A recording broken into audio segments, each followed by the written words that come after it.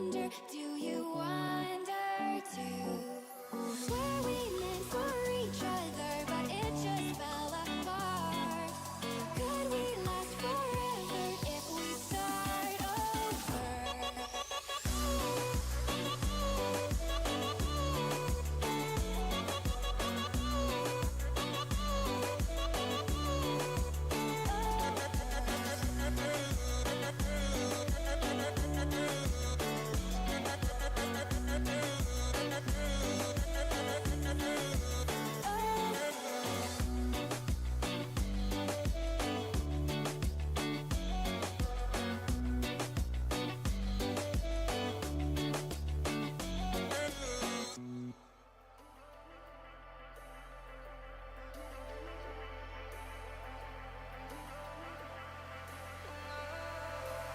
And I've been chillin', watching the ocean with you. Baby, up with a slow motion crew. And we up in our growlings when people change, but not us.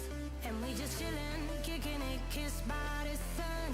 Could be soaked to the skin in the mall soon. I know she got the good vibes when seasons change, but we're the same. Even if I lost all my money, the zero runs deep, honey. And I don't need to speak a single word, 'cause you got me holding, holding. Even if my jokes sound funny, my tongue tied up on it. And I don't need to speak a single word, 'cause you got me holding, holding.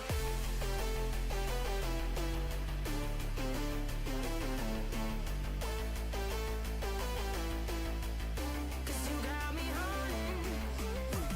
Even if my jokes sound funny, my tongue tied up on it. And I don't need to speak a single word, 'cause you got me holding, holding.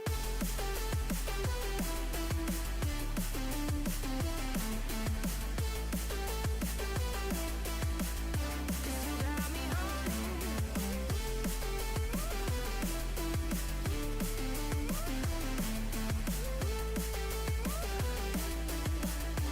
You got me holding, holding. Even if I lost all my money, the zero runs deep, honey.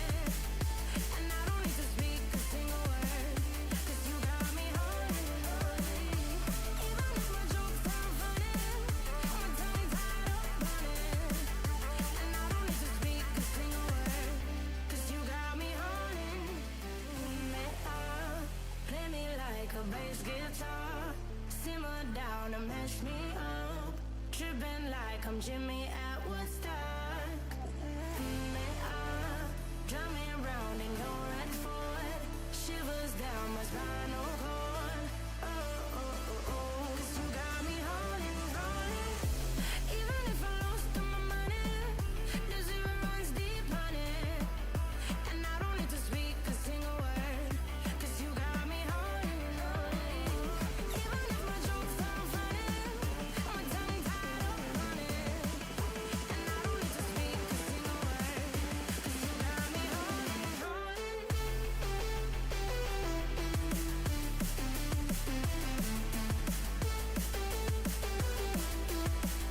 'Cause you got me holding.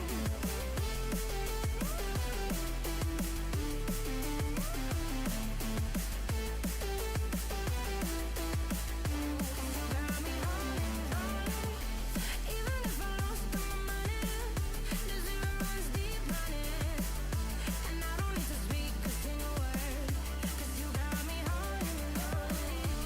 Even if my jokes sound funny, my tongue tied up on it. And I don't need to speak a single word, 'cause you got me holding, holding.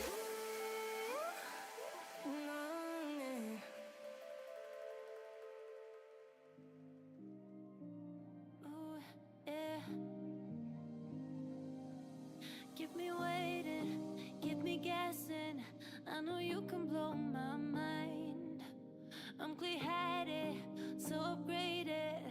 Every moment feels like I'm high. They say less is more, it's true. Only one I need is you. I just wanna give my best.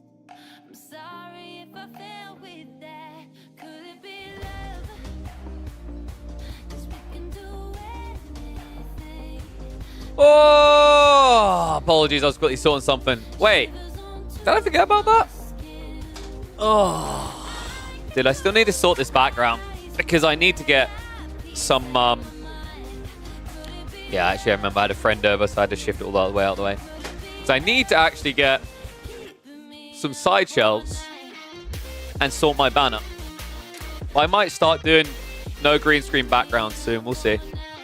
Ooh, and yes, that was a little bit janky. The reason is because basically I have two settings for green screen. One where I have background lights on, the other where I don't. Because obviously in the weekdays, there's a little bit less production requirements, maybe. But yes, hopefully you're all having a good time. Happy Monday. I was just quickly setting up some ad buttons for my Stream Deck because I just realized actually that I just realized that actually that's going to be really handy when we are in need of a quick way of just hitting ads without getting distracted between games. So I'm just setting up a 60-second, 90-sec here for the free viewers so that when they're watching, you know, for the games, I can quickly mash the button in between and try to keep those away from the live in-game moments.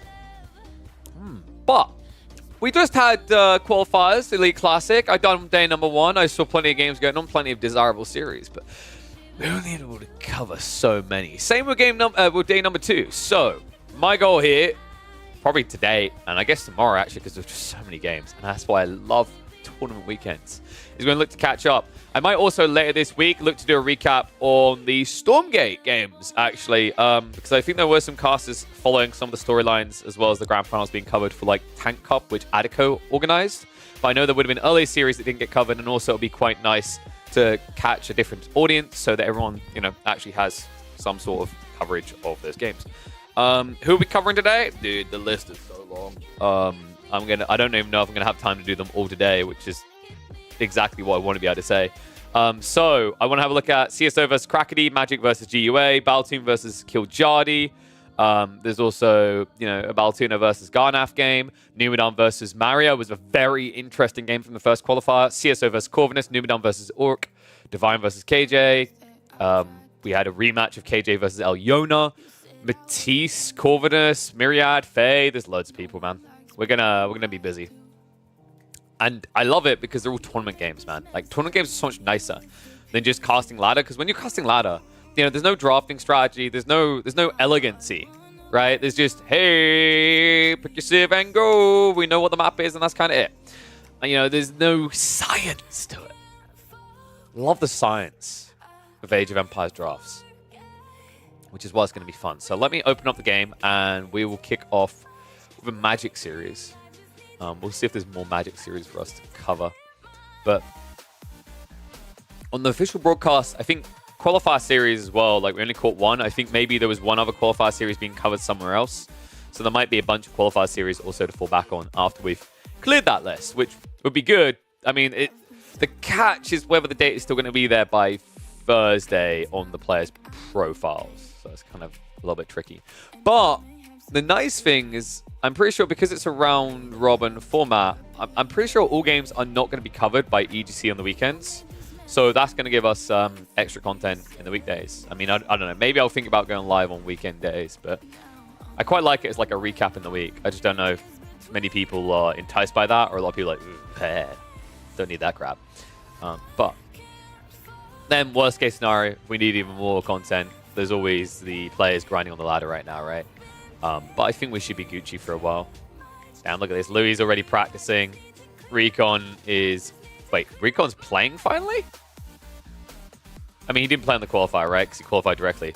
But finally, my boy is back, dude. I was like, starting to question mark whether he's returning. I mean, Recon, he was one of the players that got a taste of Stormgate. For anyone who doesn't know, Recon owned the Stacy account, which if you look on Stormgate World, I believe he's still ranked like 30th-ish in the world, which is pretty incredible. He actually had 30th and 31st on Infernal and Vanguard, respectively, at the peak. Actually, I think it's 29th and 30th. But, you know, he hasn't been that active on AoE4 at the moment, unless he's got a new Smurf that I'm not aware of. But we're not going to focus on him for now. We are going to be focused on Weekend Magic. So let me just pull up his data because we need to see if we can view everything we want to based on the data logs. So we want to Magic versus GUA. Let me just double check we have that. We should. Be surprised if we don't. I'd also be very disappointed if we don't. Okay, fantastic. There we go. So I think we've got... Yep. 3 games. Oh, baby. So, game 1's Gorge. Oh, you know what also I have to help with this game and paint the picture? It's not the cleanest UI, but you'll have to forgive me. Basically, I had to make a choice between in-game looking right or lobby looking perfect. Poor cow, bless him. The problem is, like, the way that these are coded, because they're custom coded, they have to... The ban and picks are designed in a particular way. And anytime people change the format, if you use a different overlay compared to the tournament that's meant to represent, this kind of happens.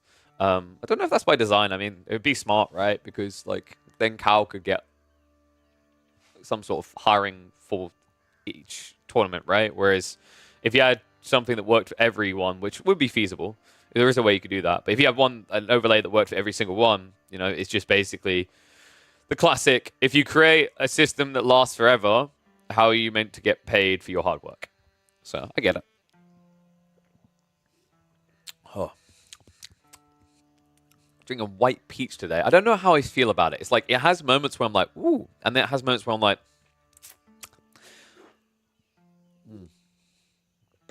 oh. I mean, from the perspective you guys are seeing, I'm just drinking a bunch of pixels, so I guess it looks even more disgusting. Anyway, we're going to kick the series off. We've got English versus Rus for series number 1. Have we got enough pre-roll? Maybe I just bump... Wait, I can't bump 30 more seconds yet, can I? I have to wait a little bit.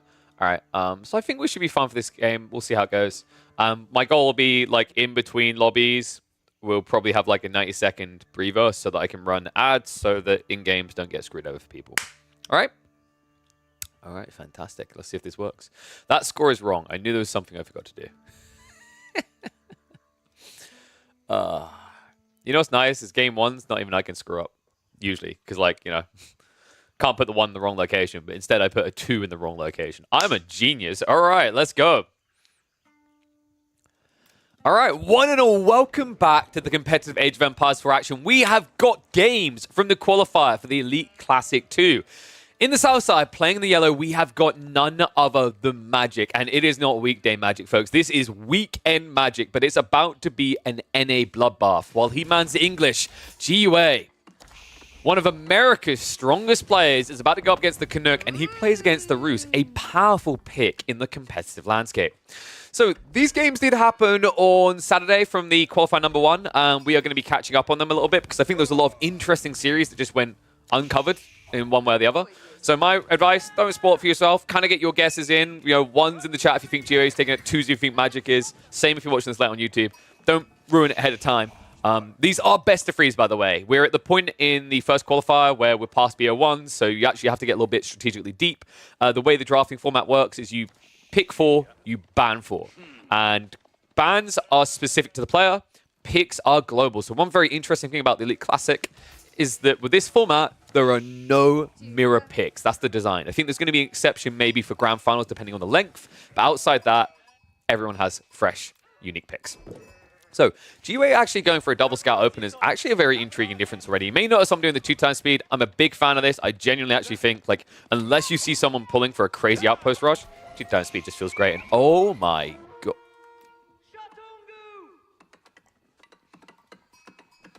Has Faye or Corvinus hacked Magic's account? I feel like that I'm watching someone different here. This Magic. Oh, wow. Okay, so he's going for the Abbey of Kings build. This has been a hot second. Meanwhile, on the other side of this, what, dude? This game is already wild. GUA with the insanely wide Kremlin to secure the boar and the deer. Dude, this game is nutty. Looks like GUA didn't get a good gold haul, by the way, because remember, he only went 2 scouts. He's still looking for a remaining deer where he can find any or wolves. He was just shy of what he needed for wheelbarrow tech. He should get the final tick coming through, but it's not going to be an optimal timing, unfortunately. Like, this sort of play that you've seen GUA make is cool, but it's most effective in a game where you get a really good bounty haul It's why I'm surprised he only went for 2 scouts instead of 3, because 3 scouts probably would have gotten the extra gold he needed to go for a fast wheelbarrow, so that when he was walking off this tech up, he would have got here a lot quicker. But in the day, he's at least getting the Pumbaa. So Boar already being stabbed into. He's only got 4 people on wood, but that should be good enough. Remember, the Boar do gather up to 25 rather by default. So you've got just about enough time here. Oh no, GUA. Oh, he has to go for a lumber count. That doesn't feel great here, folks. Now, realistically, you could gather lumber here. You get 20% more, but this is also a big part of why the Kremlin gets built at home near the base, is that the wooden influence stays in range. Now, you've got this awkward predicament as GOA, where both your workers for food and your workers for wood are really far away from home, and you only have 8 of them. So splitting and getting more villagers over here is quite the predicament because of Magic's build. The King is a fantastic tool in this particular game. I don't know if it would work all the time because of his low armor and how easily it can get tickled down by Archer Mass. But here, because GUA needs to move more villagers out, it's a predicament. And that's why GUA is actually going to go for the TC on the Kremlin. Makes a lot of sense, right? He's got the food here. He's got the wood here. Kind of weird at home, though. Because now, like, realistically, you only have sheep gathering in this area that makes sense, unless you want to go free TC. If you go for wood, you're going to have to go for a fortress. And it looks like that's exactly what he's going to do, but not next to the tree line. It has to be forward on the gold. Oh, no. GUA, buddy. Magic can actually just ruin this for him right now. Like, you need to pull the Kremlin points. Are they on the way? Oh, wait, where are they? Wait, where are they? Oh my god, dude, he's lucky he only lost that many workers. I think he went offensive with the militia. Yeah, he did. Wow, dude, what a sick read by Magic. Blind as a bat, I couldn't see them on the map there as they were diving underneath the TC that's being built. So Magic is 2 TC. Makes a lot of sense. If you're going to go for the King, you're not looking to be full aggro. You're looking to probe, harass, and get some behind. It's a little bit like when French open with School of Cavalry and then go multi-TC. But this game is already wild just a few minutes in, dude. The crazy thing as well is, like, I kind of feel bad for GUA because he has to plop a wooden fortress here just to secure this area. And you can see it's not even buffing the wood line. So right now, the only things GUA can gather in his primary that makes sense are food and gold. Meanwhile, his secondary has, like, everything. Gold, wood, boar, deer. It's a jackpot. It ticks every box, but unfortunately it means that you've only got so many villages out here, and although you've got a second TC to inflate that, you can't just drag all this economy at home to the vibrant, rich area in that corner, all because of this King play from Magic. A King that is much stronger these days, remember, because a while ago they did buff him so that he gets healed by his own aura as well. It used to be that this King was a liability because while he could heal people around him, he would slowly die himself unless he ran home. What a cool game. So 2TC versus 2TC. GUA chipped enough damage there. Yes, 1 village was lost in return, but right now, like, Magic, he's just ahead by a tiny bit, right? 33 versus 32. But keep in mind that the English aren't fully fledged into their biggest strength yet, which is farm clusters. There's only 1 online. Meanwhile, for GUA, he's a lot better off, right? He's got the Pumbaa, he's got the deer, he has a superior gathering rate. I believe he actually got level 2 bounty, or maybe just shy by the looks of it. But even with the level 1, you're talking about a 5% increase in gatherings. Now you've got survival techniques on the way, and he's already on his way towards a tech up. Wouldn't be surprised if we see a high trade house, say, like here. That's a jackpot location, I think. You'll probably get more trees there than you get at home, courtesy of the Stealth Forest. This is like a really wild respawn, actually. This might be one of the craziest ones I've seen. I just love the, this idea that NA is just evolving their own strategies. I don't know if that is entirely the case, but like I've got 2 NA representatives, right? And I gotta say, this is very different to the way I've been seeing both Rus and English played by a majority of European players. The question is whether this is the new meta, is this situational, or is this just what happens when you peak in another region? And most importantly, which one is more effective? Yeah, I'm thinking like this matchup, I'm pretty sure this is heavily Rus favored, if I'm not mistaken, like based on statistics. I'd have to double check. So if we check AoE4 World, highest ranked games, I love to actually, when it's classic Civ, to go back to the September patch because you have so many games in that one patch. English versus Rus, yeah, it's 55% favored towards Rus. So not really too surprised by that. I'm a little bit surprised by the high trade house location. I think this might be about just having safety next to the Kremlin because of the King. But realistically, you get a lot more gold over here than here. You have at least got Stealth Forest around you, and you've got the tiny tree line you're clipping over here, so it's not going to be terrible. Get your numbers in, by the way. Before you see it, predict it. See if you're absolutely the absolute wood mathematician that can guess any number of trees in any situation. Because there is quite a lot here. I think the interesting thing is how deceptive Stealth Forests make the count. Meanwhile, at home, with tech out complete, stables are on the way from GUA, and we're seeing Magic now go for his third TC via the landmark. So, yeah, this is basically where you're going for different pivot points in your eco-escalation, right? Like for Magic, it's now going to be in the Raw Village account. For GUA, he should be targeting onto the relics next, and he also has the gold trickle coming in now from the High Trade House. Interesting game as well. Like with the pace they both played at, neither one got their hands on Broadaxe in Age 1 at all. Even though one player is likely to spam a lot of farms, the other one is also now, going into the wood gathering with the Kremlin. Like I'd say it's a little bit more surprising GUA doesn't have it by now. I'd forgive an English player for not having it, considering that they aren't playing immediately onto farms. Instead, funnily enough, actually in this game, Magic decided to prioritize the berries with that TC drop. It looks like he's going to contest with the Monastery. Now, this is interesting, actually, because until the first knight comes out, this king has agency. Remember, the king upgrades per age. So right now, he actually packs quite the wallop. The lance, the greatsword, like if he reads this correctly as a warrior monk comes in, the warrior monk will not leave. It's very important that, right? Like this is a very chunky unit. It can kind of offset it. Another interesting thing, I'm pretty sure they fixed it so that you can't Wololo the king, right? We might find out in this game, but I remember there was an update where obviously, there was a very early stage where I think Zhong could be Wololo. That was fixed. But I'm pretty sure the king can't be converted anymore. I'd have to double check that one. But I'm wondering if that's part of the reason Magic went for this play as well, so that he can just guaranteed harass this out without having to move away. GUA?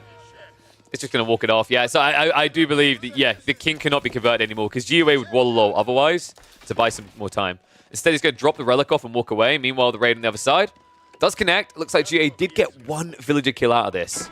That's a really cool detail, man. What an interesting strategy for Magic. The only issue is like these warrior monks rather are really tanky. I think I like Magic's idea of relic blocking with the king better against other civs because other civs don't have 190 health and extra movement speed on their monk. I do feel like GUA misplayed this a bit, though, like waiting the way he did, but this is now part of the plan, right? Yeah, he drags the king away and then sneaks in for another relic. And the cool thing is now, with 3 of these monks, he can heal off the damage done to that initial monk when he needs to contest this one, while still staging aggression into the enemy base. Magic starting to feel a little bit of pressure here. Spear mounts up in terms of count, but the archers are coming out on the other side for GUA. And Magic so far hasn't made a transition. He hasn't got a new unit type yet. He's just sticking on spears, which can be pretty ugly here. I mean, you could go for men-at-arms spears and turn it to a weird melee mosh pit. Theoretically, archers just makes more sense, right? Like, you do have longbows at the end of the day. They are better than standard archers, and you are playing a defensive format. But I imagine we're probably looking at crossbow pump now, just to guarantee that they don't have to worry about the knights. Spears in the meantime. Getting reasonable trades. Looks like the relic is still being camped. Second relic is on the way home for GUA. The rest are up for contest here, and it looks like the type of game where actually Magic might be able to thread free. I mean, this one at the back should be pretty safe for him to grab. Looks like the knights are being kept at bay. In fact, they are hunting around now. I love how just discombobulated this game is. Like, the little splintered groups, left, right, center, everywhere.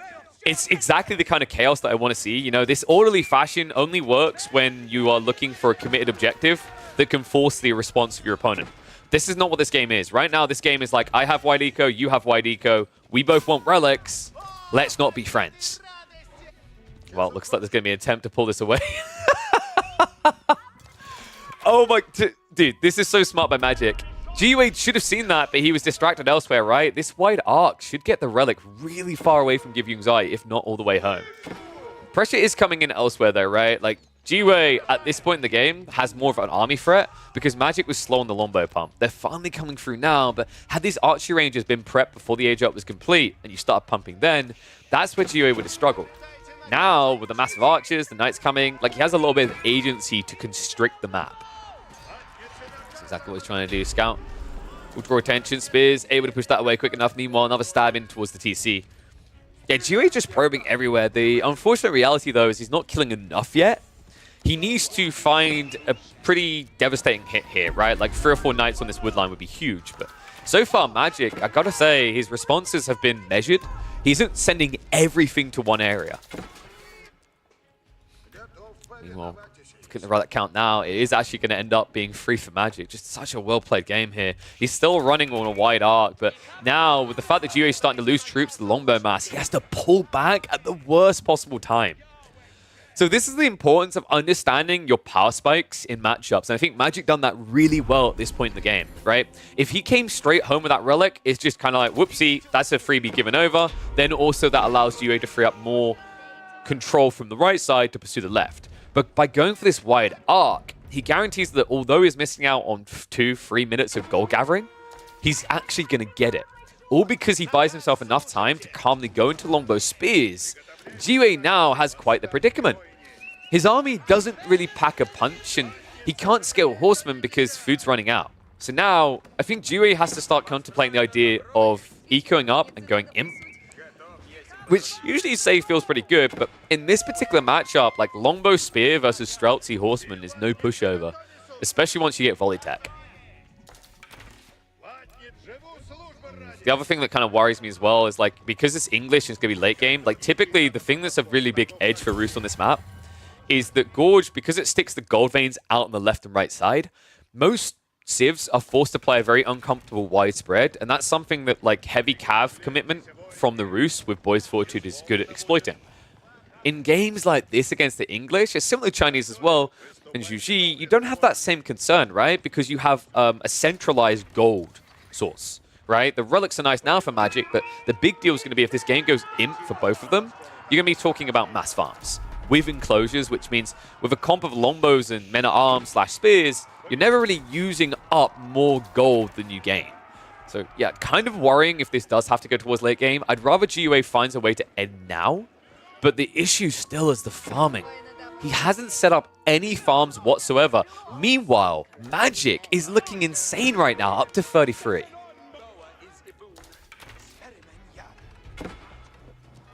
A little bit of Horseman Raid coming on the TC, but so far, I mean, credit to him for trying to like keep the eco situation condensed. I'm a little bit surprised by Magic actually, because he hasn't lost that many villagers. I feel like he's just actually not been, yeah, he's not producing. Oh, that's really bad. Balls is going to push this away. Magic, he should be, I want to say 7 or 8 more eco ahead at this point, even with the kills, especially considering that he's getting counter kills on the other side of this. Stabs keep coming in. Dude, this Spearman mass. I think this is a bit overzealous from Magic. Like, he's going to keep getting kited if he doesn't split the spears up a bit. Half the spears here achieves the same thing. GUA, my god, the damage done to this Cav mass. Sacred Sites are locked in, but I'm getting a bit worried we're approaching a point where we break out, right? Like, you know, food should be inflating up to 2k in the next 2 to 3 minutes for Magic, realistically.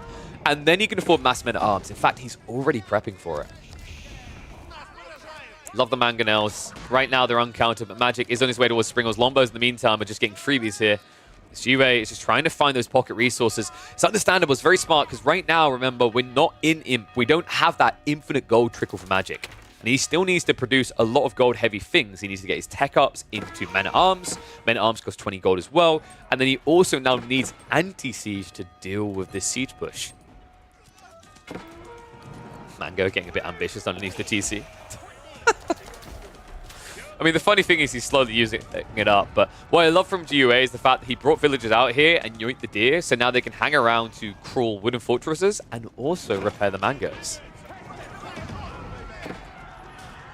Where is the king, by the way? Has he legit just still been raiding or something? Okay, he's back here now, because there were a few extra worker kills added in. Flash comes in, king finally arriving for the fight. We are only still on Networker castles, right? No Networker citadels, no keep has been built. They're just too expensive these days for most English builds. Sacred Site timer still has 8 minutes to go. The question mark is whether GUA is going to be able to hold that long. He's got 2 mangonels on the forward side, and oh, that's a heavy hit. Magic. Caught sleeping. And the auto behavior drags him in. Still, Springles are now coming. Needs another shot, not able to get it there. Where is GUA's knights? Oh my god, they're in the farms! Uh-oh. You guys need to work. All right, Spearman on the way. So, like, this was still really annoying for Magic, but it's far from devastating. The idle time hurts a bit, but the reality is because he's free TC, best case scenario, all I'm seeing from GUA is that he gets even on eco count. And this, wow, dude. Look, okay, so this is what I thought would be more catastrophic. There is still no textiles for Magic. Fair to say at this point in the game, it would have been worthwhile to minimize the losses, and he probably would have been actually over 10 eco ahead if it was for that detail, but instead, starting to fall behind a little. 4 Mangoes now.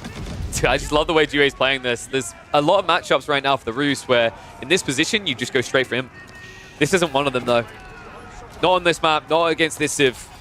You have to try and press it now. You have to try and end it now. Magic will reset. We'll look to back up. It's now 5 Mangonels. Now, the funny thing about Mangonels, folks, is when you get this type of count, Springald don't really counter, actually. They get counted. You dive in, you get shot by Springald once, and then the Mangoes smash it. It's a very difficult fight now for Magic. Needs to choose the right time to hold here. Mangoes moving in, and it looks like they hit the wrong thing. Uh-oh. That's problematic. They're clustered up as well. The Mango return! What? Dude, the damage being done here. Men-at-Arms are getting in. GUA! Because he stood still, he's losing all the siege. 2 Mangoes left over. Soon to be 1. Charge in from the second wave of Spearman, and that is just 1 Mango left in the field. GUA! Not sniping out the Springald at the back. Oh my god. I can't believe this.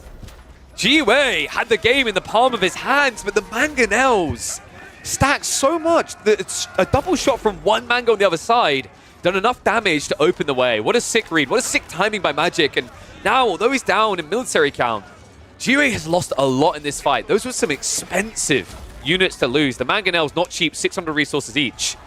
Meanwhile, Magic, what? He threw a bunch of men-at-arms into this, into the meat grinder, in a game where he already has all the farms he needs, and now GUA at a desperate point has to rush his own permanent economy.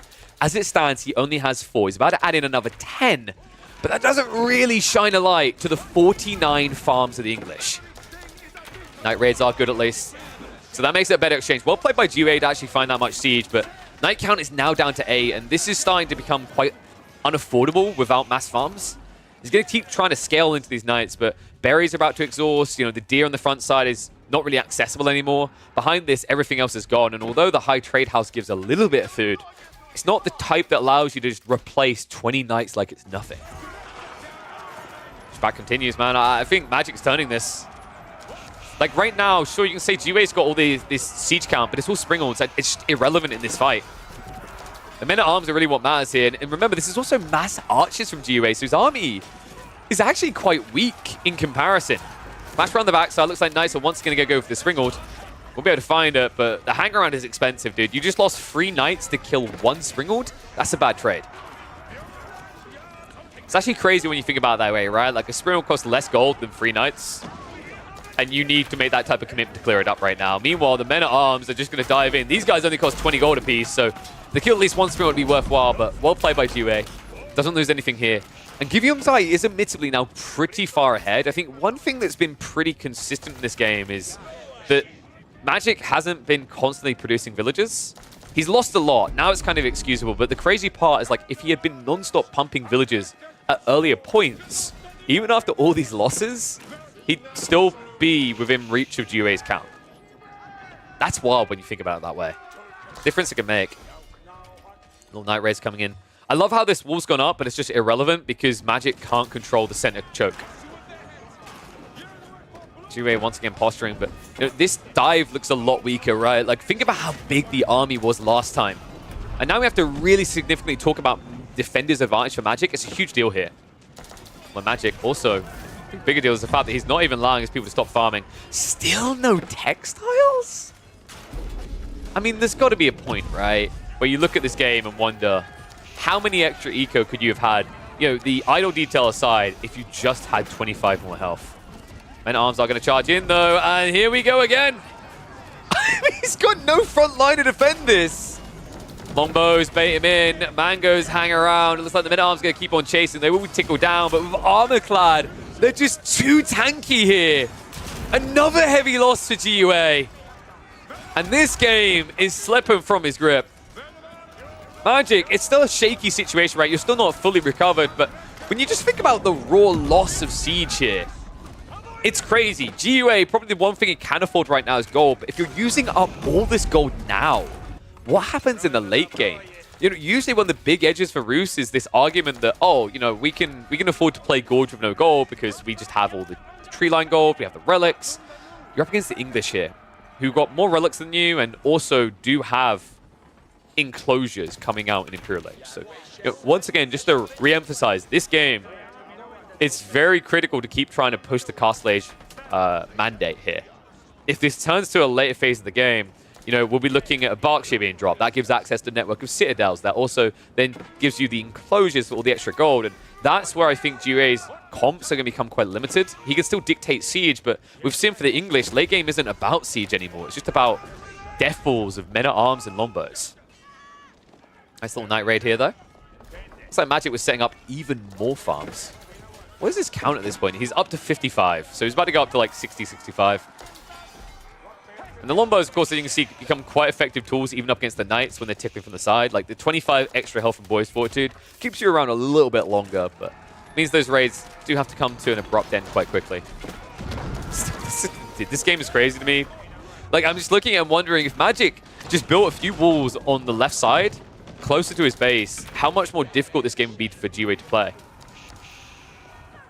The crazy part is every time he comes and every time he dents this economy, by the time he's up to by an extra 10, Magic is tickling at his heels, right? It's happening again. 110 to 117 eco.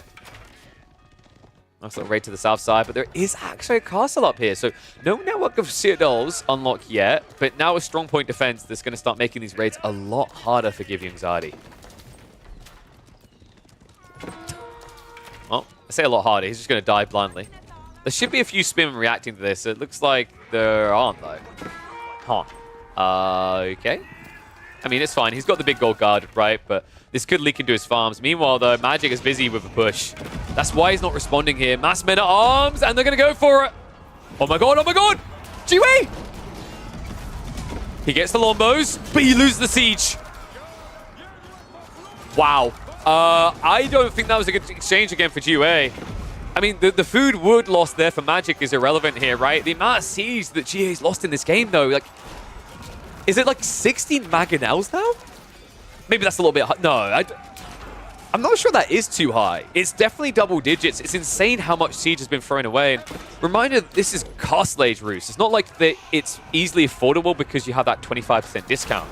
This burns a hole in your pocket. Keep drop coming in now from GUA, though. What? Wait, what? How the hell did he sneak this? Okay, that is a sick play right there. Give You Anxiety. This game is starting to get a little bit shaky, a little bit dicey, but now he parks himself permanently on the edge of Magic's base. Surprised we haven't got a Siege Workshop behind this. A very valuable play here, right? Just get into some Trebs, get some Rams, whatever.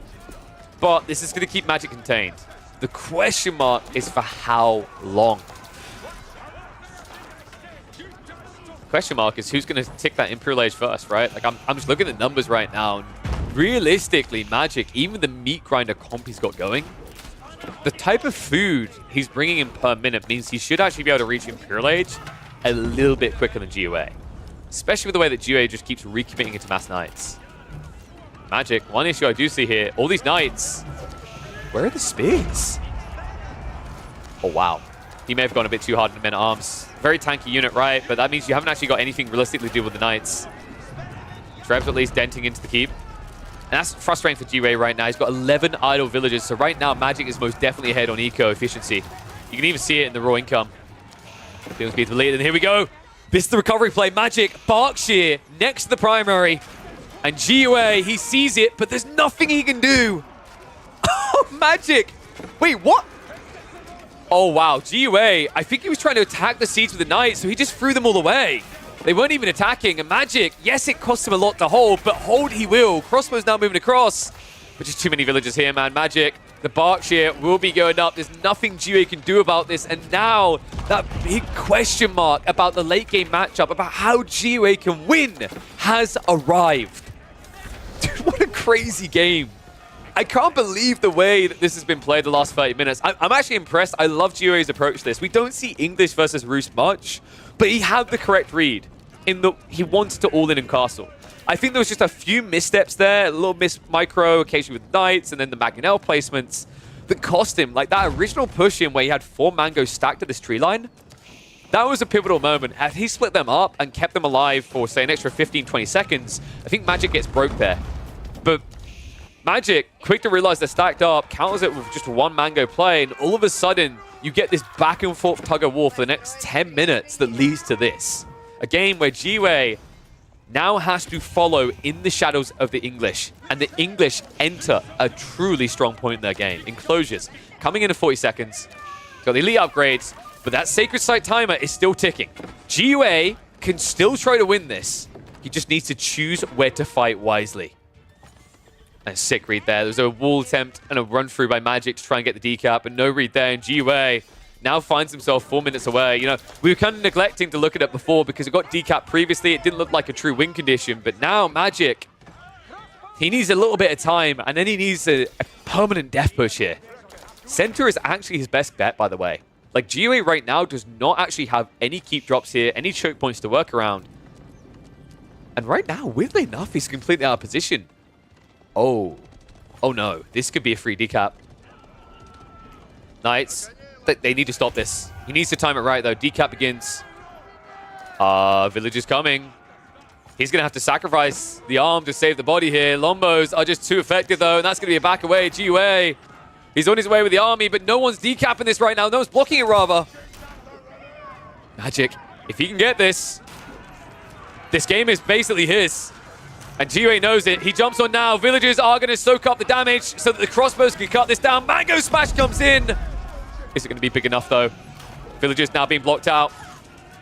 Last them going down. It looks like Jiwei is going to hold on to it. Magic could not get the decap. And now he runs north. The problem is up north, this is a full decap waiting to happen, right? And the Mangos are crawling. Oh my god, dude, I can't believe the way he finessed this. Jiwei.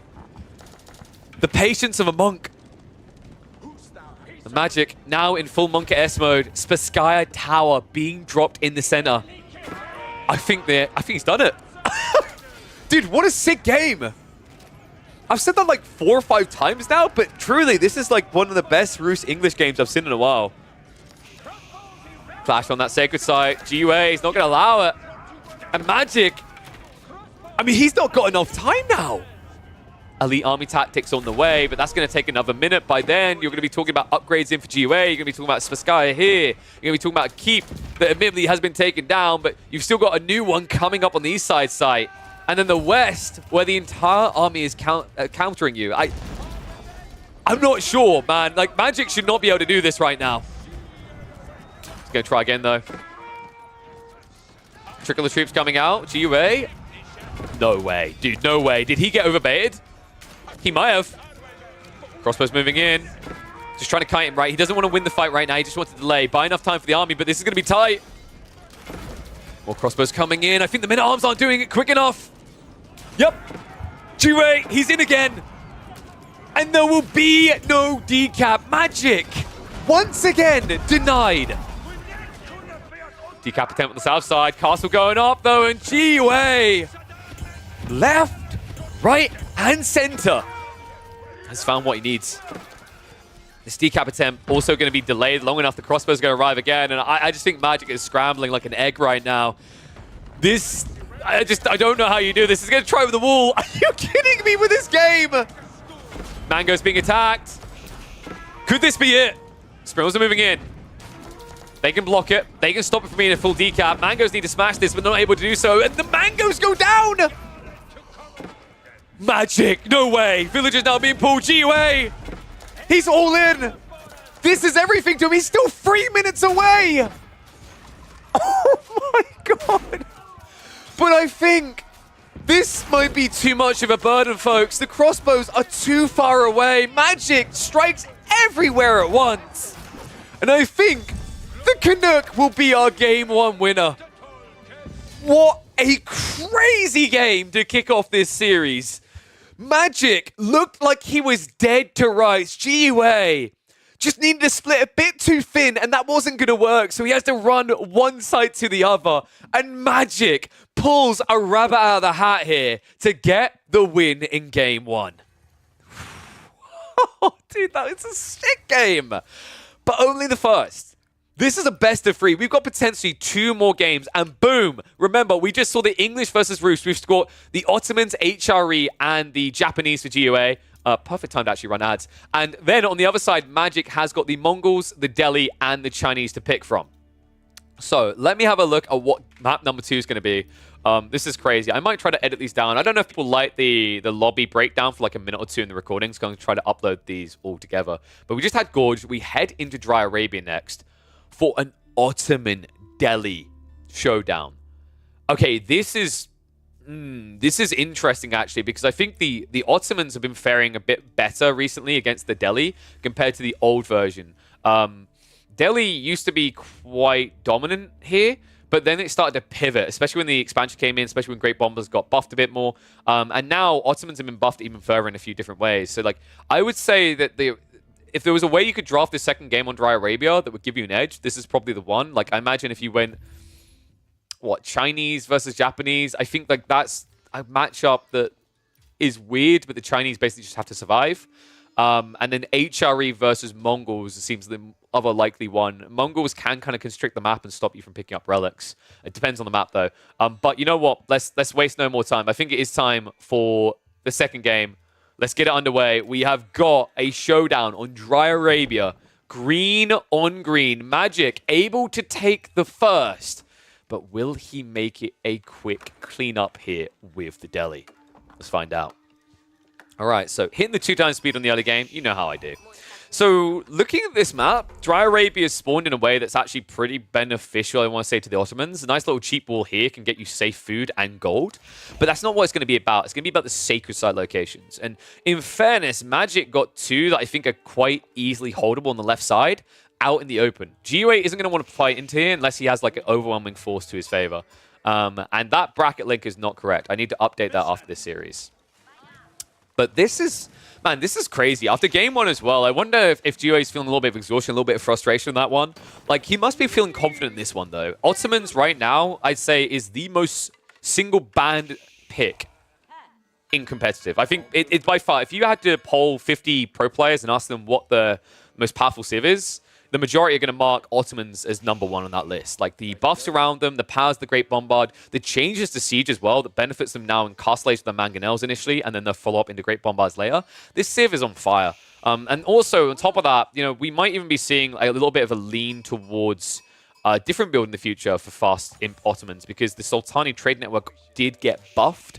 I don't think this is a game where you do that. I think this is the game where you actually have to play long feudal. And the interesting thing is, like, Gully Deckle just came in and said that the Delhi is favored in this matchup. Looking at recent statistics is a little bit different, if I remember correctly. Like, Delhi actually are like a 45% win rate in the last 3 patches, I believe it is. Now, I always say that's deceptive because you have to take it with a grain of salt because Delhi don't get picked much on ladder. But I also say on the flip side, the absolute top players aren't necessarily spamming the crap out of Ottomans right now because the Ottomans basically just feel like a free win, and it's something that you shouldn't really be getting in the draft anyway. So, you know, usually I kind of lean Delhi because they just don't get the right rep on the ladder. But I think this is one where both civs are not getting the right rep on the ladder, at least from the tippity top players. So, Twin Mirror Dresser, Tower Victory on the other side. Sheeple looks like it was pretty good actually for Magic. Yeah, only 8 for GUA is pretty bad here. He does have the Madrasa to insulate him a little bit, but he's going to have to lean to this right side. I hope he looks to secure it. The deer can easily be locked in with just 2 short walls here. And it looks like he did get a favorable back spawn here. So really, actually, the thing is that even if you felt that Delhi was the favored civ here, I wouldn't say they are based on the spawn. This feels like a terrible spawn to go against if you're Delhi. You've got the woodline spawning in a way that small walls can just cut everything off, and then it secures all the gold that you need to play later into the game, not to mention food. Of course, the priority is going to be on sacred sites, but the awkward thing is Magic isn't doing what you're... Okay, dude, it happened. Alright, so Delhi are favored here if the Ottomans don't go for the military school Dark Age opening. But because they do, look what Magic had to do. Anyone who's been watching this channel for a while knows what my #1 call is on Delhi looking rough at the start of the game. What do they have to drop first? If they cannot drop a stable first, they have to go archery range instead. Their timings get screwed. they become a little bit skewed. And, you know, it might not sound like a lot of an extra 30, 40 seconds, but that momentum loss actually does matter. It impacts your time to move out and secure the sacred sites. It also gives your opponent a one step ahead of you move in the counters, right? Because now Magic's had to go into Archer Ghazi. You can argue you want to go there anyway. You want to go Ghazi first so you can constrict the map immediately. Instead, this gets the breathing room for GUA can go out to gather some more stone. He can go for the second military school, and he can start just pumping extra free units earlier before amplifying his production. Another interesting thing this matchup, Sipahi are actually pretty decent against Ghazi Raiders. They're very expensive, but they definitely pay for themselves. And, you know, the added benefit compared to Ghazi Raiders is I think when you're in, like, mid-numbers, so let's say 10 to 15, they're more effective than Ghazi because of Sipahi's ability to stab over the front line, right? Something that Ghazi can't do. Sipahi are, of course, slower, but, you know, if you're playing Delhi, you're not really playing Delhi to run away, right? Delhi's all about pressure, momentum, and map control. And if you have to keep running away from fights, that's exactly what you won't have. Dude, this is crazy. GUA, he's going full Sipahi. Okay, Rax is... Okay, we're getting the 1-1-1 build. I was looking at this, I was like, this is kind of bonkers if he's only going full Cav. It's an interesting idea, but it might cost you dearly. Realistically, like, the way that Magic's playing this, though, is kind of funky, right? Like, he's walling himself in. We don't see that often, but it just shows you the power that Sipahi wield in this type of matchup. Also, another issue that I'm seeing right now for Magic is, where are the spears? He doesn't have any. So this Sipahi, the initial wave is going to slap pretty hard here, right? I love this as well. Check this. GUA doesn't look for the main fight. He's scouted this out. He's looking to cut reinforcements. And they will be freebies. These archers out in no man's land have no way of running away. Wait. Okay, no. He's just going for the economy, isn't he? I don't like that. I think it would have been better to cut archers there. You just keep the Delhi army a little bit smaller and you still have time to react. But instead, by doing this, it just honestly felt like you were trying to have your cake and eat it. You forced the retreat, but now you don't get any kills. And it's at the stage of the game where, look, all the sheep are still here, right? Because Delhi play out onto pocket resources straight away in this matchup. Great read by Magic, and I think GUA just a little bit too gluttonous for my liking. Home, though, what are we looking at? GUA. I don't think you go for a fast castle build here, right? Second stable's getting added in. I actually like that he's looking to fight this. Like, right now, I see a very big weakness in Magic's army. I think this is a matchup where you have to go 1-1-1. But right now, he's gone 1-1. And the issue with that build is that you only have 50% of your army being buffed up by your attack speed. I'm liking that he's finally adding in the racks, because your goal here is to get to a 2/3 of your army is buffed up situation, because what's going to happen on the other side is Magic is going to be facing off against a meta that is going to give that attack speed buff to everything GUA has.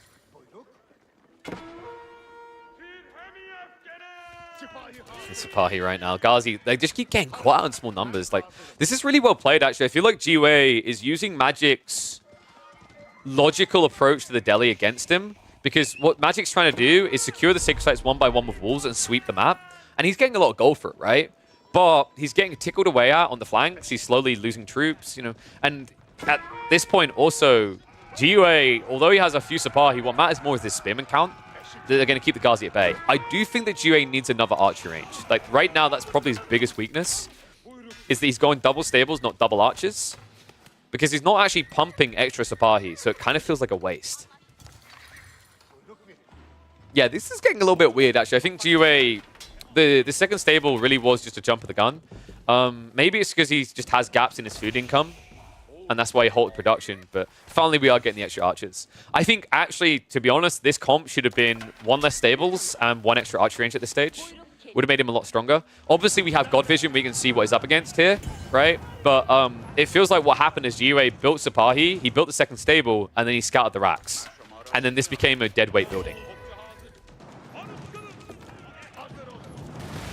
All gets broke. Decap on the central sacred side. Timing is nice here. I love this. GUA just actually showing a lot of respect, right? He backs up a little bit. He doesn't want to show the whole army. He wants to make sure if this turns into an ambush, he's only going to lose 1. And wait, no. Select all army.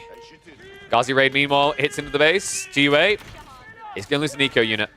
Only 1, though. And that's Interesting, actually. Looks like Magic. I love this. He went for Textiles, understanding just how powerful the Sipahi are. A lot of players neglect to do this when they're playing Delhi. They just feel that they're untouchable. And I've seen so many Delhi players lose 4, 5, 6 villages unnecessarily because of it. So really smart little optimization there by the Canadian.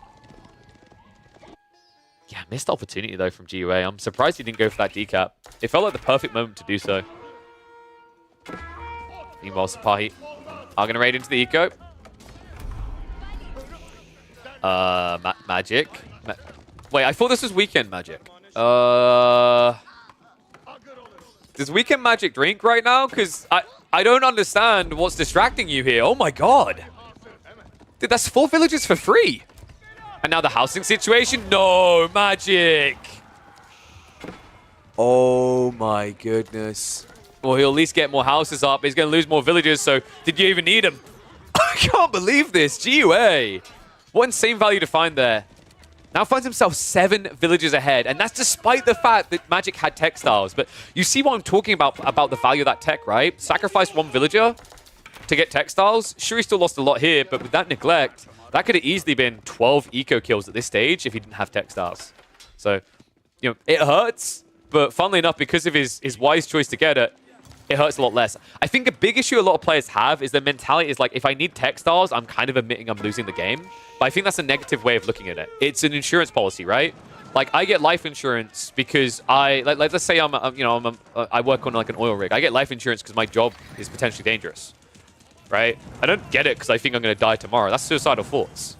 I get it because it's just a logical play in the event that, you know, there is a risk associated with my job. When you play against an aggro Civ like the Ottomans in this format, it's a life insurance that makes so much sense.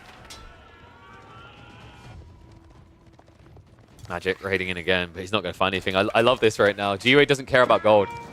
He has everything he needs, right? Like, he only wants the ranged upgrades. Funnily enough, doesn't want the melee upgrades. I think that's the neglect. You really should be going for melee tech level 1. And also defense. Because, like, you're massing Spearman and your opponent has a lot of spears and Ghazi. It's a pretty powerful tool to have. I think it's a big mistake not to. The only reason he probably doesn't feel rushed is because Magic only went for a single Blacksmiths, and he's playing Tower Victory. And you can see, like, despite the fact he has 7 Scholars, he's only now getting his 2nd Blacksmith deck. Decap is going to be blocked again. Yeah, this is really annoying because of the gate that you can just keep running back and forth through. Looks like houses are being burnt down on the other side, but GUA is looking to punish in the base. Catches the trickle of troops here. And funnily enough, the big army of Magic doesn't look that big when you consider how split he is across the map right now. Sipahi, I'm going to look to raid. Meanwhile, a burn in on the racks. Dude, this timing from GUA is kind of nutty. I don't think Magic expected this at all, right? Like, this goes against all logic, which is why I love GUA, because he gives me the full NA brain in a beautiful way. By going for the base instead of going for the Sacred Site, Magic's disarmed. He has Ghazi out in the mid-map. He had Archers guarding the central Sacred Site. His army wasn't big enough to contest this. And now we've got idle time in the base. We've got Skulls being lost. We've got production buildings being lost. And GUA is feeling very confident because what he's doing is forcing a longer feudal from an economical advantage and now a production advantage. Why is that important? Obvious one is numbers, right? Bigger deal, though, is we get deeper into feudal, Vizier points come online. The thing about Delhi is they're only favored in this matchup if they can close by about 20 minutes in a prolonged feudal.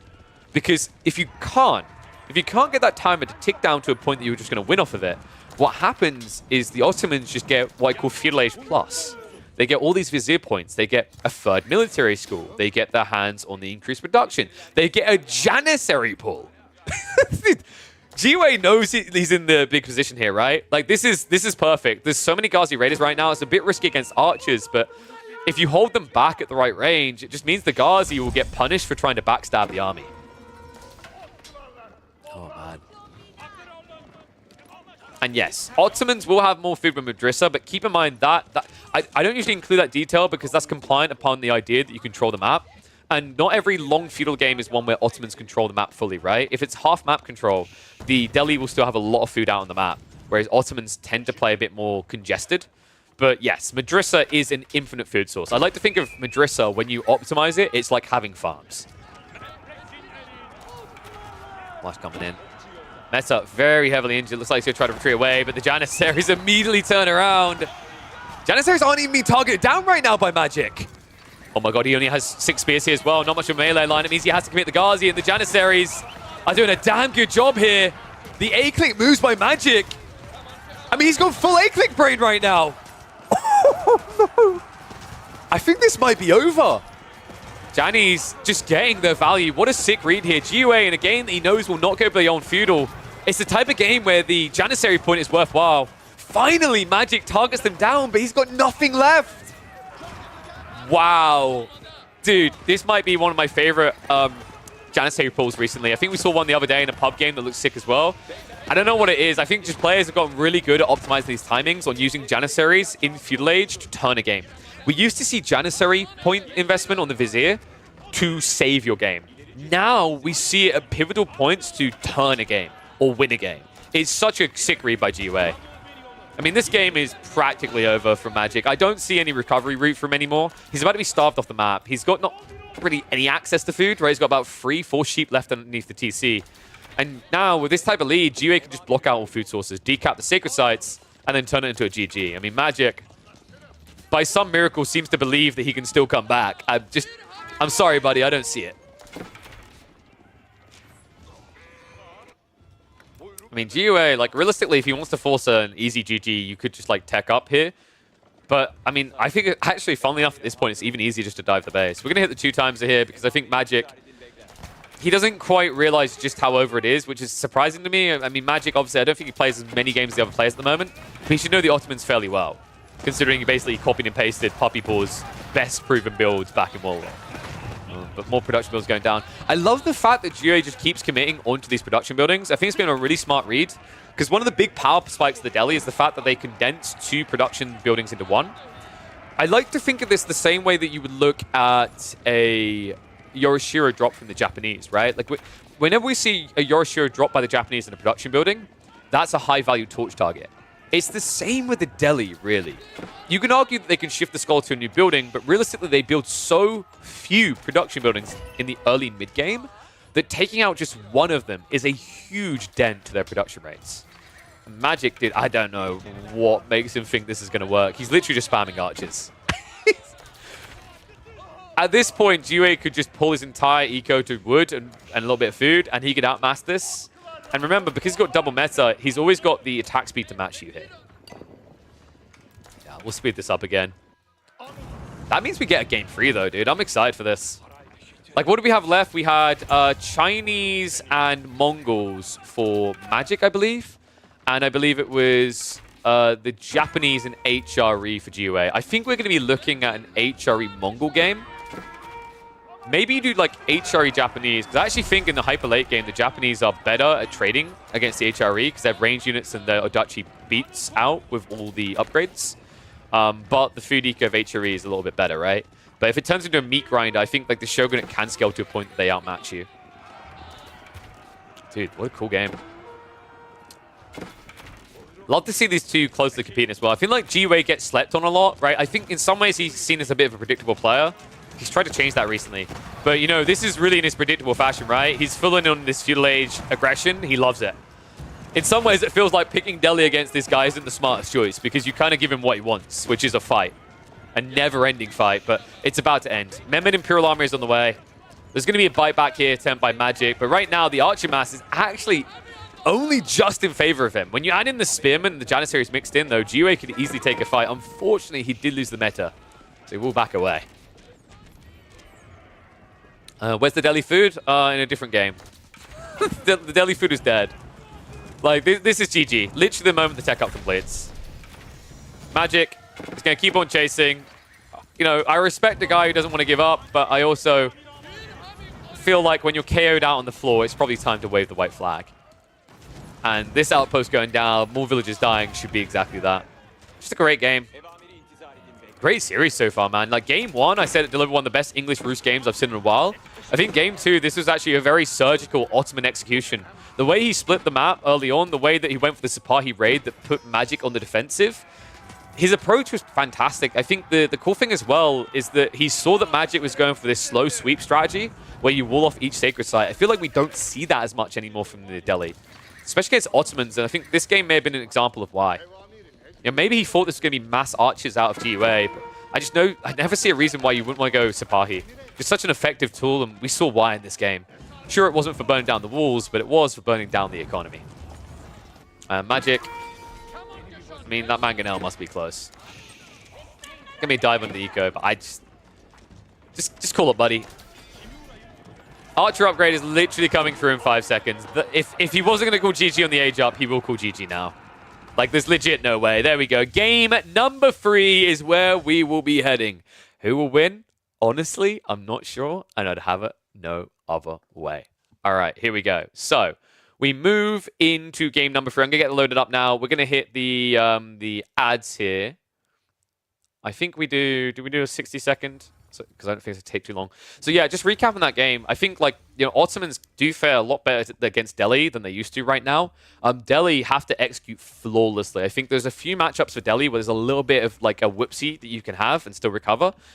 Not against the Ottomans, because whoopsies force a longer feudal age, something that Delhi usually likes against most civs, but against the Ottomans specifically, because of that feudal plus effect from the Vizier points, you hate it. So does mean that we see a win for the Ottomans. Great play by GUA. Barely a foot out of place here. We're moving in for game number 3. It is going to be the HRE Mongols as anticipated. It looks like we're going to be playing on Rocky Canyon here. This is this is interesting, actually, because I think, like, I was expecting Japanese as a curveball out of GUA. I feel like playing HRE into Mongols is putting you at a disadvantage, especially on a map like Rocky Canyon, because typically you end up with like a loose spawning gold on the forward side compared to Rocky River. I think like EGC's Rocky Canyon gives a little bit more exposure. So we'll see if we can do it. Getting the game ready now. Let's get into it. In fact, I've already loaded up. So let me just get a point on the board because we are even Stevens here. Anyone could take it, but right now getting in this series, I'm struggling to gun against Magic because immediately it's one of those wood spawns with the line. Okay, I don't know what's causing this right now, but I don't know if the players have noticed this. It's not consistent, right? I've seen some games with this, some games without. Here's a weird detail. Every game I've watched so far in the Elite Classic qualifiers that had HRE in has these spawns, and I think it's bad for HRE. It's really bad. Because what it means is you don't have great Archon placements. Because quite often what's happening is the gold is spawning on the opposite side. It's happened again. Oh, dude, this is a rough game for GUA.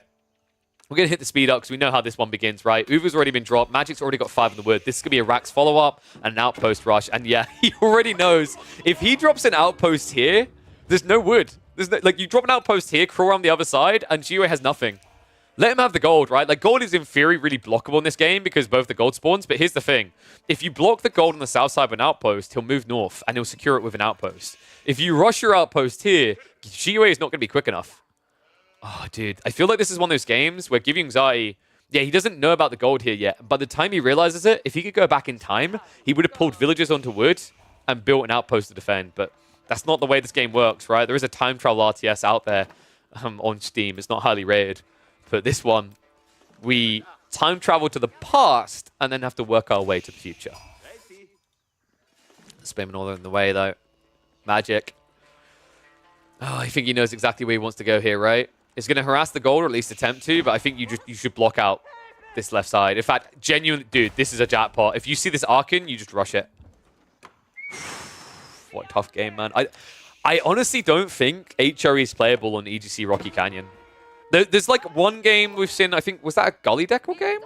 I can't remember who it was. It was an HRE versus Delhi matchup where the HRE were able to like mass enough men at arms. But like, most games aren't going to play that way, especially if it's like, I'd say, a more aggressively focused civ towards your base.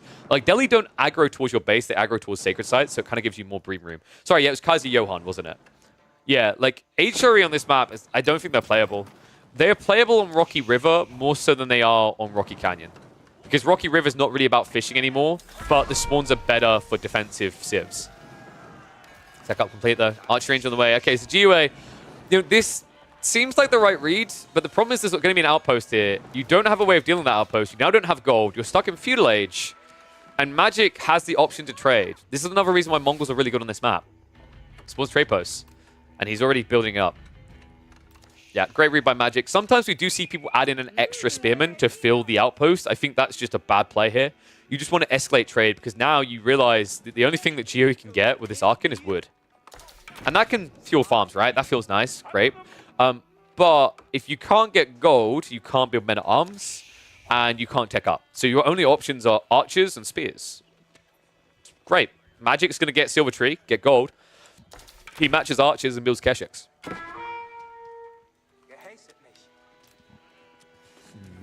One's in chat if you think Magic's got this. Two's if it's GOA. I mean, GOA, like, the archers, if they raid, I like this idea. Because, like, archers can actually cut out traders before they begin, right? The problem is you need to shut down this gold before enough gold is gained for double Keshik pump. And I don't think he's quick enough here. Dude, yeah, this is good. Oh, my God. I think we're going to have a fast game here. So these archers are going to get here just in time to push the gold back. But then the double pump of Keshik is going to kill them. And you're going to be 4 archers down. He's pumping Spearman now, but guys, that's on a delay. And he doesn't want to delay his timing here. So instead of walking back and rallying, he has to come all the way out. There's also going to be a maneuver speed arrow, right? Like halfway through the chase. GOA, you just need to leave. It doesn't feel great. But like, what else are you doing here, right? Like if there's outposts that follow this up behind, you haven't got blacksmiths, you can't solve that. If you camp here with Spear Archer, I genuinely think like Magic can actually just match you Spear Keshik or just go Archer Keshik and have production advantage. And here we go. GOA sees it. Unfortunately, I don't think one Spearman is going to protect him here. He needed 2. The other one's pretty far out. In fact, there's still Dark Age. Okay, well played there. GOA, he pulls the Keshik back a little with the Scout. He buys some time. So he might survive this, but now he's invested in archers. He's come out of his base. He hasn't taken the opportunity to secure his gold again. And now trade is going to get operational.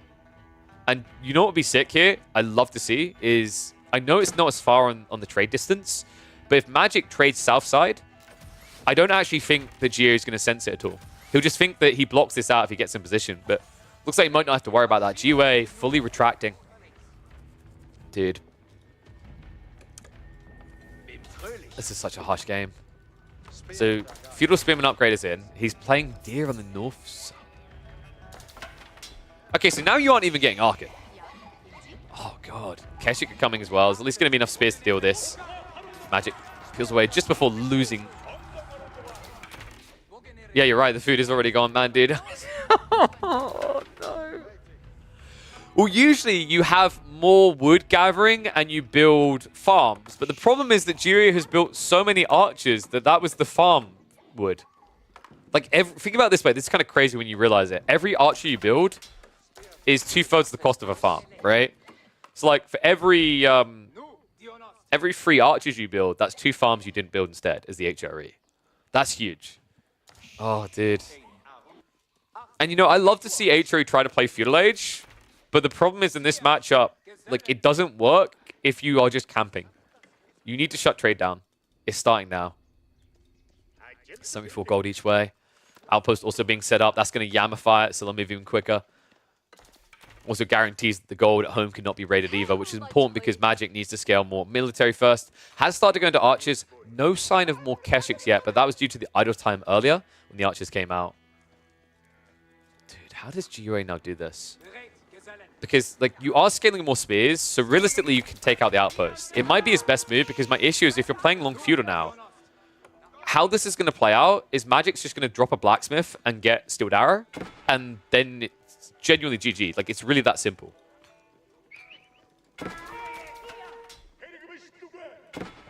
Like, it's actually wild. Like, it sounds like I'm oversimplifying Age of Empires 4, but I'm not in this game because he has no gold.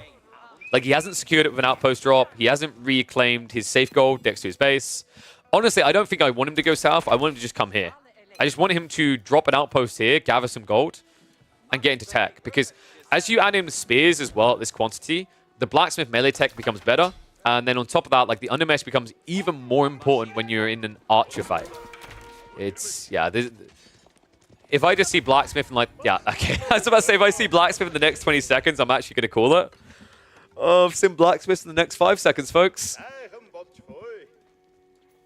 This is surgical for Magic. I don't know. Who feels like GOA kind of got screwed by the spawn? Because my feeling on this is that the spawn was a little bit harsh, but as I said, you know, I don't know if this is just something to do with certain civs spawning on the map. I don't know if there's a way you can do that, but every HRE game I've seen so far on the new EGC Rocky Canyon does this with the wood line. And it seems cool, like, oh, it's a free wall, right? But The problem is that because of the way it spreads, it pushes your resources in a weird way that makes them kind of more exposed.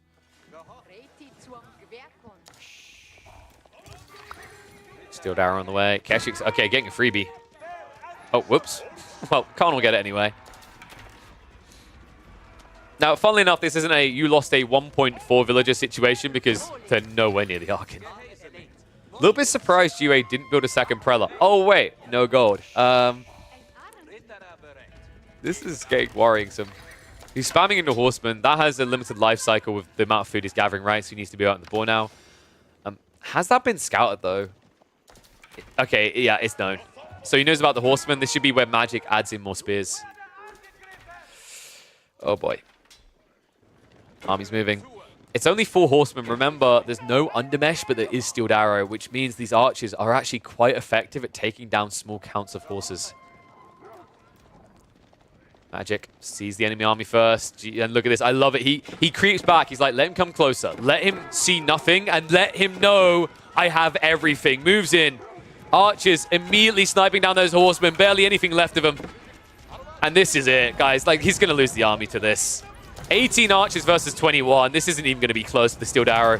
Undermesh won't be there in time. It's probably the best time Gio could look for a fight. But after he loses all these troops, I just don't see how you bite back. Oh, dude, what a harsh end to this.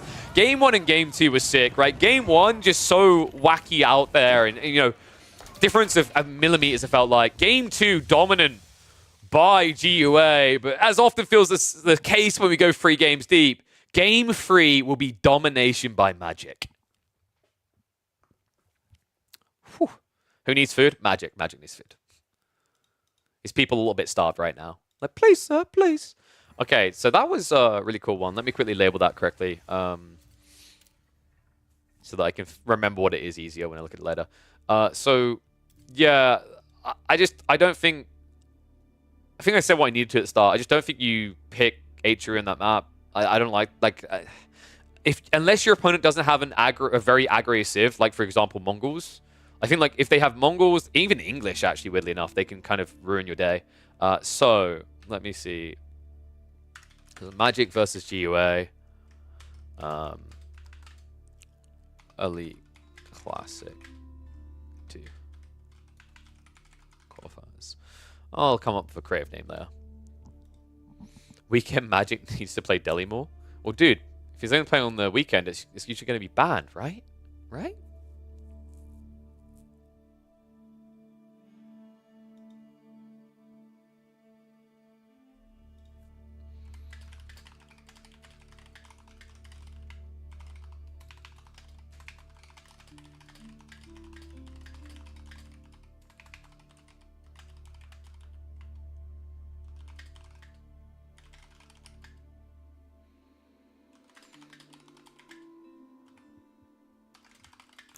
Okay, there we go.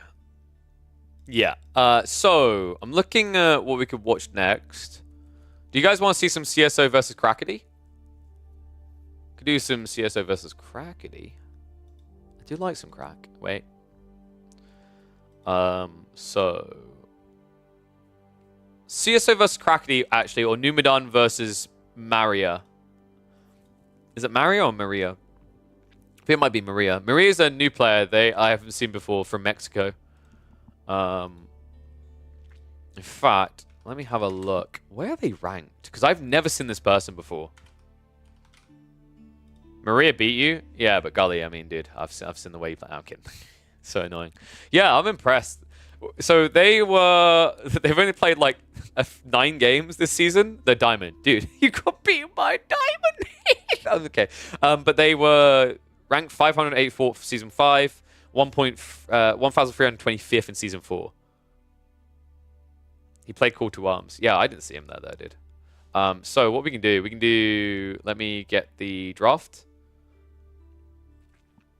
God bless Liquipedia for attaching drafts. It's so nice. Means I can just do this quickly. Oh. Don't know why I made a noise like that. I'm a tennis player. I'm actually not. Practice with Nugify. Interesting. Ah, there we go. Abbasid's trash, though. Why pick? How annoying is the bans being like hidden on the thingy for you guys? I think it's okay, right? Oh, you know what? I'm going to run ads for 60 seconds just to make sure we're safe in-game. This is why you should sub, so you can have a conversation with me. Yeah, you have to pay to talk to me. All right, so let me whip up their data. Is Maria just called Maria? Yeah. So Maria, let's have a look here. They had... If I can find it. Maria versus Numidon. Oh god, was it too long ago? Dude, I hate how this crap does this. Let's check Numidon's data. And I need to turn my heating off as well. Yeah, no spoilers in chat or I'll ban you. You can tease, but no spoiling. So, Numidon versus Maria. Numidon versus Maria. Yes, I think... Wait, have we not got it?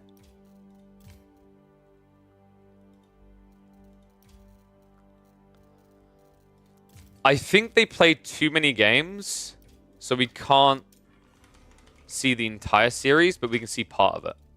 Do we go with part of it, or do we just move on to someone else? That's really annoying. I hate that.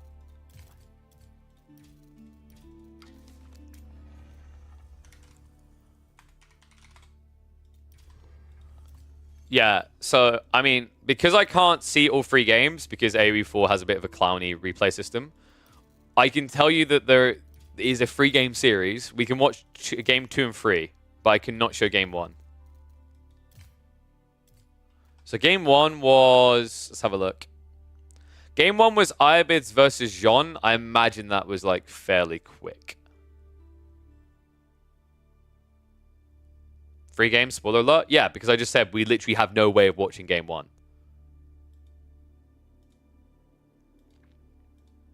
Oh, sorry. There are at least... yeah, I may have actually spoiled a bit. I got distracted because I'm quite annoyed, basically. Actually, you know what? Maybe some of this data is wrong, guys. It might not be 3 games. You want to know why?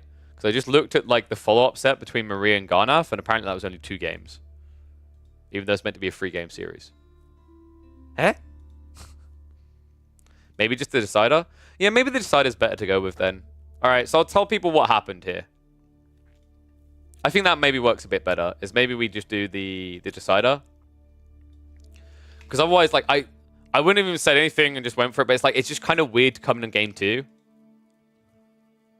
So, game 1 was Dry Arabia. It was Ayabids versus Jeanne d'Arc. Game 2 was Delhi versus HRE. Game 1 went to Ayabids. Game 2, HRE are actually working again, so they won that. Game 3 is going to be the Byzantines versus the Abbasids. Oh, that's interesting. On bridges as well. That's really interesting, actually. We could get a really late game situation going here, actually. So let me... We'll update it to 1-1. No, dude, you're lulling Abbasids, but legit, like, after day 1, I think, I'm pretty sure they, like, I'm actually pretty sure Abbasids aren't dog crap anymore.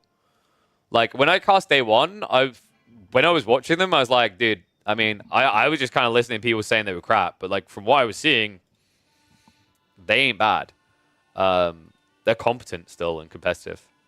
Like, I think the issue with Abbasids is they don't fit everywhere, and that's why they look trash right now on their win rate, because people are just pulling them out, and then obviously their opponents have any pick. But if you have the right draft situation, so for example, remember in this game, Numidon hasn't got Delhi, he hasn't got Ayabids, right? So you can only pick Chinese or Byzantines. What do those two do? They go late game. That's where Abbasids actually do well. Like, if Abbasids gets late game, they're fine. So, like, that's actually a very creative way to draft from Maria. Is it Maria or Maria? I'm just going to call them Maria. From Maria, because they essentially allowed their opponent to use all the aggro civs, and then that left late game. And then, like, the way Maria drafted as well, they had good late game, because they have either Abbasids or Japanese. So Japanese are tempo late game, and Abbasids are full late game. So, like, here's the other interesting thing. Numidon is a very late game player.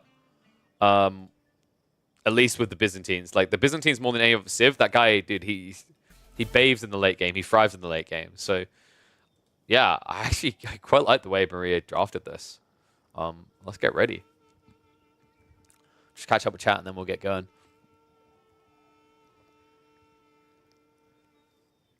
Yeah, but there's the thing, Vlam. Because they haven't given you ambassadors, that's why you're not like top 100. GG. Oh yeah, that's the thing. So really, one thing that I think is missing from AoE 4 World, and I think it's probably quite easily integratable right now because of Liquipedia, because I don't think Liquipedia has it. Like, someone correct me if I'm wrong, and I'm an idiot, just haven't seen it. But there's no compilation point for all the competitive stats. Like, just literally take all the tournament games from a given patch on any tournament level and compile them. I don't see that anywhere. Like, that's a missed opportunity, actually, I think. Because that tells you a lot more than ranked mode matchmaking, which just tells you that, like, yeah, this guy has kept picking Ottomans, and now this guy who keeps picking bastards keeps losing. Like, I'm just double checking on Liquipedia because I'd like to be wrong about this, but I can't see anything. Like, is there any Liquipedia nerds that can tell me if I'm just blind and I haven't seen something here? Let's see. Statistics, maybe. 2024.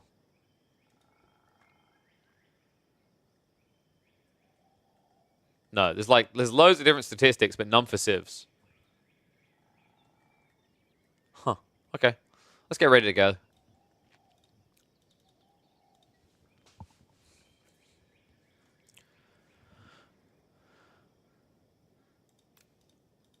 All right, welcome back to the competitive Age of Empires action, folks. We are here for the decider game in the qualifiers of the Elite Classic 2 between Numidan as the Byzantines going up against Maria as the Abbasid dynasty. You know, I haven't seen Maria before, so this is actually quite exciting to see. Like, Numidan, an incredibly talented player, one of the people we've said is one to watch, actually, this year in 2024. And Maria was able to take a game from them, to even this up, to take it to a third. Maria, by the way, already gave Gully Deco a run for his money. Maria is an interesting one as well, because when I checked their data, they're actually diamond ranked. They've only played 9 games, so they might actually own a high-ranking Smurf. Funnily enough, in previous seasons, they ranked, like, you know, I think 500th in Season 5, and before that, in Season 4, they were like 1300th. So the reason we haven't seen them, they haven't actually cracked that upper echelon yet, but maybe they got something to show us here. This is an interesting game, actually. We're going to be playing on Avali's Bridges, which is a new map that's entered the competitive sphere. Love this map. Basically has these interesting bridges that you can blow up with demo ships, mangonels, bombards. Basically, different siege-type damages will take them down, and they can be repaired. It's very reminiscent for anyone who played like Red Alert 2 or any of the Command & Conquer games of blowing up a bridge with A-click grounds and then repairing it later as a strategic choice. Haven't seen that utilized too much so far, but I think we will as the meta develops more. But this is interesting, man. Like, Byzantines versus Abbasids. I was just saying it's kind of interesting, actually. We're going to put it on 2 times speed for the early game, because I just don't think there's going to be aggro in the early game, by the way. 1, because Numidan is happy to go late game with the Byzantines. 2, his opponent is playing Abbasids. But let's break this down. Like, the Abbasids are in a very interesting place right now, because if you look at pub data, if you look at the statistics on AoE4 World for high-level ranked games, they look like trash right now. Like, they're always ranking like mid or lowest on the Civ's win rates. They are not having a good time at really any level of competition. But the thing that I was saying that's very deceiving is, like, when you draft in a ranked game, you don't draft, you just pick. You can random, you can pick, you see the map, you choose. And I think the issue there is quite often the Abbasids don't have the advantage of getting desirable matchups. They might be up against the Delhi. They might find themselves up against the English. They always find themselves up against something that closes the game quite quickly in a meta that usually players have the ability to close in Feudal. The interesting thing to me is that there's no site that compiles competitive statistics clearly for you to gauge whether Abbasids are performing correctly. And I'm a little bit surprised Liquipedia doesn't have that, because I imagine if we looked at Abasses in competitive, they're actually doing fine. I imagine they're at like a 50% win rate, especially after what I saw in a few of the series in the qualifiers. I think this Civ, if they're given the length of a series, can thrive. And we are in a best of 3, we are in game 3. What really made this game interesting as well is from the drafting perspective. Numidan had the Delian Iobits. They were used in game 1 and 2. Meanwhile, Maria used the Jeanne d'Arc and HRE respectively. So all that left for Numidan was the Chinese and the Byzantines. 2 civs that lean towards late game. Could you think of a better situation to whip out the Abbassids in? And I love the way they're starting this off. Classic one. Military wing gives you the momentum to try and shut down any sort of greedy play from your opponent early on. And, well, what says greed? Grand Winery does. The olive oil is already going to be denied. This is really smart, actually, because it means that you can't rely on Lombos. Numidan had to go into archers to counter this. Great read by him to prep it ahead of time. You have to expect military wing here. Like, I want to say 7 out of 10 games at this stage, it's going to be melee wing. And it's funny, actually, because there were options on this map. You could have went trade post to the north side. You could have went eco wing, and TC boomed up. But it's all about guaranteeing that Numidan doesn't reach this scale point with longbow mass. If he does that, if he gets this Grand Winery pumping and gets the 2 berry patches, you could lose the game before 15 minutes. So very smart read to engage at this point. A big shout out to Mr. Camage coming through with a resub. Matt the Swarm, my friend. Just in time to watch what I think is going to be an epic game between these 2 players. In fact, I heard rumors that this was quite an incredible game between the 2. And, you know, considering we've got Abbassids on one side, Byzantines on the other, man by Numidan, I wouldn't be surprised if we've got a very long game ahead of us. Villager, oh my god, he gets denied! So while we were like assessing this game, some interesting things were happening in that fight. Maria was trying to tank with the scout long enough to get an edge against the archers. That's never going to work though long term. He was just trying to buy enough time to build up the outpost. Unfortunately, did not work that way, but it did buy time for this. TC's on the way, and it should be quick enough before the archers arrive. And you can already see that actually Numidan is scrambling to try and block out any sort of additional TC play. Now, some people might be wondering why the Abbassids not going for fishing here. They get cheaper docks. There is no fish. This is all strategic. There is no eco involved in the water. It's all about strategy on a military vessel level. Transport ships as well actually are quite useful here. But Maria will also just play away from that location. So berry site set up, secures extra gold. I actually really love this TC. It connects the base, it connects the wood line. Connecting your initial wood line is actually a pretty standard choice with double TC drops, but what it does as well is it secures the gold because of how it parked between the 2. And then behind that, you've also got deer. So, you know, if you have to go north and put up a short wall, all of a sudden, Numidan doesn't really have a way around and in. And Numidan now is going into javelins.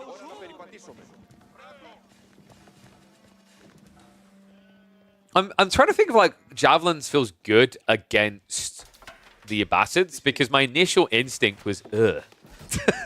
Like, legit, my initial instinct was, ugh. Why? It's kind of a weird one, right? Because with the Abbassids being on 2 TCs and having berry access, they can afford horsemen that they're building into now. And as this game goes on, like, we talked about the possibility, the very likely possibility this is going to go late game. If this does go late game, what do these do for you? I mean, you can go Camel Rider and get the armor. And big shout out to Mr. Camage again. Dude, you're an absolute Chad. They convert their prime into a sub. Appreciate you, buddy. But yeah, so there is a point in the hyper late game. Like, if Numidan goes for the foreign engineering company, this build makes a lot of sense. But I really hope he looks to get something out of the neutral trade post. The problem is, oh god, they're terrible. Yeah, to me, the way that Numidan has played this, it feels like he has to end the game quickly.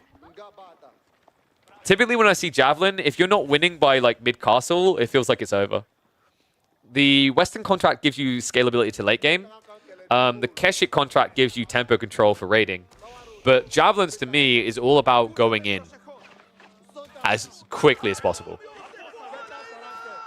I'd always favor Javelins over Longbows if you're attacking, just to kind of highlight what's being talked about in chat. I actually don't rate Longbows above Jabs for Assault, because you don't have the movement speed. And base damage-wise, Jabs are just better, right? And you put all this, and not to mention, like, effective HP, they're much better. Like, everything they're better at, right? So they get extra damage versus ranged, which allows you to trade out quite easily. It fits nicely with Limitana in that regard.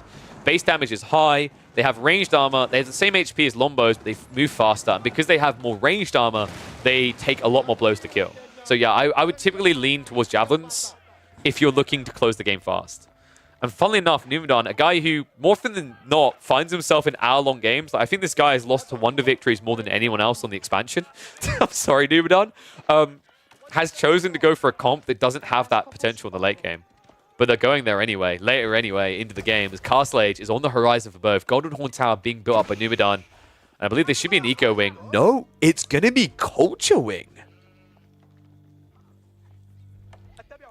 Wow. So this is interesting, actually, because like there's a fair question being asked about Maria's scouting. I think they tried to raid with the Horsemen and didn't see a lot of farms being added in and then read it from there. Because their scout is nowhere nearby. Their scout is at home. But I guess they always wanted to go here, which makes sense if you think about it. When you see mass javelins, what are you going to do? Try to spam Horsemen into Limitane, or are you going to go for Mangonel spam? Mangonel spam just feels a lot more comfortable, right? Yeah, attack ups on both sides. It will be a slight edge for Numadon. Looks like he's going to spot out the expansion. Maria. Oh, man, dude, that's literally your eco lead. It's about to go up in smoke. Numadon. Don't be a Numadon. You know this. Go. Okay, we're moving now. Oh, Maria tries to shift away, but the Javelin should just be able to step this down. It's a little bit weird with Jabs compared to Archers because their animation is longer, but typically it's quite easy to just find the kills. So it looks like he's going to hang around, just block this out. We'll chase with the Limitane. And Maria, I mean, essentially these villagers just feel dead to you, which means they are going to be tied on eco neck and neck. Interesting part to me is no second TC by Numadon. They can at least play for relics, and they should at a fast pace here. Because to me, if you're just kind of going for like a 1 TC Castle Age pump, I think you're going to start to lose this game. Like right now, if you think about it, the relics are pretty easily grabbable across the map for you, and your opponent is playing a turtle mode style. They're not coming out. So like what should be very obvious to Numadon is that this is a tech up. And there are civs that you can dive and punish when they tech up in a delay. The Abbasis isn't really one of them because of the amount of resources they're sitting on. Right? It's like a nest egg waiting to be cracked. Now immediately it's going to start pumping into those crossbows and Ghoulems. So we'll have the solution to what's coming. Funnily enough, Ghoulam kind of just beat everything here, right? Like Varangian do have more armor, but it's the quality of the unit, right? Ghoulems do cost more, but they will trade well 1-for-1 against Varangian. Right now, those Varangian are finding terrible trades here. Archers cut them off. I like what's happening there, by the way. Maria doesn't hang around long enough for the Javelins to arrive. They're just looking to chip away at the main army's reinforcements so that when these quality units arrive, they're guaranteed going to lose against the Ghoulems. And now look to probe the eco. Meanwhile, at home, I believe we have got Mangonels now being added in. Yep, being built near the primary. I think you need 2 TC. Like Numadon, if he just uses this stone to go extra assistance, they're going to start falling behind. The other issue is because there's still horsemen on the field, Numadon doesn't feel comfortable with the idea of going for the monk straight away. So that's still also been delayed. Rewall attempt. I love the fact he just keeps this open, but funnily enough, he's not able to do anything with it. Gonna try to dive in now. Maria, what? Yeah, that's a little bit clumsy there. You could see that raid coming, right? You took the first hit on the wood line. You didn't pull back at all, which is a little bit greedy. Does get punished for it. Now, this is not what I want to see from Numadon. I can't believe I'm saying it, but you should build a Kara Siphon. Remember, this TC... Wait, is it not in range? Are you kidding me? Well, the Mangonel is in range to play, though, so that's going to force him back. But the thing I was going to say, and I can't believe this should have been hard to even torch down because it should have had the torch armor.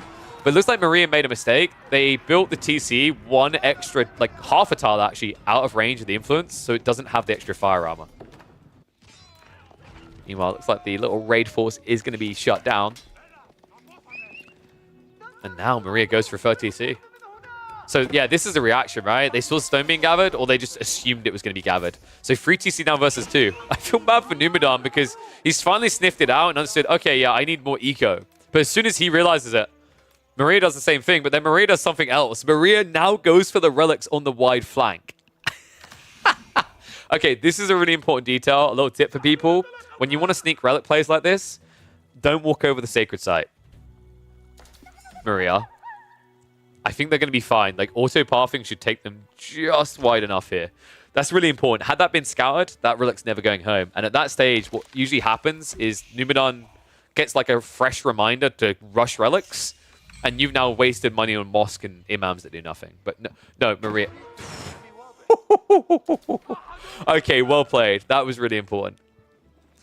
Dude, I've seen so many people miss rally back home like that. Maria's on point, though. They got the fingers for it. Double Mango, however. Numidan now has an army that is heavily discredited.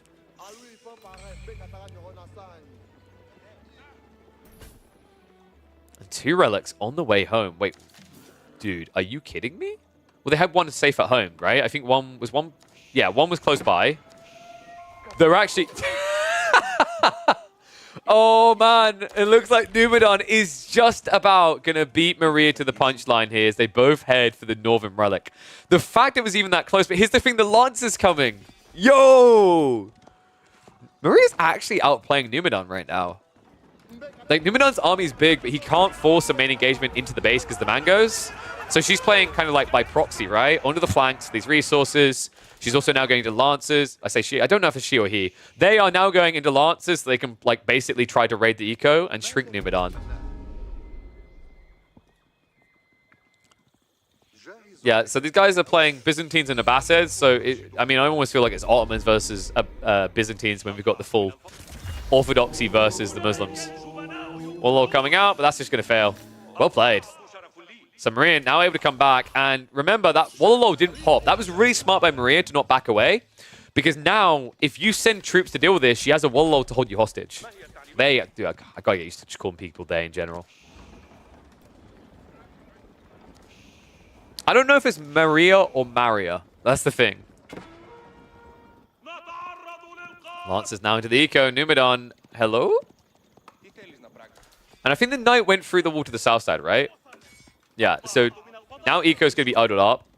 Second one comes in as well. Dude, this is rough. Numidan, he needs to do some return damage.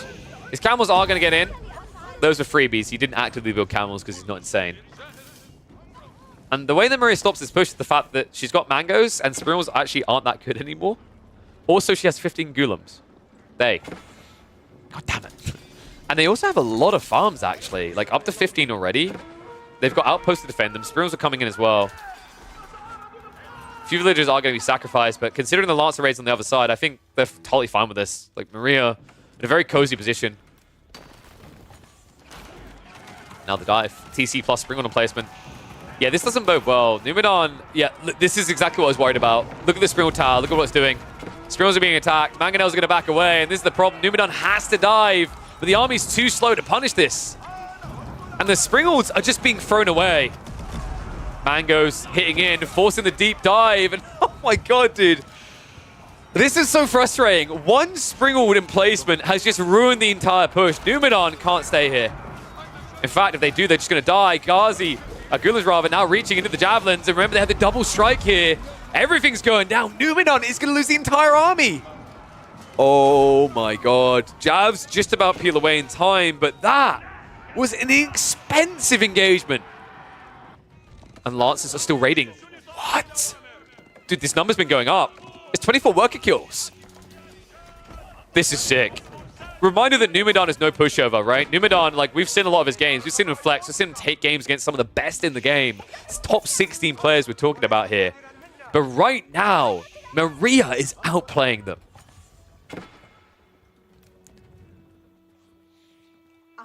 That's crazy. That's like a pivotal point as well. If that outpost wasn't there, you know, 3 Springles versus Mangoes. I think Springles kind of struggle against Mangoes, but it's enough to, like, catch Maria not looking at moments and then snipe.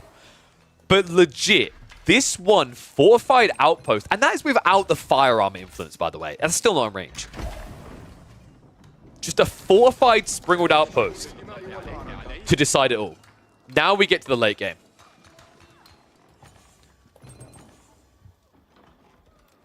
Good lord, Numidan. What do you do now? I mean, Olive Grove count is not great, right? They've got a total of 10 set up. They're 2 TC versus 3. They don't know about the third TC, by the way, because they've never seen it. I think, actually, no, maybe that's a lie. The camels ran past it. I think they got close enough. So maybe he does know. But honestly, if you go back for 3 TC at this point, you're already just a mile behind. Warlord also coming out. Looks like they're going to be able to break through the wall. So we are going to get a free relic split from Maria. Meanwhile, Numidan still hasn't even dropped off the second. Oh, wow. He just wants gold, huh? So, if you guys want to know how bad the Silk Road contract is, I think this says everything it needs to, right? You could be dropping it in the Grand Winery and getting olive oil instead. But Numenon's like, olive oil is so trash. I don't want merc units anymore. They drop it in the monasteries instead. Yeah, this is bad. We're going to hit the speed up. We've hit a calming moment.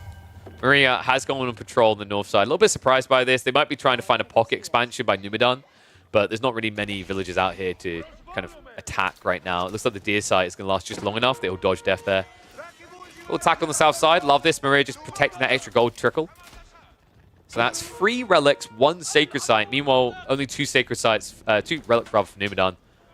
Looks like there's going to shut down this. This is an important point as well, because those deer are about to run out, so Numedon's going to have to add in more farms instead of playing deer. Behind this, the amount of farms coming in now. Maria has to be up to 30. 42 now. Yeah, they're fully online, dude. Like, this eco is going to get insane. And if this reaches Imp Age and we go Eco Wing, that's when I get scared for Numedon. You know, we've seen the Grand Winery Olive Grove spam do some miraculous things, especially with that gathering rate. But, you know, we rarely ever see it go late game against Basses because, as we highlight, no one wants to pick a Basses on the ladder right now. But when you think about what happens here, was it a 26 or 28% overall gathering rate at 5? Like, it just doesn't compare to the gathering rate that you get from the Golden Age at 15%. And then also the agriculture tech that gives an extra 15%. Not to mention the fact that they already have like 48 structures. Green's very easily going to get 60 at this rate by the time they go in. So that's going to be a 20% gathering rate buff.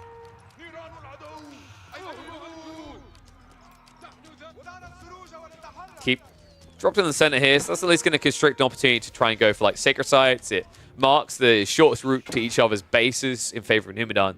The problem is he just doesn't really have an army that's going to dent that base, right? Like, you've got 37 javelins here. 37. You're up against Masculum. That already feels a bit rough. I mean, you can at least kite them, right? But, like, you fundamentally have no way of breaking through wood walls right now.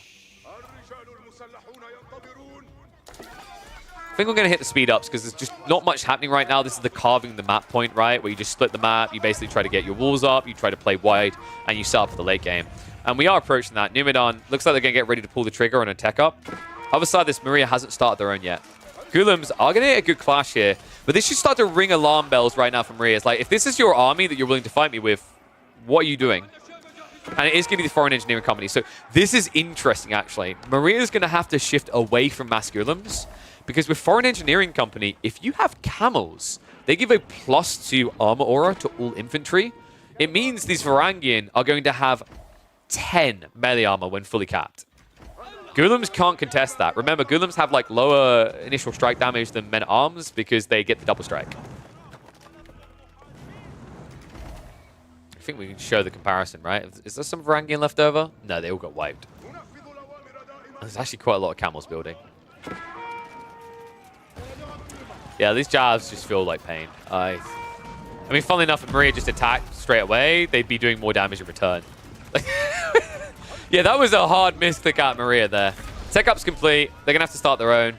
So there's an edge here for Numedon, but I just don't know if it's going to be big enough. There's going to be a raid into the central gold posit. And he brought the whole army home to defend, right? So Numedon is going to have to garrison aside, but no bull in oil. Has at least got the mangonels, and boy, are those broken. I actually hate the mangonel placements so much. Like, oh, I love them and hate them, right? Like, they are so fun to watch, but at the same time, you cannot watch mangonel placements and not think, this looks kind of broken.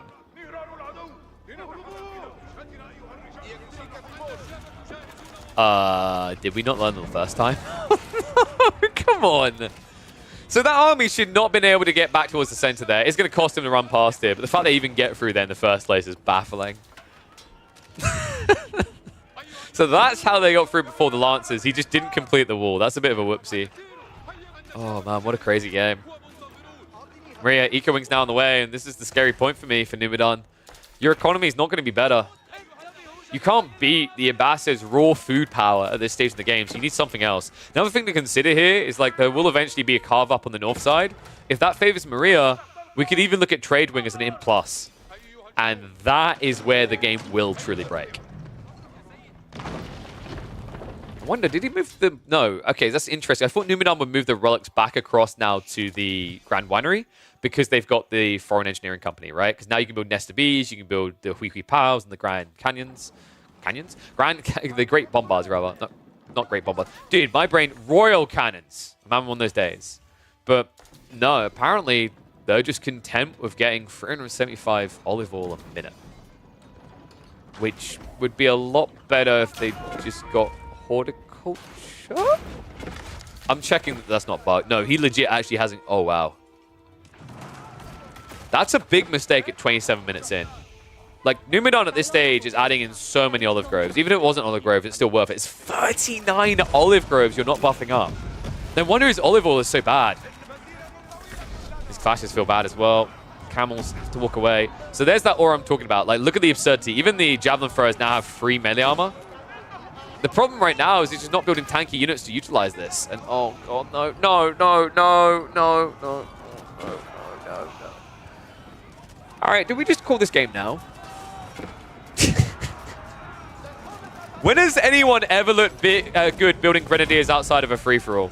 It just doesn't feel right. And this clash coming in right now from Maria. This is a fight against an elite army. And yet still I'd say Maria's trading fine. Dude, the amount of troops being lost. I mean, the aura is helping a lot against the Gulam spam, right? But the whole goal is to keep Numidon's melee line small enough he can't dive. And now Numidon, all they have left is range units. Not many of them either. I can't believe this. But Maria, this is the power of the boot camp, right? Just giving that little mini Castle Age upgrade that allowed them to fight back against this. Finally, the second wave for Numidon arrives, but damage most definitely done. Time most definitely bought. And now elite Gulam upgrades are in. So here's the weird thing about the Camel Rider aura. It's good, but you're building it against a Civ that can easily add in spears that are very effective. Phalanx, remember. So the worry I have is, like, right now, Numidon needs to make sure that their camels aren't frontlining. Like, they need to always keep 2 or 3 behind the front line to give the aura. But they didn't do that, right? They used the entire battalion for that. I think that actually has cost them a level of control here. It means you can't really afford mistakes, and your opponent is massing archers for composite bows plus Gulams. I really do like Maria's comp a lot more, especially considering that Numidon is now weirdly trying to add in Grenadiers. Maria is going to start diving in. SCBs have finally arrived, so that's a nice little kind of like S-tier element to have to your army. Maria is going to back away. Keep in mind this is a Civ that can build culverins though, so like this whole idea of siege, it's another thing that makes the Foreign Engineering Company feel kind of weird. I think it's the right choice here because your contract choice, but it feels terrible because you're up against a Civ that has culverins. Love the fact that she's going after Eco, right? And, oh man, dude, a few Gulams here. No textiles. Oh my god. Wait, what? No, no, run. Don't hang around, just keep gathering. So a big idle hit here. That's going to be 40 villagers just not working. Oh my god, dude. No, no, wait, what? No! Numidon! Oh my god. The eco hit here. The wraparound as well. The proxy stables from Maria. I have not seen this player before, but I am loving how they're cooking right now. Horseman also now showing up more idle time. Numidon, right now, a third of their economy is not working. This is crazy. Maria behind this, like, they're fully set to just keep grinding the meat machine non-stop, right? Look at the difference in food income, an extra 1,000 a minute. And the farm count, I mean, we haven't even reached full potential yet, right? Yeah, Maria hasn't even got agriculture and improved processing. When that kicks in, guys, we're going to be looking at, like, almost 4K food a minute. I can't believe they built a proxy stables here. Oh, what a sick play. First wave's going to get cleared up, but next outcome, I'm going to hit the 2x speeder here because this is not going to be a quick grind down, but it is going to keep happening. A jump in, and oh man, dude, this is rough. You're trying to protect the Springles, but funnily enough, if Maria had just attacked the villagers instead, it would have been worthwhile. Behind this, Bombard is getting rid of the keep, though. Once this castle goes down, that's going to be map forfeiture in favor of Maria. Maria, who already has secured the northern side golds, right? Blocked you out here, secured her own. And then on top of that, it's going to take away the center. Numidon's going to run out of gold, guys. He's literally going to be stuck building Limitane. Oh, my God. And if your goal is to like start building Limitane, and I don't think goal is the right word. Limitane and Javelins, like you need numbers, right? And you still don't have a single eco upgrade. Not in the food department anyway, the one that matters most here. Oh man. This is just so easy right now for Maria. Numidan needs a miracle. I just think Maria needs to get a big enough army together and go is its catch here right now. They're a little bit over the top on eco, right? Up at 150, so they're playing more of a grind you down comp. The problem with that is you need raids in and you need horsemen to do that. But these walls up from Numidan are going to buy him some time against that. Castle drop now on the east side. This is so much gold. This is crazy. Numidan, he did at least keep the castle alive, so that's a good sign. But realistically, you've got access to 4k gold. Your opponent has, like, what? Still got, I'd say, about 11k? Okay, about 10k. That's an insane advantage, especially with the comps they're pushing, right? You've got Golems coming out on one side. The other side really wanted to be able to add in more of these crossbows. And was even thinking about hand cannoneers. But now, basically, what you need to do is Numidan, you need to just pump more farms. They have miraculously finally realized that there are eco food gathering upgrades here. If they can get all three of those, you get an insane amount of olive oil pumping in. You can sort of afford to keep going. But unfortunately... Wait. What happened here? Did they miss wall again? I'm so confused. I think that was just a walk through the wall. So hits up the farms. I love the fact the crossbows are assisting from across the way. This is such a weird and messy fight. Oh, Numidan though. Wait, was that a delete of eco? Maria just went down by like 30. I think they either deleted eco or they sent it to its death. So that's the smart read. Finally, that's what we needed here. Like, you've got all these eco upgrades, right? Weirdly enough that they still haven't taken. This game, I feel like it's been a show of kind of suboptimal elements by both sides at critical junctures around food. Numidan, way too slow to get into the agriculture upgrades or the, the eco upgrades for food.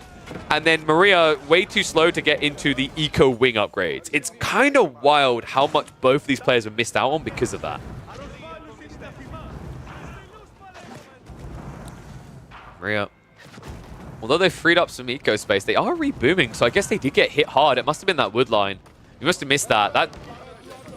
Wow. Okay, we got distracted, but like realistically, I guess in my mind, I didn't see it as a big concern. I legit saw the number go down, and I thought Maria just deleted eco, because I don't think you want to be over like 120 here. You don't need to. The only reason you can't win this game right now is because you're just being outnumbered. Now Incendiary's in, the Golems as well. Damage you can do. The problem is that Limitane are stupid, guys. Shield wall slows you down. Get rid of it now. With the kite shields, you move ridiculously fast. So pretty well played there by Numidan to break through the wall. I think Maria would benefit from getting some stone walls up here. They've definitely got enough stone for that. Yeah, this is what I call an overreaction. Can you please just take half that away? Thank you. Trade is underway, by the way.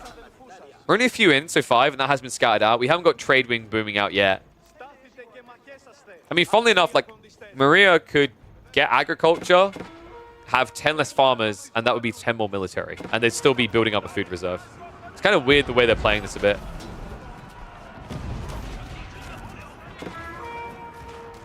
Numidan. The one problem right now is like his effective raiders are Limitane, but that's always his front line. So if the Limitane have to go into the back of the base, the Golem can access your back line, right? And these Grenadiers you're scaling into die quite fast when they're gap close. Like this, nice backstab. Maria hits the side of the formation, looks for the siege. Grenadiers are going to try to protect, but right now the backstab's coming in for the archers, and it looks like Numidan getting outplayed on this fight. Golem's moving towards the eco. Spiral's going to go down, and siege is going to be targeted here. 6 splintering. The double strike so effective against the siege. And a force back. You know, this is an interesting thing about the comp that Maria is running here. They're using their population more efficiently. Military Academy already makes you more efficient with extra health, but the Golems are just better men at arms, so it's also more cost efficient from a population perspective compared to, say, Varangian if they were to come out on the other side. Numidan finally able to reform the lines a bit, but damage done here, folks. Under 100 eco and pushed back. Military numbers now neck and neck. And the Grenadier count may be scaling upwards, but you no longer got jabs, which means the archers actually counter everything here. Oh, man. It feels a little bit like Numidan slipping now. I mean, they're weirdly enough going back for Rangian, but my issue there is like, where's your gold coming from, right? Like, you can't access gold north side. You've ran out in the center. Your gold income is literally just passive. You've got 1 sacred site. You've got 2 relics. You're about to be down to 2 relics, no sacred site. Definitely not the cleanest game from Maria. I'll say that much. But what I want to give them a lot of credit for in this game is the way they played Bridges wide. I think a big criticism I can give to some people playing Bridges is if they think the game's going to go beyond 20 minutes, they don't prep themselves to take the Northern Island. And that's exactly what happened here for Maria. Even earlier than that, right? The Relic Sneak on the south side. Just these small things that add up to be such big differences in the late game. Now, Numadon kind of looks like he's on the ropes, right? Like, not dead straight away, but economically, he has issues unless he can somehow access trade soon. Meanwhile, Maria, it's not a lot of trade, only up to 6, but honestly, if you start inflating this, you start actively investing in this, delete a few more of your villages maybe. Don't need as many on wood, right? Like, I think you go down to 25 on wood, that's good. All of a sudden, you have a full trade boom into trade win.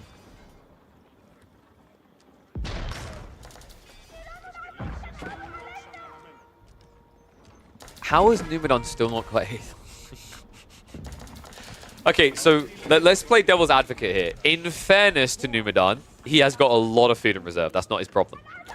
But also, in fairness, Numadon could be selling food for gold, and also, this isn't just a buff to your food gathering rate. It's a buff to your olive oil.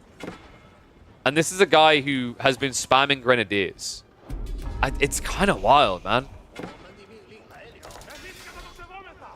It's like Maria's losing eco again somewhere. Yep, apparently it was a little rain in the back of the base. Keeper's going to go up here now. I feel like I've never seen a hit to Maria that shut them down, though, right? Like, if you can't get them down to, like, say, 70 eco, their reserves last long enough that free TC recovers it. And I feel bad for Numadon because of that, because he's actually doing the right thing, right? He's using his 2-legged cavalry boys, the Limitane, to raid in. But it's just never feeling like it's a good enough hit. Dive comes into the base. Tree's going to spread out the hold. Nice Nestor Beast flurry there. It looks like it's going to be a backup temporary from Maria. But still, now you're starting to reach into the economy a little bit deeper, and all of a sudden it's going to be Numadon who's going to be hemorrhaging eco. Also, another thing to keep in mind is even when Maria loses resources like this, so resource workers, she's losing food. It doesn't matter. Like, it's the gold that matters. And that north side is still unharassed. I keep looking, but I haven't seen Numadon make a move for it once. We clear up the front line, but I mean, Maria has more coming behind this. 3 sacred sites now locked in. Like, this turns into a grind. You don't have to go into the base. You don't have to look for the ultimate GG. You just need to keep him pinned. Yeah, I think right now, like, for me, I want to see more archer play, but it's kind of awkward, right? Composite bows is good, but we have to remember that camel support, it's not just melee armor. It's ranged armor.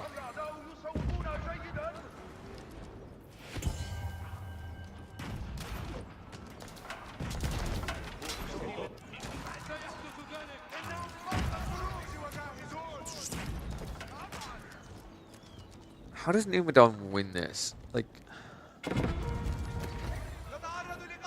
I think if he just genuinely, if Numadon just remembers both of their eco techs, they can win this still. Like, I'm not, no copium, no delusion. Like, legitimately, it's the reason why they're losing right now. Even though Maria's got all this control on the map, they've got their hands on the extra gold, they haven't really inflated their trade. Like, their trade count has remained at about 6. In fact, it might even go smaller than that. Horsemen are now wrapping around. Has he gone for Expilatores? I think he might have. No Expilatores. Okay, I don't like that. I think at this point, Expilatores is way too valuable. It just allows you to basically return the cost of the investment if you kill 4 workers. And considering how many workers exist in this game at 41 minutes in, Expilatores is just a freebie. Not to mention the fact it allows you to kill those workers even quicker. Flash is going to come out. Looks like it's going to be a pushback. We're going to hit the 2 times speed. We're in a meat grinder now. To me, like, what I'm seeing is kind of suboptimal play on both sides that's leading to maybe a stalemate where there shouldn't be one.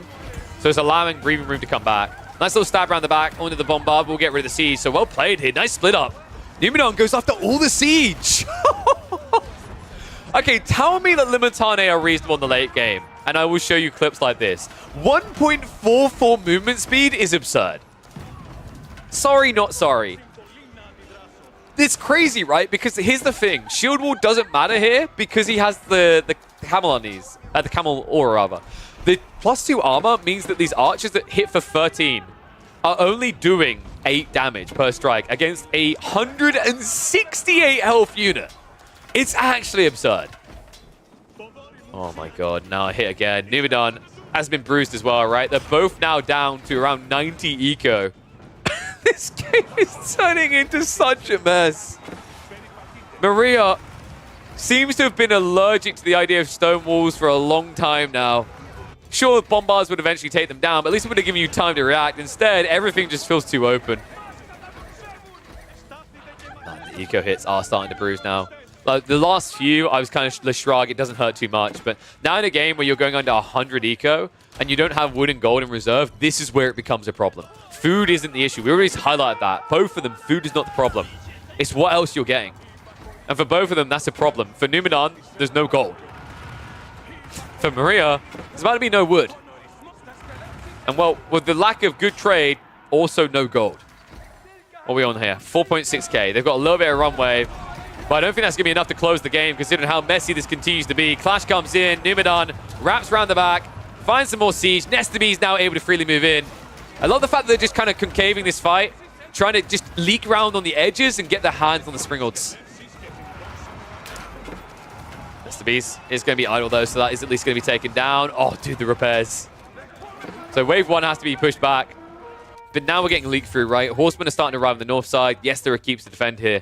But the issue I'm seeing is you still haven't secured your trade line. And it's crazy to me that we're talking about a game where trade actually would just make it so easy for Maria to keep pumping non-stop gold units forever and ever. It's just not there. And remember, destroyed value is a lie. Do not focus on it. The reason, like, honestly, I feel like I want to do this sometimes. Olive oil units I don't think they count correctly. In fact, like, okay, I'm going to share some with you guys. That's going to ruin your viewing experience. I can't believe I'm doing it. Basically, most units right now have some issue in destroyed value. It's like a longbow only adds 40 to destroyed value. Don't use this as an indicative of how the game's going fully. Use it as a rough measurement, but don't use it as the entire story. Army value is more important to look at. That, as far as I'm aware, is still counting correctly.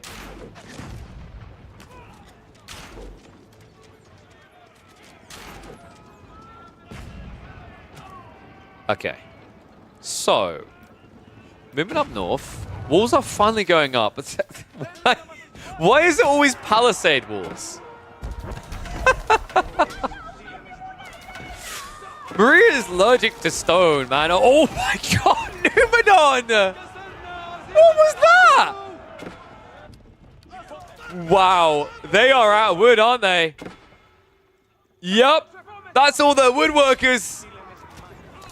3k in reserve. Realistically, Numidan, with a little bit of wood, can still make this work, right? Limitana only costs 10 wood, and then, of course, you can just spam food units and olive oil units. But still, speaking of those Limitana, oh my god, dude, the return fire. It's not as instant of a hit the other way, but oh my god, does it sting. Where's Maria? They're literally just wiping out each other's economy right now. Both of their armies have just gone into each other's bases. This is crazy, man. Like, I think Limitane are just bonkers at this stage in the game. Like, it's so much more cost efficient than going Horsemen, right? Because, like, Limitane move much quicker than Archers, and, like, you can come along with Archers, but Shield Wall means they don't die very quickly. Meanwhile, on the other side, if it was Horsemen instead, Horsemen, of course, have extra wood cost associated with them. Wood runs out. Food doesn't in these type of games. It's what makes Limitane, with that movement speed, just such a, frankly, absurd unit for raiding. We now have both players down to 70 economy. What is going on with this game?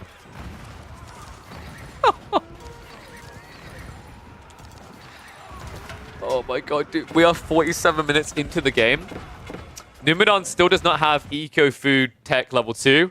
Maria still does not have agriculture improved processing. I'm losing my mind in this, man. It's like, and what's rough, like, this is the grim reality. The later this game goes, the more unlikely they are to get those techs, because these type of things usually become kind of instinctive. They're muscle memory. It's like, oh yeah, at X minutes, I get this tech. At Y minutes, I get this tech. If you skip past those points, like it's kind of like wheelbarrow games, right? Like if you don't get wheelbarrow for 15 minutes, you forget about it. And oh my god, dude. The only upside right now for Numidan here is that this is not Archers coming through. Oh, what a grim game. Spearmen are on the way up, but still, I mean, this is looking pretty ugly right now for Numenor. They are completely starved for wood. Be a breakthrough on the tree line. Bombard. What? An interesting position here. Wait, please tell me they have Phalanx. That looked like they didn't have... Oh, thank God. I was going to lose my mind. If they did not have Phalanx, I was legit going to have a heart attack at the stage. There's already enough text missing from this game. Villages. What? Wait, what? Maria's now A-clicking with the villagers. The body blocks to allow the spearmen to catch up. Oh my God, this game is an absolute fiesta.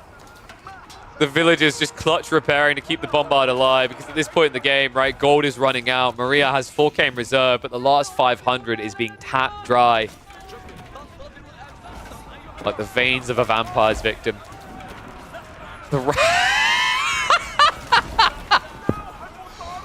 Okay, hear me out. The only reason these rams were built was to body block the bridge. Because, like, why else would you have rams here? Right, like, there's no other reason.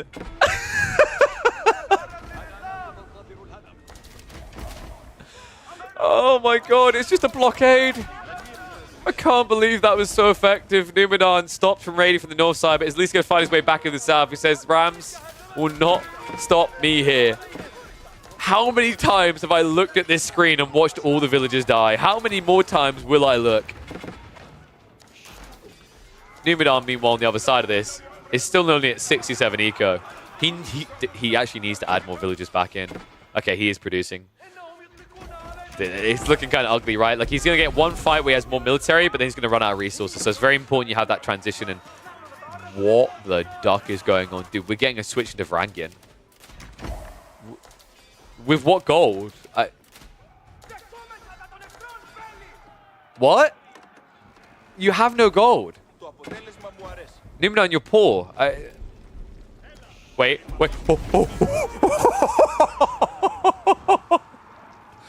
Oh my God, Maria. They tried to bait Numenor standing on the bridge. That was so close to a stack wipe.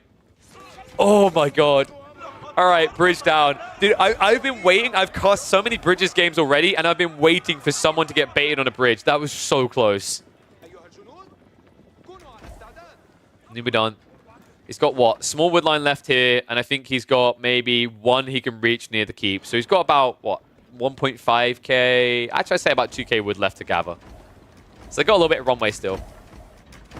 And one demo, I don't think one demo built, no, it's two demos if I recall correctly. It's either 2 or 3 demos to insta-blow up the bridge. Funny thing, by the way, bombards can hit the bridge, mangonels can. Here's another funny thing, actually. I've seen bombards sometimes when they try to shoot across the bridge at a target on the other side. If the bridge is in the way, for some reason they hit the bridge.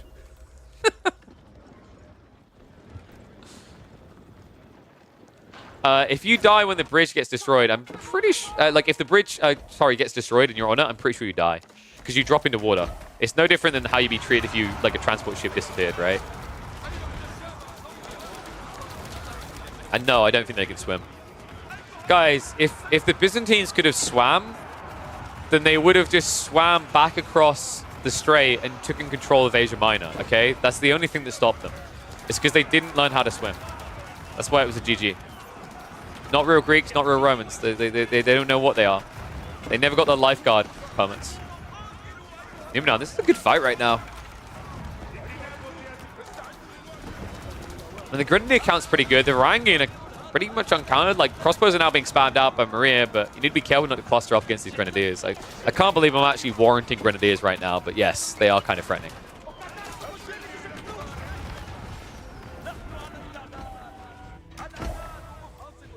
So villagers, this should genuinely be a trade boom now. I'm a little bit shocked Maria's just not adding trade in. It just makes this game so simple, right? Get wood, get gold. Numenor continues to push for now. Eco is still dragging behind his opponent though. He only just got enough Eco upgrade. In fairness, they don't really have the gold anymore, but still, I can't believe the way this game is played out. Is there agriculture? Dude, there's still no agriculture and improved processing. I'm losing my mind right now, man. Improved processing especially would have been so worth it early in Imperial Age. Meat grinder begins. So the problem with the meat grinder here is like usually you'd say Byzantines have the edge because of the because of the power of their push, right? Because they have Conscriptio. The problem is like Conscriptio, although it makes you a lot faster, a lot of the production buildings A aren't in range of that, and B, on the other side of it, you're talking about the Abbasids with the extra 20% production speed, so they kind of middle finger you there. Oh man, Sacred Site's locked in again. And we have actually got... we've got Zebex! At a point in the game when Numidan has no gold for Springles, we have got Zebex. Oh my god, this game. So some infrastructure going down, some farms being denied. I don't actually think Zebex will worth it here.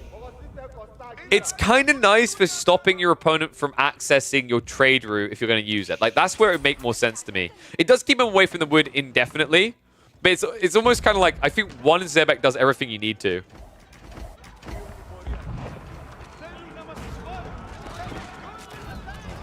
All right, I think we've reached the death blow point, right? I'm going to hit the speed up because I'm sorry, Numidan fans. Like, this game should be unwinnable now. Despite the suboptimal plays on both sides, the mess that this was, like, realistically, this turns into one person having the opportunity to eventually go trade, and one person not. And also one person still having, what, 10,000 wood to work with?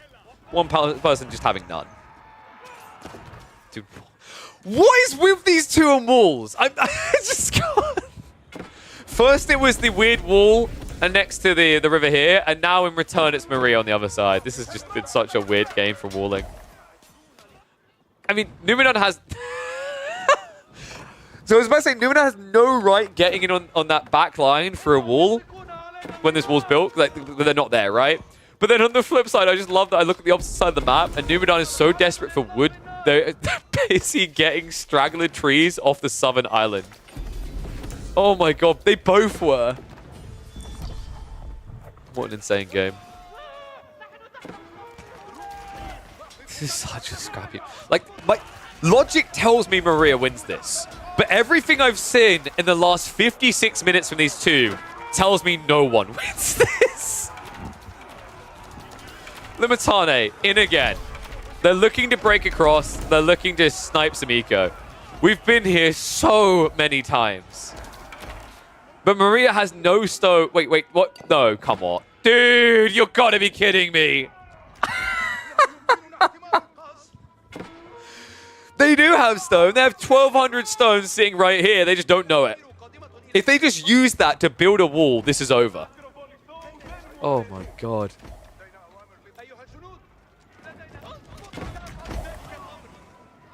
We now got Rams. I love how Rams just feels like you're mocking Numidan in this game because he has no big wood source to access.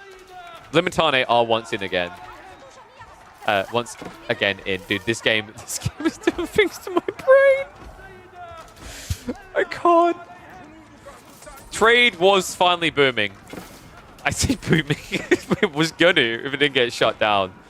What an insane game. 65 Limitane, folks.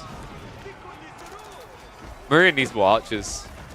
It's kind of get like the problem is you can go archers, but like look at the ranged armor with shield wall.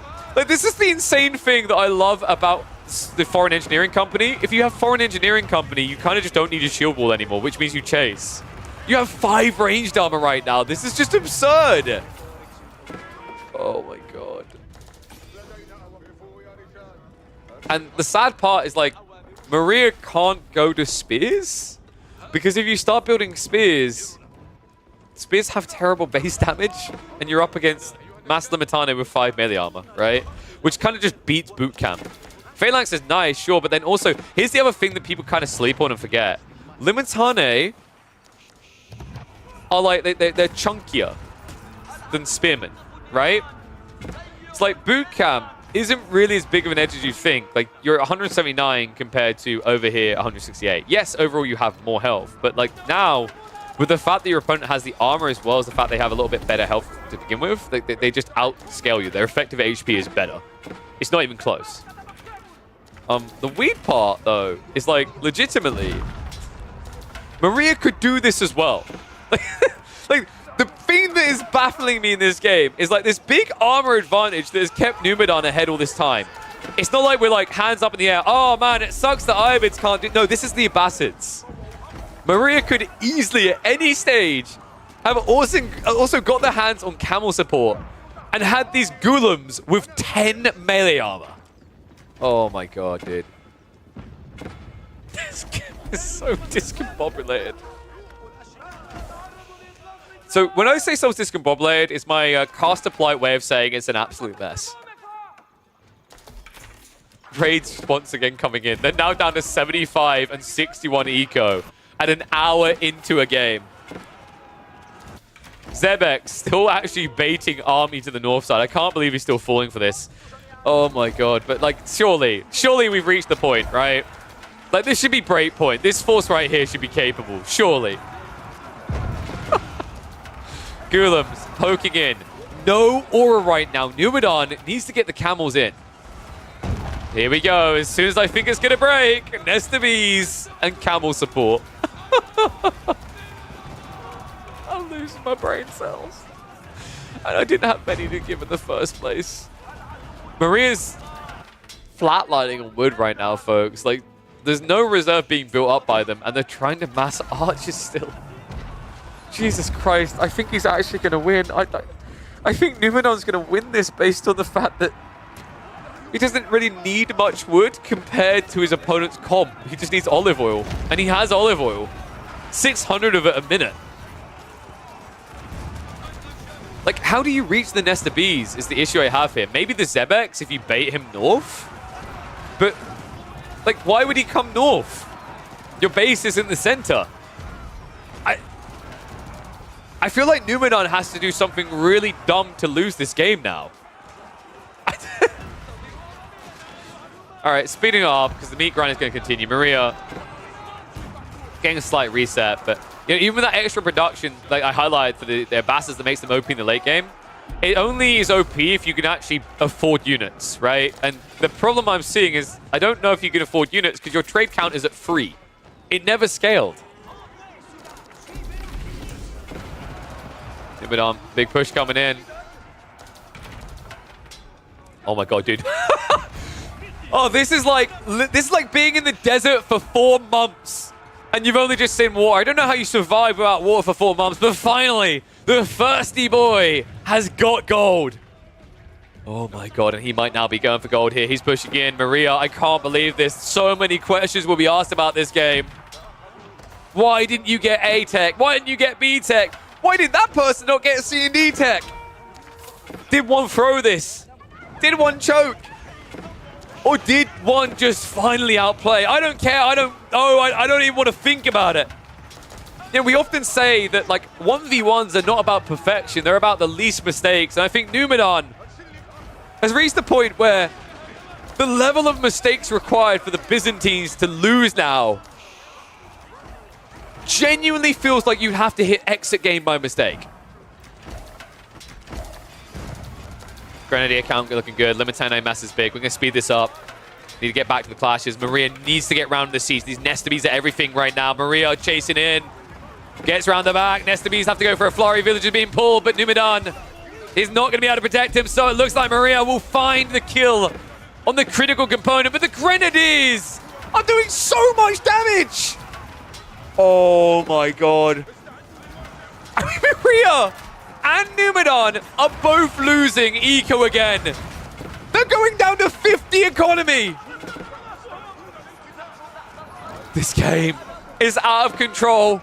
56 versus 56, balancing all things. Maria now at a surge point though. Numidan. Oh my god. That army, they can't afford to replace it. The most important moment in the game, when all you needed to do was make sure you had a reboom. And Maria is the one with the raw military advantage. Numidan, they don't have olive oil. They don't have enough farms operational right now to get new Nestabes out. The little raid around the backside, chipping away at them. The losses on the gold in the center adding up. And now Maria ready to move in. Grenadier count is at least at 20. That's the one hope right now that Numidan has. You know, funnily enough, one Mangonel right now could ruin everything here.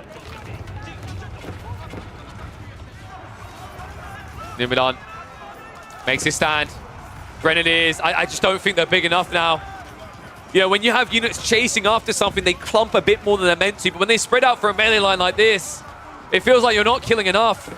Front line is dying too quick for Numidan. Not a single camel support aura anymore. And I think that's the important detail. Just one camel here from Numidan would have given him the strength to hold. Maria is, of course, going to have to reset because it's defender's advantage, but the military numbers still speak for themselves. Numidan burning the last bit of gold they have, every penny into the push to get his enemy out of the base. But Maria, even villagers now arriving. What on earth is happening? Oh man, the problem with Berserk as well is it kind of feels like you're throwing a fight in a way, right? Because the archers actually snipe you down pretty effectively. Numidan is able to force this back for the time being, but Maria, when this second wave of Gulam arrives, is when I'm going to have nightmares for him. In fact, they're not even arriving in this fight. They're going for the economy again. Oh my god. It's now an 18 eco advantage, which you'd think is not a lot in an hour-long game, but in this game, it's everything. Their economies are so small. Numidan, he's got one push left, right? Like, I don't think you'll be able to reboom after this fight. He's lost more eco. It's now 74 versus 46. Second TC is gone. Gulams are about to massacre these villages. He needs to get a push together and go. Because while you're losing economy, Maria is on 3 TC rebooming. How are we an hour into this game? How did you go Eco-Wing Imp and you still haven't even taken Fertile Crescent? I can't with this game. Maria's one of those players that's like, okay, I've clicked on my House of Wisdom, I've selected Imperial Age. This building is now worthless. It does nothing for me. I'm never clicking on it again. I can't believe it. Well over an hour in now. Agriculture missing on one side, another 15% food tech on the other, and really it's all I can think about as this game has gone on. Numidan now being doubled up in eco. Raid still coming in. We're going to speed this up. I think this is the slow death swirl now for Numidan. Another raid attempt. We've been here before, but it looks like this time the Trickler troops might actually be able to cut it off. Wait. No. Maria just says, screw it. I'm not going to go back to deal with that. Let me get the next wave together for that, and I'm going to head into your base to shut down the farms I know you've got here. Numidan, maybe a bit too spread thin here. Looks like the Limitane are actually going to attack into army. This game is doing things to my brain.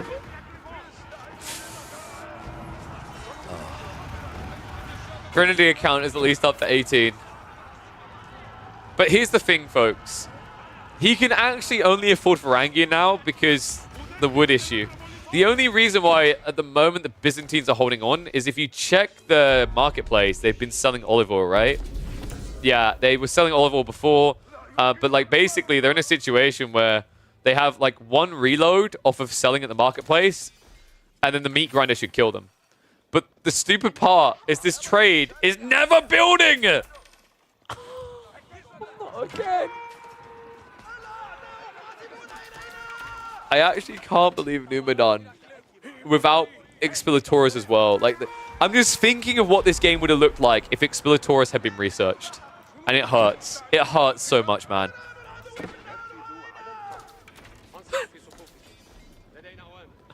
You know what the weirder part still is? If Maria just moved one of these Zebeks over here, this is great. But right now, I want you to think about what these Zebeks are. They're dead weight. That's 15 pop just sitting here. 5 pop could do the same. God, I actually just looked down at the worker kills for the first time in several minutes. We have 560 worker kills in this. 570 actually in this game. Oh my god. There's no way though. Like I feel like Numidan genuinely has kind of reached the point where there shouldn't be an allowance for return here.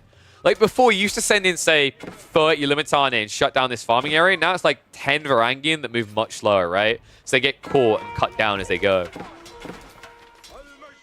Oh, for the love of... Dude, are you actually kidding me here? Okay, there is a Golem there. Meanwhile, raids into the base. Eco running for their lives. Numidan now down to 47 economy. It took a long bloody time. Zebex are now assisting, but finally, I think we are reaching that point of no return. Numidan down to 37 economy in a match point game for both. Maria, the unknown, the unheard of, looks poised to take the series 2-1 against one of the favorites coming into this qualifier. What an insane game. What an insane series this must have been, man. I'm heartbroken we couldn't catch it from start to finish because game 1 wasn't available. But I'm impressed. I mean, Maria, there's someone I hadn't seen before. They're definitely on my radar now. And it wasn't a clean game, but like what you can argue is like, was this just an issue of Numidan messing up, or was it him being distracted left, right, and center to the point that he couldn't remember what he needed to do? That's what I'm thinking here. Trying to spin it to a positive of Maria doing something right. Oh, this meat grinder though. Please let it end. I mean, it just has to end. Every time before this, I want you to realize that Numidan recovered because he had like 60 or 70 eco to thread the needle. But we are at a stage now where they've only got 36 food workers. So like now they are out of gold. If this ranking count goes down, it doesn't come back up. Meanwhile, the trade has been possibly one of my biggest nightmares ever when watching trade at the other end of the spectrum. Sometimes it's because it looks disgusting. This was the other way. But now, I feel very confident in saying that like this is a slow grind to Numidan's death. He's rebulking for one push, but the problem at this stage is like with the reserves that Maria has, if they just end up spamming spears as a reaction, they'll kill you off before you can kill the landmarks, right? Like fire armor is a pain in the ass. It just makes it so hard to torch through these buildings. Oh, finally we're going to re-wall this. I don't know how long this was open for. I've lost count of time. How long has this game been? Like, what is time but our perception? Some other philosophical bollocks. I just don't care anymore. Numidan has once again found his way back to the farm cluster, but you need to kill 50 economy for me to thumbs this up. Oh my god. What an insane game.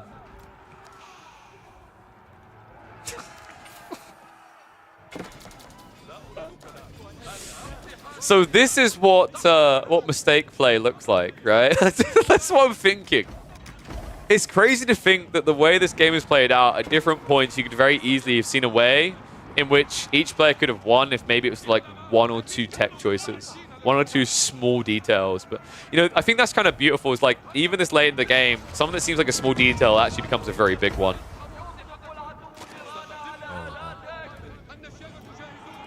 I'm starting to realize why we don't see Maria making deep runs into tournaments. I mean, even though they're in Mexico, I imagine by the time they'd finished an entire day of grinding, if their games are an hour long on average, they probably have to wake up for work or something. So there's always that.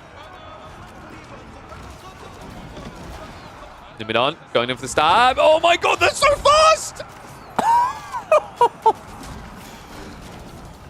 Okay, I don't care, Byzantine players. I'm just going to say it. You're not balanced, all right? That's not balanced. That's a food cost unit that just ran in like that and done that. It's so freaking dumb. Oh, God. All right, Maria. Please tell me you're not going to lose this. This army is big. But surely, like, how many Raxes have we got? I feel like we should just have more here. You got 14 Raxes, 6 archery ranges? Okay, maybe more archery ranges here, because I feel like this shouldn't be working for Numidan at all. At all. He's pushing in again, though. Surely not. This has been one of, like, this is legit the most messy game I've seen in the qualifier. Honest to God, I felt like I've just given my daughter crayons and a giant piece of paper and said, go at it. It's beautiful in her own way, and I love her for it, but at the same time, I have no clue if she drew me, her mom, spaghetti, or a TV. Oh my God. But on in retreat again. Please, someone just build a proxy base for the love of God at this stage. I'm just gonna stay on 2 times. I don't care anymore. Anything but calling it a draw is acceptable, folks. Nimidon, he's down to 60 military now. His eco hasn't really rebolstered as much as you'd like to see. This has to be the point. I've said this now about 20 bloody times.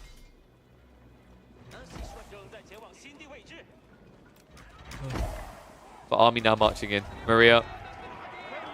No, don't check. Just don't. Just go. Just on it. Just go. Go right now. If you chase them, I swear to God, I will close the game. End him. Defeat him. Destroy him. He only has 9 Varangian. This game, I'm so sorry to anyone watching this. It's finally done. Numidon. The death throes have arrived. Backline is being reached. The camel support is not going to be enough to save him from this. I mean, the damage done here is going to be irreparable. His gold is 160 a minute. And if we check the marketplace, I'm expecting... Has he been selling food? Wait, what? Okay, it just doesn't matter, dude. I don't think he has enough food in reserve to sell anymore. The eco raid didn't work this time. Second wave is coming. Numidon. It's been a nice showing here, lad, but I feel like even with the power of the Byzantines in the late game, the Abbasids have found their true calling. All they need to do is make sure they actually have 3 more wood lines than you'll ever have access to. Oh, my dear God. If you like what you've seen here, if you enjoy this game, make sure you subscribe to the channel, because whether you're watching on Twitch or you're watching on YouTube, I don't know how many ads are going to be there, but maybe you can save yourself a few. Oh, and I'll see you all in the next chapter. But my God, I felt like I was reading a chapter in the Lord of the Rings books here. This never ended. Oh my God. That was one game. That was longer than the entire best of 3 series between Magic and GUA.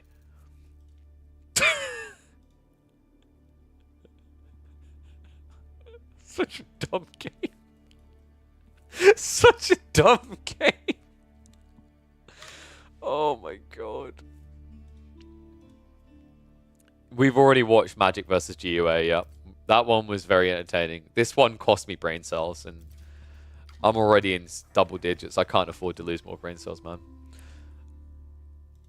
I'm all I'm gonna say is I'm glad I sped up. I wish I'd sped up more. Impressive for Maria, but like, yeah, I think the thing you see is like how games can be defined by who makes less mistakes. Yeah, that's the right thing to ban here. And we got polls. Why was the what was the do you like cheese poll about? Do you like cheese? I don't know why they want that, but we'll do that one first. Do you like cheese? Yes. No. I'm lactose. So yes. There you go. Don't know why you want that.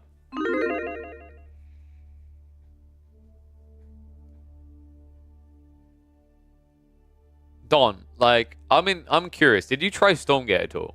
I feel like for a person who's sick of late games and likes fast crap, you'd really, like, enjoy that. The pacing is so much quicker. So I was just thinking there, like, yeah, I could have got, like, 5. In AoE 4, that's not a guarantee at all. I haven't tried it because of the looks of it.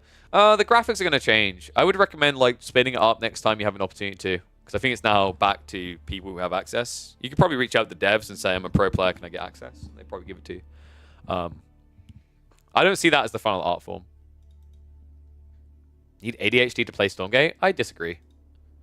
I think actually, like, they do a lot of things that make it less hyper-focused than AoE 4. Like, I can legit just have my units auto added to a hotkey And also, I can just use QWER to select all my production buildings, which is like so. It for a casual player, it actually takes a lot off. I really do wish the AoE4 had something like that. Soldier versus GUA game? No, because I'm pretty sure Soldier versus GUA was casted by the main channel, right? I quickly glanced what was and wasn't cast. So we just done Magic. We've done Magic versus GUA. We've done Numidan versus Marie.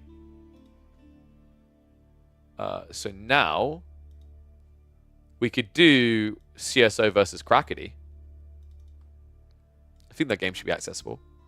Do non-casted games only. That's my aim. I don't like to cast something that's already been covered because, like, if I'm just going to cast it, maybe it's kind of weird. Like, especially if it was on EGC TV's channel, it just makes no sense, right? Let's have a look at Mr. Crackmeister. So we want CSO versus Crackety. If I can find it.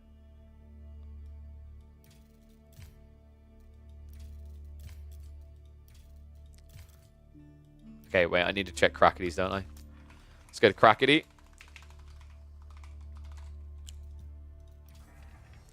Oh, dude, that game. I lost so many brain cells watching that game. Alright, Mr. Crackmeister, where are you at? So we've got CSO. There we go. That's game one. So we've got Gorge. Let me grab their draft as well so that I can pull up the draft. So we had Crackety versus CSO. Open that bad boy up. And then let me get it ready.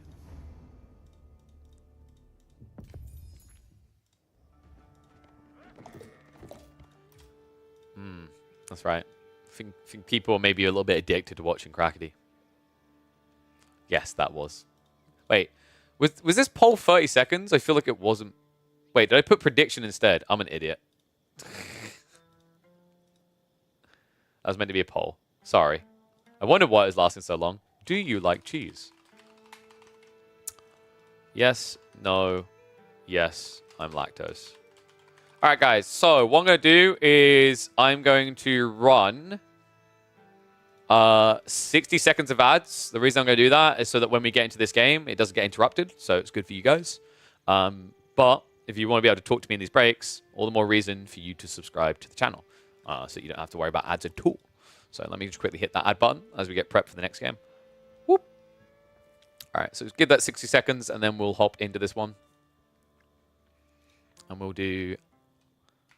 Because I think CSO wasn't cast by anyone, from what I could see.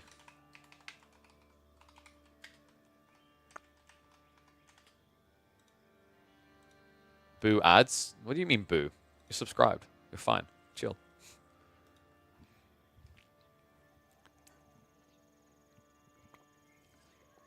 Wait, why? Yeah, why does CSO... No, dude. No. Let's go further. Why does CSO have Ottomans and Mongols? What?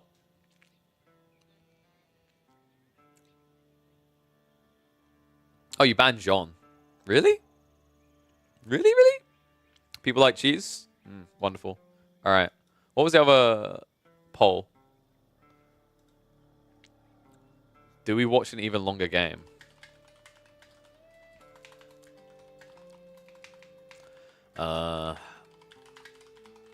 Yes. No.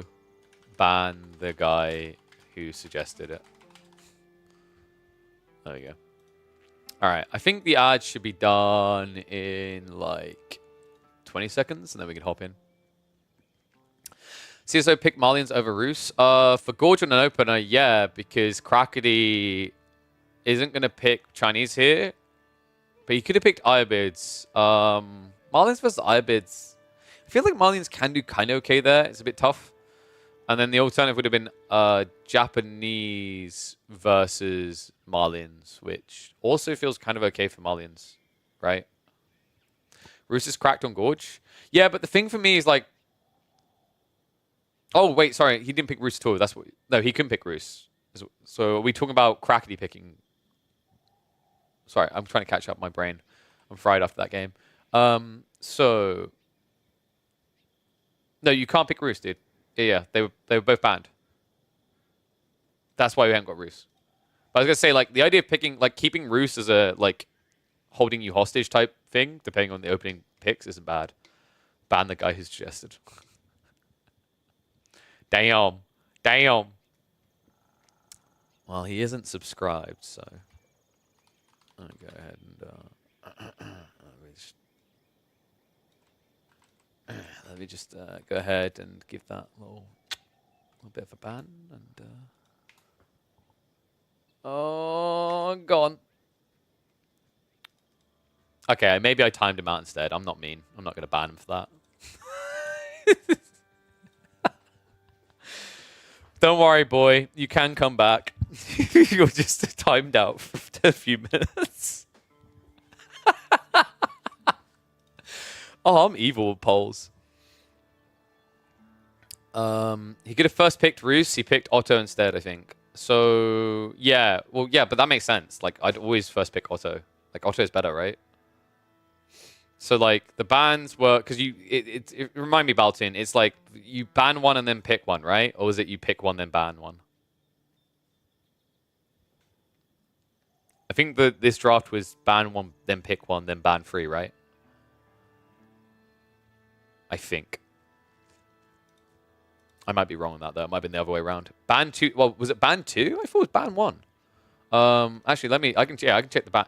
Okay, so it's ban, reveal, then pick. Okay, yeah, so 2 bans, then a pick. Then a ban, then a pick, then a ban. And then remaining picks. I thought it was different than that. That's kind of weird. Okay, I must be thinking of a different tournament then. Yeah, you always ban at least one, but like they went for ban 2. I thought they might do like ban 1, pick 1, ban 2, and then pick 2, and then ban 1, and then pick 1. I kind of like that format. Actually, I think that format like opens the breadth, but the issue might be the current meta is like a bit too... Yeah, I don't know. This draft system is the best one so far. Do you think it's better than the one I just suggested, where you do ban 1, pick 1, ban 2 each, pick 2 each, ban, pick remainder? All right, let's get ready to go anyway. I think we have got the game. Otto and Roos bans? Yeah, dude. Everyone just bans Roos and Otto because it's just, I mean, dude. Roos has all the flexibility, and Ottomans with the right maps just feels unbeatable. Like, you genuinely, like, Ottomans is so absurd, you actually have to raw outplay your opponent. I feel like when I see Ottomans lose, I'm just like, well, feels like he just didn't play the right matchup. Didn't play well in that matchup. Like, because usually you can predict Ottoman picks, and then you just use some of your strongest, right? Especially in a BO3, because you pick 4, so you should like realistically get 2 good civs. So you should have a good like solution. Not a fan of that format, dude. That format, like I just suggested, is no different to this one. I don't think 4 bans is too many. Like that's crazy. I think that's fine. 4 bans is 4 bans is fine as long as you like are spreading them out. If it's 4 bans at the start, it's dumb. And also the bans are specific to the players. So like if you think about it, like there's like it's much more reasonable in that regard, I think. Like I don't know, man. Maybe I like bans because of the strategic constriction. It actually puts a lot more emphasis on the draft than just being good in the game, which I think is important because like it's the strategic layer to the game that's very important. Like, you know, I think that feels right within Age of Empires due to the history of Age of Empires, and then also like as a Dota man, it feels right to me as well because like in my MOBA game, you ban what was it 10 and there's 120.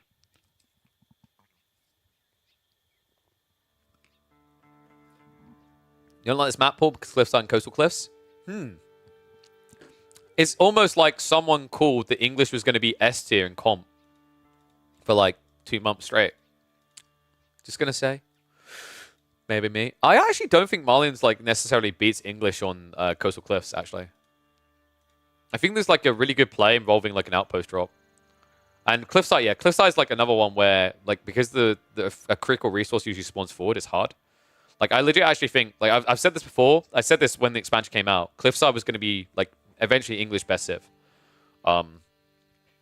And then Coastal Cliffs works really well because all the wood spawns forward. Should we get on with this, though? I think you guys came for the action.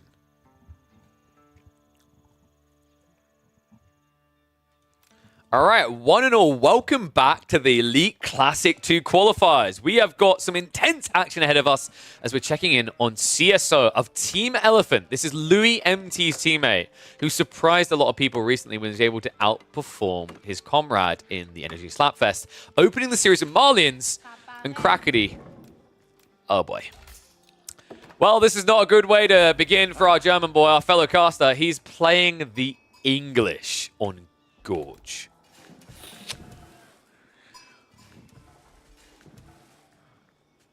This is a tough one. So this is a very interesting map for this matchup. I think if there was a map where you had to pick English into Marlians, the two that you might stand a chance on would be like, that you'd have the best chance on, maybe like Cliffside. Actually, I feel like I like Coastal Cliffs a bit more, but probably Cliffside and Gorge. The reason is Gorge, like the second gold is very difficult to reach, so you get sniped quite easily. But realistically, this spawn looks pretty decent for it with a nice little defensive tree line in the way as well. And fundamentally, like, at the end of the day, how are you really going to block these gold veins? It's always the same, right? You have to move longbows, and jabs naturally counters that. I'm wondering, I'm racking my brain, is there a way where Crackety can finesse this? We're going to hit the 2x speed, by the way, for the early game. Maybe, like, maybe Abbey of Kings? The problem is, like, this is why this matchup's so bad for English, is, like, if you build longbows with Council Hall, you get countered by the javelins. If you build men-at-arms, you get countered by Musafadi. If you build Abbey of Kings and go Knight, you get countered by Donzos. It's very frustrating, actually. We'll see which way he wants to go. It's just going to be standard. So yeah, Council Hall coming out from Crackety. I wonder if he tries to play multi-TC here. Like, even multi-TC feels a bit weird because you're allowing the Fulani spam to happen. And the problem is, on a map like Gorge, you can't hide that information. Gorge really exposes your opening moves with good scouting. And it means that if CSO sees that you're going for 3TC, 2TC, whatever it may be, he's just going to double drop the mill and then spam out the ranches quicker. Wonder how viable a Divine build would be here. I mean, dude, Divine couldn't win with that build you're highlighting, Johan. He couldn't win with that build on Dry Arabia. If you can't win with that build on Dry Arabia, you're not winning with it on Gorge. Gorge is harder. Like, the gold spawns forward, so you will struggle to get a tech up eventually. Like, the TC won't protect you. The stone, like, isn't hidden in a way that you can subtly do the play. You can't sneak TCs off easily because you get caught easily walking out. It's just it's a rough map for it, man. And even that build, like I said, like, you know, Divine, probably one of the best people executing that type of build, as he's a filthy English turtle boy. Even he couldn't figure out a way of making it work against Marlians. So, not high hopes there. Instead, Crackety is just going to try to apply pressure. Moves out with the longbows. This is going to force a reaction into the archery range that's already been prepped. Because of the passive gold coming in, CSO will definitely have the necessary jabs to hold this back. The problem as well is, like, this is another reason why I hate the English here, is, like, if you're, and I am English, lol. If your opening play is to go into longbows, what are you doing with them? Because you're not burning buildings. He's going to set up an outpost, but, like, even then, it's javelins, right? Like, the javelins, with this passive gold trickle, he's going to enable himself to get a good count to counter you. He'll be able to dive you. And even with outpost fire hitting back, javelins are very tanky. It's such a frustrating game. And one interesting follow-up here. CSO actually goes in for the Cav as well. It's weird as well, because Crackety hasn't added in racks at all. Wow. This might be a very quick game. Like, if he immediately just queues up a sofa, which he can afford, he can... Oh my god, dude, he's going to do it. No way, dude. One sofa might just decide this game. Like, this is really important. Crackety's all in on a longbow push with an outpost rush. If he can't get this up, and I don't think he will be able to, he's dead. He won't be able to deploy palings in time, and already he's choosing to trade with the javelins. Nice idea here with the micro back. But Sofa's out, and yeah, here we go. He just rushes across. He knows about it. He sees it. You need to set up palings ASAP. Crackety instead is choosing to start a step, and that means the Sofa will have enough time to take this villager out. Oh my god, dude. That's tragic. Sick pullback, but the charge comes through. Was that intentional? Oh my god, dude, I think that was intentional. CSO, he saved the charge because otherwise a longbow would have blocked it. And then when you run away, he got enough time because of it. What an absolute god. And Crackety now, he's just kind of in limbo, right? Just add more longbows, pull another villager. But the problem is now there's another Sofa, a freshie. He can cut reinforcements. Remember, these Sofas aren't just tanky. They get bonus damage versus infantry. 3 jabs and a Sofa is enough to actually kill off all these Lombos right now. Already one going down. Oh, he misclicked the house. I mean, Crackety's panicking a bit, right? And I don't blame him. I'd be panicking too. This is looking really bad. Like, this game is about to snowball poorly. Getting into this one, Crackety was already of a mindset of, okay, how do I really play this? It doesn't look good. But now it looks all but secure. 4 Javelins versus 5 Lombos. Villager came all this way for nothing without Wheelbarrow. An incomplete outpost that will never be complete. Oh my god, man. What a harsh one. Yeah, this is, like, genuinely, this has to be English's hardest matchup to this day. It's so difficult. I said that, like, if there's one map that can maybe work, it's this one. Unfortunately, like, I think for it to even stand a chance, you needed the gold to be on the forward side, but it wasn't. It was retracted, and you had to wrap around a tree line as well. So those small details, I think, are actually what helped CSO a lot to thread the needle and get the jabs and the Sofas in time before the outpost went up. Big shout out to Boy Come Through for the resub. Now that you are subscribed again, we can't ban you. That's how it works, guys. So Crackety hasn't called GG yet, but I honestly don't see a way. Like, you know, he's going stables now. This is crazy. CSO is legit just committing without spinning at all, but it's such a smart read because he's up against English, right? And by going Sofas, this whole play by Crackety doesn't work now. Like, weirdly enough, actually, Crackety going Spear plus Longbow would have worked better. Another thing that's crazy is, like, Crackety just stripped one of his strongest Civ choices for the rest of the series, actually, right? Because he picked, so he has English, Japanese, Chinese Ibids, and you're on a map pool that includes the likes of Coastal Cliffs and Cliffside, where English are really good. All of a sudden, like, if one of those has been picked, I didn't double check that detail, CSO still has HRE, Mongols, and Ottomans. Mongols can kind of be interesting Cliffside. I just haven't seen them, like, fully lock in. But on Coastal Cliffs, I think, like, with the remaining civs, HRE works really well there. Even Mongols can actually find some decent success. It's like, it's kind of a tough one now. Like, I don't think Crackety... How to put this? He was so close that he couldn't see what was right in front of him, right? He was so busy, like, looking at the trees in the far distance, he didn't notice the giant guy with a shotgun standing in front of him that was the Malians. Ay, ay, ay. Crackety, now these horsemen, I think they have been revealed as well. Yep, CSO sees it. Behind this, CSO is now adding in the ranches. So this is where the scaling begins. Love the fact he delayed that, even though he was going into the Sofas. Yeah, that's fair from Crackety. Like, Crackety just highlighted in the chat what went down here, because we're recapping this later. He thought CSO was going to open Ottomans.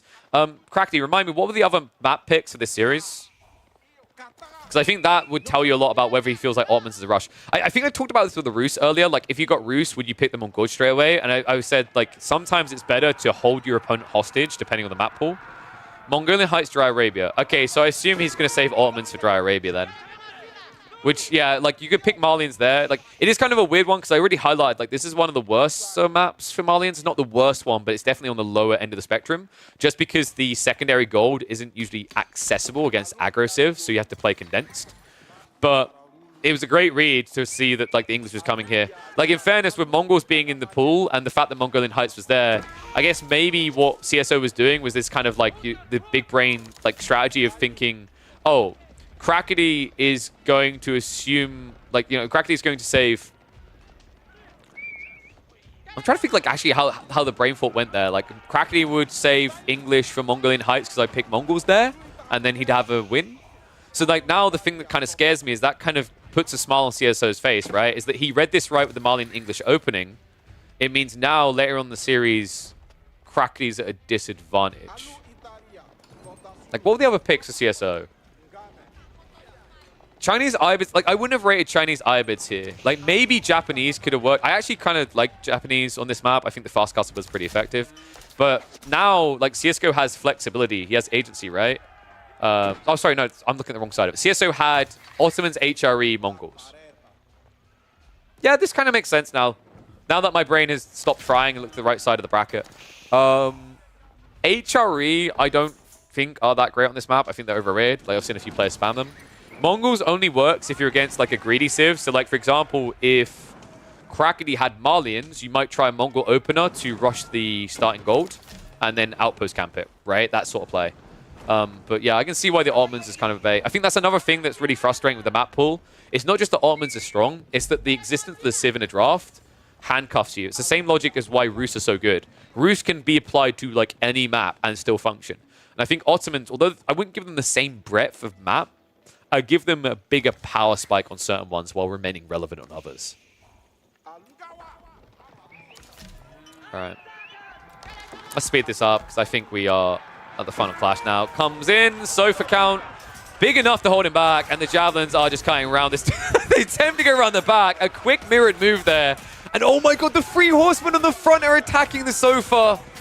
You know, the crazy part here is like CSO doesn't need his Javelins to live. He just needs his Sofas to survive.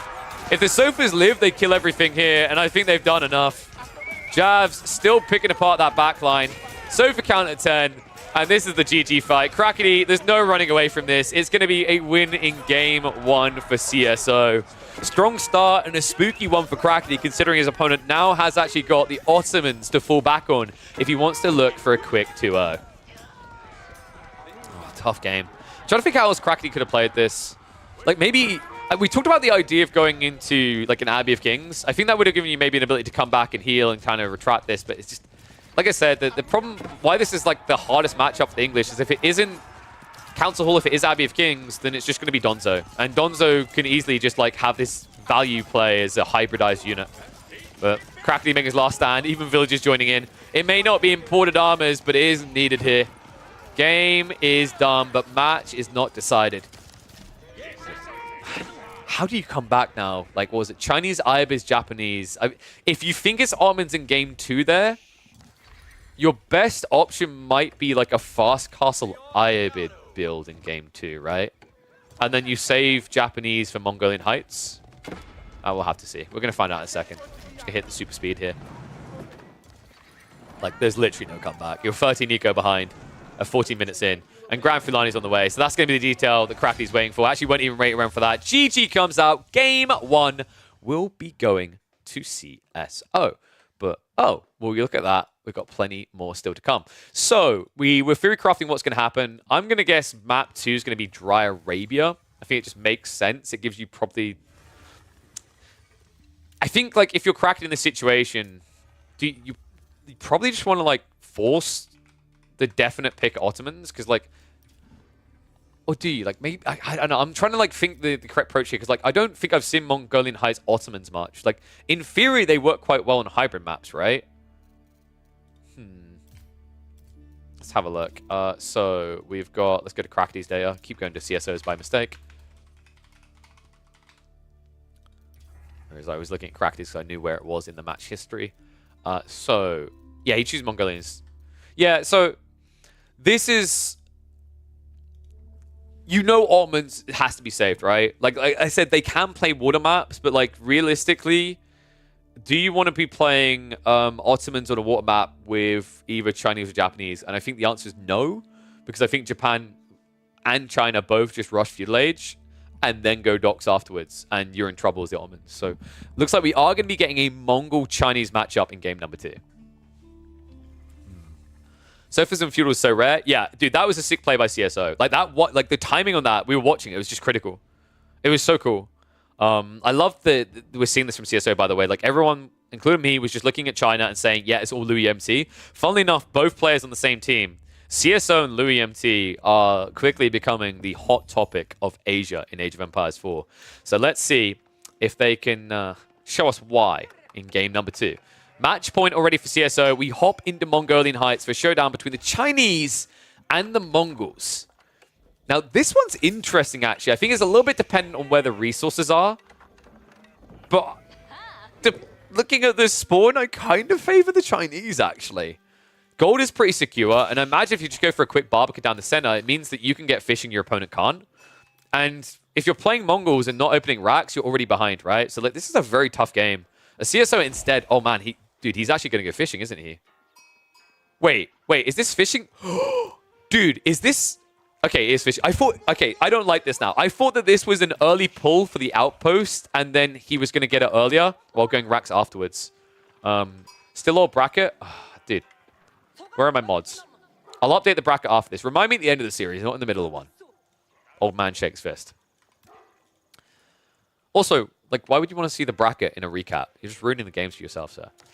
So Doc going up on the enemy side, but like, I'm not the biggest fan of this. Like, Crackety realistically should be rushing towards H2 and then go for a Barbican. It feels like CSO, in some ways, is being smart here, right? Because his opponent should be expecting an outpost rush, but like, I still think outpost rush has value here to block out plays. And the Spearman presence means that the Barbican isn't free. But now, Crackety realistically could just go for a Barbican rush down the center. And he's going to scout that out quite quickly, right? Yeah, boom. Goes in, sees the Uvu is right next to the TC. He knows there's no racks. Yeah, I don't like this at all. I think if you're going to go fishing, and I think it just got highlighted in chat, you can't go Uvu. This was something that was decided a very, very long time ago with Mongols, is that it just puts you behind, because if you go Uvu and then go fishing, your opponent could have been fishing ahead of you. If you go Uvu and then like go racks, you can prevent fishing. If you rush fishing, your opponent rushes fishing as well. But like the scout out now, and oh my god, dude, he's just going to do it to him. He's Crackety is now playing the Mongols. Oh my god. Oh, this is so much better. Yeah, I think he could have still went for a Barbican drop on the center and been fine, right? Because like there's nothing CSGO can do. Like you could legit drop a Barbican right next to his dock and secure this whole area. Instead, he's just going to look to torch out the enemy dock before a tech up because CSO is greedy. And you want to know why this is like discount Mongols, by the way? Supervision. He was able to pump those out really quickly. He didn't get the stone instead of food would cost, but what he did is he got enough Spearman out that now CSO on a delay has to go back for Spearman himself, and he's going to be very late. In fact, probably too late here. Oh, dude, what a sick read.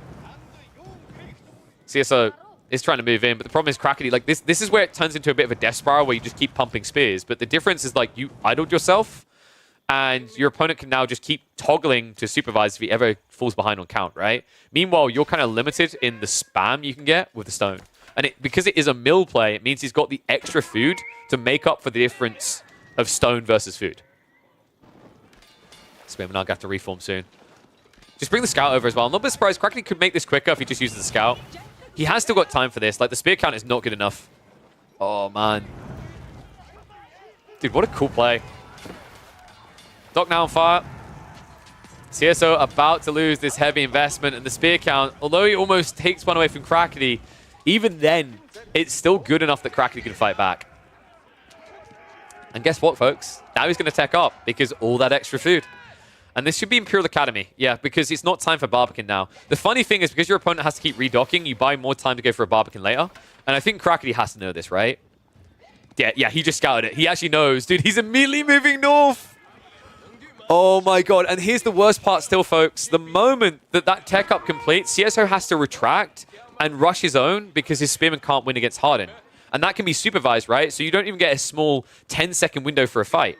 And that means with 10 Spearmen here, you'll end up losing the dock. Even the outpost could get killed. Scout sees it. He's on the move. We should have known, really, shouldn't we? Game number 2 had to be Mongolian Heights, where he could play China. After all, I forgot for a second here, we're talking about Crackety. He plays so much Byzantines these days, we forgot about his humble beginning as a filthy Barbican rusher. No Barbican on site here. Just a Spearman rush. Spearman upgraded to Hardened, and now this is a fight CSO can never win. Backs away quick enough. Outpost needs to be cancelled, though. Wait, CSO. Okay, he loses some of the wood invested there. Another dock's going to be going down, and now Crackety has to have a smile on his face. Game 1 had to be very jarring, very tilting. It felt like you were playing a 5% chance. But in game number 2, the way he formulated this, the reaction, the moment he saw the dock, or rather saw the lack of racks, was pristine out of our German friend here. Just trying to force the charge in. Stabs come out on his side. Oh, the torch throw! That was a big deal. He just focus fired one down even with his back line, and now the mosh pit begins. Crackety wrapping around the back. That was... I get what he's trying to do. He's trying to pull away from the new healthy Spearman, but that actually hurt him. Oh, Crackety. Wow. That felt like a really big mistake. He's at least going to take the Khan out, but what the hell just happened? Oh, no. That should not happen. Archers are in the way, so this Spearman count will eventually get cleared up, but that means CSO keeps the dock alive. What? Oh my god. Wait, did Crackety... Did he click a low Spearman when they pulled back? I don't think so, because it didn't look like they were charging to a new target. It looked like he was trying to shift the left side away from the fresh spearman. But what happened is that basically he had to run all left and then just kept rubbing up against the spears as he ran past. Yeah, that felt like a critical blunder. He could have traded that out quite well, and then the archers would have cleared up. He'll still go back for another dock over here, though. Wait, was this the same one? I think, yeah, CSO must have repaired it then. So that dock is guaranteed gone this time. No way Villager gets back. He can now move for the northern one. There is an archer ship on the way, but I think actually with a handful of spears, you just commit, right? Like, one archer ship will not kill you quick enough here. And now we're seeing the dock coming out. Fishing boat will actually reveal that there's no extra investment on the south side. Needs to be careful. Love this. Just trying to buy enough time. Remember, the double build speed means the dock is always going up. Yeah. Okay, Crackety. Crackety. I thought he was going to go for the dock here. It makes a lot more sense. Instead, he's just going to rush up his own dock. Archer ship is now on the way. So we are getting trades set up in the corner for CSO. But right now, man, it's hard to not favor Crackety's position here. Sure, he hasn't got fishing eco on his side, but remember, he's inflated his eco in other ways. Imperial Academy got buffed big time. I think a lot of people slept on how big this buff was. By discounting the cost of the IA, you now pay 45 resources less, right? So that's actually a huge discount. Means that also losing these taxmen is less painful than it used to be, right? It used to be 150 down the drain, now it's only 105. And it just means you get an extra taxman for the same cost as 4 previously. Oh, sorry, you get 4 for the same cost as 3. My brain today. Pretty phenomenal. And I think also the other interesting thing is like things like this, where because you're now spending a little bit less on those taxmen, it's more easy to reach in for examinations tech. It's crazy as well. I think I talked about this in another series. Like, that landmark was already the go-to choice. You only went Barbican when you were kind of forced to for some reason or another. But now it's just like even better. So it's like Imperial Academy was already built, I'd say, in about 65, 70% of games. Now it's like got to be 80+% before Barbican. Crackety putting all that good extra gold to use here. He's going to mass demo ships. Okay, so this is smart. I still think the Spearman could have done this, but this just guarantees that if it turns into a melee mosh pit, he also has enough troops for that. So it's going to be double demo, which will dive in. We'll clear the dock instantly. And another dock is behind this, but the whole idea is you can't rely on the strong defenses now, right? The forward dock has naval arrow slits, and I think a critical mistake in this game from CSO is not repairing that. March is in. Demos. Just hit the dock, man. Like, just don't even hesitate. Boom. Once. Sets on fire. Dives past. Doesn't even care about the emplacement here. Love the fact that he's baiting in. Oh, Demo's going to try to go deeper and force the fire. Sprill's slowly winning out. The return fire there. Okay, Crackety, he could have committed in, but instead, he likes this because right now it's wasting the ship. Oh, sick micro. Crackety goes in for the detonation. And that is all he needed. Archer ships will chase this down. Full idle eco. CSO has no fishing anymore. And Crackety now has a ram play coming. Dude, this is crazy. Shuts down the water. Doesn't even look for his own fishing. He's all about this timing. He realizes this is a time where you can end the game. He'll have fishing as a backup plan if need be, yes. But now he can just look for a fight on land. External ships are at least going to come out. Wait, was there a demo ship recovery or a pullback? Oh, there was a demo ship recovery. Oh, damn. I must have missed that. Apologies. Still, fishing does survive, but I'm just thinking about how much wood has now been spent on docks alone for CSO. More ships are coming. I can't believe we missed that, man. Apologies. Need to get my caffeine today. Well played by CSO to recover that then. A little bit ambitious, maybe grouping up the archer ship or the sprung ship there. And I think, yeah, he did get arrow slits in, right? So that assisted as well. Demo ship trades coming in, though. Spearman need to deal with this faster.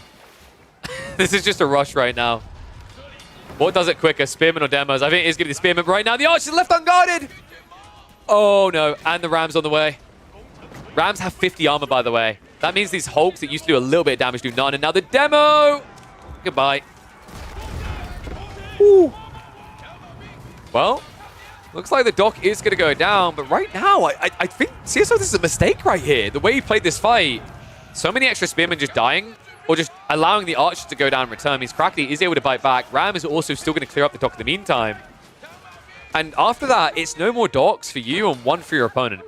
Looks like there's going to be a raid on land, but it's just a Khan, so no significant damage there. It's like the Doc. It's not going to be quick enough, is it? No, Doc is going to go down, so well played by Crackety. A scrappy engagement by both sides. I love the fact that each time this game looks like it's over, there's this definitive move. There's a quick knee-jerk reaction by the other player. Fishing was operational, but now it's fully shut down. Just 4 fishing boats, no Doc, and the Archer ship catches the Villager. Oh, and that's going to be dead, right? Like, 2 more taps. Going to get the final. Wait, what? Sometimes I just can't with this game. How... Completely whiffed that shot. Yeah, again with it. Archer ships really are a meme at this stage. I can't.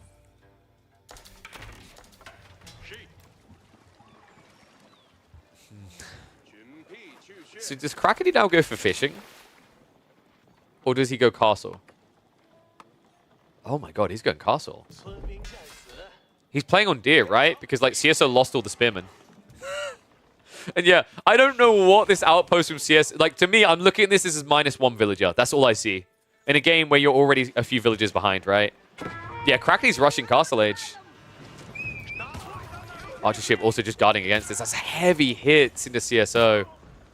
Nice micro there. Crackety just min-maxing the damage. And also baiting the Keshiks back in, dude. Oh no, CSO! So we've got Castle and Castle Rush, but the difference here is that one side has gold, the other has food. And that scares me because, like, if you're thinking about what both sides are going to rush, for Crackety, he only needs food. For CSO, what do you rush with gold? You want to go Keshiks? You need food. Oh my god, he's going 2 TC as well. What the f... Alright, hear me out. 9 out of 10 times, this is actually a cool play by CSO. It's very greedy, but, like, you're playing against China, right? Against most Chinese players, they're probably like, oh man, now I just go back for TC and we boom up. Crackety isn't going to do that. This is going to be a Palace Guard spam. Palace Guard and Lancer, right? Okay, just Lancers. Dude. Makes sense, right? He's up against Trade. Just chase that down. And now, all of a sudden, you're booming more eco, spending more food into villages instead of protection against something that can dive your base. Oh my god. This game might be over fast. Trade at least has some insulation, right? Outposts are up, so you get early warnings. You have garrison spots. But the supervision could be coming in here. And yeah, it is. Lance is coming out every 13 seconds. This is big. Remember, like, a big part of why the Japanese fast castle build works is this whole idea of you just getting your mounted samurai out every 13 seconds. Or every 12. Supervision does the same thing. And yeah, we didn't get Song in the end, which I agree with. I think if you went Song, you're playing an eco game, you're playing macro. And that's exactly what CSO was anticipating, I think. He wanted this to be a macro game, which is why he went trade plus second TC. But now this timing by Crackety, I mean, if he fluffs it, GG, right? But how do you fluff it here? CSO has 1 Spearman, 3 Keshiks. He has no answer. Lance is now moving in for the villagers. As soon as you start building a lead, you're about to start losing it. Double villager TC fire is like pretty effective, but you know, the undermesh is already in. I imagine we're going to be a supervision into a fast second range upgrade soon as well. Don't like that he's finding the Keshik. He needs to find something else, and he's found it! Oh no, he'll be able to move away. But now you just run Lancers into the trade line. Right? Dude, he's going for the base. This is a crazy game, actually. Crackety. He's going to start finding the trade. This is what I want him to target in the first place. You can't kill the Keshiks in small numbers, because if it's 2 versus 1, they'll just heal off of you, and like with good micro, CSO can just peel back. So this is much better. Just take out the traders, preferably before they drop off. In fact, he could even still kill a second. The second wave now coming in.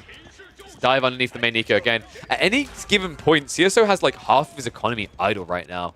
So it's making him pretty ineffective, and oh my god, he hasn't noticed. Dude, not like this. So right now, CSO actually isn't ahead on eco at all. And he's losing more. He finally realized that the fishing was not working, but that was able to fish for a good, I want to say, almost 2 minutes at this stage. Girltray has to pack up again. behind this, is Crackety prepping for a farm transition? He's gathering a lot of wood, but not spending it right now. It's either that or we're going to see Nest of Bees, but I don't think he has the gold for that. I would love to see him drop a Monastery just to prep more gold. Like, you've got the wood for it, right? Then you just need to find 150 gold to get a return. For now, though, I love the fact that he's essentially playing China as an aggro Civ, right? Pocket resources, deer, boar. We just don't really see this with this Civ anymore. There's going to be another trader going down. Archer's just super effective at taking them. I think that's why Crackety was leaving them far away from the main fight. CSO right now only has a handful of rabble to fight against this. A few Lancers, all's going to take to break it. Spears chasing in. Lance is targeted first, though. That's not good right there. CSO and Miss Micro. Crossbows can easily quickly take down these Lancers, though.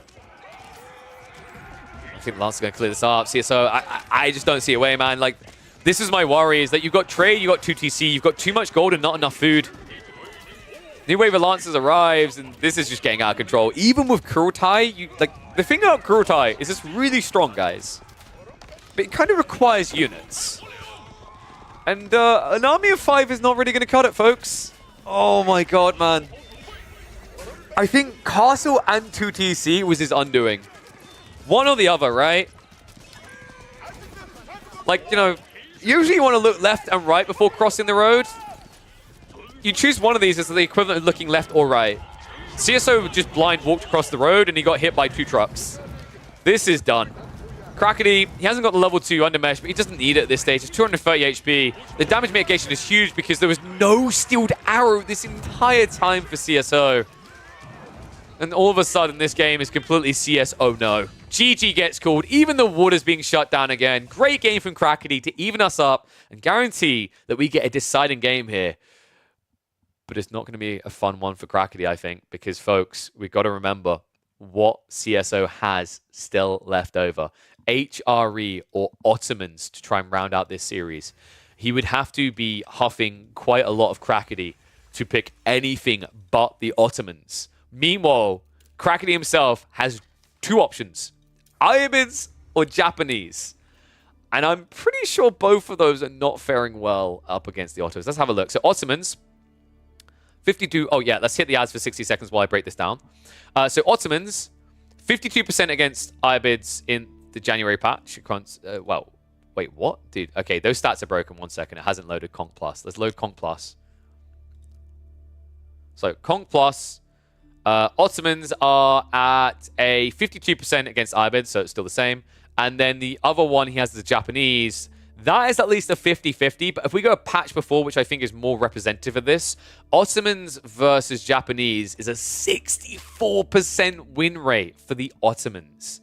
Meanwhile, up against the Iobids, and this was pre-patch where they were better, that's where Iobids could win, 35.6%. So I think Crackety is still going to be leaning into the Iobids for game number 3 here, but it's fair to say that this Civ isn't as powerful as it once was, right? The nerfs to its fast castle build have definitely been hard felt. So I think it's still going to be a bit of an uphill battle against what right now feels like an S tier Civ. I think Ottomans actually in this matchup, they play all in. They can clash, but well, I just looked at the game. We're loading up now. He didn't go Iobids. He went Japanese.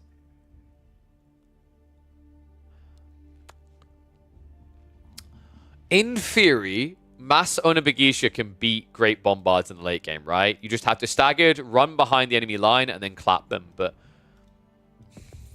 my question mark is, do you even get to that stage? Like, are you able to thread the needle into the late game? Let's find out. It's time for the deciding game between CSO and Crackety. We take to Dry Arabia to figure it all out. Japanese in the hands of Crackety. CSO, the other Chinese prodigy, could not have it stronger right now. Ottomans as the final pick in this series. This is going to be a crazy one. Teal versus blue because they want to confuse anyone who has any kind of colorblind issues. Looking at the spawn, not a bad one for Crackety. Nice amount of food on the right side here with the double berry, the triple berry, even which you can kind of wall into. And I think this is the type of game where you might want to wall in on that mid game, but I imagine we're going to be looking at a fast castle build here, right? Like, there actually are a lot of builds on the rise for the Japanese that play well in Feudal Age. I think that was discovered mainly up against Delhi recently. A lot of them revolve around the idea of like Onabagisha and Horsemen are quite effective. We've even seen some effective builds of Yumi. But if you just want to go for a fast castle build here, it's pretty easy against the Ottomans. They don't ramp up quick enough. So if you just drop an outpost on the gold, there's not really much your opponent can do. And with a backspawn in gold like this, it already makes it hard enough. Like, if you legit just drop an outpost right here, your opponent has to rotate all the way to the left and all the way around the back wood line to try and do anything. Even then, arrow slits will shut it down. So, tech up should be on the way soon. I'm expecting a Kura storehouse. Would love to see it dropped on the wood line by Crackety. It's very important here. And corner market's being highlighted, but like it doesn't matter. Like, you can't do it at all. If you're a Mongol's great, but if you go trade here, it has to happen at home, right next to your base. It just doesn't work. And then, of course, on the other side, no one cares. But Kura storehouse is on the way. Position is quite nice. Like, I think the goal here for Crackety is going to be leaning to the right side, where maybe he just even sets up an outpost like here to block the entire crossing, get set up a small wall, and all of a sudden you secure food as well as gold. But the initial spears might put a downer on that mood. Still, I love the idea of just literally an outpost here because it would protect the berries also. The first spear arrives. Nice thing is that the farmhouse always gets set up in a way that you can kind of hit onto it. But it's going to take you so long to kill and not much to repair. Twin Minute of Dressrounds on the way on the other side. We did, of course, get that military school opening to get in these spearmen. Probably just going to see a second military school ASAP from CSO. In fact, he's already got one person out in the stone. After that, do you fast castle here? Like, your castle age is always going to be slower. I feel like if you try to turn this into a fast castle build on each side, Japanese are better. So I would like to see CSO probably just start adding in Sipahi. Onibigisha aren't bad at dealing with Sipahi, but it's a harder fight than compared to Horsemen. And also, it gives you that raid potential still to hit hard. We have also got Tawara already taking Takasaiku. Probably going to be queued up very soon. Very valuable if you think you can reach the second berry line. If you can only do the first, it's not as big of a deal. But considering Crackety's a very wise lad, he'll understand that CSO has to form some pressure. I imagine he'll just stick on the level 1 wheelbarrow to get a faster castle timing here. In fact, we're going to hit the speed up. Like, this game legit is not going to be defined in Feudal Age. When CSO queues up a meta this early, I think we're just seeing fast castle. Second military school coming in. Yeah, he's got 6 on gold. This is fast castle for both. I kind of don't like that for the Ottomans. Like, if we talk Imperial, that's where they bounce back, right? Like, Imperial Age, I would favor Ottomans here. Especially considering, like, you just get all this free unit production, and Japanese are really gold heavy, and they have a limited amount of gold they can access as the game goes on, right? But in Castle, that should be a really good point in the game for the Japanese. Early, mid, and even late. Spearman just trying to be a little bit nuisance. The farms are now starting to spawn on the right side here.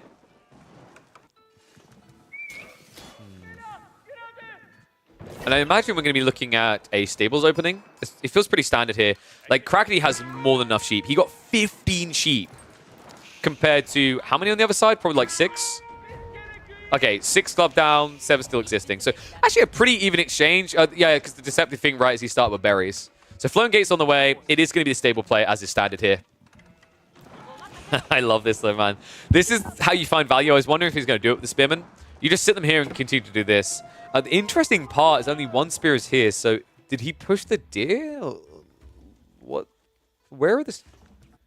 Oh, he went around the back. Oh, he's guarding for relics. I think this was kind of a mistiming. What you could have done, and I'm expecting to see more Ottomans players do this because it's just so strong. He could have pushed these deer towards his base for gathering to keep everything condensed. And then still ran out for this timing when Castle Age comes out. Because, like, it's 8 minutes, right? You know when this is going to happen. So, like, earlier than this, either all those spears should be burning the farms down, or they should be helping you push eco in. So, a little bit surprised he done that. A little bit of poke back here. And what? I love that very long jump. You guys see that where he skipped the leg animation? So it's going to come out. These are Dark Age though, right? Yeah, dude, I actually think you died to a Wololo. Wololo? Wololo? No? Okay.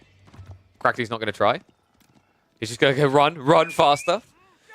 So that's going to be a dead Shinto. Not great for Crackety. Like, great read by CSO. It does shut down the opening play. Funnily enough, he gets the relic quite close to base. Closer than he probably should have here. Funnily enough, the first Mount Samurai actually could have blocked that, but obviously he was heading to the enemy base. He didn't anticipate this. Other side of it, CSO almost complete with his own tech up. Doesn't have additional spears to defend with yet.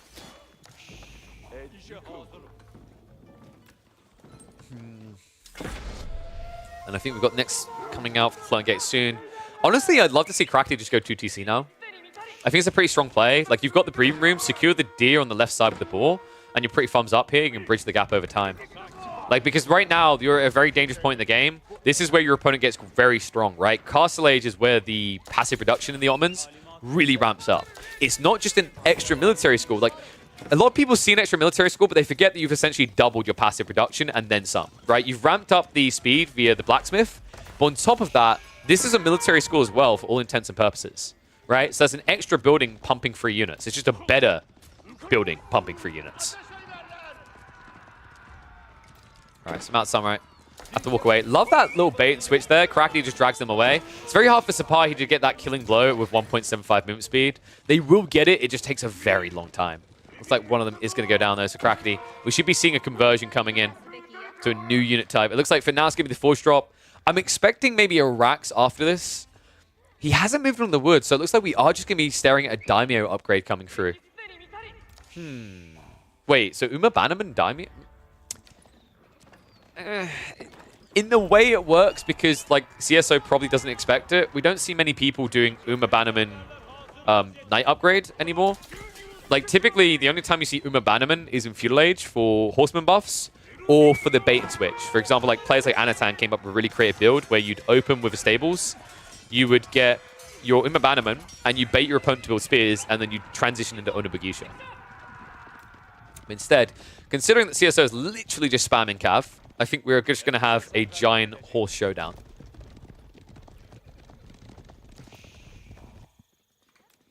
Crackety is moving out on stone now, so it will be a rush to upgrade those. Wallow on the flank. Looks like the Imam's trying to pull it back, but the Mount Samurai are going to intercept. So far, one relic has been banked on one side, one has not on the other. Instead, Crackety, he did prioritize moving out to grab a second relic with the Shinto over waiting for the shrine to complete. Now Mount Samurai keep moving in. Yo, if he could actually get that Mangonel, unfortunately the Knights are going to be there, able to block that one out. And the thing that is a little bit worrisome is when you take this strategy as Crackety, like what's happening is over time you're losing Knights, right? Like you're trading Knights for raiding eco, idling out. Meanwhile, CSO is just escalating an army together. And this army is kind of scary because typically Mounted Samurai are just better than Lancers, but there's a few details that matter a lot here. For a start, that meta. The meta is an interesting one. You still have the deflective armor advantage, but the melee tech advantage that you can eventually get doesn't exist because of the melee armor. Funnily enough, that's just 2 levels, right? Like, this is no insulated helms, no fit level work. It's legit just that meta effect. I love this because essentially these Mounted Samurai hit for 1 less damage in the exchanges. And over time, that kind of offsets a big advantage the deflective armor gives you. Still, these raids in are effective. CSO losing a lot of economy now. Up to 8 worker kills. Crackety probably feeling like he's done enough damage here. Draws the army back home as well. I love that detail where essentially CSO had to rally back towards his base. It means there was no trade. If Crackety had chosen this exchange over here and had to draw it back a bit, CSO would have leaked in and killed eco. Instead, Crackety is able to move out into the berries, and this is going to keep the War Machine grinding.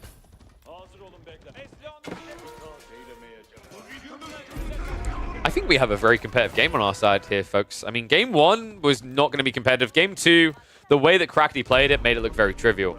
But this one really, like, I'd say they're neck and neck. Like, yes, it sounds delusional because it's a 10 eco advantage, but it's a 10 eco advantage versus 4 passive production buildings, right? It closes the gap. And we haven't actually got the level 2 Daimyo yet, right? That's coming in soon. Once we get to Shogunate, we get more farms added in. That's where the Japanese's true perks start to come through. I actually love that we're seeing the melee armor used as well in the meta. I feel like it's been a while since I've seen someone whip that out, but you see how powerful it is. Like, it's very easy to forget because we see the ranged armor a lot, and that's only a +1, but the melee armor being +2 is just bonkers in this type of game. Actually makes me kind of favor the Ottomans in a late game skirmish as well, not just because of the Great Bombards, because, like, let's say your opponent builds Mass Samurai, and you have to build, like, Sipahi to defend with Janissaries. All of a sudden, you've got +2 armor there. Offsets a lot of the power that comes from the Japanese because a lot of their punch is in melee units. Flash coming in. 3 more Mountain Samurai going down by the looks of that. Eco is being hit again, though, right? We've gone up to a 13 economy lead. Honestly, I would just love to see Crackly go with the second TC. I think the second TC just breaks this game wide open. He's hesitant because of the Lancers, though, right? Like, if he goes too wide, he might get shut down. If he keeps it too congested, he's not going to actually get enough value out of the town center. He'll have too many villages in one location. But, like, one TC to me makes this game very easy peasy for him. Instead, he's putting all of his resources into an Owner Bigisha spam. What an interesting game. CSO at 3 relics now.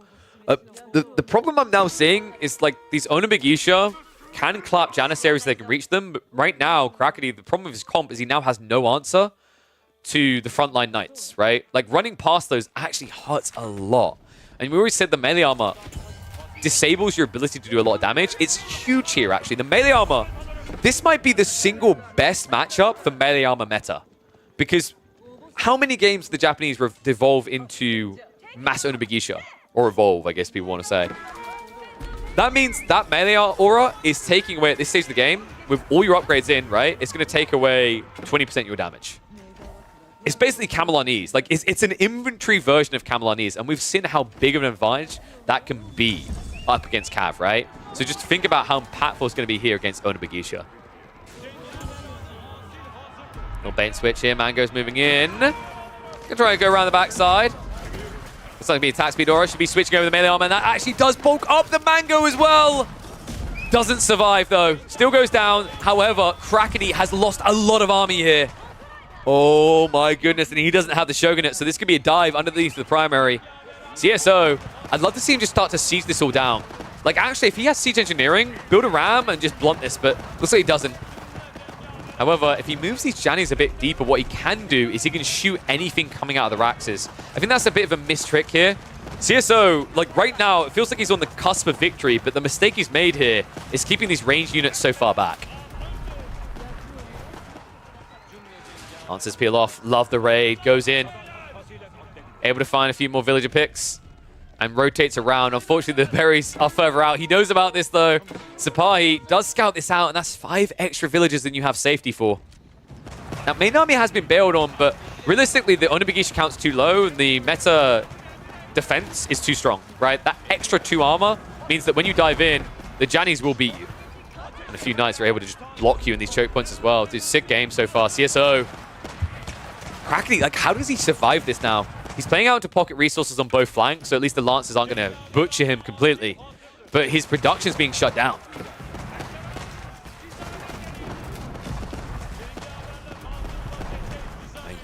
Crackety.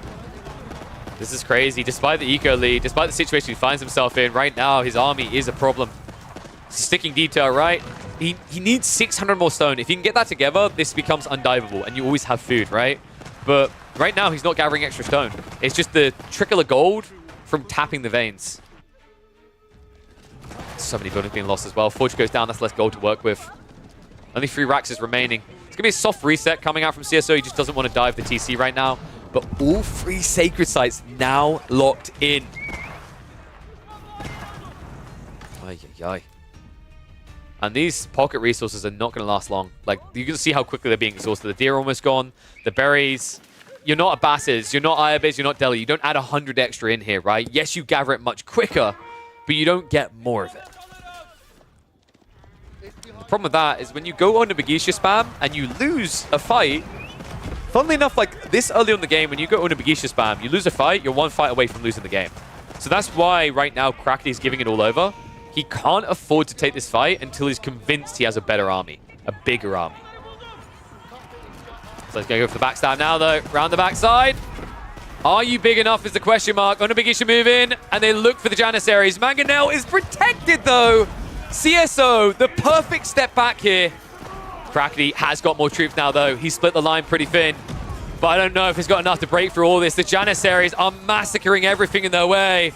Owner Bigisha running out, and it looks like Crackety might be out of time here. Army is depleted.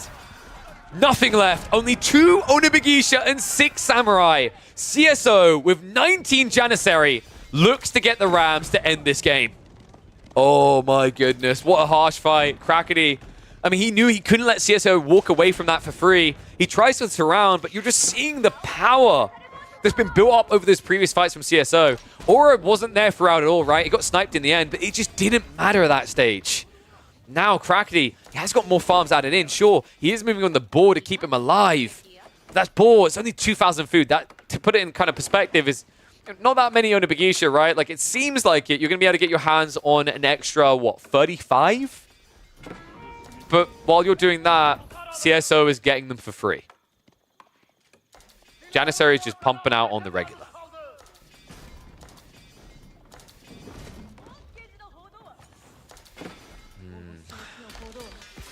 And we've now got a situation where more of your Urushiras have to go into production builds, right? No Siege Workshops coming.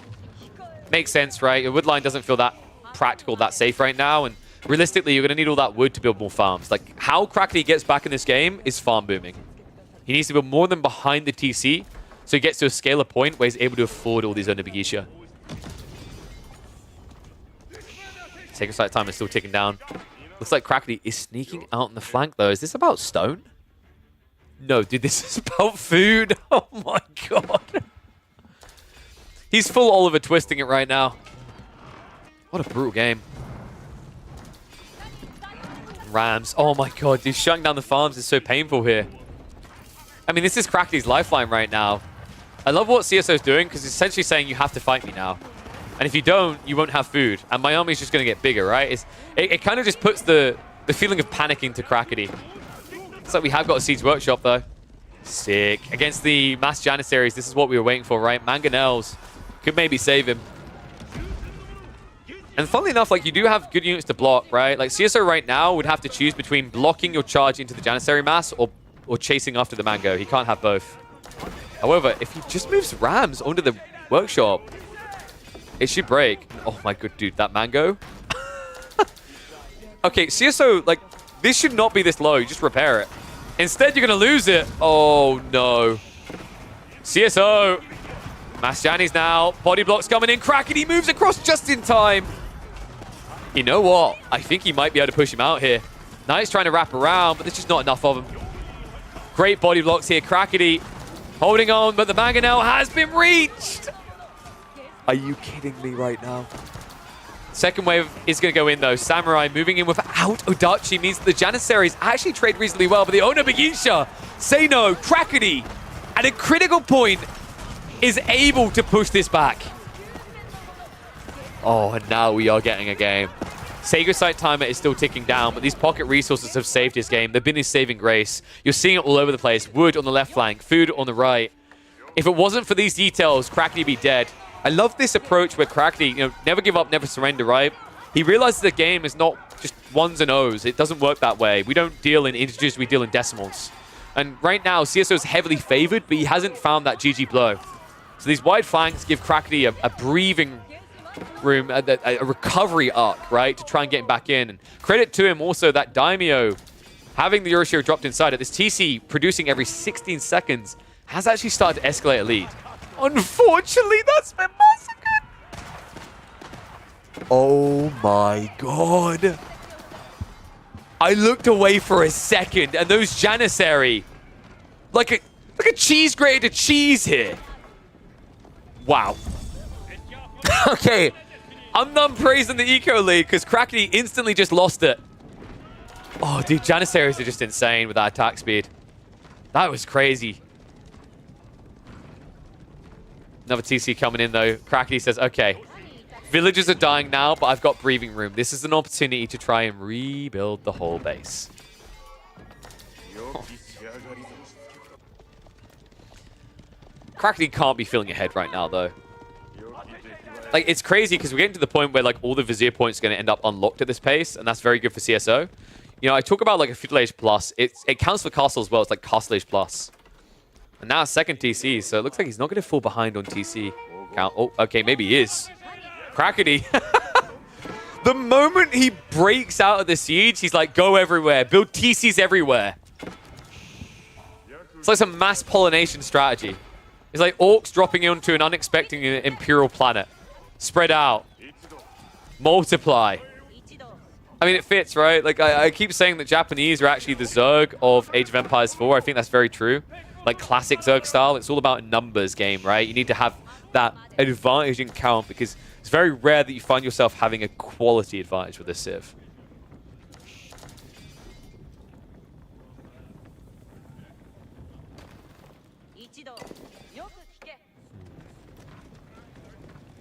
Fukasashi now coming in as well, so not really many berries left over, but very effective when you're moving around a lot, which typically happens on farms.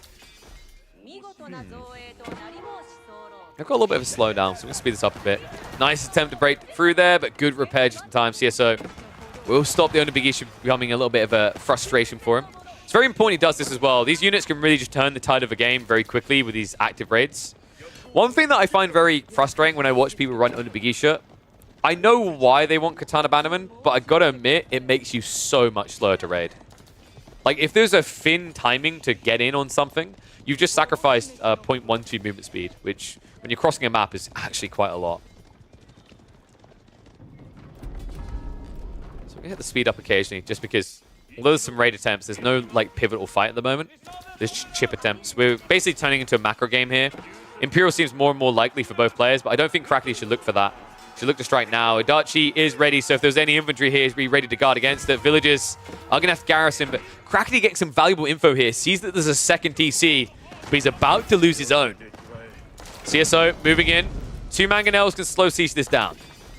Counter Mangos are coming out from behind this. CSO not with many melee units. Interesting attempt to try and burn down the military schools. I can't help but feel that's not going to work. He needs to find the eco. I'm impressed with Crackly in this game, man. Like, this looked really ugly, but he's playing quite well. Oh, man. These Mangoes. Repairs on one side, repairs on the other, right? Janissaries can actually keep them alive, and he tanks with a few archers on the front of this. Enough to force Crackly away. But now the main melee army is ready to go. Moves on in. Thinks twice about it with that many Janissary. Did get rid of the meta, so theoretically this is a winnable fight. Like, I think you just commit in and you throw the Mangoes at the engagement in a way that CSO can't stand his ground. It's like the Samurai that went to the back are at least going to be cleared. I don't think CSO knows about the third TC, by the way. Like, he had no reason to go down there, no reason to scout for it, right? So he knows about the second TC. He knows that the Yorishiro gives a slight advantage, so he'll understand that Crackly is escalating his eco. But at the same time, he probably doesn't feel threatened by the idea of 2 TC with 1 being Yorishiro, because he's playing 2 TC with production out of the military schools, right? The fact that this is 3 TC is how Crackly might recover this game. Oh, God, that... I don't know if that was good enough. The Mangoes on the backside are really what's scaring me here. Spruan has also now arrived. Janissaries, nice start step there. CSO dodging out most of the damage here. And the Janissaries, he splits them into groups. Oh, this is sick. Knights following up behind this. They need to protect the Springald. Going to be able to. Long enough to get the final shots out, but not enough to kill them. And the Mangoes, can they do enough in return fire here? One was going to be splintered down, a step back and further away by CSO, but the army is spinning up and Crackly has no answer to the Knights. The delay on their arrival was everything here. Not enough Onibigisha left over, not enough Samurai to just blunt force this. And now, a poor cracked Crackly in full retreat. Only 1 Mango left over to fight with. An army of about 14 melee units. And CSO now able to get the room to build rams and look to take out the TC. Man, CSO really is a crafty bugger. One of the hardest players right now, I feel like. You know, it's weird as well because I feel like we don't see a lot of him. Because he plays a lot of scrim games, actually. He doesn't play as many ladder games as other players from what I've seen. But he does scrim a lot with Louis MT. And I've got to say, man, them being teammates, them scrimming that much together has most definitely paid off for him.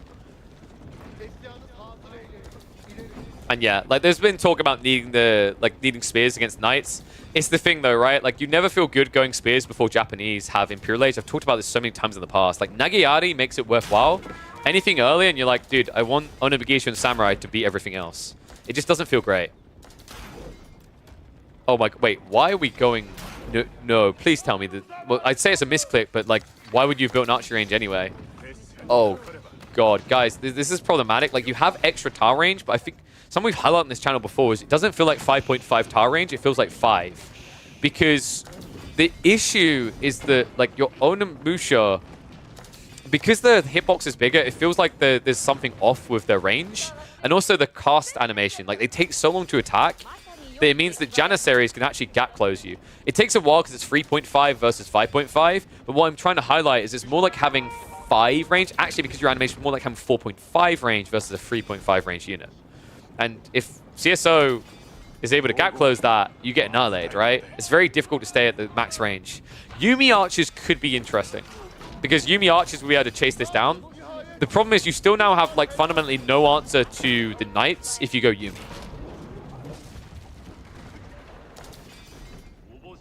Crackety. Now losing things on the flanks here. Keep drop was attempted. Looks like it was intercepted. Will be again, but I mean, dude, it's too Onabagish. They can't stop that. And now he knows about the Springald, so I imagine this is where Knights should start to roam on the flank. Meanwhile, the main engagement's underway. Overextension of the siege here. Looks pretty good for Crackety. So many Bannermen actually falling here, but the Janissary that start step back means in the retreat, so much more could die. Mangoos barely get dodged out there. Wait, what? Dude, that was crazy. It looked like that should have hit the center formation, but instead CSO dodges the initial big Mango hit. Now he spreads up the lines. Samurai have to clash. Gonna be a start step back. Right now, Crackety has, like, what, about 20 idle eco just standing here. Actually, it's more than that. 30 idle eco in total. What? Wait, did someone really just get a tampon commercial? I mean, that seems appropriate, because right now, Crackety needs something to stop the bleeding. This is tough. We're reaching a stage where CSO is just going to go Imperial Age, and then you lose. Like, you are not in control of this game in plus as Japanese. The Great Bombards, the escalation further in production, especially with the Istanbul Observatory just being what it is, it makes it almost impossible to win, especially with the fact that, like, right now, this game isn't a 75%, 25% map control for Crackety. If anything, it feels like it's heading towards the other end of the spectrum. Keep drop's going to guarantee it as well. CSO. Once he locks this in, it should be pretty cruise mode from here. Crackety, despite the fact that he had that third TC for a long time, he just finds himself only a mere 5 economy ahead. So the issue with going Spear, Yuumi, and Musha is you are very pop inefficient for late game fights. Because you, like, that's the thing that feels bad about building archers in Imperial Age, or anywhere near Imperial Age, is like they are not good traders as the game goes on. Like, it's pretty much true for every civ in the game. Like, the one exception might be Abbasis, but even then, like, if you had the choice between going Archer or Camel Archer, why aren't you building Camel Archer, right? Like, it's you're only doing it if you don't have resources. Like, anytime I get 35 minutes in the game and someone's massing archers, I'm like, okay, so they've ran out of resources. Weirdly enough, CSO has some of them, but I think that was more about the Onabagisha for the bonus damage and just having something extra to tank with. Because he didn't want to, like, spend gold on active Janissary production, but he needed more units to fill the ranks. Samurai once again in the back, but this time I just don't think they're going to find as much as they did last time. Last time it was like, what, 25?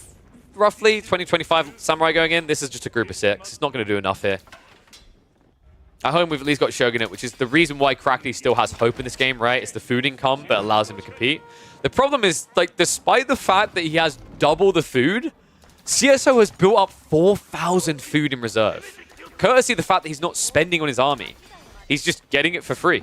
And now, with the Istanbul Observatory on the way, that's where this game turns really dark for Crackety. Enough food to get the upgrades to elite status. He'll have the gold quickly to follow. In fact, we are actually getting mass Raxes here.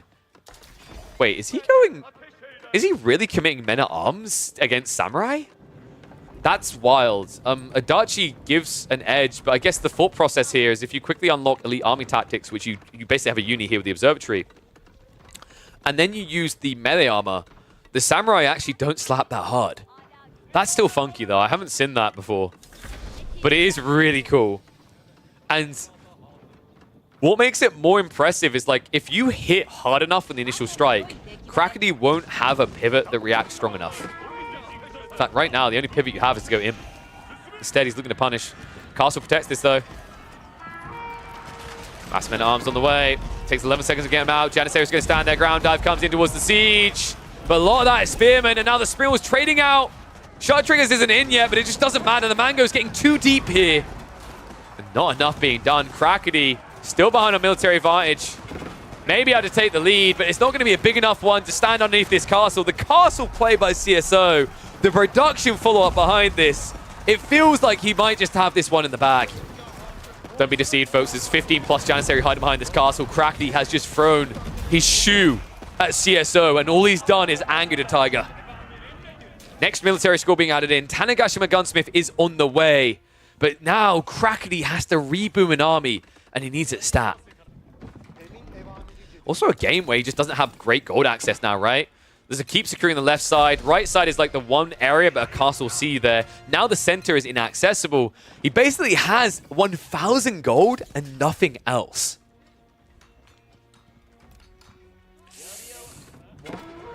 We've also got a really big problem coming, haven't we? If the Janissaries couldn't be solved for now, how do you solve for elite Janissaries with guns?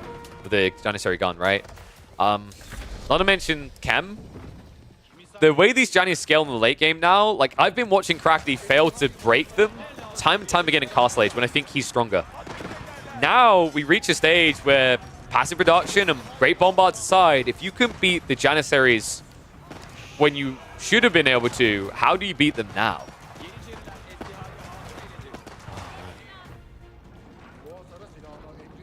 Hit the speed up for a second here because they're going to have to unlock their tech upgrades, right? It's weird just watching Crackety essentially have a third of the map, but it's an irrelevant third, right? He can build keeps, and that's kind of it. Just no real goal to work with long term is problematic. And it's something I always highlight is like the Japanese look really strong, but I think they peak very early in Imperial Age because of the gold issues. You can get all the Euroshiras you want, but when you think about the fact that your strategy is like, you know, Stalingrad, it's just basically body the fight. Having Euroshiras give you gold isn't enough. Not to keep Mass Unabagisha and Samurai spam going. 6 sites been locked in, and with the castles being dropped where they are, this is problematic. CSO has been prepping for this. Crackety can't go on the wide flanks, it's too expensive. Now that means you're going to have to fight into Great Bombards. It's not looking great. He's manning the forces though. He's getting ready for one big assault. In fact, he's going to make a dive onto the Great Bombard Keep. Oh my god, dude. This is not the move. Not only is it going to cost you a lot of troopers here, your base is now going to get me dove for this. Farm's been shut down on the left side. Villager repair crew is at least being intercepted, but the Great Bombard has done a decent amount of damage. And now also Crackety's entire army is out of position here. He may survive the Sacred Site timer, but he will not survive the army. Johnny's moving in.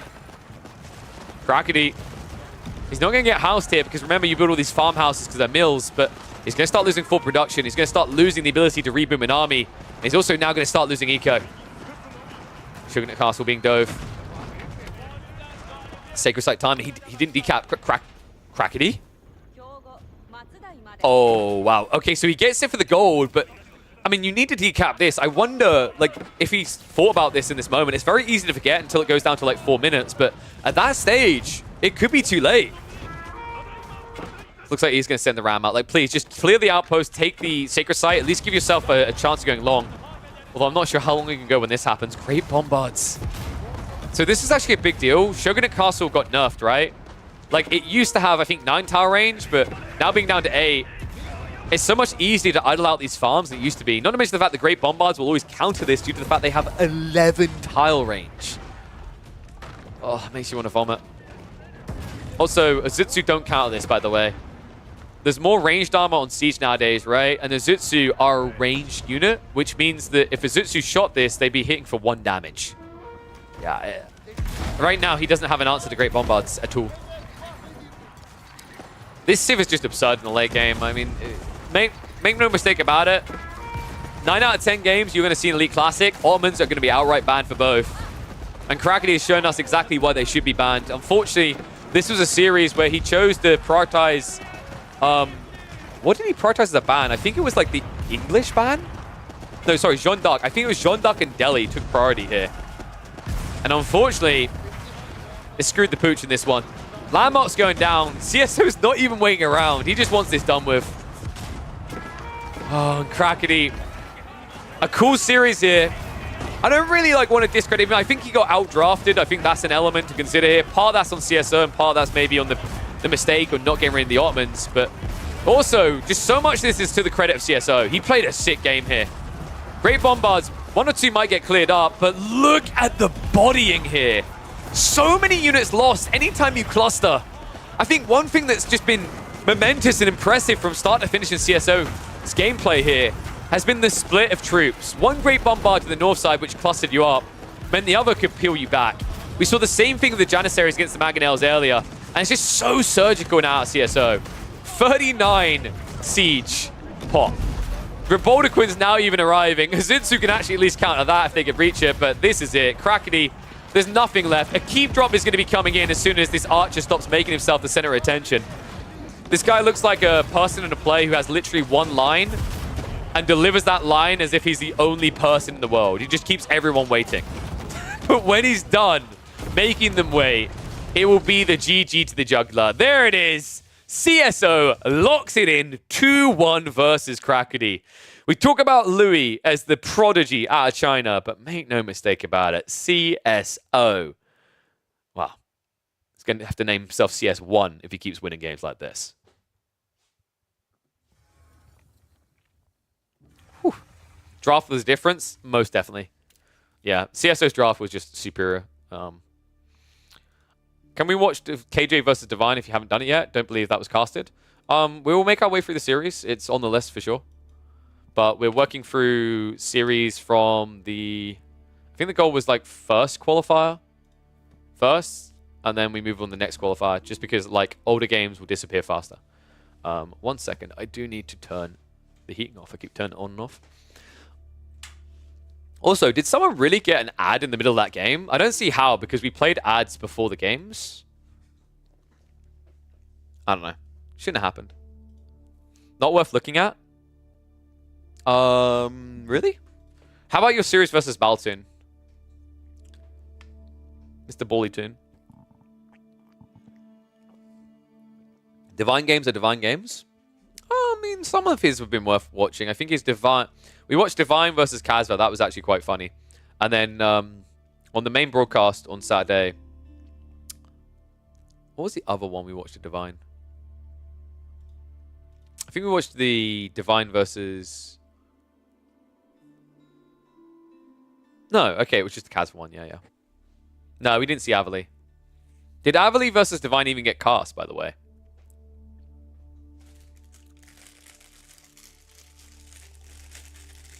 I'm going to eat a few of these, by the way, because I need to replenish before we prep the next series.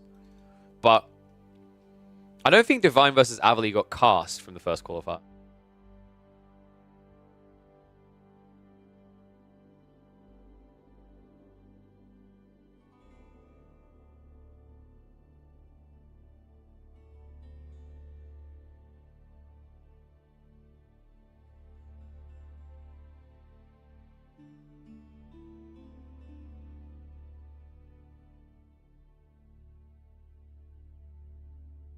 Oh, I need to label that series as well. So that was CSO versus Crackety. Elite Clan. 6-2 qualifiers. So yeah, I'm just going to eat these biscuits so I got the energy in me, and then we can get ready for the next game. I think... Is my partner home? Doing Emma check. Don't know if she's actually checking him. Because my daughter's going to be dropped off soon. I'm going to put music on. Literally give me a minute. I'm going to run ads as well, so we don't have to worry about that in the game. And then I think we could do maybe Avali versus Divine. We could either do Avali versus Divine or CSO versus Corvinus maybe, because I think CSO Magic did get cast. But I don't think CSO Corvinus did.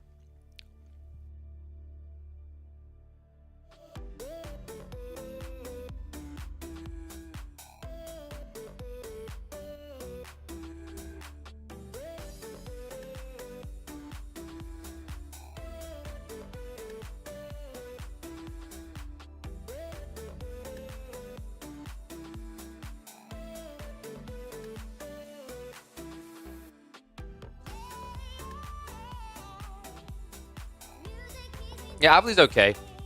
He has some games, not too bad. I don't know, I'm kind of leaning... Yo, Baltim, were any of your series worth casting, by the way? Like maybe you versus Garnath?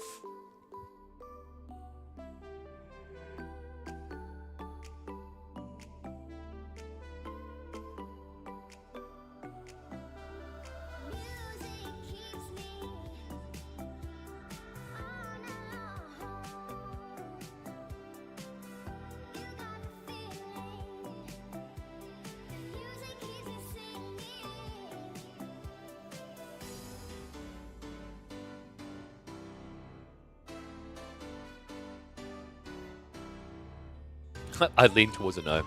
Alright, maybe we'll save it if we run out of games then. Your game should be viewable for a while anyway, right, Baltin? Because you only play officials on that account, from what I remember.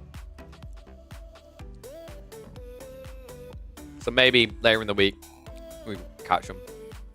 I guess I should prioritize people playing games at the moment.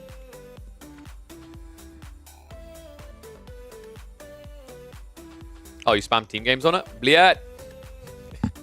They really need to make a separate, like, match history log for, like, custom games or whatever.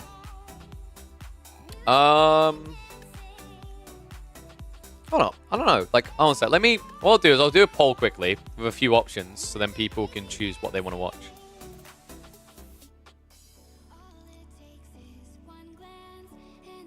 What to watch? What suggestions we got here? Killjadi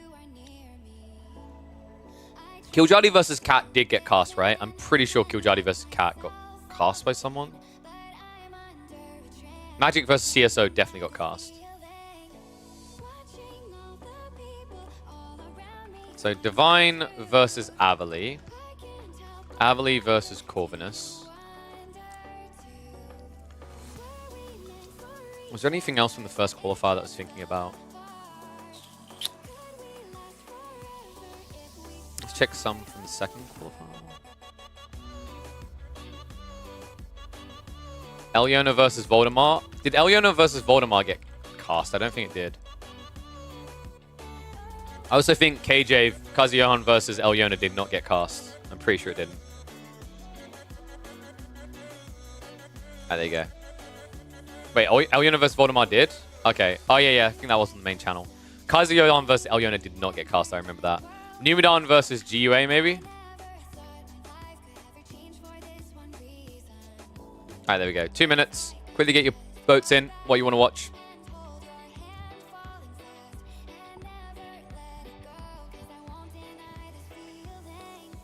Does be cast this past weekend? I mean, like, realistically... So realistically, like, it's just not affordable. That's why, like, sponsors have been sourced. So, I mean, I'll just make it public. I brought in the Surfshark deal that we have for League Classic. But obviously, like, you know, whether that continues on is dependent on whether, like, there's sales conversions. But, like, you know, even with that money brought in, like, realistically, if you try to have a B stream, you either have to pay people practically nothing, or you hemorrhage money.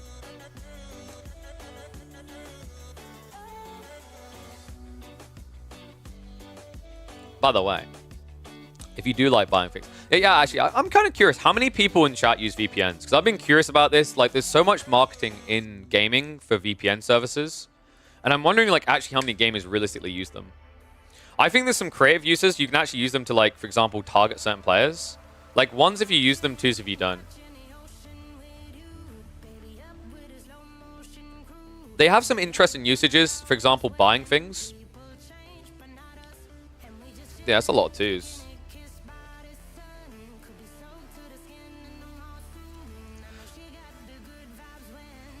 I use Surfshark. Don't forget to use EGC TV, Finn.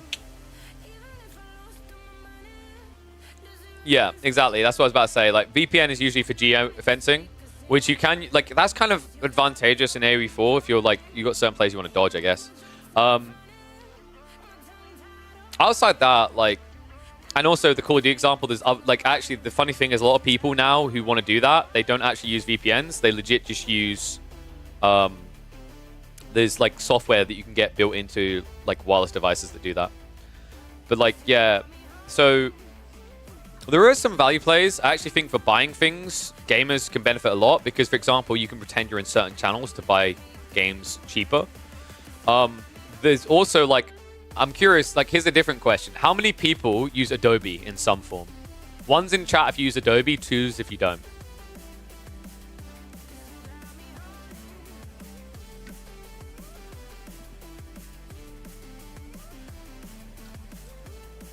No Adobe users. I feel like there's always something someone could use it for because like it has loads of stuff. It has video editing tech, it has graphics, so on and so forth. So fun little thing, VPNs can let you get the prices of different countries on Adobe. As an example, but like it's not like I'm pretty sure you can still do that with things like Steam and EA as well. I think they require you to log in, but like if the price difference is a fifth, it's worth it, right? Just quickly switch your VPN on, log in. Is that TOS? I don't think, like, it's hard for them to prove is usually the issue. It's not worth the time it takes for them to prove, is my understanding. Is that legal? Loads of people do it, though. You can argue whether it's legal, but, like, from my understanding, it's, like, it's one of those things that it's hard to track. It's usually not worth it. Find keys online for significant discounts. Yeah, but the problem there, QPix, is a lot of those sites are not legit. So unless you've got an ethical key seller, you're probably robbing a dev. It's always why I advise people to be very careful about where you buy cheap keys, because some of the places you buy cheap keys from are actually hurting devs. They buy their keys with stolen credit cards, and then when a person phones up and says my details were stolen, the money gets refunded. But then what happens, that doesn't put the dev back to like 0. It actually puts the dev in the negative. That's why you may have heard some devs say before they'd rather you pirate their game than buy black market keys of their game. Because what happens is there's chargeback costs associated with credit cards that the devs then have to pay. Yeah, so there are a few sites that are kind of okay for getting cheap keys. They're like fairly legit. They're like within the gray market. What they do is they buy keys in cheaper countries, but like you can do that yourself as well with VPNs.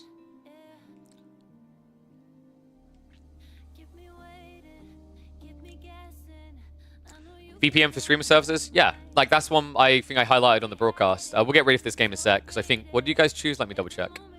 So I think we are going to be doing Numidan versus GUA. Quite a few people want that. Okay, yeah, we can do Numidan versus GUA. Let me get the games ready. So yeah, streaming services is definitely a big thing. But like I said, you can actually use them legit to like to force certain servers. So Age of Empires 4 is quite good at not having like huge performance issues from playing long distance. But like any of the pros in chat will tell you, there's still there's notable lag. Funnily enough, if you have a VPN, you can actually just force commitment onto servers closer to you. I think Surfshock has like an option similar to that. Like certain things, that's how people do it with the geolocking in on their wireless devices for Call of Duty. So you can basically get the favorable ping.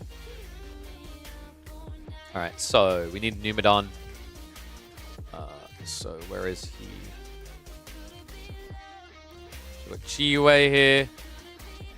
And let me get the draft ready as well.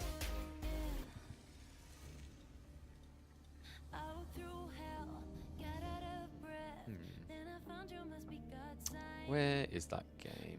Draft link. There it is. Let's grab that. Okay. So I'm gonna quickly, we'll catch up a chat and then we'll get ready to hop in the game. Need to update title because we now got Numidan versus GUA. About to call him Muduwan. Good job there. That's his name when he's really angry.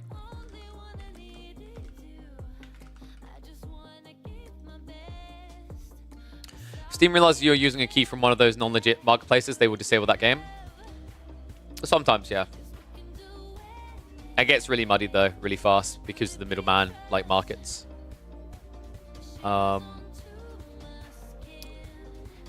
That's why publishers equalize the prices across regions recently. It's not all though. Some are still kind of like different.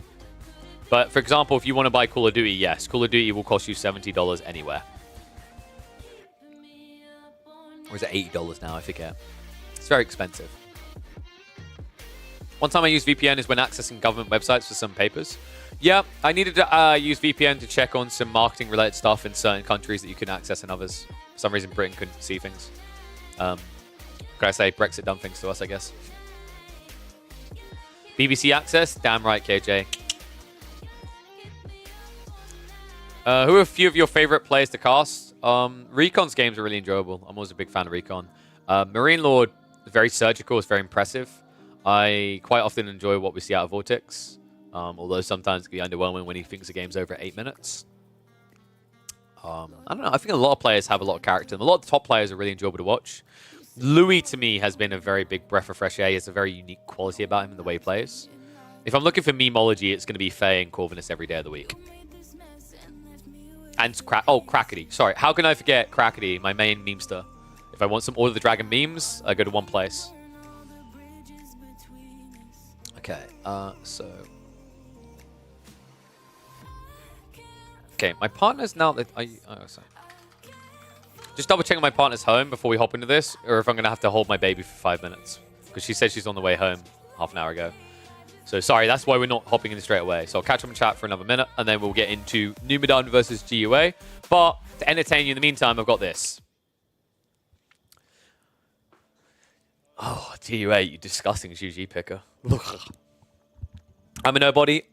Oh, I thought they meant from, like, pro games. Of course, Don, dude. But, like, you didn't play in the qualifier, right? Or did I miss it? Did you play? Of course we love Don games, dude. We love that he gives them to us. I like Don's games because after casting Stormgate, the first 5 to 10 minutes of most games make me want to fall asleep at the moment. And when I get a Don game, if you fall asleep for 5 minutes in his game, he's probably snuck up into your base with all his villagers and killed you. Right? It's very nice. All right, let me see. Okay, my partner's home, so we are Gucci to go. Fan Dappy Dozy! Who wants Numidan versus GUA? I think the ad should be disabled for a while, so we shouldn't have any interruptions. All right, no one wants Numidan versus GUA. Fine, I know when to not give people things. Okay, that is not the scoreline. Yeah, we're here for game number 3 now. Okay. All right, so let's just set that back. On the maps, we're opening on Coastal Cliffs. Coastal Cliffs. I don't think the map drafts get attached, do they? Oh, sorry, they do. Map draft. So map draft is going to be. So just remember this, guys. It's Coastal Cliffs to open, obviously, and the other 2 maps is Bridges and Cliffside. Ooh, wait. Let me just double check that draft. Bridges, Cliffside. We're opening with Delhi versus Iabid. On this map, I actually don't mind Iabid because they're congested enough, and there's only 2 sacred sites, so they can kind of work. But then Bridges and Cliffside, with these drafts, I think you pick either Chinese or Zhon for Bridges, and you bring out the Byzantines on Cliffside and play Hippodrome. GUA is probably going to go for Zhuji on Cliffside. And then I'm expecting, probably HRE for Bridges? We'll see if I'm right later. All right, should we get ready for the game? Let's get into it. Are they coming to rank pool soon? Probably not, because... Okay, actually, I'm going to answer that because it's a very good question, important question. Sorry. I know people like getting the game, but this is a very important question to answer. Microsoft has a very weird policy on integrating community maps because of legal issues. They've never really disclosed fully what those legal issues are and what the hell they mean. But it's why, for example, we have the really crappy version of Frisian Marshes, the Marshlands map, instead of Frisian Marshes. It's why we also have an EGC Lipany that is blatantly better than normal Lipany, but they haven't replaced it. That's why. So yeah, we did get Canals, right? Canals eventually got in there. and that functions pretty much the same, so that's good. But yeah, a lot of these just don't appear. You know from Maito a little bit too? Yeah, it's like they have a certain process that they have to go through, so it has to be like internally redone. But like sometimes when they internally redo things, they don't work correctly. And one thing I'm a bit concerned about is Avli done some janky things to get the bridges to work, from my understanding. So we might never get bridges in the main game. They can't... Ah, that's fair as well. That's actually a fair point, actually, Don. Yes, they can't guarantee team games. But yeah, I know it was also legal issues. Legal issues was another very big thing that got highlighted before when I brought it up. Because they do, but they don't fully own the maps. And I already highlighted to fix that, literally just have people sign something that says anything they make can be used by you. Solves it. All right, anyway, let's get to it. All right, one and all, welcome back to the competitive Age of Empires 4 action. We are here for more of the Elite Classic 2 qualifiers. In the yellow, we're going to have Numidan kicking off this series as the Ayabids. Meanwhile, across the way on Coastal Cliffs, GUA is going to pull out a popular pick on this map, the Delhi Sultanate. Coastal Cliffs, of course, is Dry Arabia on a diet. Imagine Dry Arabia if you just chopped a third off of it and told it to spawn, and that's what you get. 2 sacred sites, resources more squished together.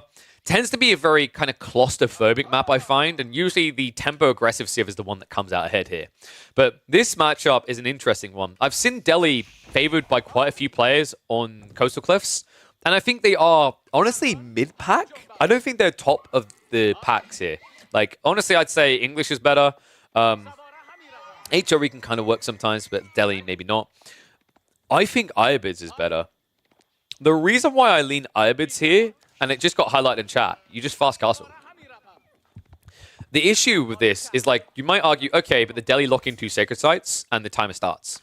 Yeah, but that means the Delhi are only locking in 2 sacred sites. They can never have 3, right? And also Delhi, a big part of their strategy in Field Age is the mass Ghazi. Massing Ghazi into Camel Lancers when you know they're coming is the worst thing you can do. Because although the Ghazi get bonus damage against heavy, they also lose 20% of the buff of the base damage, which is more than they gain against heavy. But we'll see how he approaches this. House of Wisdom is now going to start being built up. We should be getting quickly close. I'm going to hit the 2-time speeder, as I like to do. Probably going to be looking at... I don't think you go military wing opener here, right? Because you're expecting Ghazi. Probably going to be a growth wing opener coming out from Numidan. And then you can either go advancement or you can try to do something funky with logistics if you don't see Cav from your opponent. Other side of this, GUA should really be just going into the Tower of Victory. Some players have been trying Dome of Faith if they're worried about Fast Castle not being able to block it. So maybe we see Dome of Faith and a rush out for the Sacred Sites. But even that feels a bit risky because then you don't actually have the attack speed booster to beat Ayabid infantry in Castle Age. Attack up start. Growth wing is expected. And I love Numidan's approach. A lot of players have been failing to micro their villages to the next berries in time. What does Numidan do? He just goes to the berries on a delay. So plenty of sheep still to work with underneath the TC.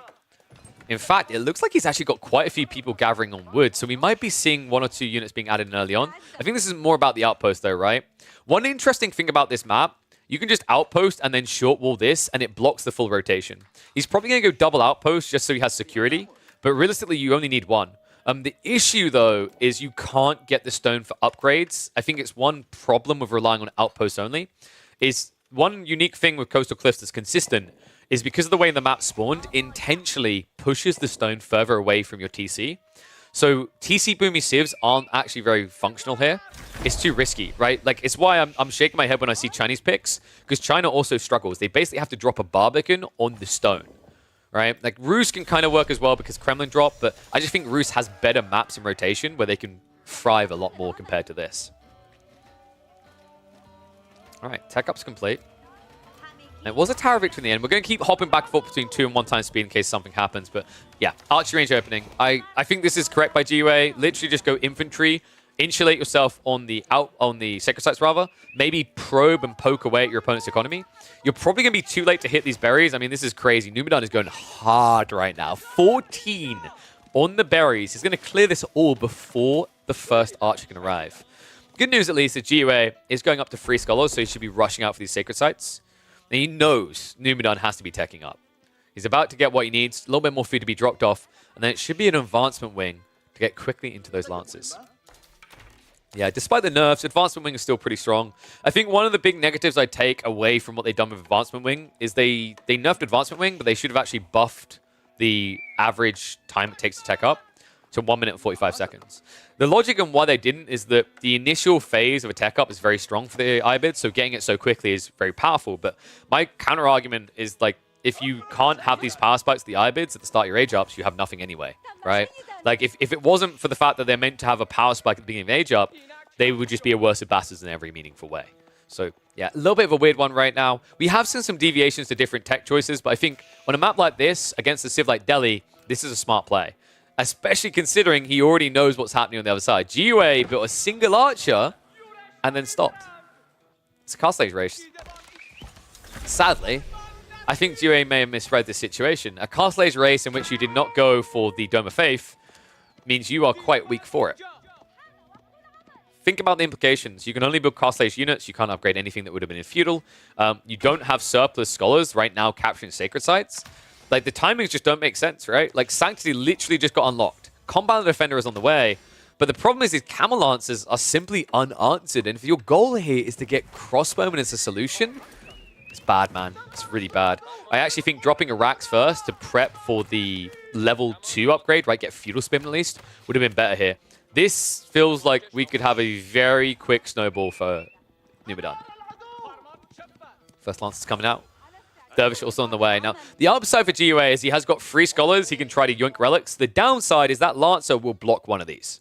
So realistically, you can get 2 free relic split here in favor of Numidan. First Lancer comes out. Scout sees it all. And immediate charge in. GUA, you can't even go for a wall low now. It doesn't work. So he's going to drag back. I mean, he could actually lose 2 scholars here, by the way. Yeah, that was way too late. He's going to shift across. Dude, this is sick. Numidan. This one, Lancer, has proven to be worth so much. GUA is going to have to go for a very early Wallalow. He doesn't even pump it, which means he's going to get a maximum charge out. GUA, right now the one with anxiety. That's quite the attack. Second Scholar goes down. No amount of healing is going to save that. And also the extra Scholar. Oh my god, GUA. Right now you need to be making gold, not spending it. Instead, he's being bankrupted. Wow. And just like that, we're now going to see an opportunity for a 4 relic game at this rate, right? Like, if you camp this, if the second Lancer gets there. GUA, no, the body blocks, you sick monster, Numidan. Oh, that was sick. Keeps him in range. Wait. What? Okay, that was going to be sick. What? Dude, Numidan's like, Iabid's are too OP. I need to be fair. I can't, like, I got to let him have a chance. He can have the 2. Like, dude, this should have been a 1 relic game. This should have been a 1 relic game and nothing more. I can't believe that. Numidan backs away unnecessarily. The select all army screws him over by the looks of it. It's still going to be 3 relics for him, but this should have been an easy peasy 4 relic game. And, you know, he's still in the driving seat on this one, but realistically, like, these are the type of mistakes that if you want to be able to contest the very best, I know, like, no offense to UA, he'll accept he's not the very, very best, he's not top 16, but if you want to be able to actually aspire to a point that you can actually just flatline the chances of the absolute best in the game, those type of mistakes cannot happen. That's it seems like a very petty, small blunder, but it's not. It's 160 gold difference per minute because your opponent wanted it and you wanted it. And you're playing a Civ that thrives off of that timing. And although you have got the edge, you got less of an edge. I do love the irony of us being in a game where the Iabids are going to cap both sacred sites before the Delhi. That's not something you see very often. The Lancers are kind of uncontestable right now. The issue for GUA is he has to get so many crossbowmen together before he comes out of the base. If he comes out with these guys and he gets caught in the mid-map, the initial Lancer charge will just clean him up. So yeah, pretty ugly, and it's about to get uglier. Archer follow-up is grim tidings for GUA, I'm afraid. In a game where he doesn't have Tower of Victory, he doesn't have the extra attack speed on those crossbowmen, and also now doesn't have the flexibility to go for a different range type because, of course, how long the upgrade would take. Lancers are proud. We're going to keep hitting the 2x speed here as we watch a little bit of probing come out from Numidan. The issue that I see in this game, and this, by the way, is why I hate Compound Defender. I don't think you can build Compound Defender if you're under 40 villagers. You have this landmark. You've got village fortresses coming soon. You don't have enough villagers to gather stone. Like, you're nowhere near that point, right? You need to be close to 60. So, whenever you go fast castle, I genuinely think you have to go for the House of Learning, which isn't bad, really, in this matchup, right? Getting Honed Blades versus Gulums is a big win. Instead, you've got this awkward situation where GUA lacks map control. He lacks surplus stone. Like, how do you actually break out here? How do you start spamming keeps to take back the map? And can you even do that quick enough? Because right now, you're both massing just raw military. The difference, however, is that Numidan has an economical advantage. He's got 1 extra relic. He's got 2 extra sacred sites. And then also, he has that nice little golden age that keeps him competitive. And what have you got as a Delhi? Berries, if you could access them, Iberds can do that too. Iberds are doing that right now while you do deer. So even in that category, GOA is a mile behind. And the difference right now is there's a amount of people working on that food. I think this game is close to over, guys. Numidan's execution on the early game was way too clean. That double pump, like attacking 2 skulls with 1 camel lancer, was everything.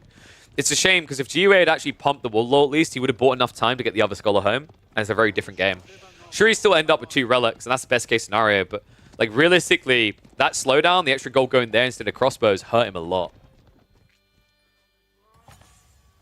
And yeah, love the siege play. Archer's out here, has a Manjanique.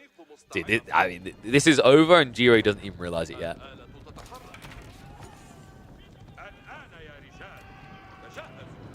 Going for an attempt on the wall. Need a mod? That's true, I need more mods. Also, I need the guy that I said to remind me to update the bracket to remind me, Gully. Alright, anyway, bone through on the wall. We'll update the bracket after this one. Villagers, oh my god, dude, they tapped the deer, but now they just have no job. This is like a country with a 50% unemployment rate right now. I mean, let's just say the market value of wood is about to plummet.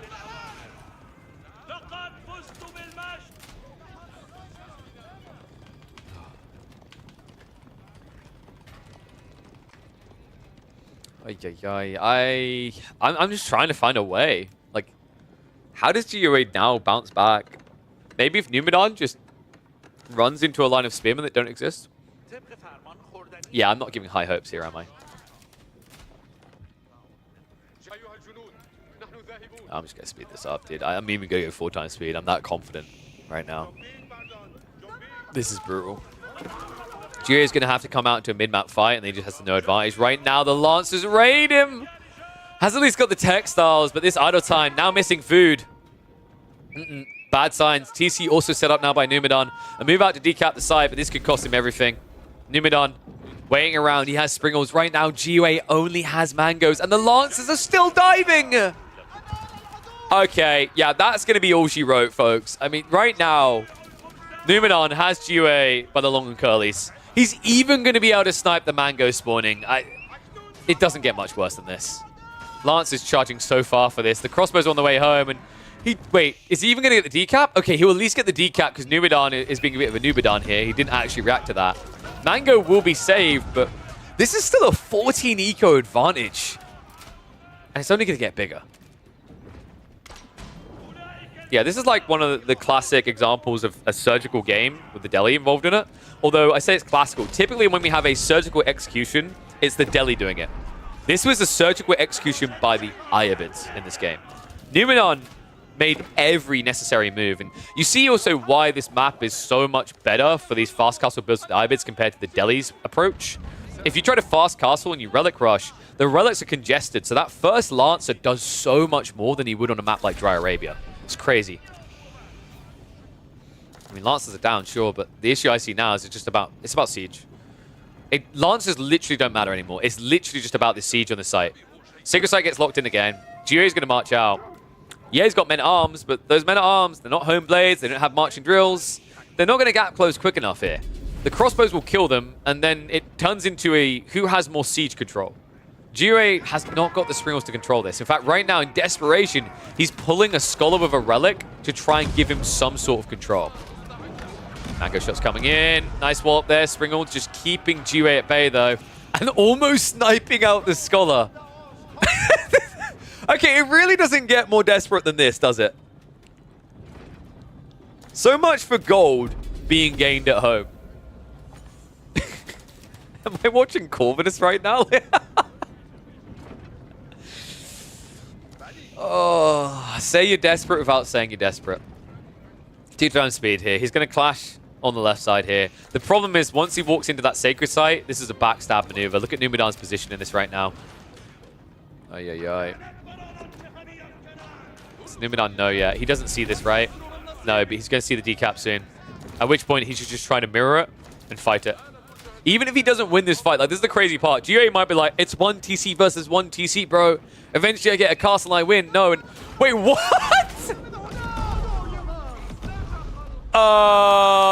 Was he trying to wallow villages? Oh my god, no, just leave the game.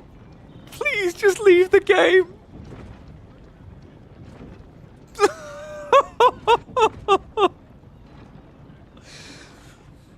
Well, I assume that was a sneak to convert villages that just turned into a face-palming relic dono.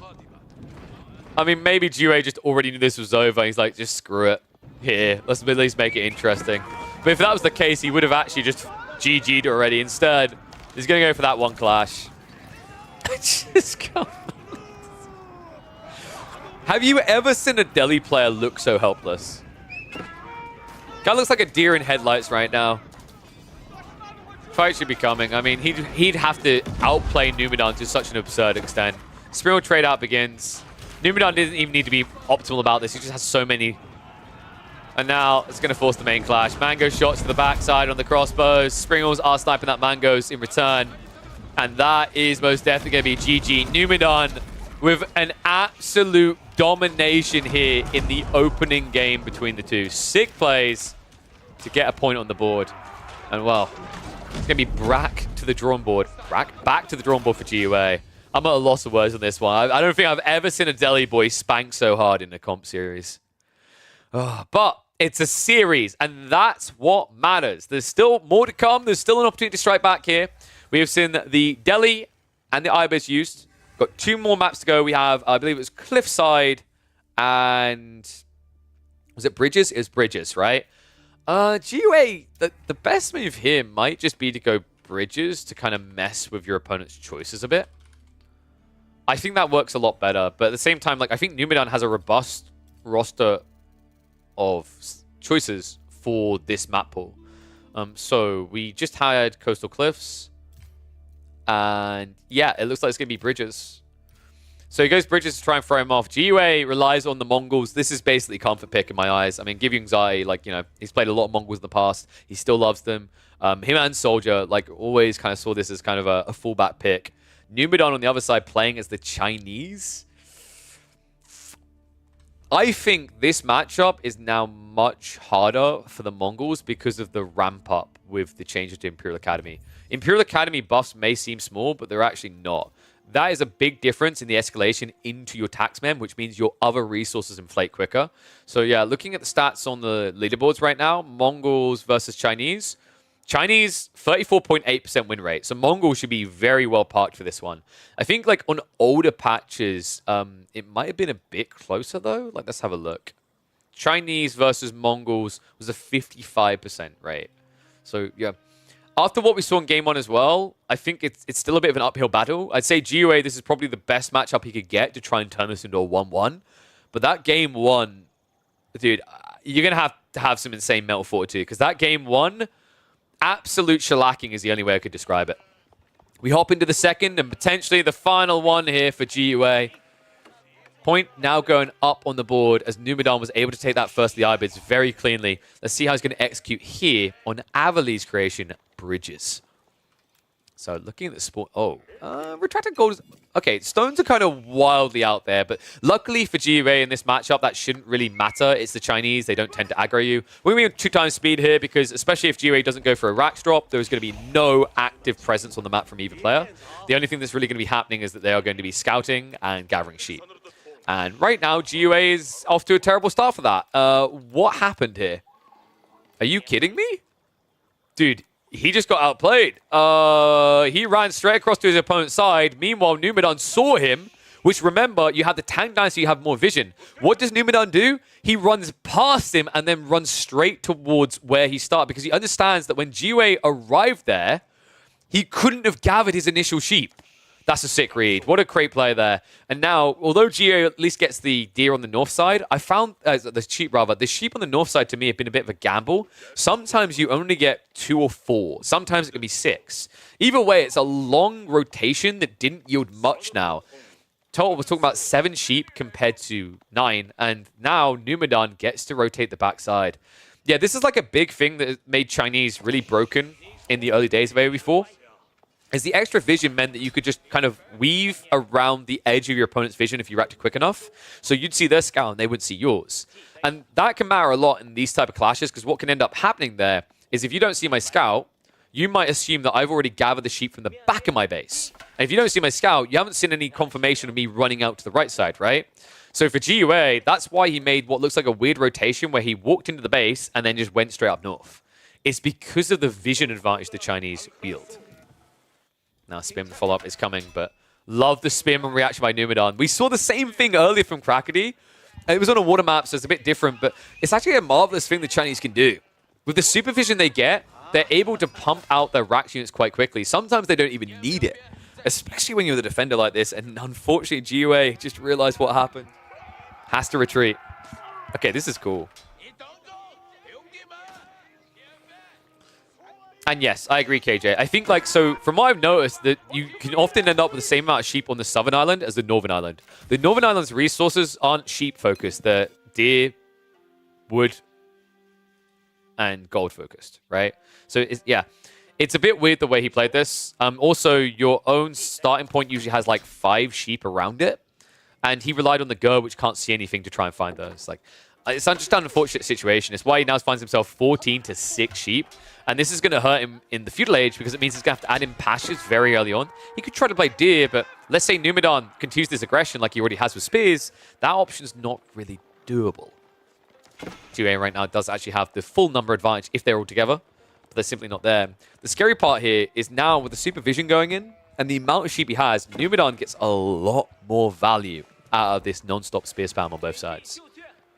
Yeah, you can talk about the passive stone generation, how that can return something extra, but I just don't think it really compares with the flexibility you get out of the food massing. All right, push back. Numidan is just going to remain in his base, going to add in a few more spears. I love the fact that GUA is literally just like, stay honest, bro, stay honest. He's like, are you building more spears? Yep, all right, let's just turn this into a mosh pit. It's always clowny to watch these type of fights. These are the type of fights you typically see over water maps. But the reason it's important here is because Numidan is probably going to want a second TC. He's going to secure the deer location. So he needs to actually have an active presence so that GA just can't constrict him. Sure, you got loads of extra sheep, but if you can't access anything on the map, it's GG. I mean, even the mill location, right? Like, you'd have to add in an extra one to access the berries. An outpost could still shut this down. So the reason why you're seeing Numidan spam so many spears is because he doesn't feel like he could tech up quicker than GA could pull a villager to try and outpost him. I don't know if that's necessarily true. I think you could Barbican the north side, and there's no rotation to your back berry and stone. You would be forfeiting the deer and the berries, though. But even a Barbican drop in this area felt like it would have been feasible for Numidan had he wanted it. Instead, he's been remaining for longer than usual for the Chinese, but I think it's time to change that. Imperial Academy on the way. Interesting position. I think that does clip onto the secondary stone, so he'll have extra things he can double tax for a while. This whole area feels really nice, actually. Like, Imperial Academy this loose. If he leaves room here, he can set up the granaries in this area, and then, boom, just get more gold generation, right? Like, it's quite doable to clip a granary, like, here and here, maybe in a third, depending on your format, around the Imperial Academy. So, really big fan of the fact that Numidan kind of spread out a little bit more of that. Just IDing that he was essentially had an open backside like this. And now GUA, realizing he has a bit too much food, has to rush and catch up. I don't like what's happening here, man. Oh, wait, what? Oh, no. This is without wheelbarrow, by the way. Oh, come on, man. No, you can't stop doing this yourself. This is not pretty. Oof. Put a veil over it because it's ugly, man. Damn. Okay. So he gets 50 gold together for reasons undisclosed.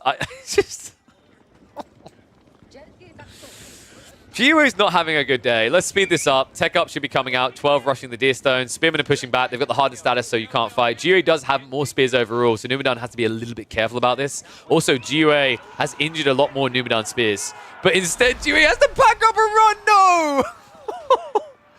He has no food.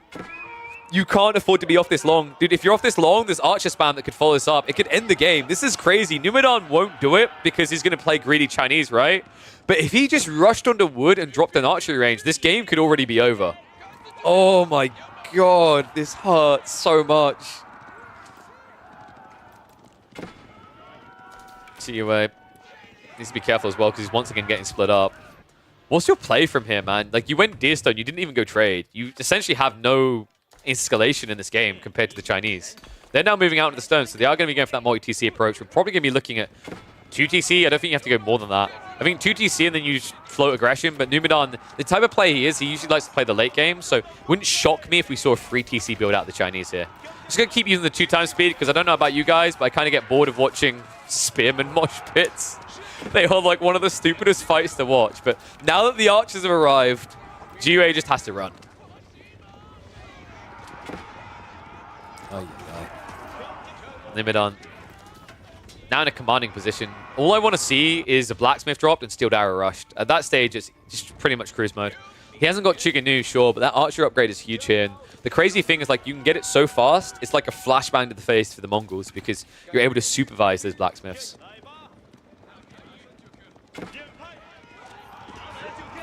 Nice running into each other. Archer count is just a little bit too high. Numidan just has the edge here. I mean, that Spearman advantage just doesn't really matter when you're behind on archers like this. Like, sure, spears will clear each other out, and then it's just who has more archers. And the answer is always going to be Numidan here. Even the scout is tanking up and baiting some of the fire, so Spearman are going to push this back, but nice stab there. The problem is, like, once you split up this fight, the archers can't keep up the spears. Numidan, I feel like he's showing a bit too much respect, but it's because of the second TC choice, right? Like, he's not all in. Funnily enough, if Numidan just went all in here, he could basically win the game. Like, you basically just play out onto Deer, and then you rush your opponent.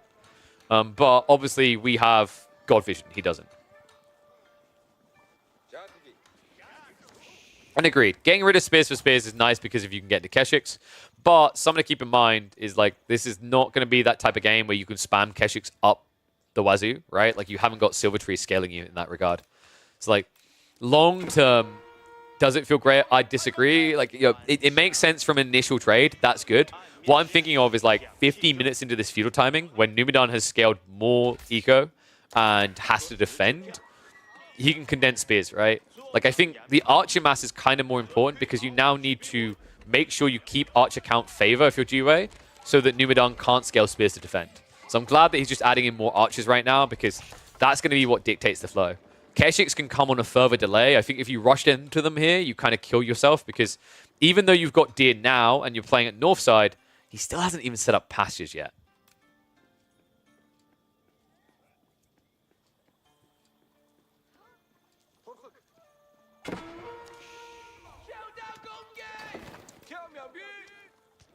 Why are we get? Like, he did add him more spears, right? Undermesh on the way. Barbican's being dropped. Yeah, this is pretty cruise mode now for Numidan. GUA. There's not really any way you can dive here. I wouldn't mind the idea of, and it is classic GUA, isn't it? Building rams. I've got a smile on my face. Blow back to one of the classic iterations of Give You Anxiety. You know, it's kind of risky in some ways, but free in others. Like this TC, if you wrap south, you can just bypass the Barbican entirely, right? And then you just knock this out. All of a sudden, yes, your opponent has Song, but they're 1 TC. But I've got a feeling GUA is not going to be doing that. He seems a little bit too paranoid that more aggro might be coming his way. I'm going to hit the 2 times. In fact, I'm wondering, do you just go castle here? No, you can't go castle. You have to fight. Keshik's being added in. Steel Arrow is on that way. Wool also coming up from Numidan is pretty ambitious. Unfortunate timing, actually. If he'd done this with an extra villager earlier, this would have went up, and all of a sudden Barbican matters. But realistically, like, GUA shouldn't care about the Barbican. You should just stand here, build 2 rams, and then hit the base. The problem is, the longer he takes to realize this and make this play, the more Chuganu he's going to be facing off against. And Chuganu in mass will destroy you. The issue as well is, like, I don't think he got Siege Engineering ahead of time. So he's going to have to wait even longer before that becomes feasible. Instead, it's going to be a dive underneath the TC. Only a few spearmen here. Archers are going to start trading out. Need to be careful. Numidan is outnumbered in that field. But Chuganu are now coming. Oh, man, dude. This doesn't feel good the deeper you go. Spearmen are not going to get enough time for this, surely. GUA, the problem is he doesn't have the Keshiks. If the Keshiks were here, this would be a sick trade right now. But the delayed timing for this push-in, that's why I thought he was going to go for Rams. Like, force Numidan to come out ahead of time because the speed at which you delete these buildings is so much quicker. Instead, Barely gets enough damage in. Still doesn't have the Rams to assist with this. And now he's up against Master Shigenu, 13 in scaling. Spearman just slowing down the reinforcements. A wall-up attempt is an interesting choice here by Numidan. Would be too late to stop the move out to the deer, though. He had the right idea, just at the wrong time. I think like that's the interesting details. Like Numidan, at multiple stages of this game, had the correct thought around walls. He was just doing it at the wrong point in the game.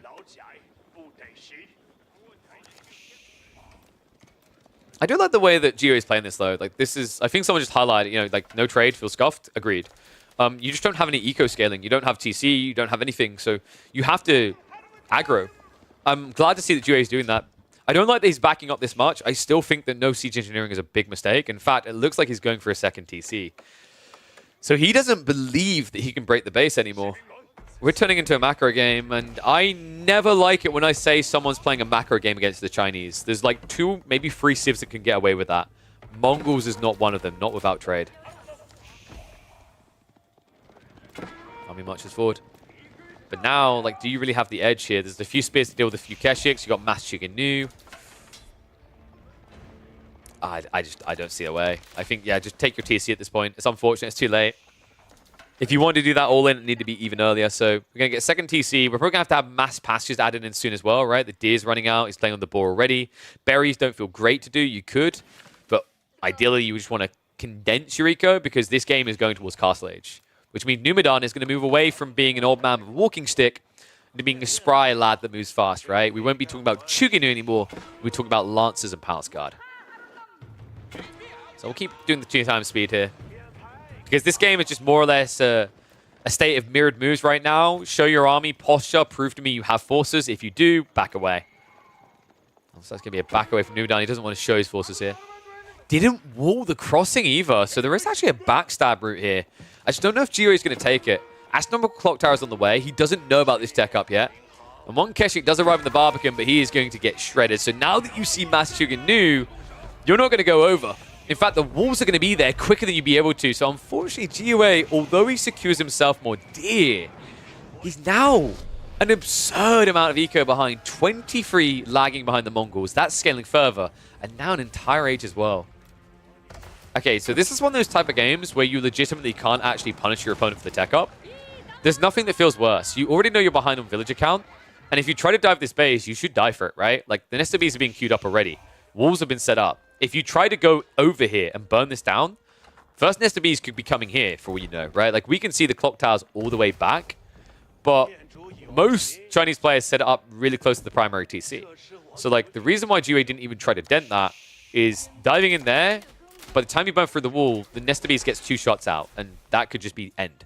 So instead, goes for his own tech up. It just feels like every category, though, GOA is a step behind. Like, how do you... Like, is there a route to recovery? I'm wondering, like, how do people feel about Mongols versus Chinese and him?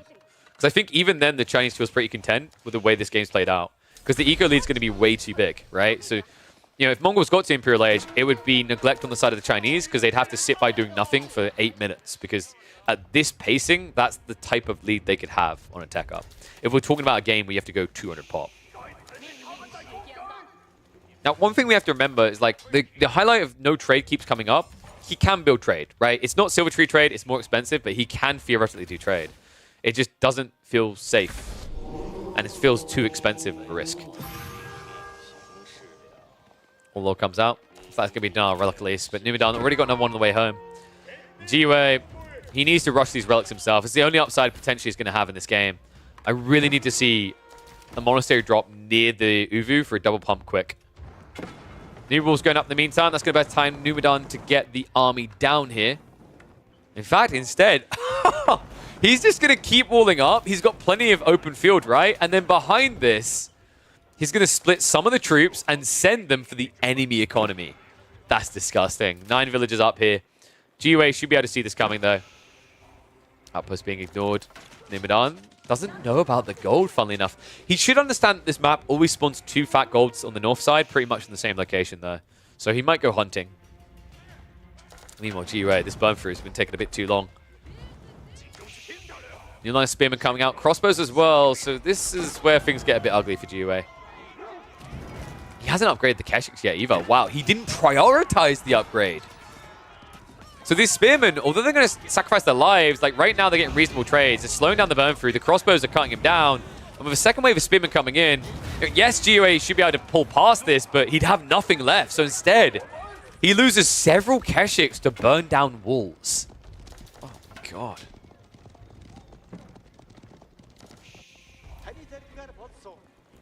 You know when you have one of those games where if someone could see what we see, would they just instantly call GG? I feel like that's what this has turned into now. It's an insane lead, right? 30 villages for Numidan. Military is bigger for Numidan. Army value is better for Numidan. Like, Jesus, I sound like a Numidan fan right now. What's GUA got going for him? Well, he at least has Springolds, right? So he can take away a big chunk of that army value quite quickly. It is tough these days with the fact that Clocktower Nest of Bees makes these very chunky, and also with the new siege the way it works, mangoes aren't really countered by Springolds as hard anymore. But there's a way he can peel the fight apart, because one big issue for Numidan is he doesn't have speed yet. That might be changing soon though. Palace Guard now being queued up. Granaries have been fully fleshed out. They need more farms added in, but they are all in position.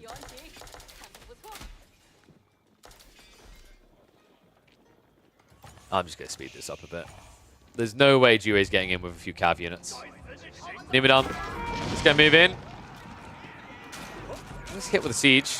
We'll be able to protect it in time. Has got the Kurotai as well, so the Spearmen are not going to be fast enough here. Funny that he's trying to kill the Springles with Chuganu, even with the Kurotai heal. So that was a good fight, right? But it's a good fight because Numidan kind of has frivolous amounts of resources, right, to work with. He has already got enough saved up that he's going to be going into Imperial Age in the next, like, half a minute. And on top of that, the farms are going to guarantee that when he's there, he's never running out of resources. Gold is also critical. The best way GUA can set himself up for success here is securing the north side. Both of these civs need gold, right? You can talk about taxmen all you want. You can talk about the value you get out of the Imperial officials. But initially, going into Imp Age, there is no gold left. This is the last part. Numidan has 3,000 gold. He's going to spend 1,200 of that on an upgrade in Age, and then he has to spend 700 a pop on elite upgrades. So very expensive. Does burn a hole in your pocket here. So that's how GUA could make a comeback, is just basically turning this into a fake Imperial Age. Nemo himself has plenty of pastures now. That TC definitely helped him a lot. Like, if he didn't have that read, he'd already be out of this game. And wait, what? I don't know what you're doing there. Luckily, GUA turned around just before the Spearman would have grabbed him. That would have been so tragic. Okay, so we'll get back home. But now Great Wall Gatehouse is on the way. And I believe it is also being set up, yep, in front of the base. Love the outpost detail as well. Numidan, it means that he would have seen any attack coming from anywhere around. More relics being grabbed. I don't know. I find it weird that GUA never went for relics in this game with the map control he had. He's finally got a prayer tent down, but he never added a single monk in. Like, there's still a risk this turns into a 5-relic game. It's probably going to be a 4-relic game. He's at least got the outpost down here to see a monk coming, or a shaman rather. Yeah, monk, yeah. But he doesn't have an army to stop it necessarily. At least not in position.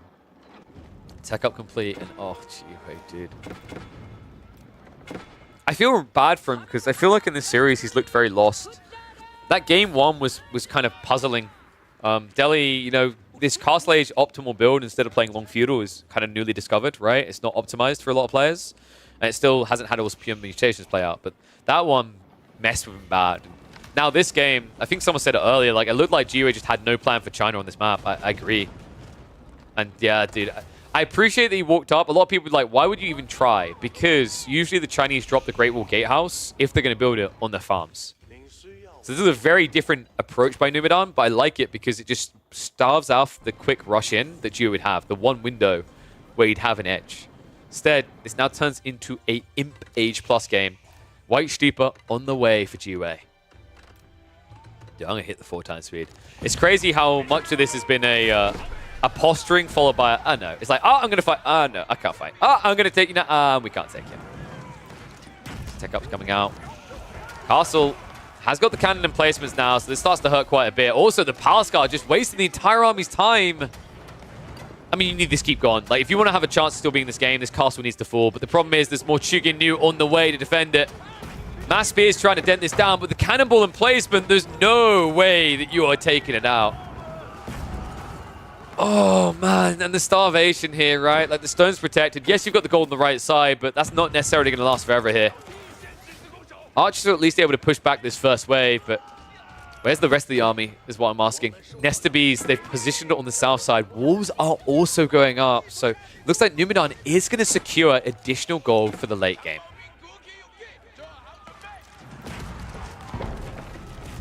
GUA. We'll speed it up because it's going to be a slow siege on the castle. It's going to go down. Elsewhere, he has got the Kurultai in the center for a centralized fight, but the problem is, like, the army is always discombobulated, right? The thing that Numidan's doing that's really frustrating here is he's avoiding the Kurultai threat because he's splitting the map north and center. It means that GUA has to react overwhelmingly in one position and the other, and the Kurultai is way too slow to keep up with that. It's actually a very creative approach to dealing with what's usually a very strong tool in the Mongol arsenal. I love the fact that it's like, yep, have your outpost. I'm on a mission for economy. And one won't do. Oh, wait. Pause that thought. It's not one. It's four. He'll take that. I love the fact he sends one spearman to deal with the shaman. That's how much he respects it. North side, it looks like the keep is going to go down. So well played by GUA with the double down, but look at what it cost him, man. He's far behind in military now, especially when you consider the siege added in. And speaking of that siege, oh, wow, that might be a freebie. The Mangonel can't really hit anything here. Shaman just keeps running back, and it's so much being lost. Wololov's going to come out. Numidan. No, a spearman kills him. And the siege cost, the villager losses here. GUA. What a pricey engagement in his own base. And only the first of many, baby. More coming. Numidan. We haven't got all the eco upgrades yet. He's still got one level of precision crossbreeding to get. He has got all the farms fleshed out now, right? Up to 39. So still room for more if he wants to, but this is the type of eco level that's good enough to just keep the pump going. Meanwhile, on the other side, GUA, it's not looking as impressive, right? It's mass pastures. It's always going to struggle to complete the economy of the late game for the Mongols, especially compared to the Chinese.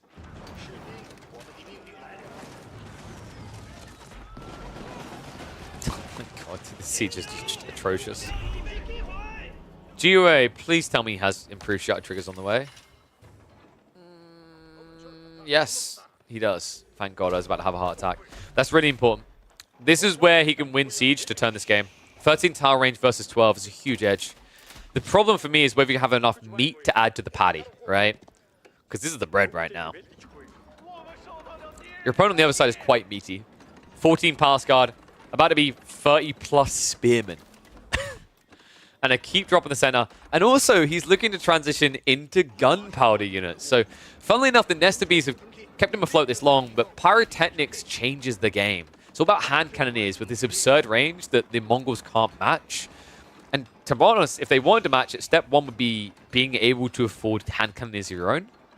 And then having the Yam to gap close. But you don't really have that type of gold, right? Sure, you've locked in the northern side, but it doesn't really feel safe yet.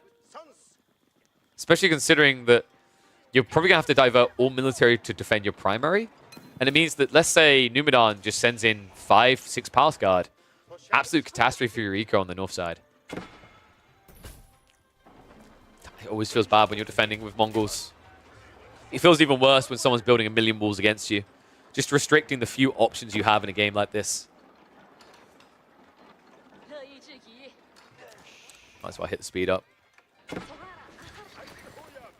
I like that Numidan's just building a reserve before he goes in. Yep, because we're building this. Imperial Palace is on the way. Where is he building it, though? I don't like the fact he's building it at home.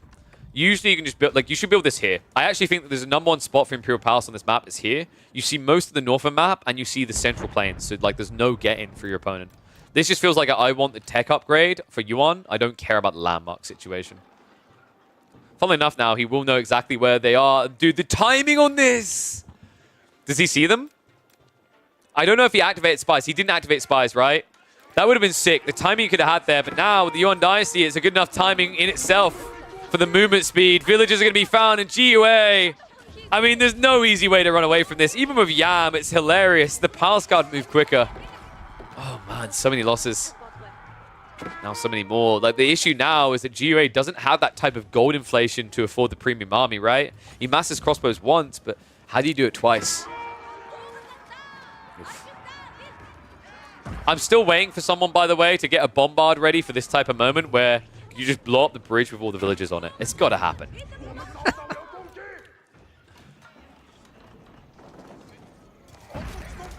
Crossbows are at least going to be there to clear that up, but looks like he split up the pass guard. He knows. More outposts are coming up, so this time GUA won't have to entirely leave the area. The problem is if you just double down with pass guard here, none of these have cannon emplacements, so they're actually not scary. It's got a cannon emplacement on the way. Villagers in the meantime are finding issues with standing here. Lee Army Tactics does that to you, especially when you've also got the extra HP that the Chinese get access to. 252 HP is just so absurd on this unit. Meanwhile, raid on the south side. Oh, dude. GUA just looks a bit lost. Like, this is the classic running around, putting out fires in your own base situation. The problem there is, like, you're chasing what the arsonist is doing. You're not dealing with the arsonist themselves, right? So, like, for every time you put down a fire, they set 2 more. At some point, you need to find a way of killing the fireman. Probably not, like, the best example. No, I guess it kind of is the best example because the fireman is always moving in this map. But, like, what I mean with this metaphor is that you need to go for the economy. You need to take something away from Numidan. I guess actually the more accurate example then is if you have got an issue with a firebomber in your house, go bomb the firebomber's house. Easy. Except it usually is easy when your options aren't constricted like this. So much stone from Numidan. Let's speed this up again. GUA, it just feels like he's in the blender for a slow death right now.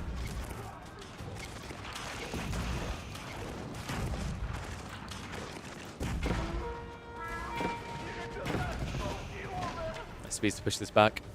People asking about the bridge mechanics. Yeah, so even though it wasn't in like an official map before, it was already in the game from the campaign. It's something. So the interesting thing is actually with the way that the mod tools work currently, literally there's no way that a modder can add any new assets or things to the game. He can only use things that exist. Because basically to add new things, you need access to something called the state tree. And the devs refuse to give access to the modding community on that because they think it's too powerful. They're a little bit worried about what modders would do with it. It's unfortunate because it means that actually like the modding community is heavily handcuffed.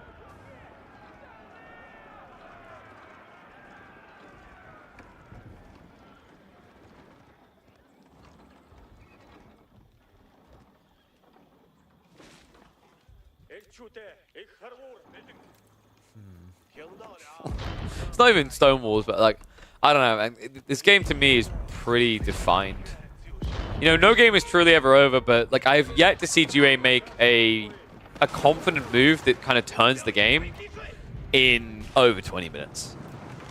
And this has just turned into a slow crawl, followed up by Fire Lancer spam and hand cannon near spam. Like the only reason Numidan is not ending the game right now is his army isn't dying quick enough to replace it with the good stuff. Outpost control shrinking means you've got less YAM to work with. GUA just feels like a very slow death. It's going to run out of wood soon as well, right? Yeah, doesn't have much access north side under the gold area. That could easily be deprived now with villagers moving across. In fact, wouldn't be surprised if Numidan just gathers the stone and keep drops close enough that you can't gather here. At that stage, GUA will have no gold to work with other than what? Shekels? They'll have 80 gold income from a relic and a little bit from a sacred site. It's like we're actually posturing south side. It's all about the wood now, right? Like that's going to matter a lot for GUA because he wanted to get into horsemen. Needs more outposts as well. So they're starting to kind of constrict each other a bit. These Nest of Bees to me are just still so unanswered. Like it's weird because they shouldn't be. Right? The Springald should be the easy answer to this, but it just feels like GUA is never in position to punish them. And it's kind of like one of these things that worries me is what Numidan has as a comp at this stage. This almost feels like when you attack something, it dies, but then it spawns like a poisonous gas, right? It's like, I've got you. Oh, yeah, I stabbed this giant zombie and it exploded. Like, you know when you played in Left 4 Dead and there was the boomer? It feels like you're playing against the boomer right now because, funnily enough, it's Chinese in this. Once you kill this crappy-looking unit that can't do anything, but just walk around and moan, it's going to be replaced by all the good units. So, like, when the Nest of Bees and the Springals go down, it's going to be replaced by mass Fire Lancers and mass hand cannoneer. And that's just something that, like, GUA doesn't have an answer to, right? The crossbows are outranged. He doesn't have mangonels. The Fire Lancers will just destroy the few horsemen you have. Tough game. Apparently, GUA is now playing Age of Springald. We'll stay on the 2-turn speed here. It's a grind down. Pulse Guard have finally arrived on the north side here, so it looks like the gold is going to be taken away. GUA might be blowing out his final candles on this one. Keep Drop sneaks in on the right side, and that, to me, is the GG moment. GUA, any hope he had, any semblance of an army that could repel this is now gone. Villagers killed all from the Northern Island. Dive into the main coming out from the Spearmen and a few hand cannoneers. And it just feels like now GUA has everything parked in the wrong position. What a tough game, man. This is one of the most gruesome beatdowns I've seen in a while. Funny thing is, Numidan could literally just build Baochuans to shut down all the pastures. He hasn't. This is like a mercy moment in the game. And by the way, guys, this is all before ancient techniques. He only just remembered he didn't have that. Look at his economy. Tell me that the Chinese are going to lose. And I'll tell you why you're the biggest NA fanboy I've ever seen. GUA might be a Chad. We've seen him do some fantastic things, but this is not his game. This is not his series. Numidan just execute perfectly. I think Numidan also just outdrafted. I like what he had a lot more for this series, especially in consideration with the maps. It seems like he prepped for what he was going to be up against. I think there was someone highlighted early on whether GUA had actually practiced this map a lot. I am wondering as well. I feel like he's always felt he was a step behind Numidan in this game. At least that's how it's looked to us. But now, I think we are at the final steps. 2-turn speed. I think we'll just see this one out. GUA poking, prodding a bit. Couldn't even dude, he can't even get the Kurultai out. And why is the overlay gone again? I don't know why it does this sometimes. Apologies, let me bring it back.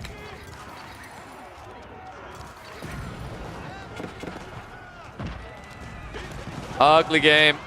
Now dive. Wait, what? No. Oh my god, he just went in range of the Nest of Bees. I mean, we knew it was going to end with pain anyway, but this is the most painful way to go. Nest of Bees get 2 flurries out, and it's worth it. Backs away before he can be cleaned up. Quality troops now coming. Hand cannoneer count up to 24. Most of them are in this fight right now, and this is GUA's last stand. He's fighting without the Kurultai, for the love of God. Castle's impenetrable as well. He's literally just losing all the siege to that.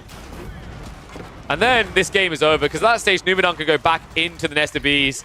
Speaking of a type of bee, he could have one on order with this right now. The Baochuan has spawned to try and shut down. Right now, funnily enough, the uncut trees are the only thing keeping his pasture farms alive. But make no mistake about it, although that might survive a bit longer, GUA will not. Army has shrunk down to 35. He's got no wood, no gold, and that is no way to play a map like Bridges. So clean 2-0 from Numidan. Really impressive performance. I think he kind of executes surgically as you'd expect here. This was from the second qualifier, right? Like, first qualifier, I don't think he looked that clean. I think there was a lot of kind of question marks and gaps in the play. We saw that in his series against Marie. But this game, this series even, Numidan had all the right answers at the right moments.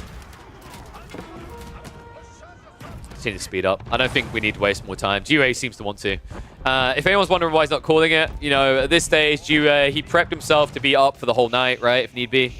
You might as well see this game out until its bitter end. He probably feels like he has a 1% chance of recovery.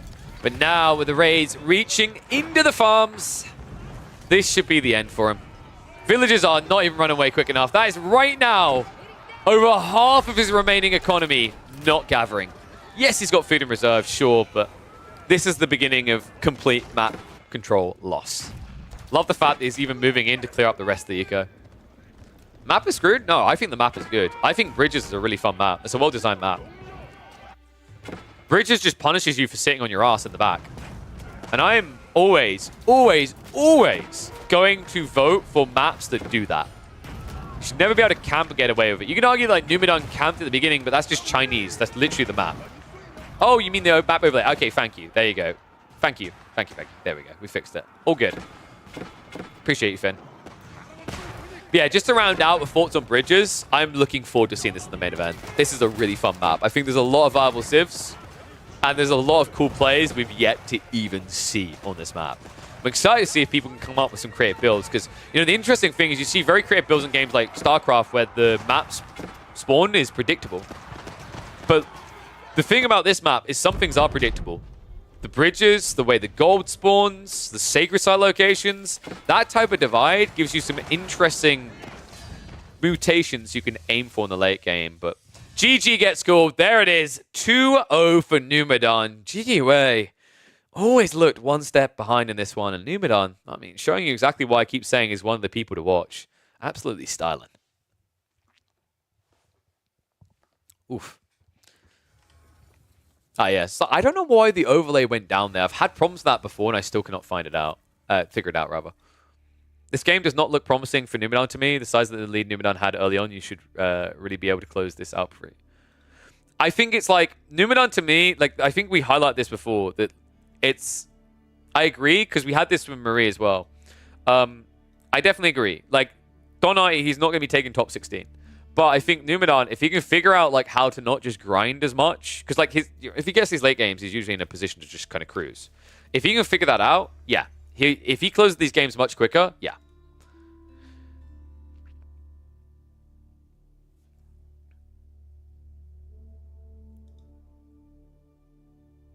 I think on that map, I kind of understand his play to a certain extent, but I agree. Like I think we highlighted with the opening archers, he could end the game very fast.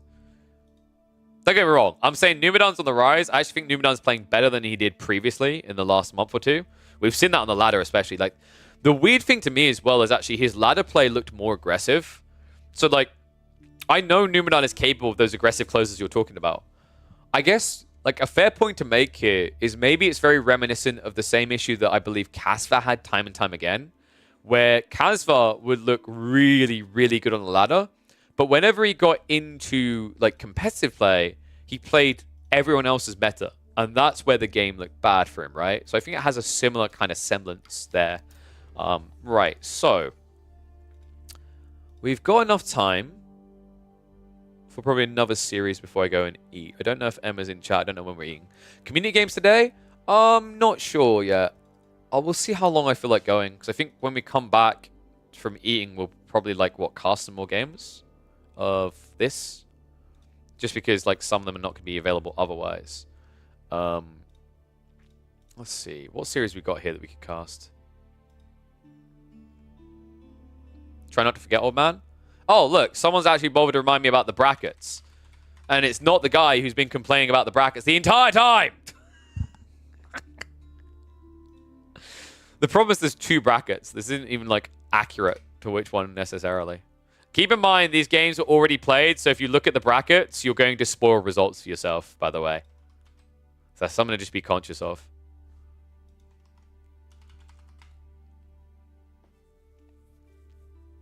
Yeah, I'm excited for the main event as well. I like the format. I was saying, like, you know, the only thing that bumps me a bit is I actually think mirror matchups are really, really enjoyable to watch when it's the same civs in the early days, because you very quickly feel what's better and what's not. But definitely, like, as the meta develops, like, yeah, having no mirror tournaments is going to make so much sense. Like, I expect in another year, if we get a few more civs being added, every tournament's going to be no mirrors. Because then it's like you have enough civs that it should be justifiable, right? Okay, so let me see who else we've got here we can check out. Got a little bit of time before I eat.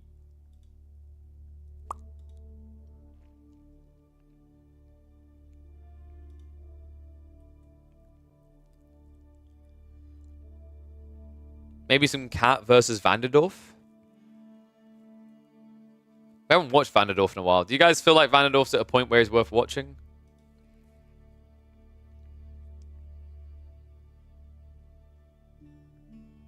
Well, Gully, the problem with that statement is when you have a mirror matchup, the map spawn can decide the entire game. Is the issue. He didn't seem too good. Oh, that's kind of unfortunate. Like, that's always been the problem with mirror matchups. I still, like, anytime someone brings up mirrors, it's like, why they can be good. It's good for learning, like, what the correct build is in some cases, like the optimal route. But once you're there, it literally becomes, what was your spawn? I still will always remember the Dumu versus Wham game on French Pass, where Dumu got 5 sheep on the map and Wham got the rest, and he called GG at, like, 6 minutes. Right? And it, like, wasn't an overreaction. That just ruined the match. You can't play that. There's no permutation. Like, you're just now on the same route because there's a relic rush for those civs, right? So yeah.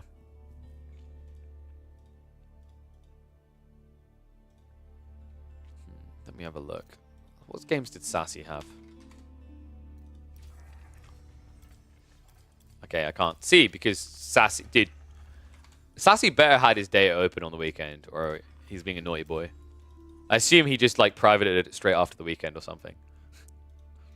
I think that's sad. Like, honestly, I would rather have tournaments say you have to keep your data open for like 2 or 3 days after the tournament games, because it's like these type of recaps. Like, these recaps aren't uncommon, by the way. This is the type of crap, like in StarCraft, you literally see like after a tournament, like what was it? Pig got home from doing IEM, and then he recapped one of Scarlet series where she basically built a unit that she says is trash. Like, she only built that unit, right?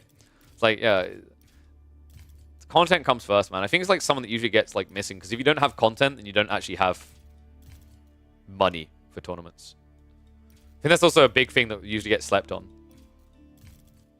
I remember when I was like, I like casting like pub games, and people were like, we don't want to show our data, you know, blah blah blah. I was like, fair enough. And then like I remember 1 or 2 responses like, if you want to see our data, host games. I'm like, I would host games, but I know what you guys are going to want to play in those games, and I don't have that. I would love to, but I don't. I would be able to play TWC again? Damn. If you know what? I think the best War Chief Club format was not when they done it on the weekend. I think it was actually the long month ones. I think like league formats is what's missing from the game. If I can secure some sponsors, I'll actually look to set up some leagues. I like the idea of midweek leagues so that players can play whenever they want, and it also gives me content, right? It's great. It's just a win-win. And then also, because you're letting them play when they want, they don't feel like they have to have as much money being given to them. Rising Empire League? Is that a thing right now? I don't know. I have some creative ideas. My issue is I just need money to execute them. I don't have that money to give right now. I mean, like, personally, I'm still hemorrhaging money.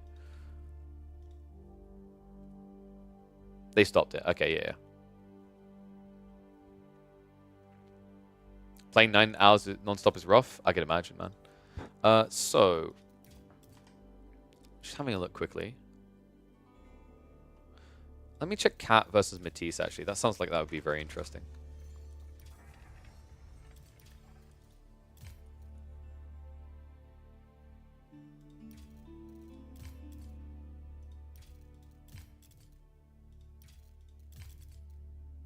Why can I not find Cat versus Matisse?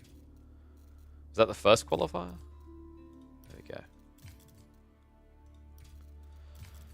Okay, let's do Cat versus Matisse. Let me pull up the draft. I like checking in on some kitty Cat. I've actually been really impressed by the way Cat's been playing recently.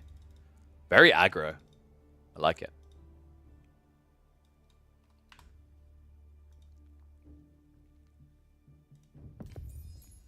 Prize pools were reduced. Well, yeah, those things are meant to be about practicing. But the problem, like, I think I highlighted this. It was when they introduced the new ranking system for, like, you know, how you get seeded in tournaments. They ruined the... That literally just ruined smaller tournaments because they were redundant. That you couldn't use them for practice anymore because if you lost once, you lost so many points to nobody, right? It's like, it's so bad.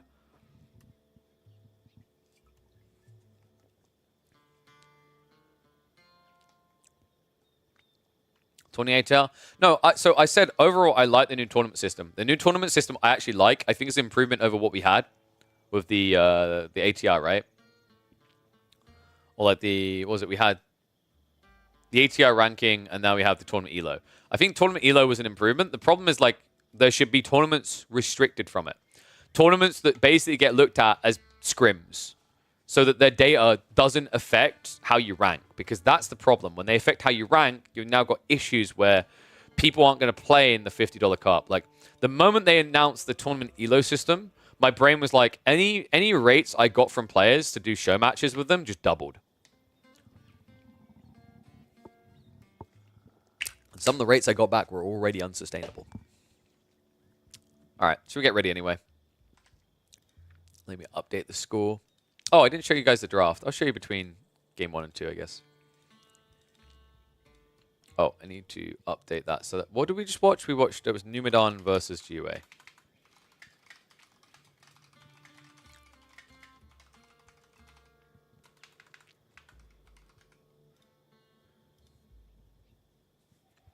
Okay, I don't know why my chat... You see what my chat does there? I don't know why big messages don't show correctly. That's very weird. I need to figure out CSS that would fix that. Maybe if I have overflow on the borders, I just need to figure out what setting that was. Oh, there we go. Overflow. If I... yeah, this works actually nicely. If I put overflow to hidden... then what that should mean is if people just quickly chat a bunch, then what should now happen is it will just push the extra text outside the area. Talk, damn you, talk. This is your moment to spam chat. Spam emotes.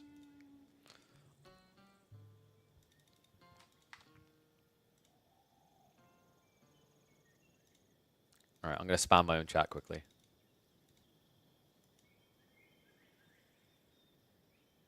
Look at that. Isn't that better? Now you'll get it. That's what I was after. Fandappy dozy. Like, wee. That works much better. Well done, everyone. I'm proud of you all.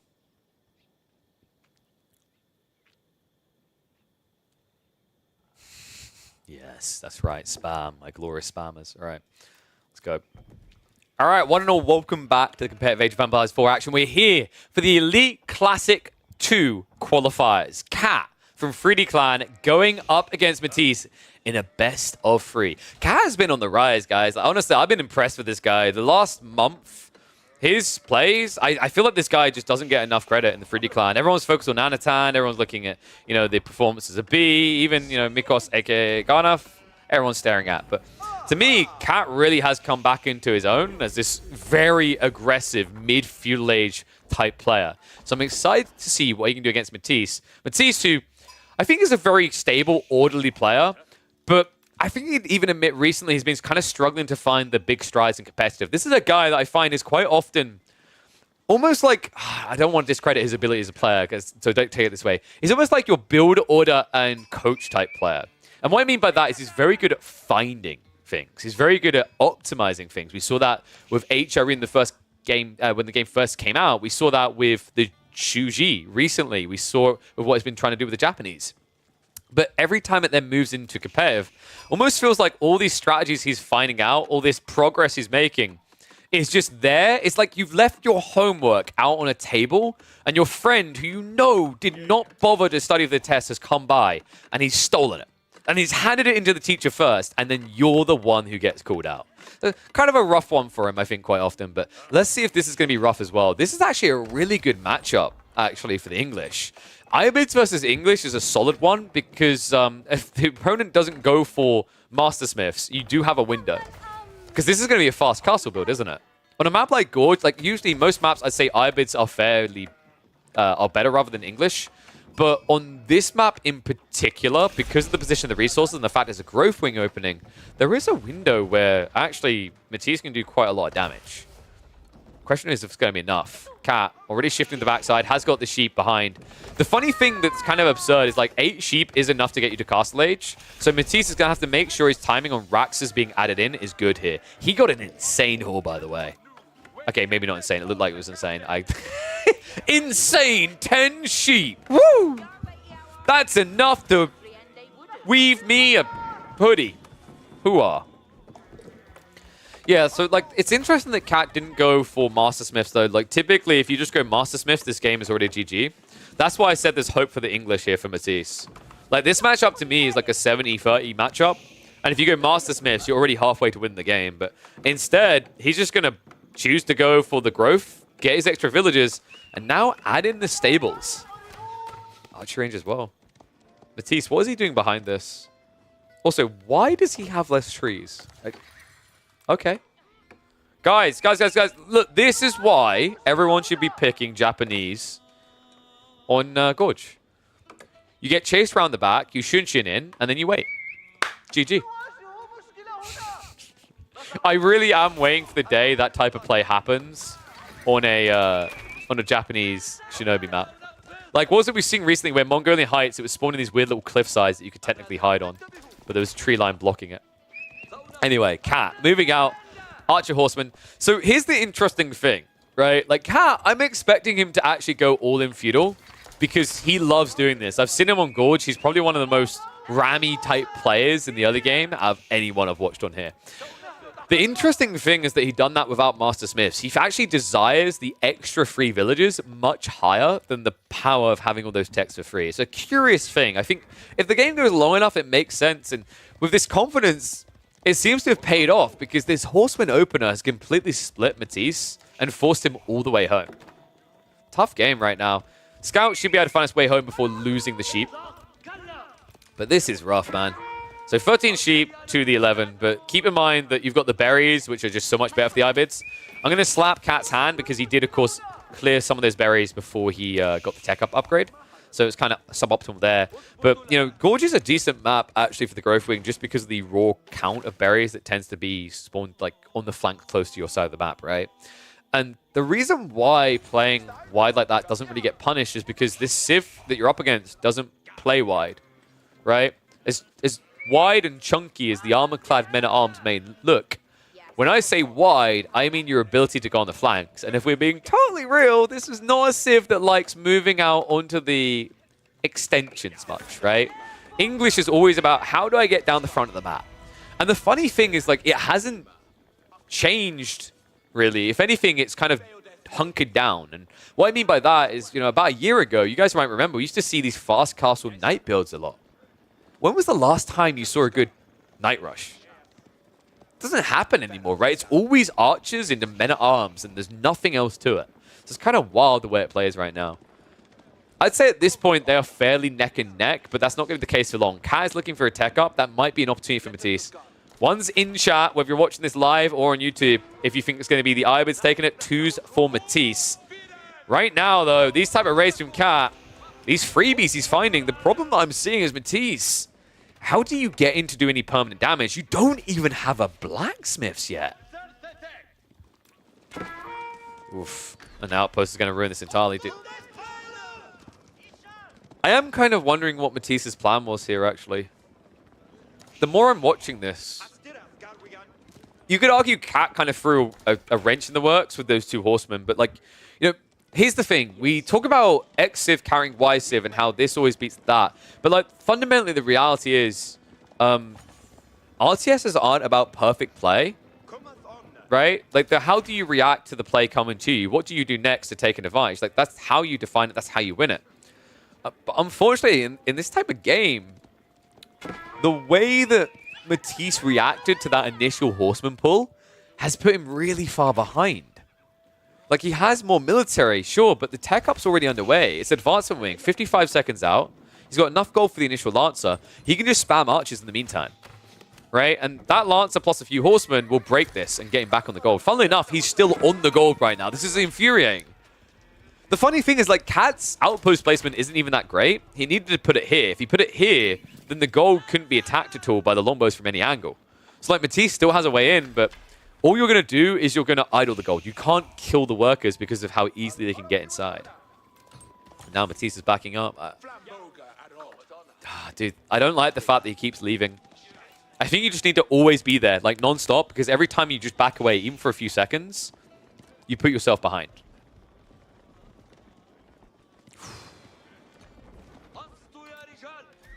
Stables now being spammed out. Here we go. Tech up complete. You hit the 2 times up.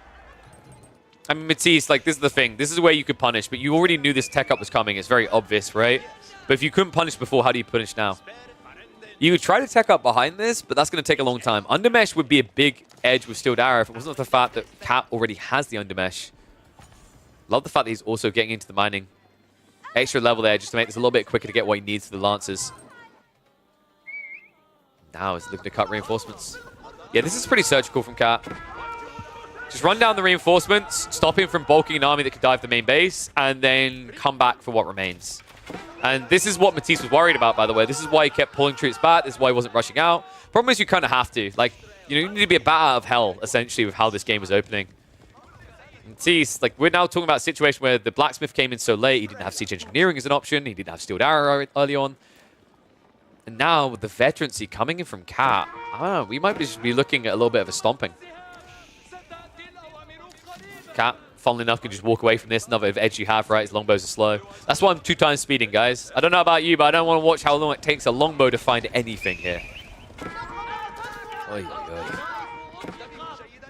The initial Lancers now starting to chase after whatever they can find. Oh, well, I mean, maybe there's an opportunity in game number 2, right? Like, you know, Matisse, if he can't win a fight in the next 2 minutes, it's going to be too late entirely, right? Like, this is probably his best time when he hasn't got many Lancers for you to break him. But this outpost is, like, still the thing I keep looking back at the blacksmiths for and seeing no siege engineering. Meanwhile, oh my god, dude, Wedge Rivets. Alright, so now you are in a pickle. These archers already hit harder than you. Now you tickle them. Remember, these vet archers also have 10 more health, right? That's actually like a 15% health increase compared to what you have. And with Sultan's Mamluks also coming in, this is where the snowball will begin, because you can't run away. If you run away, you just die on the retreat to the faster moving units.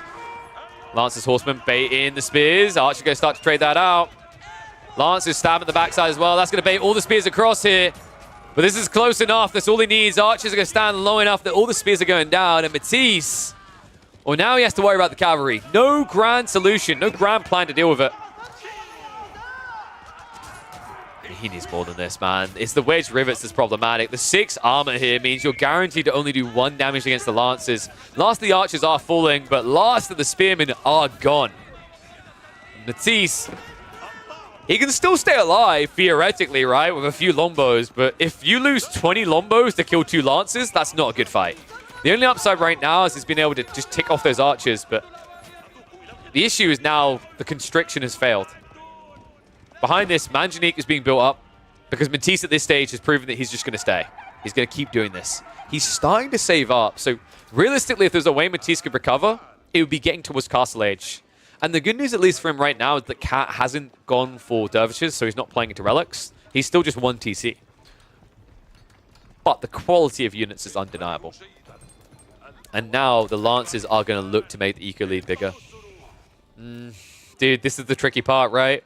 Kind of surprised it didn't come sooner. You build 1 Manjanique, this whole army fails. He just wanted to reduce the spearman count to be safe, but now these Lancers can now just split from the main defense and look to chip away at your own eco.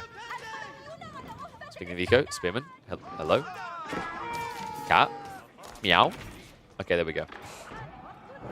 You just have to speak to him in his language, guys. If you do that, he understands you perfectly.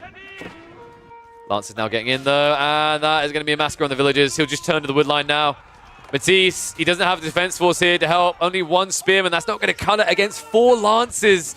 No textiles either. And Matisse now over 10 eco behind. Main defense also coming out. Looks like the Manjanique did get grabbed there. Well played with the spears, but the price on the other side is what matters here, folks. Matisse has lost too much. He's 15 eco behind. He still has to age up. He's still going to lose more here, for God's sake. This is just so annoying. And now that spearman dive, I imagine it must have cost him extra just to get his hands on the Manjanique. We're only now seeing Steeled Arrow level 1, by the way. Like, that's how confident Cat's been about this game. Matisse. At this stage, it is too much. I don't know. I don't know if I sound a bit defeatist in this one.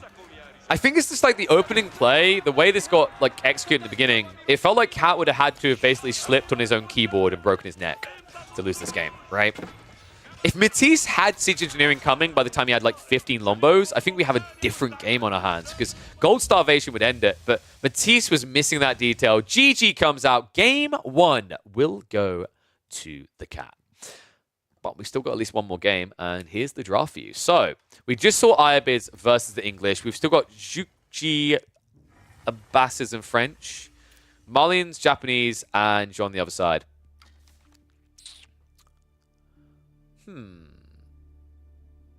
Malians versus Juki is pretty strong for Cat, if you can get that. And then you'll have, like, what? Jeanne d'Arc for French versus French. I think that actually you win that quite easily. And then Japanese versus the Abbasses is interesting because the Japanese compete quicker.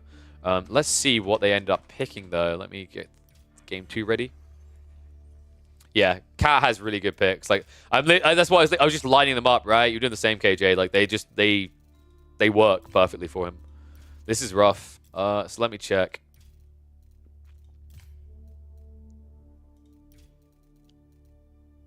Which game do we want? One sec. What the hell? I can't find the game. Give me a sec.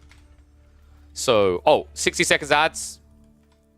If you're not subscribed, you should be subscribed, and then you wouldn't have to worry about ads. You'd be able to talk about and dissect the drafts right now. So we're getting ready for game number 2 here of Matisse versus Cat.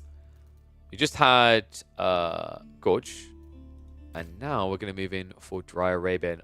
Oh, no. Guys, it's exactly what I was worried about. It's going to be Marlians versus Shuji. This shouldn't really be winnable. Even the Clown Car strat, you should fall flat to this because it's just the Marlians boom better. And if it turns into a feudal engagement, Chuga Nu, which is your strong point, is weak against the Marlians. So we'll have to see. Let's get ready for the game. Oy, oy, oy. Might be a quick one for Matisse. Quick shutout and won the qualifiers. Could be on the horizon. We hop into game number 2. Make no mistake about those scores. Matisse has not got a point. I'm taking it away from him. It belongs to Cat. Cat, who is going to whip out the Marlians. Matisse stuck with the Shuji. My question already is this is going to be the Clown Car strat that's been on the rise. I know Cracky is a very big fan of this build. We saw this previously where you done the Clown Car strat. I think it was Core done it against, it was either Matisse or Cat. And it looked pretty good, but it only looked good because his opponent kept blindly running in range and getting hit up. Like, realistically, you don't need to deal with the Chuga Nu mass in your base. You just cut reinforcements with jabs. So we'll see which way they want to approach this. Opening-wise, we are going to see a scout rotation pretty tight on his own side. Matisse only getting a few of the sheep out of this. Meanwhile, a wide arc doesn't pay off. Cat arrives late, so well played. Good start for Matisse. Gets more sheep, and now he can race to the other side of the map. Meanwhile, Cat gets barely anything out of it. Cat looking to spawn. This is, of course, going to be a Dry Arabia. He's got gold pretty far away on the other side of the wood line. That might be exploitable, but it's retracted behind. And that's what scares me. Like, if you go for a Chuga Nu mass and push in here, Jazz will just snipe you across the tree line. Other side of this, Matisse is going to be opening up the Meditation Garden.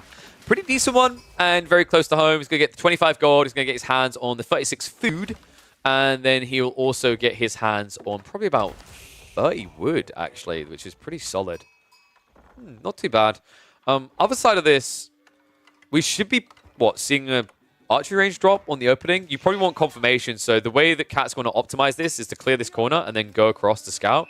Cat, unfortunately, has had an abysmal scout rotation. He has only got 6 sheep. Meanwhile, other side of this, Matisse is already up at a pretty healthy 11. And I imagine there's still more to be found around the center. Did he check the corner? No. So there's, like... The other thing, like, there might be some sheep looming here. To me, this seems like a really low spawn of sheep. We are going at 2 times speed because you guys know how I feel about early game. Like, this is not going to be a pounce by either side. And it's going to be Jian Nansum. Okay, Matisse is actually going for TCs. Am I delusional or is this just bad? I feel like going TC mass up against the Zhujis, up against Marlians is really bad. Because the moment they scout that you've done this because you dropped Jiang, which he just did, Cat should now just drop an extra mill and spam ranches. Like, he doesn't even have to build a production building until age 3. Dude, that's such an insane advantage. I'm going to keep us at 2 times speed. This is literally just a boom race. We're going to find out which is better. Zhuji TC spam or Marlian ranch spam. I think we already know the answer. I'm really hoping for Matisse we don't, though. I'd love to see a turnaround here. And yeah, the Chuga Nu Clown Car strat is better, but it's also not that great against this Civ, because what happens is you bring in the initial Chuga Nu, you get initial hit with the Clown Car, but then any follow-up Chuga Nu gets sniped by Javelins. It's really bad against Marlians because of that. We've seen a game where the Marlians basically lost because they kept attacking the Rams, but you don't do that. You legit just go after the reinforcements. And with a few Javelins, you stop the Chuga Nu count ever going above, like, 13. Because, like, with map spawns like this, you have to rotate around the base with the Chuga Nu. You can't just go diving underneath, because if you do, the TC will get garrisoned, they'll come out, they'll burn the ram, they'll get back in, right? So I think this is just a really, really bad matchup for the GG. So Matisse, probably knowing this, is trying to find another way. He understands that Cat isn't going to fall for it. The problem is Cat isn't falling for the need to aggro either. It is the double mill. It is double the ranch spam coming out. And we are going to look at a much faster castle timing for Cat. Matisse, meanwhile, is... Oh, my dear God. I'm gonna puke. Why are we adding in granaries when we already have this many sheep? I mean, I know the gathering rate is better, right? But at the same time, put it towards an extra TC. Right? Like in my eyes, if you want to do this, don't half-ass it. Don't go just 2 TC. You probably need to go 3 to remain ahead. Like you've got a 5 eco advantage, sure, but remember, Cat already has now got 4 ranches filled with these guys. These ranches, as they stand, are worth 2 villages. When you get the Fulani, that's when it gets out of control. It's like that whole cluster will be worth 20 plus villages.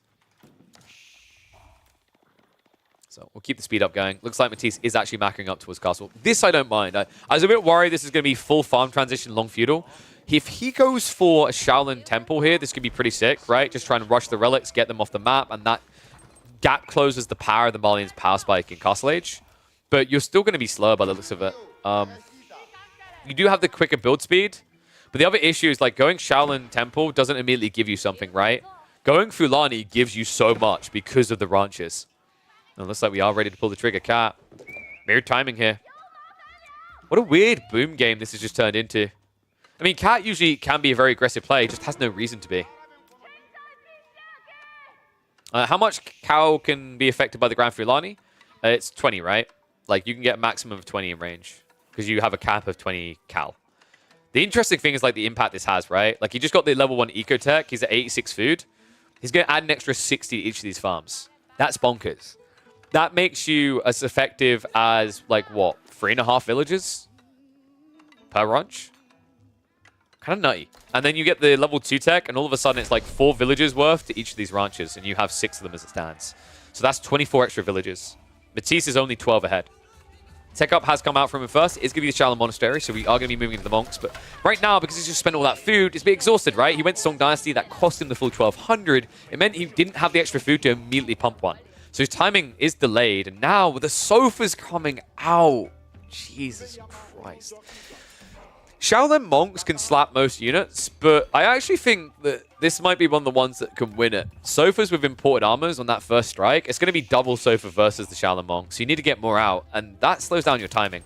We've got a wild base set up by Matisse, though. I love that he's done this. He understands that if it's fast castle on fast castle, it's going to be mass cav. So this at least protects his behind eco. But it doesn't protect his behind from still being spanked in this game. We're going to see a third gold pit being added in soon. We could still be looking at like a 2-3 relic split potentially. Just because he's got the spears and crossbows doesn't mean he has dominance on the map yet. And yeah, you're just seeing the food power here. Right, like grand total of 3 villages on food, and yet you almost have 1,000 food income per minute. This is the ranch power, guys. It's insane.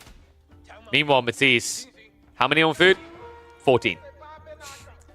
Still pretty crazy, and that's the power of supervise, but now that supervision is about to be a little bit less effective, right? He's running out of food in these areas. He has to move out to the deer stack, so missing on extra food in the meantime. Sofa. Oh, God. You can't trickle troops like this. So the issue is that Sofas get bonus damage versus Imp, and crossbows don't work in small numbers anyway, right? Like, they just get cut down. The whole point is that melee units are much more tanky than you, right? So they're able to do this. And this is looking a bit ugly. I don't like the fact that Matisse hasn't actually kept the crossbows together. Oh my God, dude. He's lost, what, 3 crossbows for 1 Sofa? Not good. It's going to be more than that, no. Another one goes down. Spearmen have finally arrived, but where were they this whole time? That's only wave 1. More coming. Cat. Still got 9 Sofa to play with. More spears being spammed out. One low temp from the north side, but the Sofa can come back in for that. So far, Matisse, with this Castle Age play into the Shaolin Monastery, has only got 1 relic. He will not get this one. How do you get out now? Matisse, the problem I'm seeing is he keeps running out. I know what it is. It's because he went Shaolin Monastery. He understands that he needs to get value out of that play, right? He's like, I need to pump Shaolin Monks. I need to capture quickly. But this rush out is killing him, man. Like, he's not respecting the Malian strong point at the beginning of Castle Age here. It's just non-stop Sofa. I think what happened here is Matisse was maybe anticipating some Sofa and then, like, javelins or donzos to assist, something like that.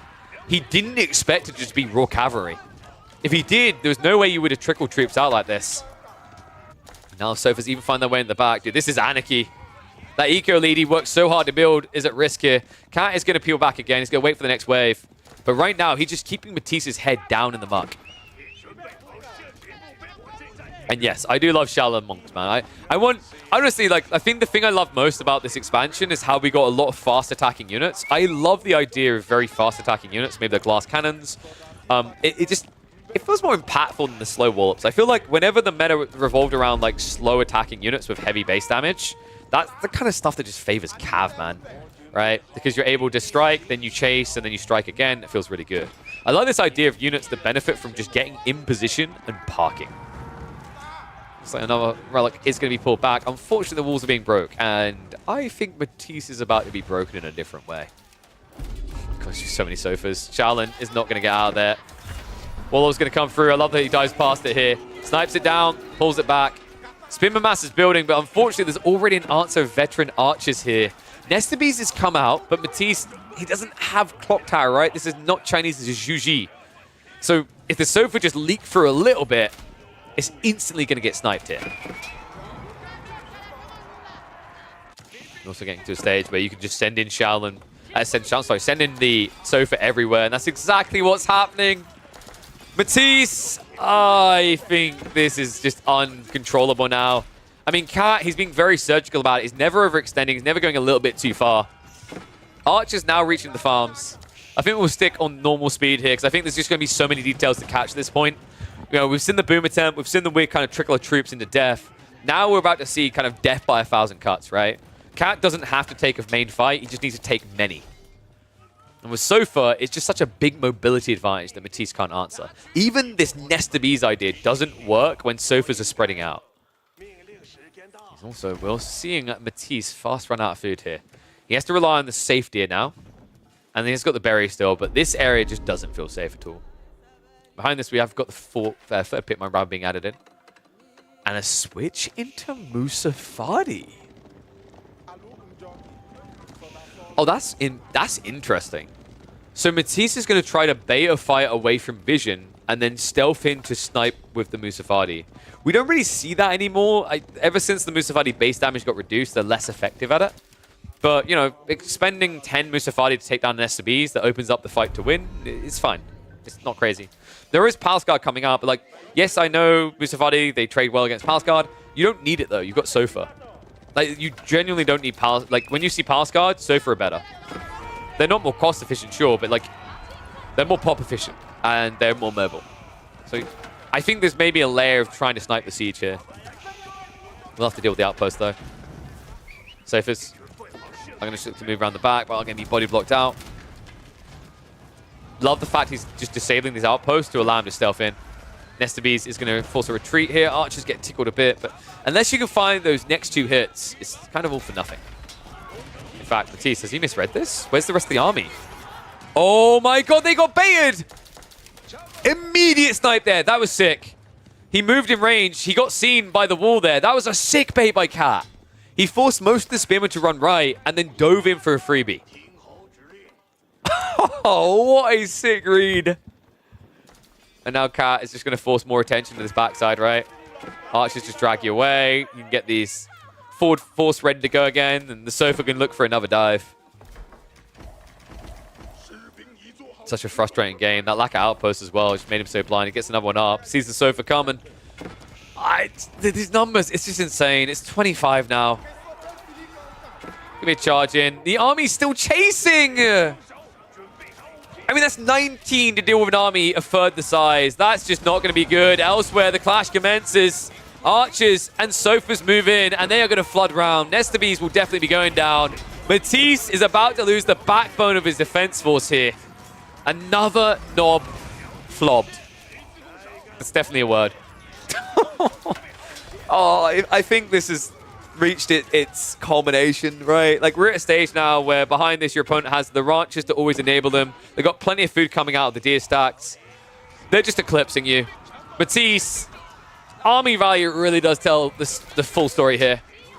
But what a great peel there. I think if Matisse had actually found a way of putting a second wall up here and just playing condensed, he had a good shot of holding, right? The Nestabees were a problem for Cat, but now the Musafadi, Archer, and Sofas alike, I think Matisse just can't handle this anymore. Funny thing about the Sofas, actually, the other reason why they're good here isn't just about the Palace Guard, it isn't about the stealth to get siege. It's now the fact that Matisse, he's built crossbows. He's built crossbows and spears. It's not even just about Sofas to win the fight. It's literally just this is a more efficient tank than Sofas. The Musafadi just absorb, and the archers just kill. And the last of those Sofas are going to idle out the farms again for what I imagine might be the final time in this game. Matisse, pretty much at death's door. Archers moving in. Taxmen also going to be killed off. And there's just nothing left to him. I mean, dude, this is just a rough game. Rough series. Matisse. Cat's reactions really are what dominated this game. I think like Matisse's were maybe lacking at points. So game 1, obviously it was that fact that he saw Horseman. His reaction was panic, and there was never recovery. Game 2 for me was just clean from Cat. Understanding and IDing that it was a TC build so early on means he gets that boom, he gets that escalation, and he shows you exactly why the Malians do not want to be raced for Fast Castle. Oof, rough game.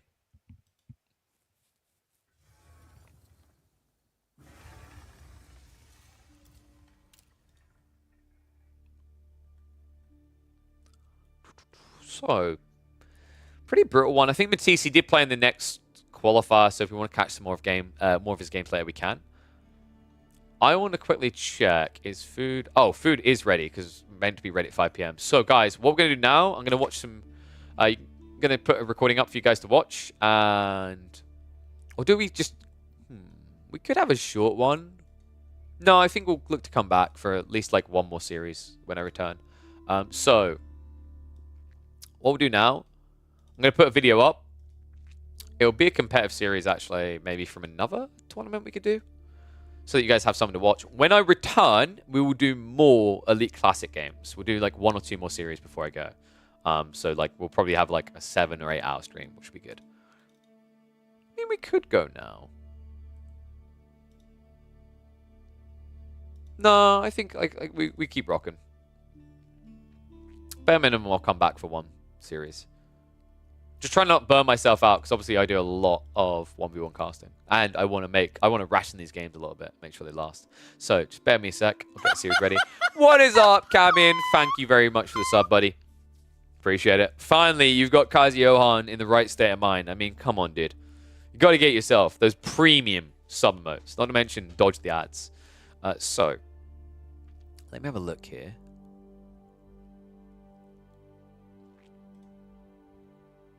Where were the tournament games? I definitely had some.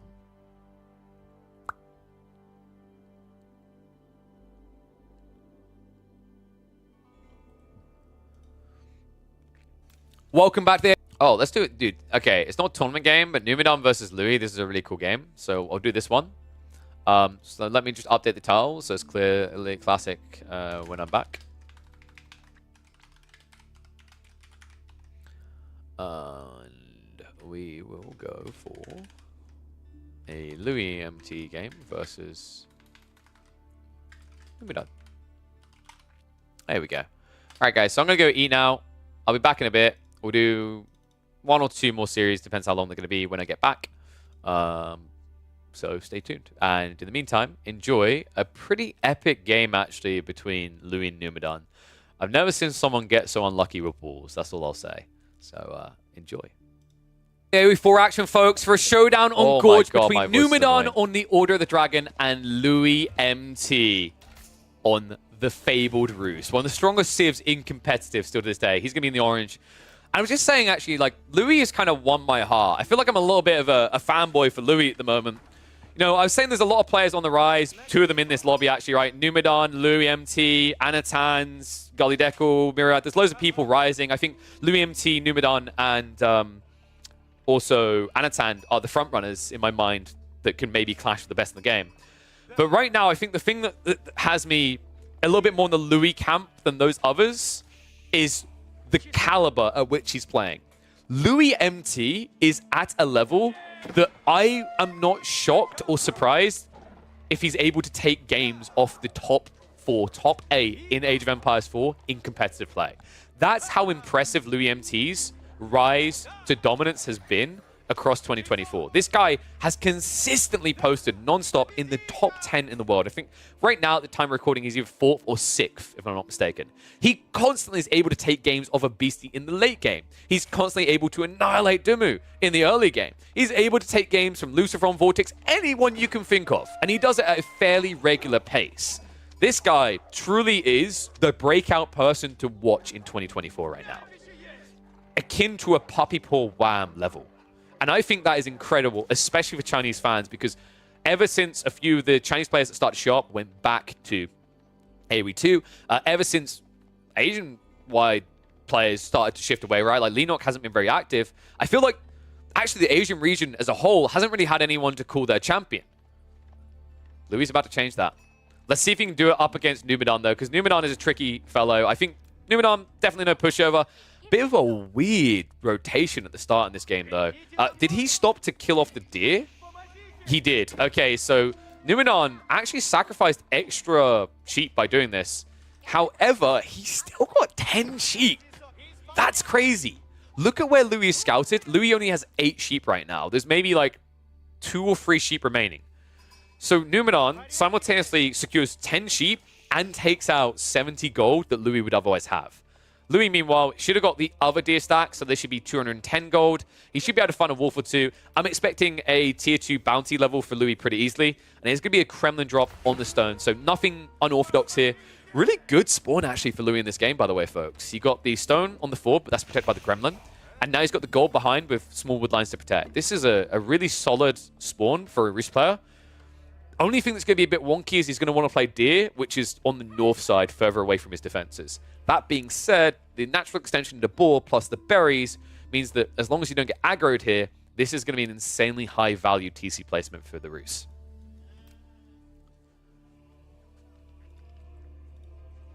I love that. As a Roos man, I can assure you there's no correlation between sheep count and number of scouts. Sounds like you need to animation cancel a little bit more, my friend.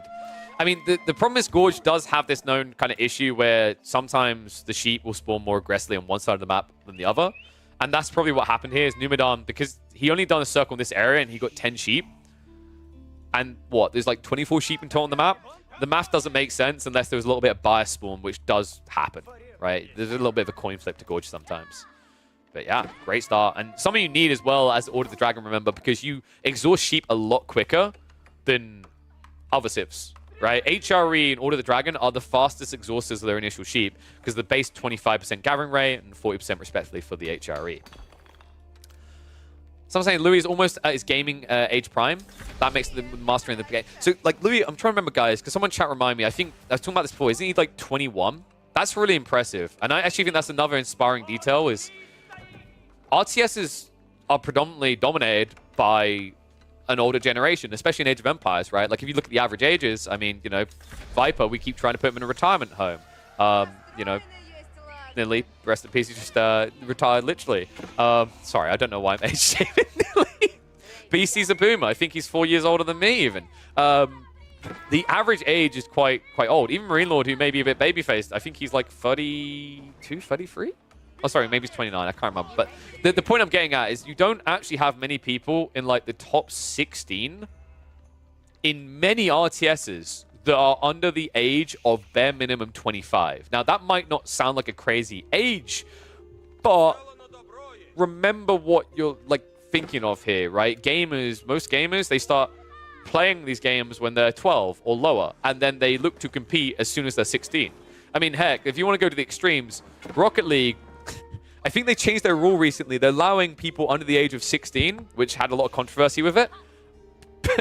The thing is, by doing that, they're probably going to have 12-year-olds that are playing pro level. It's kind of crazy. People highlighting Louis' second TC timing. It does feel a little bit loose on the timing, right? But I think that's because he prioritized the wood, if I'm not mistaken. He's at least trying to deny away from Numidan, but Numidan much quicker. I think the thing that's making you think that this TC timing is quite late is Numidan is always going to be quicker, isn't he, right? So, like, for example, his villagers are more efficient building up with their 20% increased build speed. On top of that, they're going to gather a lot quicker the 25% increase on stone and wood. And that's kind of crazy because it means that Louis can only even start getting his 20% extra wood once he has the Kremlin. He can't get it before. That 20% doesn't really compare to what's happening on the other side of this, right? So I think part of it is like maybe slightly late for Louis, but the other awkward detail is just how much quicker the Order of the Dragon's always going to be at getting this second TC. That did get scouted, by the way. Louis knows about this, and this is awkward now because he's delaying his stable timing because he's going for the TC, right? He has got enough for one night, but one night diving this isn't going to be that scary. These villagers are quite tanky at 65 HP. So Louis needs to quickly gather the extra food and gold to get 2 nights plus going here. Yeah, no E-repair is a little bit surprising, but he does still have it for the gold. What's the opening going to be from Numidan? I've seen some players go for horsemen up against knights. It sounds really weird, but your horsemen are just so tanky that they can do it. And that is a very wide TC. So he actually goes for the back right corner instead of the north side we talked about. Does have a lot more wood, does have better gold secure. I think you probably wouldn't have been better served on this side. But from a defensive standpoint, Louis has chosen a better corner, right? Like you can short wall here, and there's no way that Numidan can raid you. So if he was worried about stable play, this secures him. Numidan still no E-repairs. Like, wait, what? Numidan, just press the button. It's free. Numidan, it's literally free. Well, villagers have shivs out now. That'll scare Louis away. Louis has to be vibing right now with a smile on his face. He's getting so much value out of this play. The idle time, the fact that he's repairing, not E-repairing. This is kind of rough. I'm not sure what time they had this game. I'm trying to make excuses. Numidan a little bit tired because like E-repairs at this stage with the amount of games Numidan's played of HRE even in the past, instinctively he should just know about E-repairs. This is the kind of like mistake we saw people make in the first year of Age of Empires 4, right? Where they just weren't used to it yet. But the funny thing is Numidan has been playing a lot of Order of the Dragon. In fairness, most of the games we've watched, he hasn't really had to rely heavily on E-repairs. It's been more him aggroing. So maybe it just wasn't foremost in his brain, but does mean it costs him wood to repair. It does cost him idle time as well. So a little bit unfortunate there. And I do love that detail about the second TC placement. That is a very good high trade house. You are correct. I don't know if it's going to be better than this, though. So, like, here's the thing. This deceptively seems like a good high trade house placement. But once you concave this wood line a bit, this is just better. And a lot of Roost players, when we see them playing on Gorge, their high trade house timing, if they're not fast castling like crazy, comes in when they've chopped down this amount of trees. So they have this perfect placement for a high trade house in the fat wood line. Remember, that is the fattest wood line on the map. So, third TC. Now it makes sense. Okay, now I'm fine with this. Like, Louis, this is why he didn't, like, prioritize that TC drop there. He wanted to secure map first. He took the safer choice, right? It's further out, but it's more easily defended. And now that he sees that Numidan's only doing spears, no cav, he can play both flanks pretty confidently. Does mean he's not going to have a very fast castle timing here, but I don't think that was his goal. What I would love to see Louis do, though, is pretty meta up against HRE, and it should be against OOTD in this situation. You now have 3 villagers worth of production every 20 seconds. You can afford to send villagers out to wall off these relics, and you should be doing it. He should know the timing as well. Numidan, with 2 TC play, should be ready for a tech up as Order of the Dragon at around just past 10 minutes. So Louis needs to start sending villagers out now.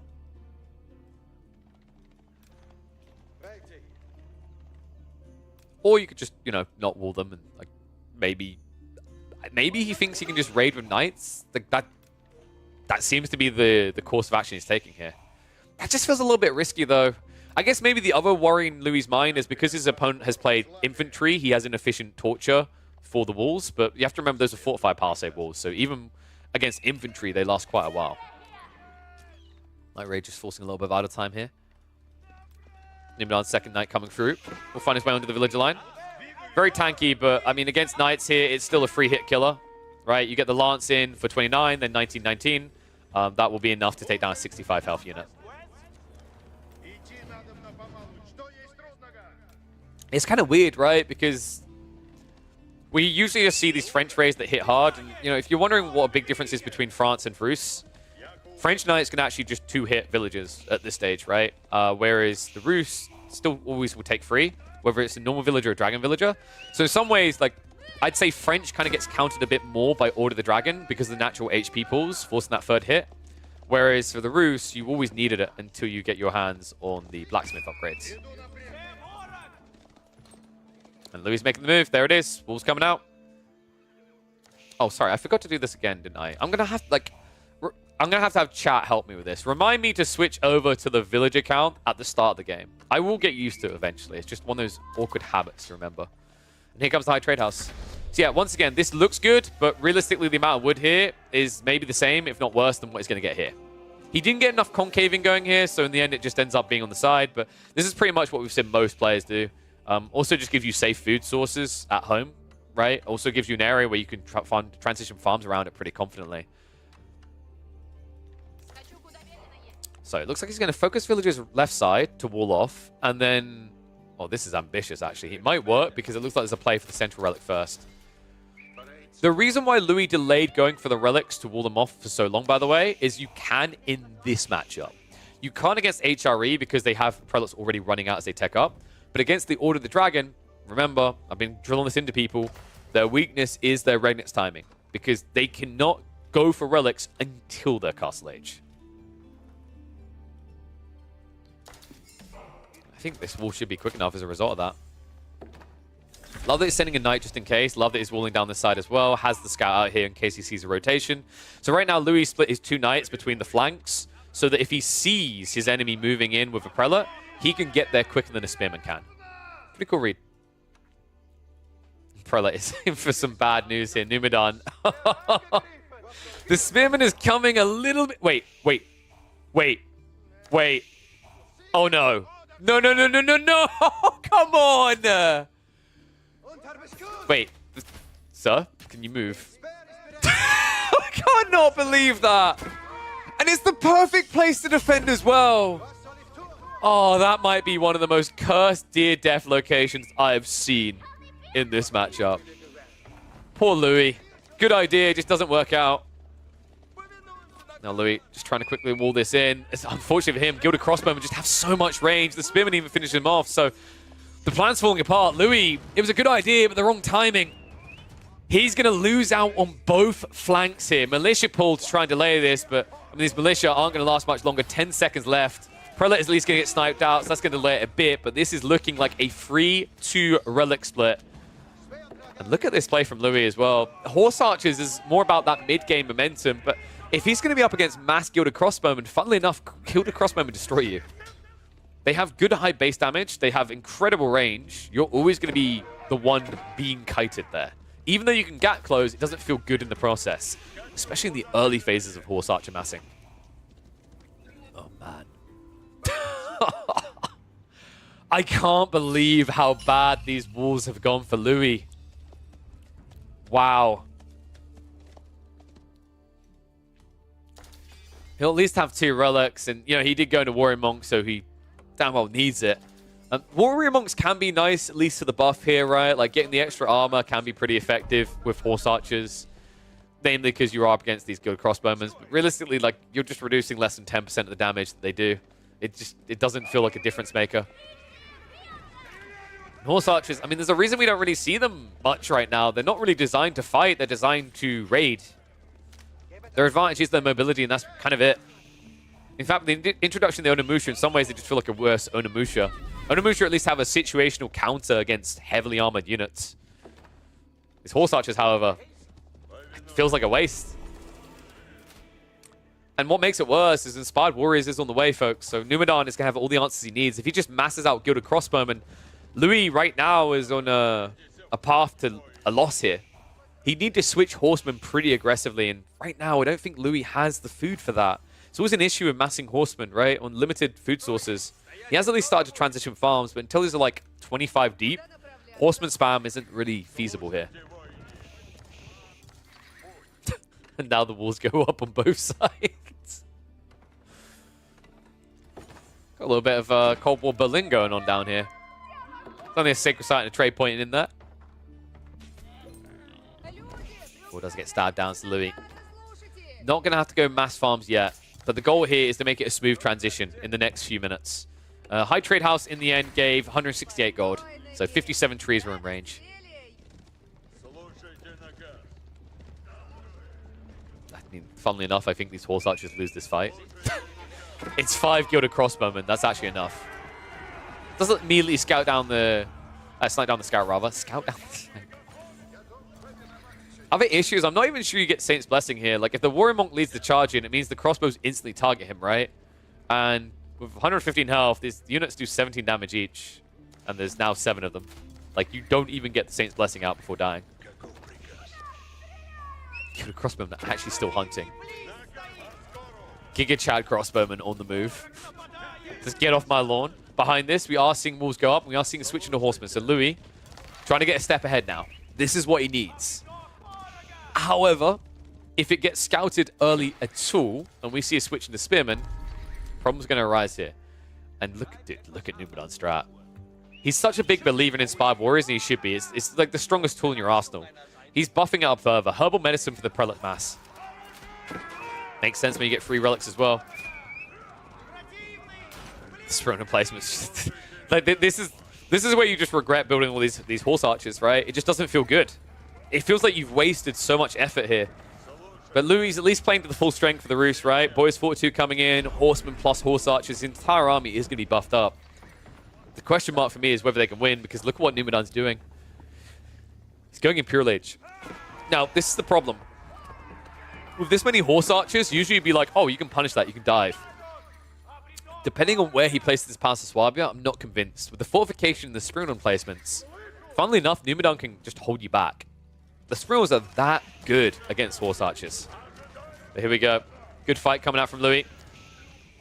Should push Numidan back towards his base. He's got the food and gold required, though. If he wants to go into Imperial, now's the time. That fortified outpost, it's a very hard area for Louis to dive into. I think Palace of Swab is probably going to be played pretty close to home here. I mean, you could try to drop it in a gold area, but you know there's raiders on your flanks, right? So a little bit risky to try and go wide. Still waiting for that final food drop-off here. I mean, he had the food already. Palace of Swabia, there we go. Remember, it's 1920 food, folks. You get a discount on it. So Tech Up on the way. Pulls the villagers away as well. The worst possible timing. Louis goes for the raid exactly when Numidan was moving away to go and do the Tech Up. If he just went a little bit deeper. Unfortunately, it's too late for that now. The TC Fire doing a lot of damage. And the second wave, folks, it can't come in because of that tower. This is the power of the Relic Outpost, folks. That Spruan placement would take way too long. The E-repairs make it impossible. And it means Louis now finds himself an age behind. He's going to have to just go back and tech up. Numidan, kind of just getting everything he wants in this game.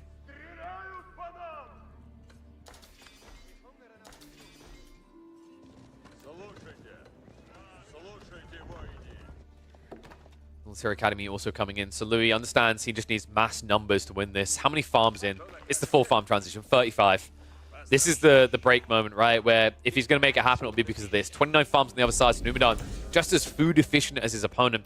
But now he's going to have a huge tech lead. It's not just the tech timing. It's the timing of the researches you're unlocking, right? Louis, by the time he techs up, everything for Numidan should be upgraded.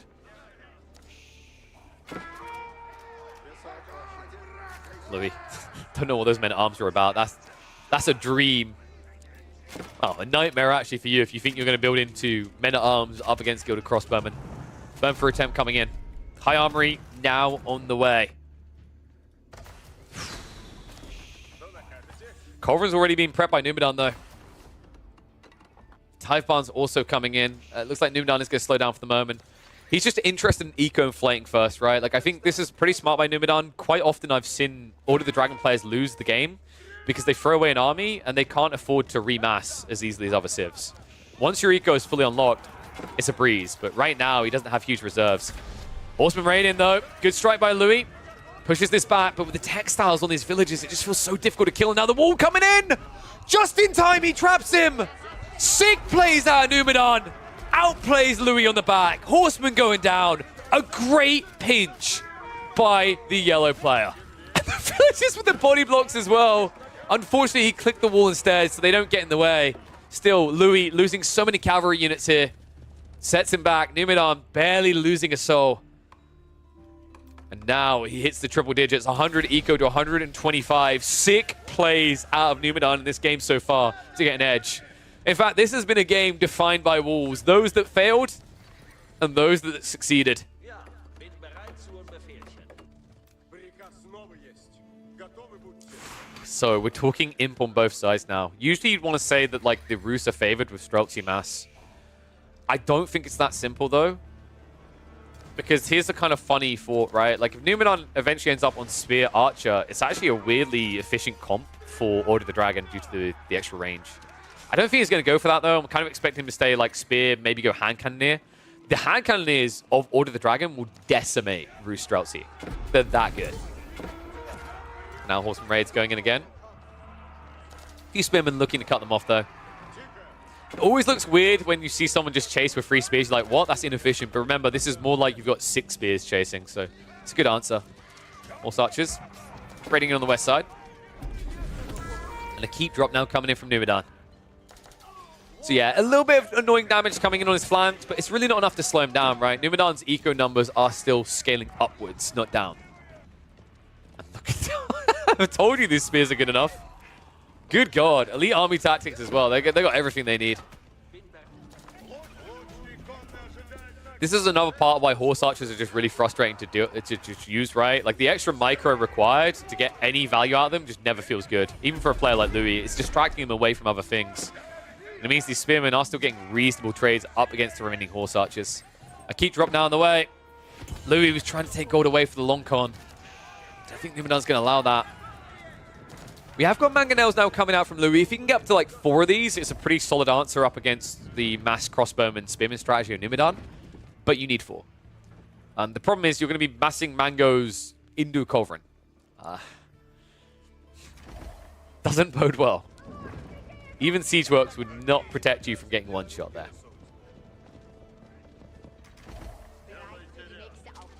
Horse Archer being a little bit of a nuisance again. Yeah, I just don't feel like the numbers are threatening enough now, right? The last of these spears should clear this up, and I imagine that's going to be the end of the age of Horse Archers. There's just no reason to play them long-term afterwards. Attempts at a wall are going to be denied. Here's Numenor. Tried to carve out some more territory. I think he's trying to slowly encroach upon the sacred sites, right? Give himself that as a win condition. The Horseman once again getting in through the same spot.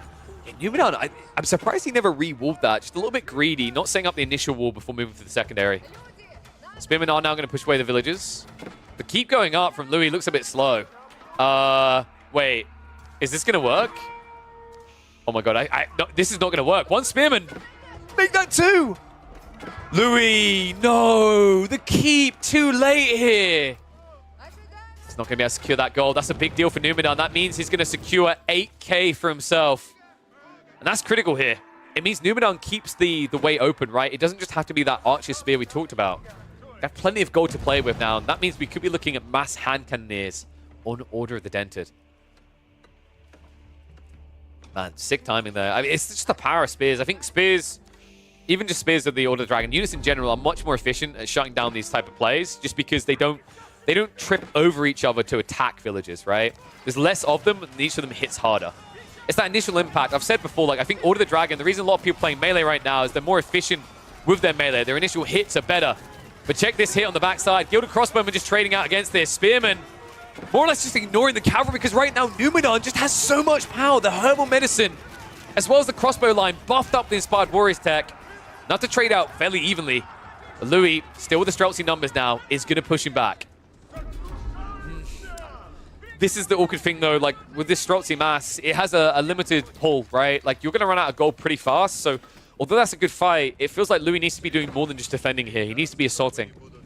And so far, every attempt to assault a flank has been denied by Numenor. And you know I said 8k. Sorry, I forgot about this one right here. This is 12,000 gold. This is anything Numenor wants.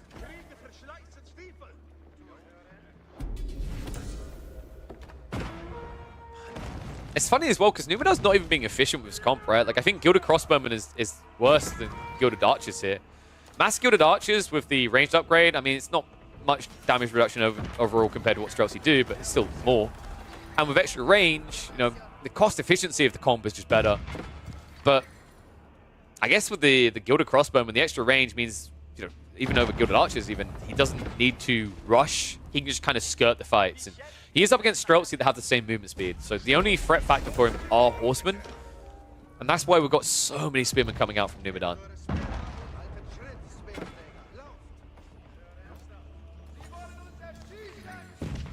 keep is going to go down. Looks like there was no daisy chain in, so no E-repairs.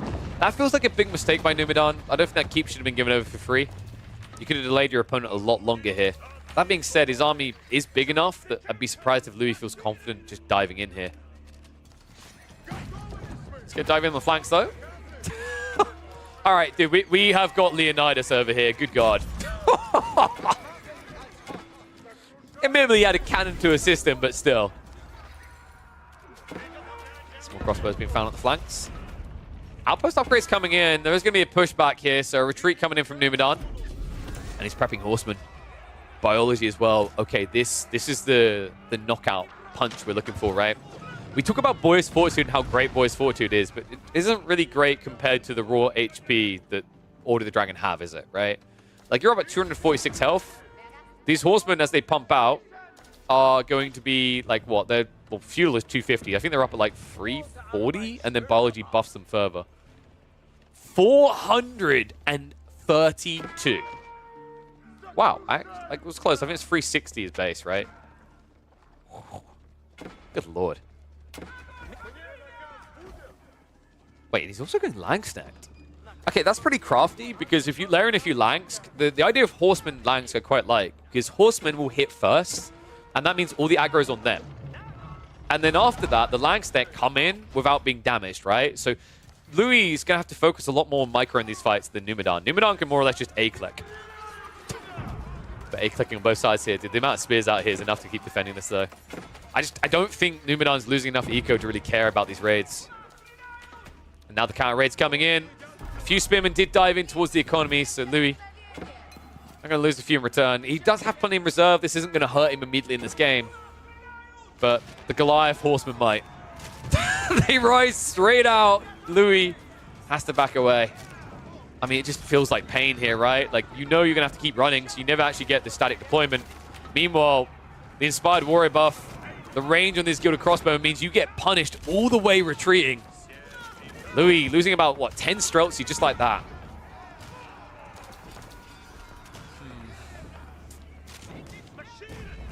If this is going to turn into a food and wood game, I'm worried there's way too much wood on the map still. It feels like Louis needed to take more of this away if this was the plan, if he knew that this was coming. Oof. Has got some ramps coming out, though. I love the idea of siege workshops on the flanks. Instead, I think... Whoa, Louis... What? Louis is going to trade. But you don't have map control right now. Like, you just surrendered center, right?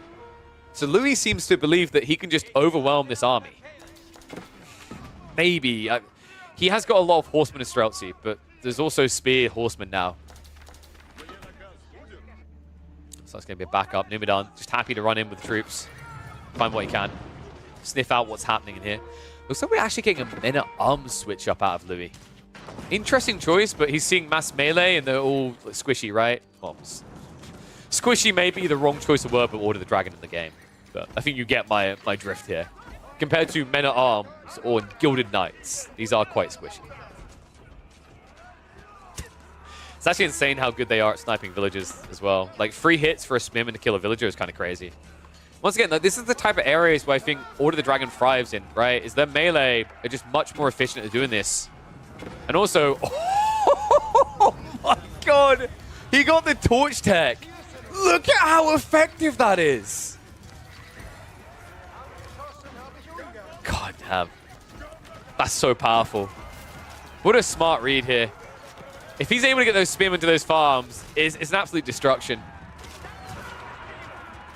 Streltsy now pushing out, but I mean with the Gilded Crossbowmen and the Horsemen here, I'm dubious to say these are ever going to be good trades for Louis. Louis, he's lost the front line. And these Horsemen, look how much they hit for. 43 damage per strike. They hit as hard. Harder than a Streltsy does. Horsemen will dive past on the crossbows, but it's just kind of irrelevant, isn't it? Streltsy count reduced down to 17 here. More are boosted behind this, but Spearmen, meanwhile, keep raiding. They're just such effective raiders. It's not just the farms we were talking about. Like, what I was getting to was the math. Is 25 damage means you free hit textile villages, right? And you're just instantly on top of your targets. You know, I think the way that you optimally want to use Order of the Dragon is like 2/3 ranged and 1/3 melee in most matchups because you need less melee. But yeah, I mean, this looks like an absolute destruction now. Louis, he just can't get an answer together. He's trying to mass men at arms, but he never answered the Gilded Crossbowmen. Just 10 of them is enough to kill this trickle. This game is looking done. Louis, well, learn how strong the Wrath of Numidan truly is. Numidan probably has been like top 2, top 3 most impressive players for me on OTD right now. I'm looking forward to seeing what he can do in competitive play with them because I think he's worked pretty hard to solve this Civ. He's definitely solved the powerhouse that is the Rus in this game. Horseman once again in on the Streltsy, and that means all fire gets baited onto the cavalry. Once again, those Gilded Crossbowmen just not counted. I mean, this game has been defined by Louis' inability to get rid of the range. Despite what you're seeing with all the melee, these Gilded Crossbowmen have always found just so much value in these engagements. Just look at it, 26 damage, that's without the Inspired Warrior tech. They get that, it gets crazy. 30 damage per strike. They almost hit as hard as the Streltsy did before Gunpowder. And those Streltsy are now completely outnumbered. I think at this stage, Louis is just kind of letting it soak in a bit here, right? Like, he might feel that maybe there's a way to recover. But you know it's getting desperate when you pull the militia point like this. Crossbowmen just not to be denied. Trade also now being completely shut down. Oh, and that is going to be it. No food, no gold, no way back. Even if the castle somehow goes up, I just don't think it matters here. This game is over. Numidan proving exactly why he should be on everyone's radar in 2024. Oh, lordy. I wonder if we're going to see more Spearmen utilized like he did in this game, though. I think, like, actually against big farm boomers, Numidan, like, had a great read there. This is a great counter. That torch tech, I think that's the first time I've seen it look impressive. I'm not sure what I'm going to, like, keep as the focus on the thumbnail and the title for this video. It might be around that. But then again, I think the walls early on were a bigger definition point here, right? The failure to wall on both flanks, I think, cost Louis so much in this game. It's 2 relics he could have had. It's 4 relics more to Numidan. Like, because of the Regnits, the way you have to think about this matchup is that instead, that was a 6 relic difference. In that there were 2 extra relics you could have had you didn't get, and you failed to deny 4 extra relics away from Numidan due to Regnits doubling their value. That's an insane advantage for Numidan to have had. It's why he was able to get the Gilded Crossbowmen at the start of the Castle Age, and why he's able to look dominant now. And Louis, at this stage, are we just going for a desperation ram rush play? Against other civs maybe, but the problem is the melee units, once again, just so efficient, right? It doesn't take many of them to counter ram plays. I think Louis is just memeing. And that's going to be the end of the meme. GG comes out. Order of the Dragon in Numidan's hands is no joke, folks.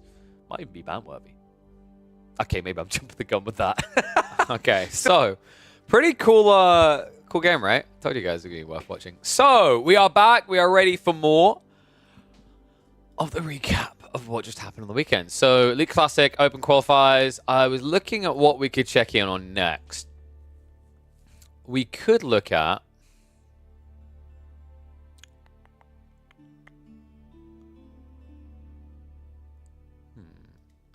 maybe, I think there was one that I was eyeballing that we could do, which was going to be in the second qualifier. It was going to be maybe CSO versus Corvinus. We could do CSO versus Corvinus, or I think from the other qualifier there was also Corvinus versus Matisse. So stable versus chaos, basically. Which to do? I think maybe we do let's do the CSO versus Corvinus. Oh yeah. So let me get the draft ready for that, and we'll be able to hop on into. So where are you? So this is going to be a best of 5. This was a deciding series to qualify. Let me have a look here. All right, so update. Ow. What on? for God's sake. Let me update that name that has ruined everything. Thank you, CSO. Oh, cheeky git. All right, there we go. So, God, that is a horrific to look at draft UI. I'm not going to lie. I'm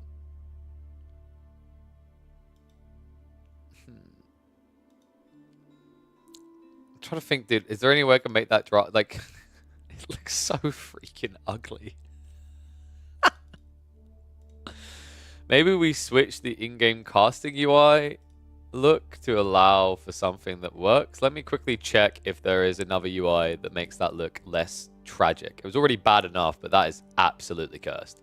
So, let me check about... How about... Well, that kind of works. I didn't like the in-game overlay for that, though. Okay, that is even more confusing. What? Alright, should we just settle on that? I legit think we just settle on that. That'll do, pig. That'll do. Alright, so we use that overlay. And then let me get the game. So it should be on CSO stuff. Wait, I thought it was it el.cso? It should be. Why is that not showing up? Oh, I hope Corvinus hasn't played too many bloody games. Let's have a look. Corvinus has his main, right? So hopefully he's just been using that for those games. Yeah, keep in mind, if you look at that bracket, you're going to give yourself spoilers, by the way. These games happened on the weekend. So be warned before clicking that. You will ruin any sort of surprise or whatever for yourself. So we wanted Corvinus versus... He's called himself Uchicha Obito. Alright. Anyway. Terrible name. Is that meant to mean something I don't know?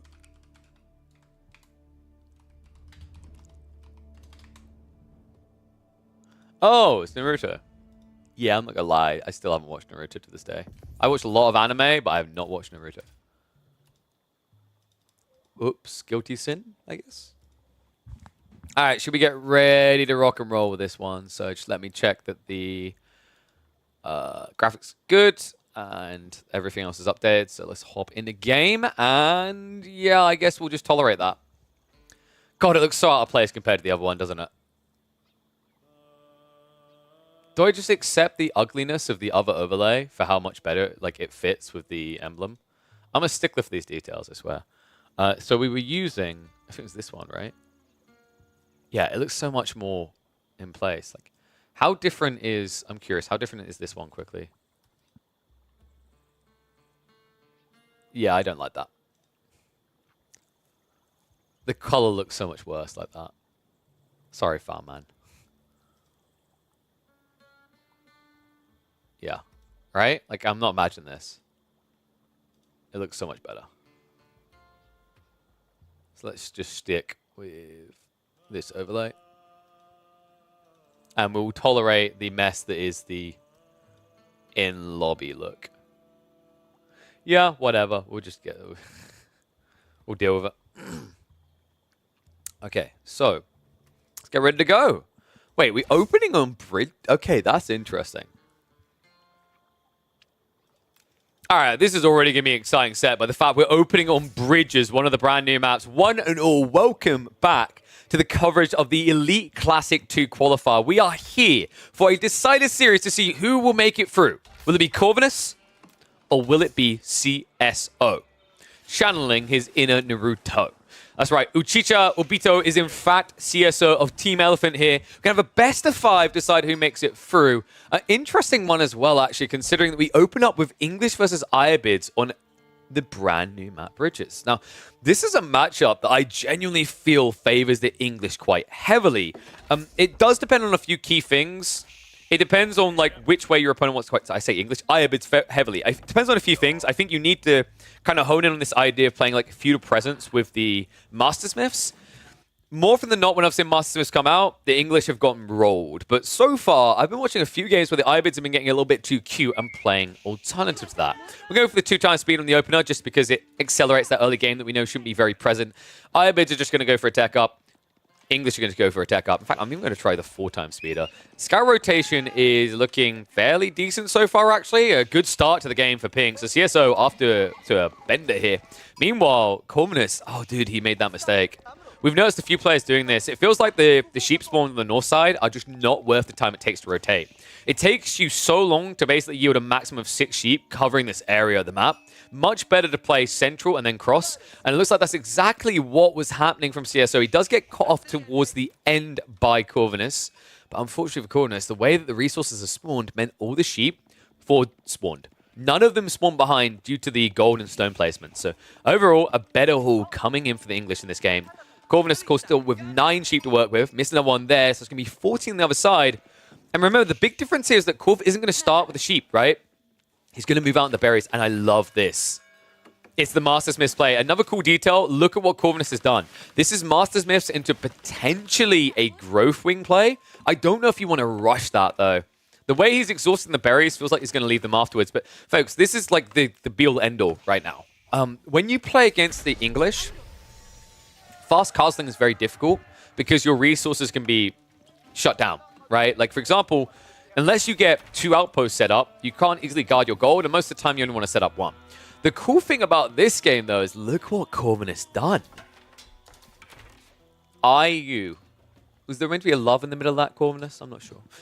So the interesting thing is this now prevents the rotations onto the gold unless CSO wants to go all the way around the back of the base to reach that gold.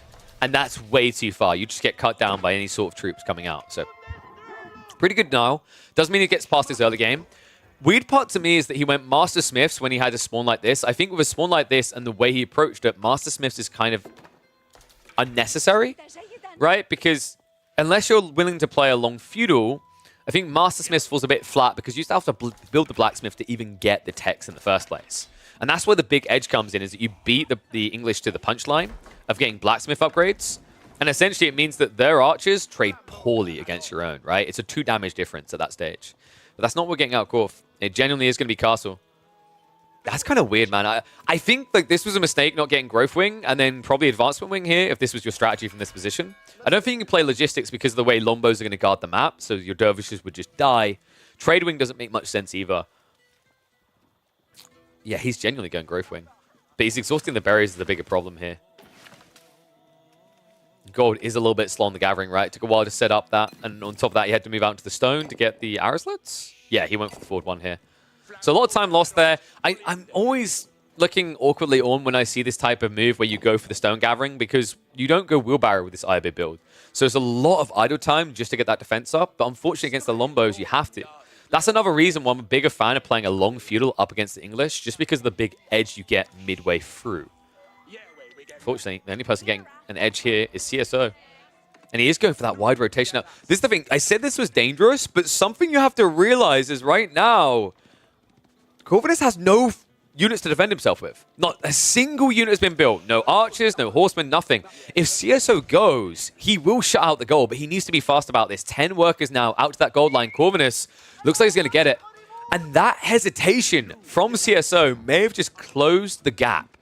The opportunity here. Corvinus is going to get what he needs, and it looks like it is indeed going to be that Growth Wing. He's moved away before he exhausts the rest of the berries. That's 500 extra resources. Now, he's going to have to make do with sheep until he can reclaim his area. A little bit of gold left to go. I mean, this should be enough between what's left to drop off. Yeah, starts to shift him away. Love this. Just leave 5 around because they can gather and then just go in the tower. Things get grim, but right now, you need to be quick on the micro, Corvinus. Not exactly doing that there, leaving it in the last second, so these villagers are just a liability now. They'll have to come home. He did get enough, but instead... Oh my god, dude, that was sick. I can't believe he dodged that. That was sick micro right there from CSO. He actually got one of the villagers. He should have got the second, but Corv rallied inside just in time. So does back away from the gold, but now you're going Castle Age You're getting Growth Wing, but you don't actually have any gold, which means you can't do anything with Castle, right? You can't get Lancers, you can't get Golems, you can't get your hands on upgrades for archers. You're very handcuffed. So instead, he really has to think about going for Horsemen and spamming them out to break this. The weird part to me is that right now, we're actually seeing CSO rotating back around the tree line with the spears. I've got 2x speed here because I love what's happening behind. Dude, this... CSO does not skip a beat. I wondered if he was going to do it when he ran to the deer. I wondered if this was going to be about maybe men-at-arms spam instead, but it's not. Look at his own tech timing here. Corvinus, halfway there. CSO is about to pull the trigger, and he can match your timing here into the next stage, which is unfortunate for Corvinus because the difference is that CSO can actually access gold. Corvinus cannot. What a sick build. It's like a little bit of gold gathering there. I'm a bit surprised, actually. CSO backing away doesn't make much sense here. You just need to camp here. I just said he's not going to have any gold. You're making me a wrong man here, Mr. Pink. So it's going to be a shift away now. But that's enough gold to get together something to push away these Lombos. I mean, realistically, it's going to be Racks and Golems to clear it. But that works. It might have been better in his eyes to get veterancy. I don't think so. I think the Golem is actually much better here. It's faster than the Longbow. One of them will take out 6 of these Longbows easily. Even if you rush the veterancy, it just doesn't feel it's going to be quite quick enough here. So, King's Pass online. And now CSO's going to have to peel back. But, I mean, you have to be very comfortable with this, right? Yeah, tech up completes, but it's mirrored timing, and now your opponent, although he's got extra villages, that's only temporary, remember. Unless he goes for multi-TC, he's going to start to fall behind. Another thing is, right now, you've still got him pinned in his base, so it's kind of insanely greedy, but realistically, CSO could go for a Monastery in a rush here to secure 4 relics. I think 4 is still doable, very doable if you rush it, but instead, actually focusing on Eco. The Lombo is going to be more or less thrown away. The fact that Corvinus is going into Archers and Golems already has more or less revealed his hand. And even though you can't see the confirmation units, I think you're seeing a trickle out. Yeah, the scout did see. Meanwhile, Corvinus' own scout has to move away. Luckily, it's at least tanking for the villagers. Like, these are squishy villagers, remember. No steeled arrows, so they don't insta-die, but only 50 HP means they can be quite the liability. And now we see the push out. Corv will reclaim the area around his base. It's going to be a full pullback coming out from CSO, and he is now going into the monks. I don't like the timing. I think you probably needed more people on wood, but the problem is by going these deer, the problem with the deer is they spawn so far away from tree lines, there's no alternative resource here, right? So it leads to this weird sticky situation where you've got 400 extra food and not enough wood to quickly drop a monastery. So now, instead, you're going to be pumping monks at a point where Corvinus is breaking out. Now, admittedly, that out time of the gold, the food issues alongside it, does mean that the men-at-arms should be able to answer this. Unfortunately, right now, they haven't been prioritized for upgrade. Lombos are also just getting clapped down. Corv should not be able to breach this, though, right? It's double TC, it's English TC at that. You know, even Golem's going to struggle with this dive, especially considering that Corvin has never dropped a Blacksmith. I mean, this is the crazy part to me that makes me shake my head whenever I see the Mastersmith build. You can't go Mastersmiths and then not drop a Blacksmith. Like, I understand you're going for Fast Castle, but at the beginning of Castle Age, Blacksmith should be one of your top priorities here. He's got 250 wood in reserve. He can afford it. Instantly, he's going to basically pay back the cost of his feudal tech up. That's kind of the crazy thing about Blacksmiths with Mastersmiths here, right? These researches cost 175 resources. You get 700 resources worth of free tech.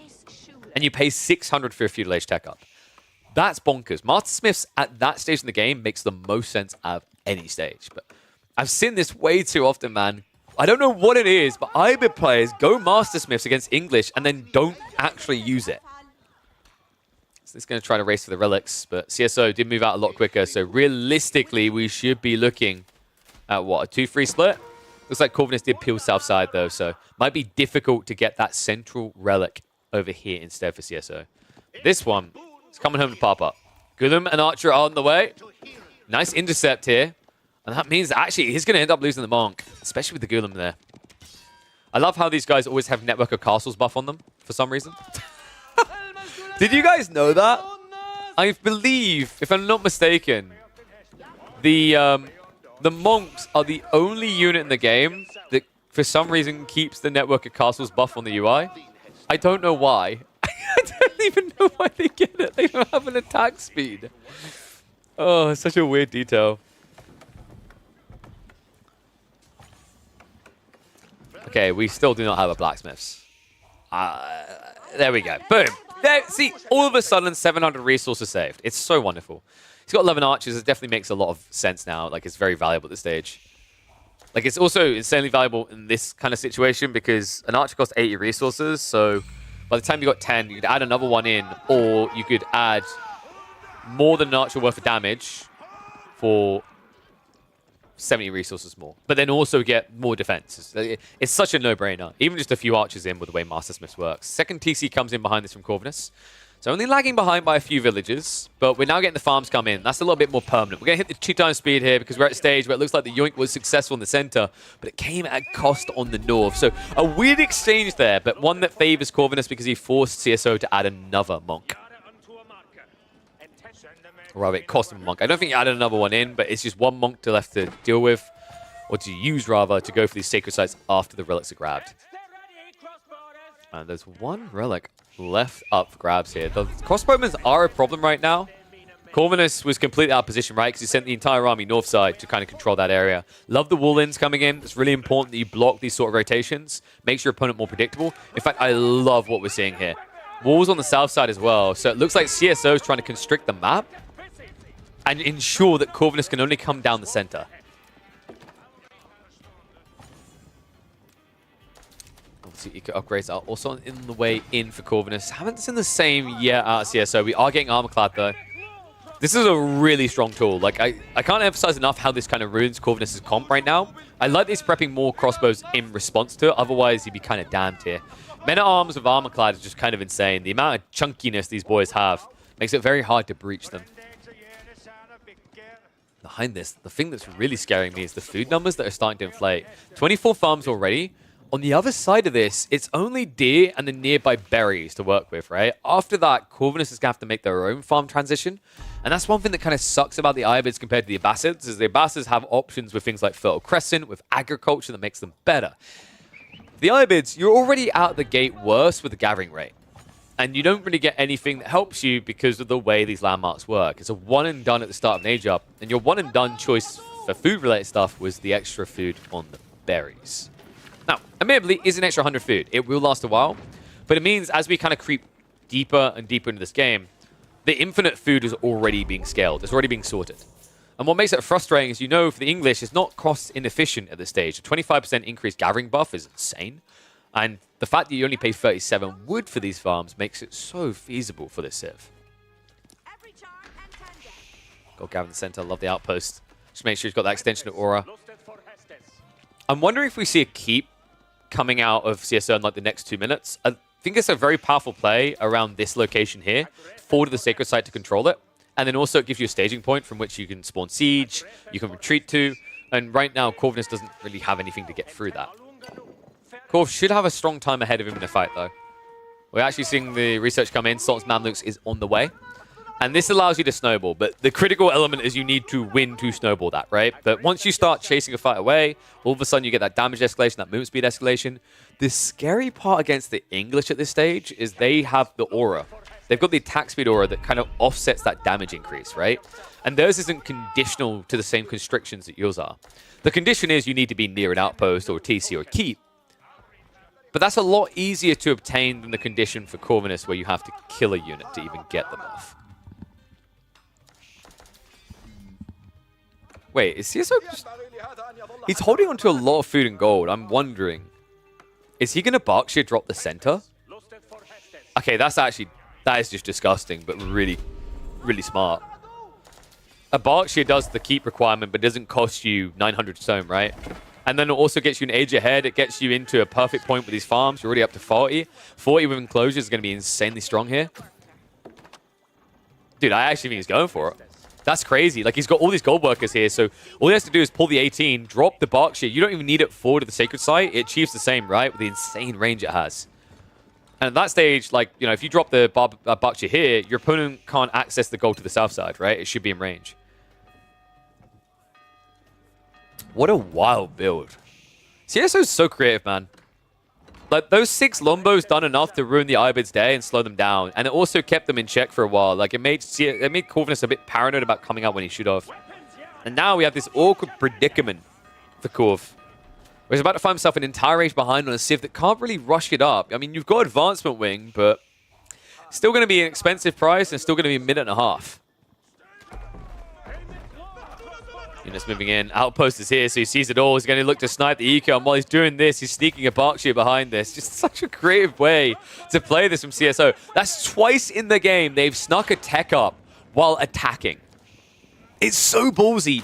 It's interesting as well because it spits in the face of logic. Like, typically RTSs, you back up to protect your tech up so you don't get punished on an overextension. But it's a smart read because of the way that Corvinus is playing. Like a shy kid here. He doesn't want to come out and play. I can't blame him when the kids who want to play with him happens to be such a bruiser. I'm going to speed this up. No real moves being made on either side right now of that tech up. More farms being added in behind this. This is kind of getting ludicrous, right? We're at 40. I imagine we'll be up to 50, 55 in Imp. But the gold is insane. He's got 1.5k in reserve. That's enough for enclosures. That's enough for network of citadels. That's enough for your elite statuses. You've got everything you need. And now the Springles are getting ready to fight. But the Berkshire is a problem. Corvinus about to dive one of the most sticky defenses the English can ever spawn. Sticky and icky, it feels like. Incendiary shot's going to come out. Village is going to be pulled to repair here, though. That's going to force the dive. Corvinus has to go past it. In fact, it's going to be a garrison inside just to get more arrow fire out here. And this is going to be a firm hold. There's no way Corvinus is going to be able to break this quick enough. Elite crossbow upgrades just came in. And with the golden hats here, that should signal the end for Corv. Entire race behind. No big food source to work with. Game one, just a very clean and simple execution from CSO. Last of the men-at-arms. Just going to chase after those Maginiques. I imagine as soon as they go down, Corvinus is going to accept defeat here. I mean, this isn't a complete rout. He doesn't have enough food to reboom an army. He doesn't have enough food to go in. He has nothing left. Surgical execution out of the promising Chinese player here. Really is channeling his inner Naruto. But don't worry, folks. Corvinus will get a chance to strike back. That's right. This is a best of 5. 1 on the board. But you need 2 more if you want to get yourself through. I got a feeling that our boy Corv isn't quite dead yet. Wait, did I have the score showing 1 the whole time? Or did I have got an admin updating it now?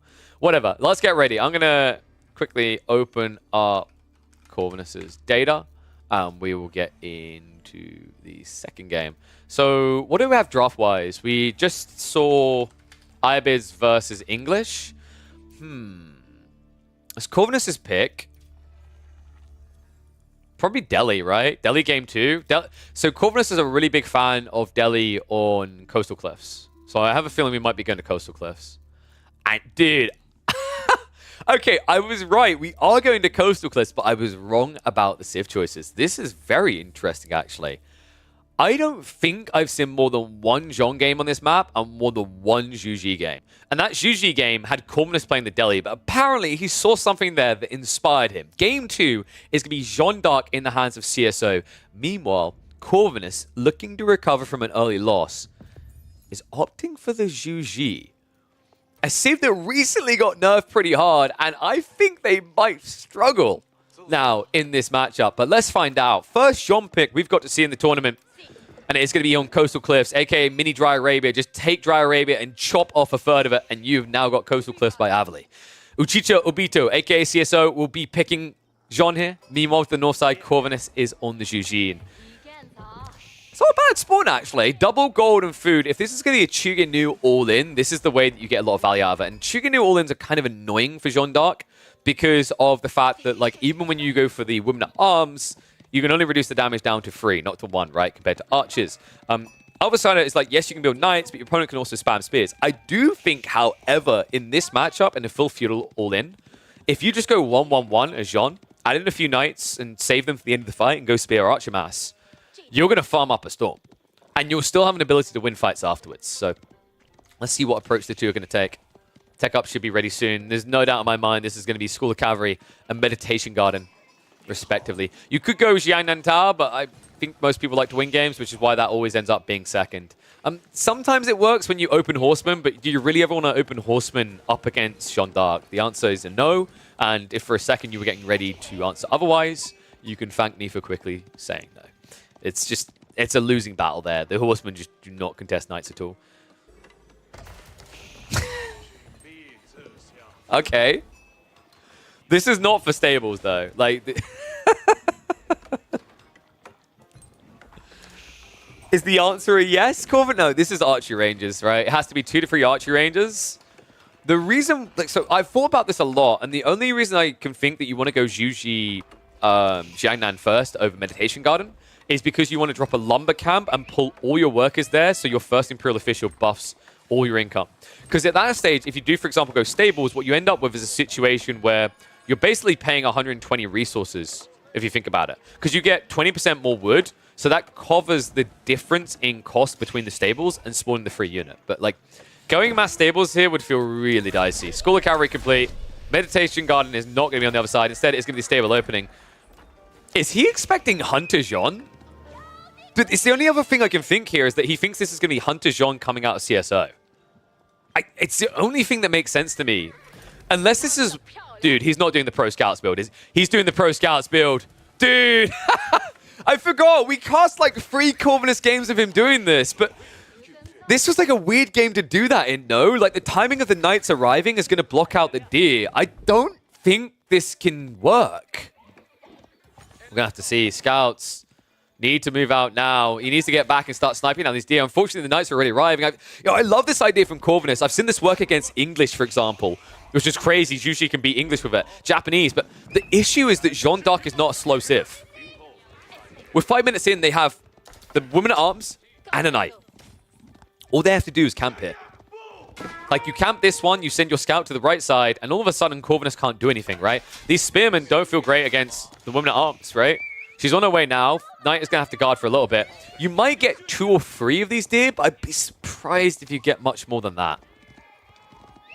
Looks like they've got a few scouts out. I don't know why they've shown different icons. I guess starting a scout and other scouts, but that usually doesn't happen.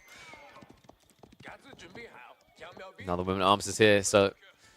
This is where it becomes a predicament, right? This is my worry and why I thought it was going to be Meditation Garden. I imagine that they didn't want to do Medi Garden, by the way, because it would have had to been out here, and that means you can't defend it. So, like, Knights and Jean can camp here and ruin it. But this at least gave you a surge timing into the Pro Scouts build. Dude, I love this innovation from Corvinus. I've been saying that Pro Scouts are being slept on. We've seen a few players utilizing it quite heavily, Corvinus and B being chief among them. But I just think that this is maybe the wrong civ to do this against. We'll have to see, though. Archers now being queued up. Weirdly enough, what? CSO's leaving. Oh my god, he thinks he's going for the right side, dear. Are you kidding me? So that creep to the tree line actually hit Corvinus. And it means he gets more deer back. So actually really well played by the Hungarian. You know, just playing the edge of vision to the point that when you're playing Jean, one of the big issues you face is that if you aren't killing something, if you're not like actively attacking, and there's something else you could attack on the map, like boars, for example, you feel like you're wasting your time. And time is of essence with Jean, because it's all about how quickly you can get into your Castlage form, as in your tier 3. Because tier 3 can break the game against a Fuelage army. Like, you know, even if it's Master Chicken New, they're going to struggle. So, it's quite crafty the way he's forced this, but now Corvinus on the counteroffensive, maybe a mistake. Knights, oof. Do pinch him long enough to do heavy damage to the horseman. Okay, so now you've given him someone to chase off, though, right? If CSO comes back now to block the deer, you're not going to get them. The other crafty thing that I love here is the outpost on the deer on the ford. Why would you do this? It's not the horsemen, guys. It's the scouts. So now what happens is if Corvinus tries to yoink the deer away, which he wants to do eventually to make Pro Scouts worth it, you just destroy him. Destruction. Another horseman goes down. And notice that they're just sitting here with Jeanne d'Arc women at arms, right? Because if scouts come in and try to yoink it, you garrison outpost, you run in with Jean, you get a club, and you're also getting 7 XP per kill. So it's a pretty crafty move. A little bit surprised they're still giving over this extra deer for free, though. I think I'm not a fan of that. I think it's like a very logical, easy blocker to be on top of. They are now rotating around with nearby cav units. Unfortunately, that's just a bit too late. And now, Corvinus is about to find his way up into Castlage. I'm a bit concerned that for a person building this many knights, CSO didn't play constrictive enough on the map. They saw 2 of these horsemen, 2 spearmen, And it almost felt like they panicked.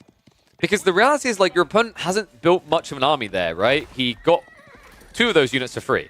So he only actually spent 120 plus 80. He only spent 200 200 resources rather on an army. And then, 2 extra scouts. So yeah, a little bit of a weird build. CSO, I'm wondering what his reaction is going to be when he sees this tech up. Will he try to rush up himself behind this, or will he all in?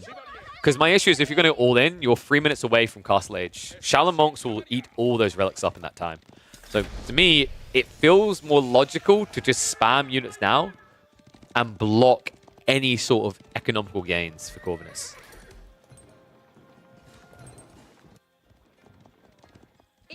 And no, you cannot carry ball with the Pro Scouts. I mean, in the campaign, actually, if you play the campaign, the Roost campaign especially, you can carry them. For obvious reasons, you cannot carry a 2,000 food source for 1 unit. Flash coming in. Corv. He's actually being very smart about this. If he had queued up a Shaolin Monk, this would already be like practically unplayable.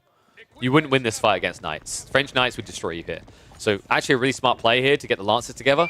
He has got a lot via the Pro Scouts to work on in terms of food, so he can scale this number. The concern is whether you can scale it fast enough. Supervision is critical here. And that's why he's doing it right now. Every 14 seconds, a Lance comes out. Other side takes 29. That's why we need to see more stables. One tough part I do see in this game is, like, right now, you're not starving the food off of CSO Tool, and CSO also has Consecrate. So they can actually afford more buildings worth of production than you can at this stage in the game, right? Like, the savings they're making are pretty notable here. Getting a nice 35 food discount on every single unit.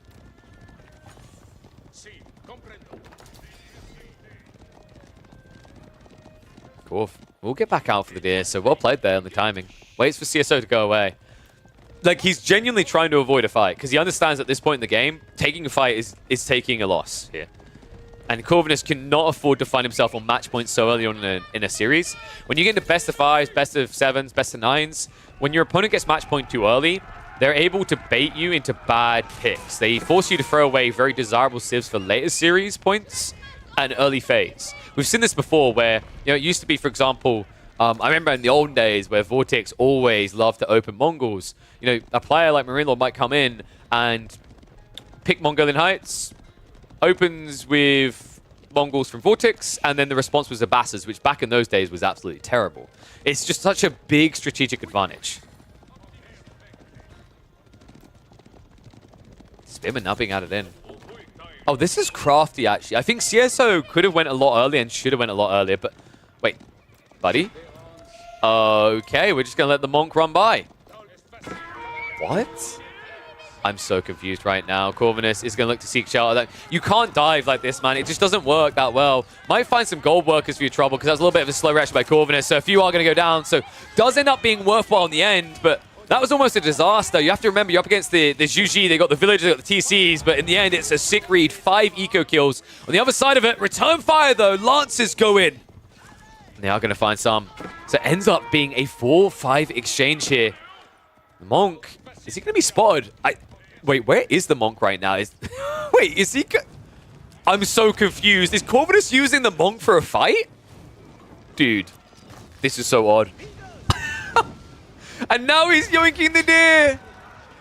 Villagers pull towards the army, though, and a clash comes out. Big XP for Jean. Divine Restoration is going to be pumped in the end. Can she survive this, though? Has to pull back. The Lance count may be a little bit too high for them to handle. A little bit too hot for them to handle. More reinforcements coming in, though, and the spears have been added in as well. As long as they target onto the Lancers, this could be huge. But instead, Jean goes down. But the price is so high. Corvinus loses everything on the forward. I can't believe that, man. Dude, that was sick with Jean. Corvinus, the reason he looked so strong before in that dive is that it was deceptive, right? 4 of it was scouts. So that was absorbing a lot of attention. It was allowing extra torch damage. But then when you peel past that, the issue that occurred there is Corvinus became so fixated on killing Jean. He took too long. These knights were whittling him down while 3 or 4 of his lancers at a time were not attacking. And on top of that, Jean was still reaping a lot of XP. Now, 15 minutes in, balls haven't been taken by Jean, if I'm not mistaken. So we're probably still looking at, like, what, a 17, 16-minute timing? But it's still a lot closer than it was before. On the other side of it, Corvinus, for all his trouble, like, dude, he's built Shaolin Monks and he hasn't used them. I'm so disappointed by this element. Like, that play would have been fine if he was 3 relics up behind this, which he could have been with the way this game played out. It's going to be a duck and run coming out from the scout. Oh, just about gets away with it. How's the food looking, though? Because that was a lot of Lancers dying, and that has me a bit scared that there's not much food left over. If I'm not mistaken, it's... Wow. Is it 3 deer left over? Okay, so it's 3 deer, and then you have to come out your base. This is... Oh, sorry, I hit the 2 times by mistake there. This actually could be over in favor of CSO because of starvation. Jean gets caught, though! Uh-oh.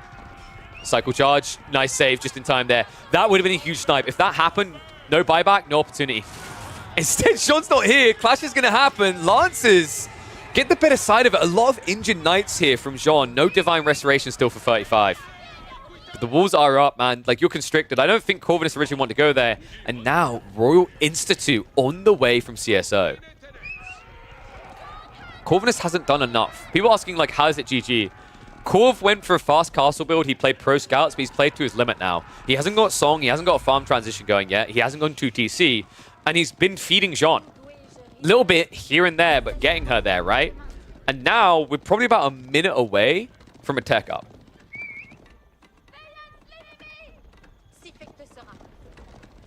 Ah, got you. Got you.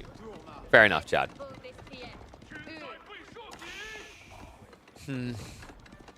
This is actually really scary. The healing that's happening right now, due to the, it's just going to be insane with Royal Bloodlines as well.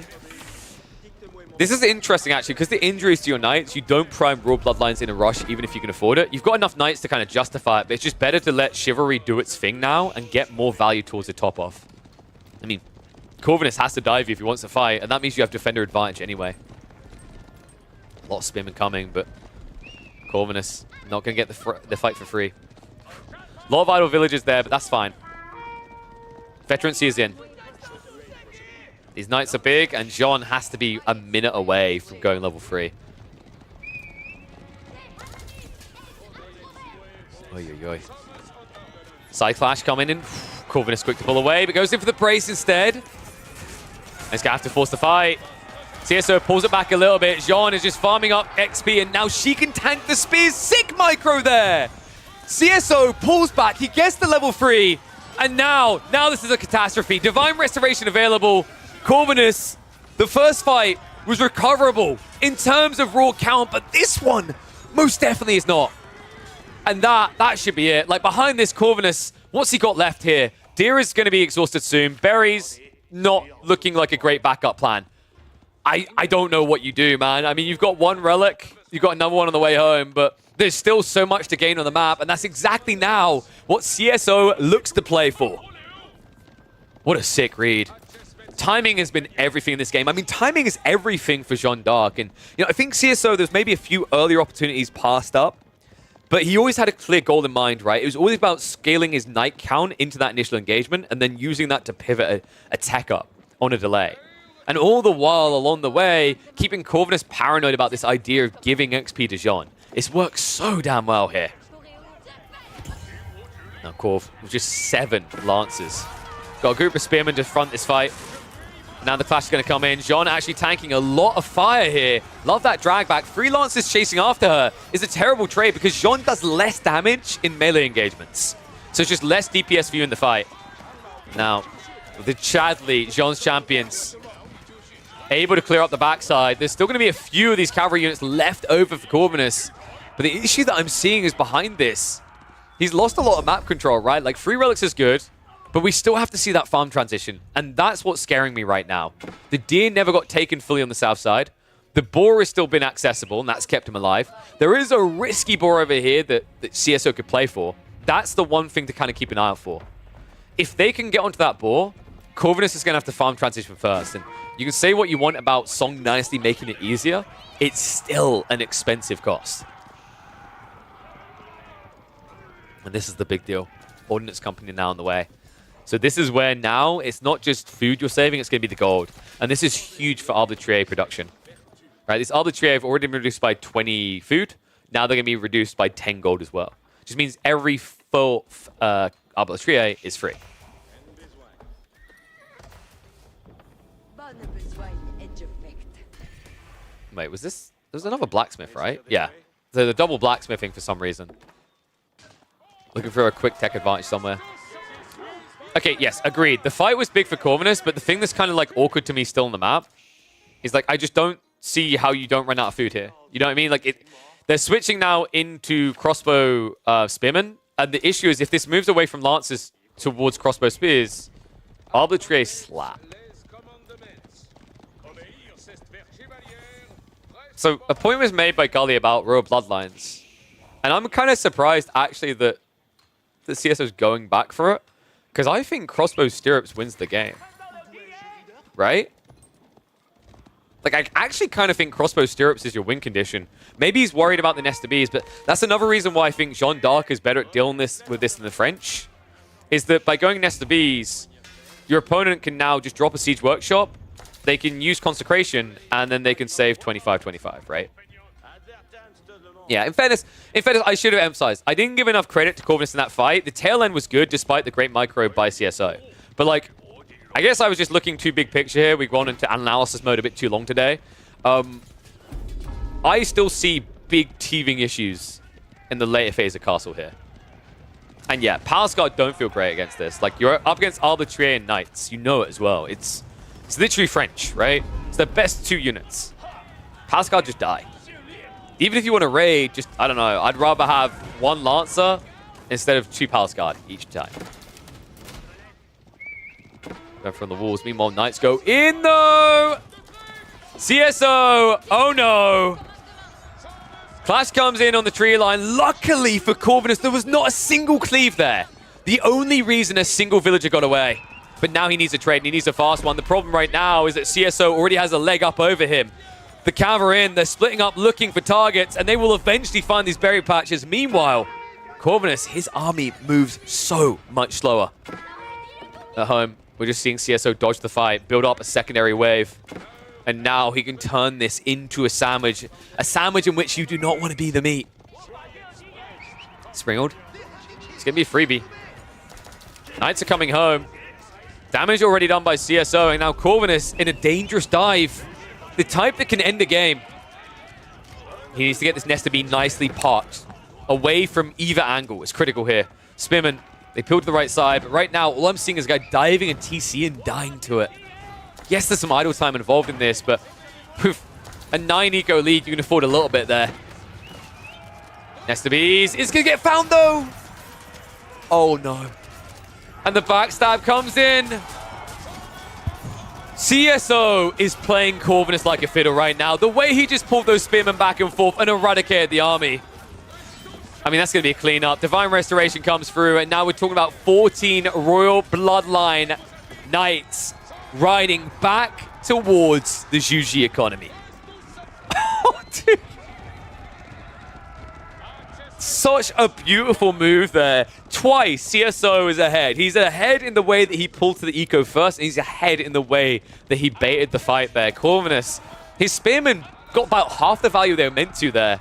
And now, like, with the amount of XP farm that's happening there from the Nesta Bees, from all the units dying, I don't think we'll be seeing Mecha Jean anytime soon. But it means that Corvinus now has to worry about that if he makes another mistake. Then again, I think if he makes another mistake, the game is over anyway.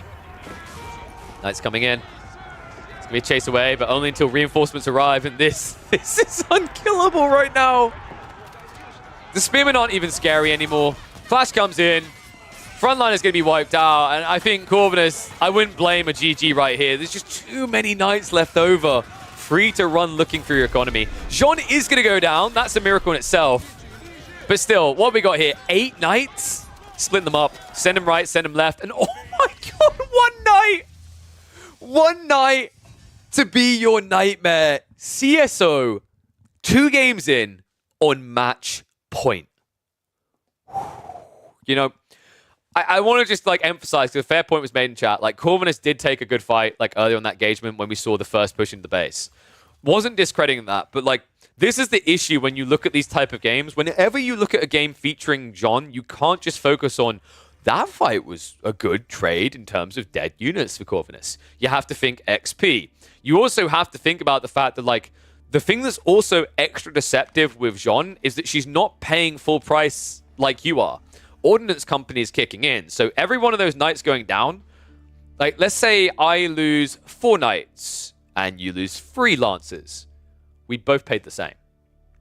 And that's before you even see things like Royal Bloodlines come in, Council Saddles. Like, all these things just escalate the situation. So now, as we escalate towards what could be a very quick series here, Corvinus needs to strike back. And I don't like his chances. What civs does CSO have to choose from here, guys? What civ could they possibly go to try and end this series on Gorge? It's the Ottomans.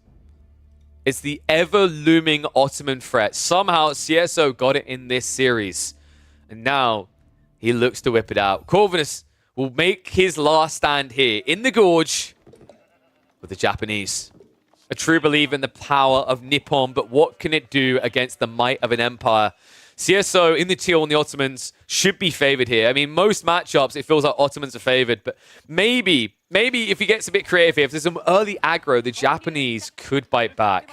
Might be a rallying point for Corvinus, right? Like, if he's able to slay the unslayable Ottomans, maybe anything is possible in the series. You know, it's interesting as well, because when we look at the data on these civs, this matchup, Ottomans versus Japanese, it's a 50-50 right now in the newest patch. We go to December 6th patch, which has a lot more games played. Ottomans are 65% favored. And the reason why is the later this game goes, the worse it gets. But guys, hear me out. Corvinus is a creative fellow. Have you guys seen his Yuumi outpost rush? I'm wondering if he tries it here. It makes a lot of sense already because your opponent has gone for the military school. So actually going into Yuumi, to counter that makes sense. And the timing on the follow-up is usually quick enough to block out any sort of cheeky Sipahi timing, unless you rush them with stables. And you can already see the impact of their income because of the move out onto the berries and the level 1 Tawara being researched. Right now, Corvinus is gathering food much quicker than CSO is. Please tell me we're going to get it.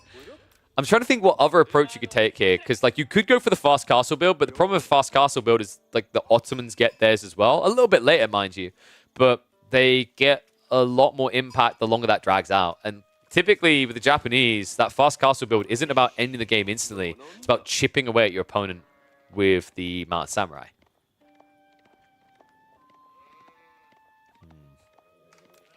Let's speed this up a bit. Courier Storehouse on the way. Love that it's on the wood line. So this is to save yourself 50 wood on the lumber camp, but also this makes it even easier to justify Yuumi long term if it is a spam, because the farms fill out sooner and then you get passive wood income. Other side of it, Twin Minaret Madrasa is now on the way. So a slight lead here for Corvinus, and that's going to happen, remember. CSO, they did choose to build the military school. It's a very expensive investment. I am very curious to this, though.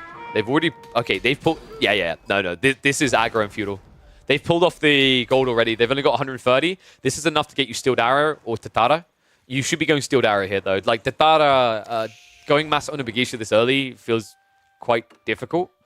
It would be good against the Sipahi follow-up, but it would also leave you with limited ability to extend your influence. Like, if there's Sipahi on the other side and you can't actually mirror their movements, after the initial berries, you have to move out into the flanks, and that's when the Sipahi will rip you asunder, right? So the reason why I like the idea of Yuumi is Yuumi work a lot more aggressively, a lot faster in the game.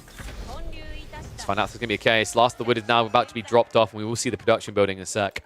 Other side of this, there's still more stone being gathered, so we're going to actually see a very slow opening. This is promising, folks. Slow openings favor this Yuumi build, because if you go for a second military school, you don't have active production. And with only 5 on the wood line, the needle could be threaded. Instead, it's going to be the racks, though. Okay, so no Yuumi outpost rush. This is going to be the Onobugisha then, right? And funnily enough, like Onobugisha, I've talked about this for Horseman. It actually remains the same for Sipahi. It's a little bit closer, at least. Onobugisha beat Sipahi. Right? Like, Sipahi can feel a little bit better in mass because, like, they can match the Onobugisha's extra range. But the issue is scaling. Scaling is not quick. Especially when you choose to build them out of the military school. And if I'm not mistaken, CSO, say it ain't so, did they not scout this? I think they rotated a little bit too late. Like, it looked like they might have got a glimpse of it. So I'm curious, because if you did scout this, I don't think you just take this approach. You don't go second military school. You have to go for a production building, an active one. Right? Pay the pauper. Second racks is being added in. We're actually doing this. The implications are interesting when you think about it, actually. Like, I think the Yuumi into an outpost rush is a bit of a gamble, and I think Corv knows that. He'd done it a few times in some tournament games and show matches, and it had a hit-and-miss type element to it, right? Sometimes it looked dominant, other times it made you question why Yuumi exists. Ona Bagisha have always been a consistent anchor of the Civ, though.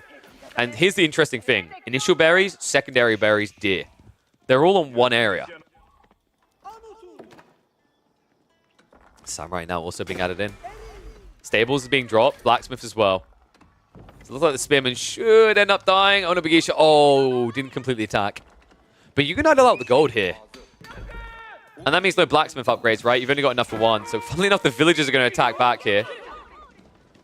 Going to pull this away. Can easily finish off that low Spearman. Nice. And now you win this fight. You should actually win this fight. Oh my god. Did that one extra stab make the difference? I think it did. The dead Spearman just about saved him, but the Ona Bagisha now able to back away. Will be gap closed eventually, but I don't think the charge lasts long enough here. No, it cancels out. So Ona Bagisha actually stays alive. A Samurai's been queued in, but I don't know if that's intentional here.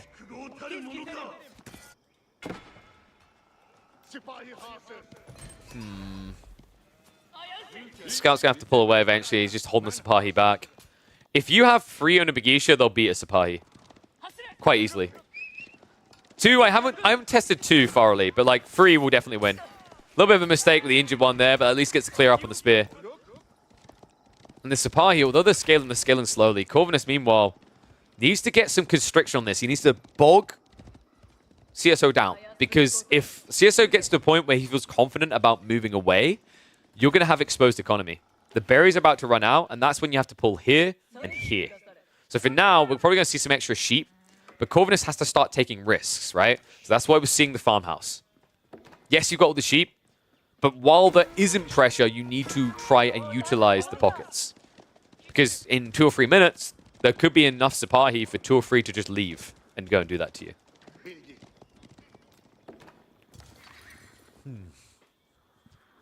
What an interesting series this is now turning into.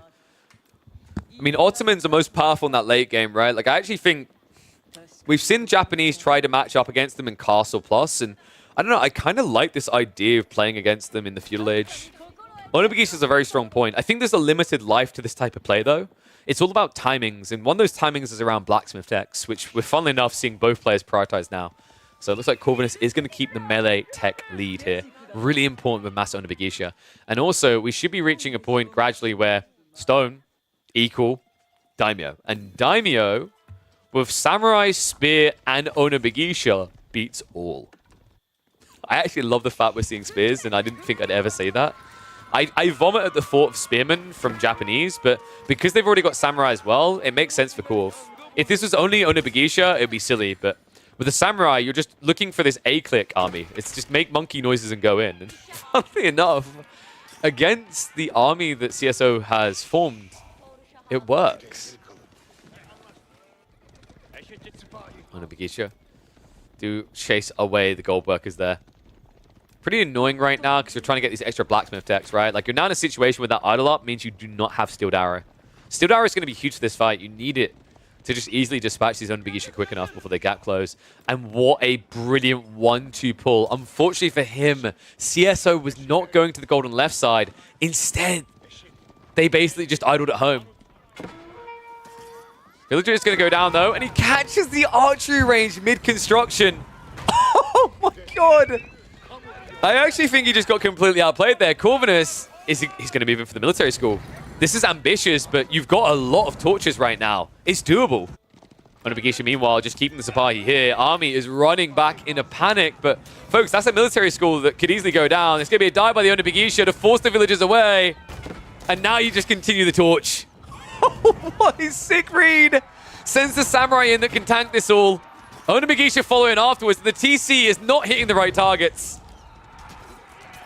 What a great play. You know, if there's one thing that Ottomans will look to protect, it's their military schools. And now we get a clash. Archers trying to assist from behind this. Sapahi wrapping around. It looks like wave 1 will be shut down. Corvinus at least able to force a fight, but an expensive one at the end of it. That dive, I don't like it. I think it was too sticky in these choke points, right? Like the Samurai number's not high enough. So this will get cleared up. But Corvinus still has plenty of fuel. Second wave is on the way. More Spearmen layered in this time. And that was the problem, right? That last fight, the issue is he dove. I think if he hung around the military school, this looked good, right? Like he almost got it low enough. The thing that baffled me is the fact that he went into a choke point against archers. That's a no-no. Now, Corvinus, he's building up a new wave behind this. CSO is getting a little bit overconfident. I think you need to slow this down a bit. You just took a great fight. That was a big mistake by Corvinus. But you need to breathe. You've got control. Go on the gold. Get your Steeled Arrow upgrade. Scale the archer count and come again. Dude, look at the amount of work that done. Now, third military school in. Corvinus. The reason why this game isn't just over is because of what's now queued. Daimyo. So this is the one thing I was keeping an eye on. That's why I haven't just lost my mind that he threw away troops like that. It's bad, but there's 1 point, just 1 point of recovery in this series for Corvinus in this game. And it's the Bannerman. That one Katana Bannerman, 15% more damage on this entire army. That's what could break this. It was a slippery, awkward issue. I think Corvinus done something he absolutely did not need to do there. That dive, I love the military school play, because you can always force a fight by going melee school. But going in should never happen. Corvinus needs to be careful. It's a raid! Oh, no. Okay, you just have to go. Like, you actually have to kill right now. You can't hang around. Villagers are going to pack up and move away a lot quicker than what Corvinus done there. What a catastrophe! Corvinus, we talked about this threatening point in the game where when you play pocket ecos, the Sapahi will come out and they will punish. And we see that exactly here, but punishment in return. You can't kill the eco units, but the military schools can't move. So this one is definitely going down. Fight's about to happen. Archer's being revealed as questionable right now. The Spearman count is what he's trying to reduce before he engages, but you just don't have a choice here. Onabagisha forcing the mat. Still 5 Spearmen in the mixer. No Aura either. Meta going down. Katana Bannerman is still alive, and Corvinus continues to dive. In the retreat, Archer's being exposed, but Corvinus has to back up. He needs all the army here. The numbers were thinning a little bit. He needs a second wave of Spearmen. In fact, he's not even building them now. It's just Samurai. This can be dangerous. The good news is that Samurai will front line. The way that formations work now is Onabigi should go to the back. Right? I think that, if I remember correctly, they made that change. So, even if they don't, all you have to do is when the fight begins, you pull the Onabagisha only back, and then the Samurai go in, and then you slap them. This is a lot of Samurai for the army of the Ottomans to deal with. Like, CSO doesn't have Steeled Arrow still, and I'm actually getting worried he's never going to get it. Oh my god, dude. This is actually such a big difference, and it's so neglectful. To prioritize the melee tech upgrade instead of the archer upgrade doesn't... I don't agree with it.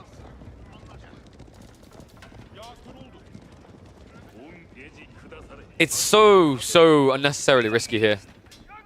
Onabagisha are going to be a little bit too late. Looks like the walls will go up. There's a raid on the backside. Sapahi find their way out onto the eco. Corvinus needs to find some return kills here. I mean, the weird part as well is, if I'm not mistaken, is there missing production here? Like, the eco count doesn't make sense, right? We've had 8 worker kills versus 2. It's a 3 villager difference. So CSO has made some mistakes. And wait, did he actually get in? Oh my... Come on! Dude, these end walls! Unbelievable. Raid on the farms at least scares them into building an outpost, so nice hit there, but now we have a problem here.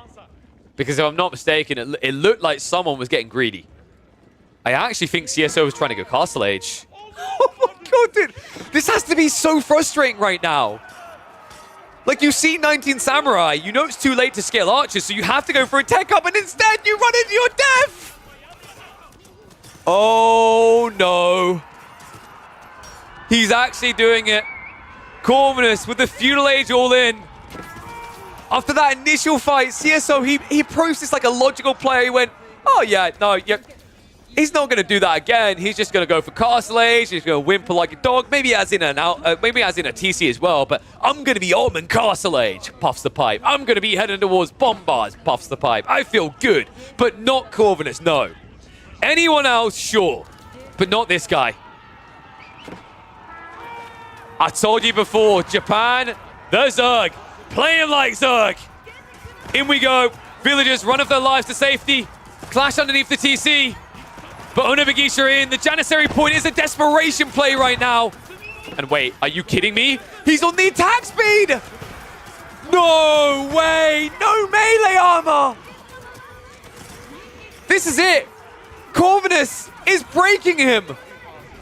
Spearman still left alive. Sipahi count is shrinking, shriveling up. Onagigisha chase away the remaining archers. The Samurai are still standing strong. Just a few left underneath the TC. Army gets mopped up. I cannot believe this. Corvinus, a game that it seems like he has no right winning. He says, who are you to tell me what's right and what's wrong? I'll tell you, this is dirty, son. That's all I'm going to say. Archer number down to A. Sipahi reduced to 1. Make that none. And all of a sudden, it's no longer going to be none on the board for Corvinus. He strikes back. It took a while. But I am happy to say it looks like we are finally going to be able to put a number up there for him. I just noticed that for some reason, the score flipped back. Let me fix that. Oh my god. What a crazy game between these two. I mean, he's at a loss now. He has to reinvest all the food. This is not Castle Age anymore. It can't be. It's still just more Samurai. And the crazy part is, like, this was reaching a kind of dangerous point, right? You had the boar afterwards. I think the deer is quickly being exhausted. So, like, you can maybe afford 20 more Samurai. But it's enough runway is the point. Had this been an all-in feudal from Ottomans, maybe it's a different matter. But what a sick read here. Oh, CSO not willing to give up just yet. I mean, can you blame him? He's playing as the Ottomans. If you have to GG with Ottomans in a series, it doesn't feel great. But this unorthodox strategy out of Corvinus is fantastic. So, some people are shocked, they're gobsmacked at the fact the Japanese can win against the Ottomans in feudal. They shouldn't. They really shouldn't. And there's one very big reason why they shouldn't. Can anyone in the chat guess why the Ottomans are meant to win this matchup in this way? It's actually so stupidly simple. It's a face palmer when you realize it. It's the meta. +2 armor against the full melee army. But from what I could see in that fight, the Golden Glow was on attack speed. Actually, I think he switched it by mistake and then tried to toggle back. But, like, it was too late, right? The meta got sniped earlier on too early. I think that engagement, if I'm not mistaken, there was a panic because we saw it was on cooldown, so it had been toggled. He got into the melee armor literally as the meta died.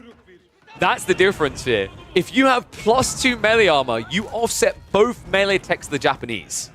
So powerful. Then if you add in your extra armor, it's trivial. Sipahi raiding once more. Jesus, I can't believe this, man. Like, you're just seeing a very different approach. CSO's like, I just need to survive you. I need to out-survive you. I'll go after your economy, I'll starve you out, and then eventually I will use passive production to deal with those bloody samurai. But the problem is, how do you outlast him when you have no eco that can consistently work here? Right? Like, you've got 55 economy, but look at how they're having to play the game. This is desperate mode from Ottomans, just trying to hide off in the corners from the samurai. Wow, are you actually kidding me? Not only does Corvinus force CSO off of his Castle Age timing, he now gets it. Alright, dude, just give him his win and go next. I mean, I think CSO has to realize writing on the wall here, right? Because this isn't just a crappy rabble that's going to be upgraded. You know, 9 Spearmen, maybe you don't want to upgrade the Spearmen, but the Onibagisha, the Samurai especially, like upgrading them into their veterancy, that's the big slapper here. With a Dachi tech as well. I mean, it means if you follow an tech up, like crossbows, they'll be picked apart before they can scale. Men-at-arms do not win. Tech up complete. And immediately drops in the rack. So here we go. Queues up the upgrades. Clash is going to come out. But oh my god, the timing! You can't take this fight. You legit can't take it right now.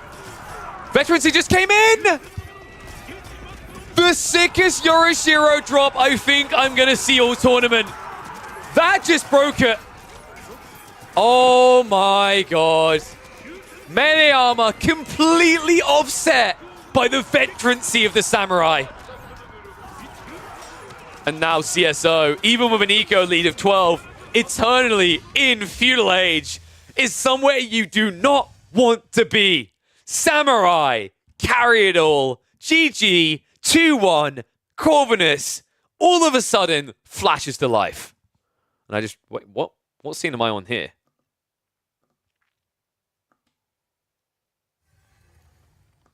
Wrong scene. That scene. All right, so we have got more games. Corvinus strikes back, dude. Like, I actually love that he played him. So, like, I mean, I've said this. Whether it's Yuumi, Onibagisha, Horseman even, like the Bannerman auras allow you to play a Feudal Age Plus like we talked about the Ottomans have. But, dude, I think the critical point in that game is just the misread by CSO. If CSO had kept escalating his own army instead of being greedy in this game, I actually think they would have won. But CSO got paranoid that after he took that really good fight where Corvinus looked like he threw the game underneath the TC, all of a sudden you're like, oh, well, he's not going to hang around. There's no way you reboom an army quick enough. We're both just going Castle Age, right? So he starts saving. He builds a few more units, but he continues to save. And that was his mistake. There should be no saving. When you're given an opportunity to potentially win the game, you take it. You sink your teeth into it and make weird dog noises. That's how we work. But that is not what we saw here today.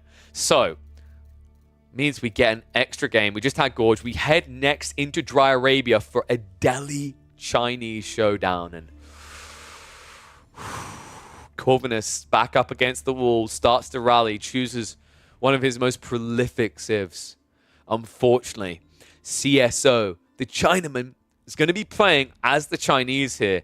A very powerful pick against the Delhi on a map like Dry Arabia. Those Barbican drops split the map in two and ruin what the Delhi thrive in.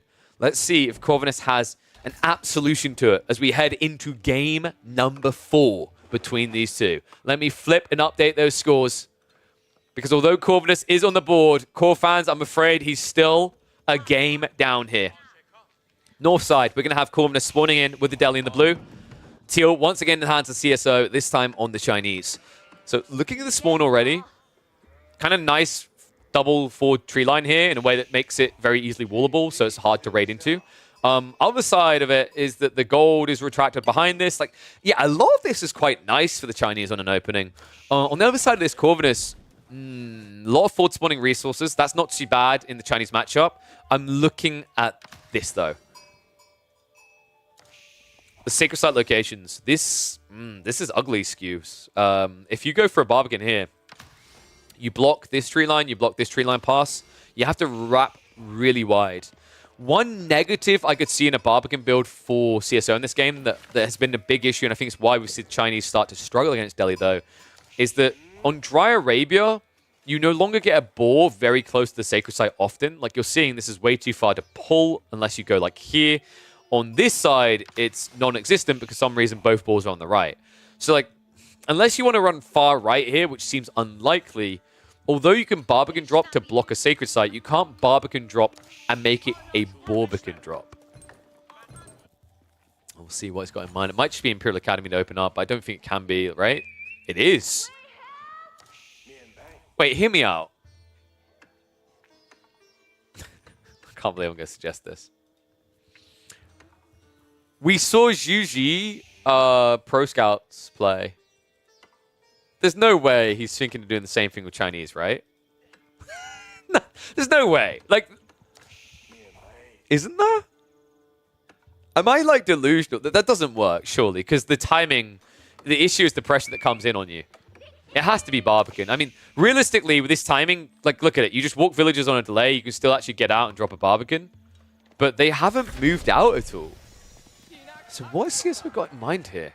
Is this Fast Castle? Dude. This is Fast Castle. Oh, that's sick. That's actually vile. No, okay, it's not. All right. Calm your horses, KP.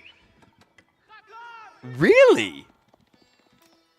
Okay, like, I've got a few pros that are watching right now. Like, if you saw a Barbican drop like this at the deli, like, your mentality is like, lock it in, we're going game 5, right?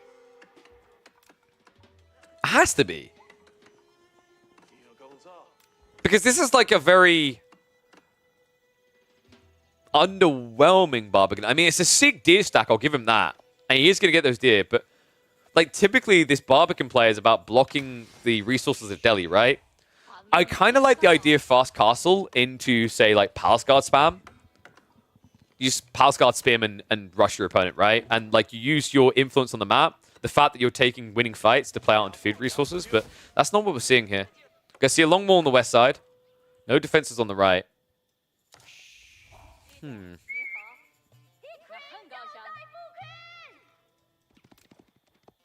First Gazi being queued up. I'm going to hit the 2 times here. We'll get a little bit more speed to this because I think the video is getting a bit long. And again, we've got 4 games so far here. Double Blacksmiths is interesting. I understand why, because it's Chiganu, right? If you don't have double Blacksmiths, you don't have protection. So you can always see he's queued up under Mesh and Steeled Arrow in a rush. And that makes it so that you can actually compete with the Chinese if they're massing up into Chiganu. But like, that's not the case here. Like, this is legit CSOs just playing very greedy. And I'm kind of weirded out by this, man. It's almost like CSO is playing different to the intended build to throw Corvinus off the plan. I did mention that kind of makes sense because although the Chinese historically have been favored against the Delhi, I've recently noticed that this Barbican drop, because of the lack of resources nearby, doesn't hit as hard. Like, yeah, you could walk like 1 villager out and get this built up, but for a multitude of reasons, the fact that you don't have like the ability to pull 8 for a Barbican and then go for boar or deer afterwards, and also the fact that now with Imperial Academy being better, you have to delay getting your better landmark. It just feels really bad. So, TC up. Move out into the deer now. My question is, like, do you still try and rush castle here? Because with the wolves going up, like, this is the crazy part. I feel like Corvinus should not have allowed these wolves. Like, when the scout came by and saw what was happening to the Barbican, you should have tried to keep, like, a gap open. But now you have to dive past it. And we are getting archery ranges. This is going to be Chiganu Mass. Makes a lot of sense, right? Like, if you try to rush castle without any units at all, you're going to get flatlined. I thought maybe spears, and then you just try to use the static defenses, but instead, I think they want to maybe hang around in this age, at least for a little bit.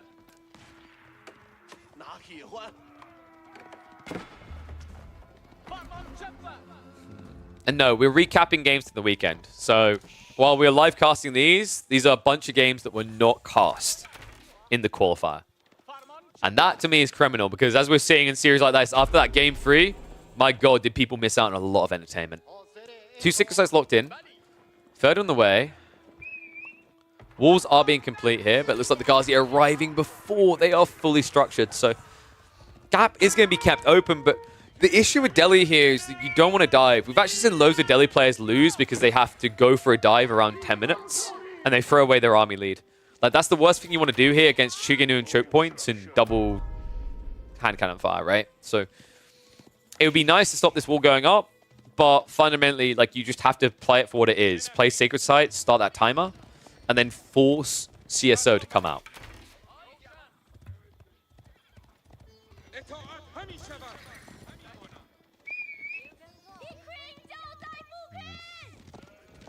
So, little discussion on preference on what you want to get. Faster upgrades via the double blacksmith or just prioritizing scholars. Interesting point being raised by Gully, but my counter argument here is that you go double blacksmith so you can rush the scholars out earlier typically, and then you basically just guarantee Steeled Arrow and Undermesh at the same time if you're worried it's Chiganu massing. Okay, that might be... I don't remember the last time I saw someone without a rally point that long on double archery range. 3 Sacred Sites locked in. The only thing that worries me is if Corvinus kind of gets ambitious about tech here. I don't know if you want to castle up. Maybe you have to. I'm trying to think if like Ghazi Archer beats just Mass Chuginu on the defensive. Because the problem right now is like you've got 9 minutes. I genuinely think you could just blink and go Castle Age like that with CSO's Chinese here. You've got walls up to delay any breach. You've got enough Chuginu to scare him away. And then once you tech up, usually you're weak, right? But the crazy thing about Chinese is with Supervise, you just get the upgrade so quick that Chuginu shred the entire army. Ram's coming out. Corvin, oh my god, he's actually going to try to go in again.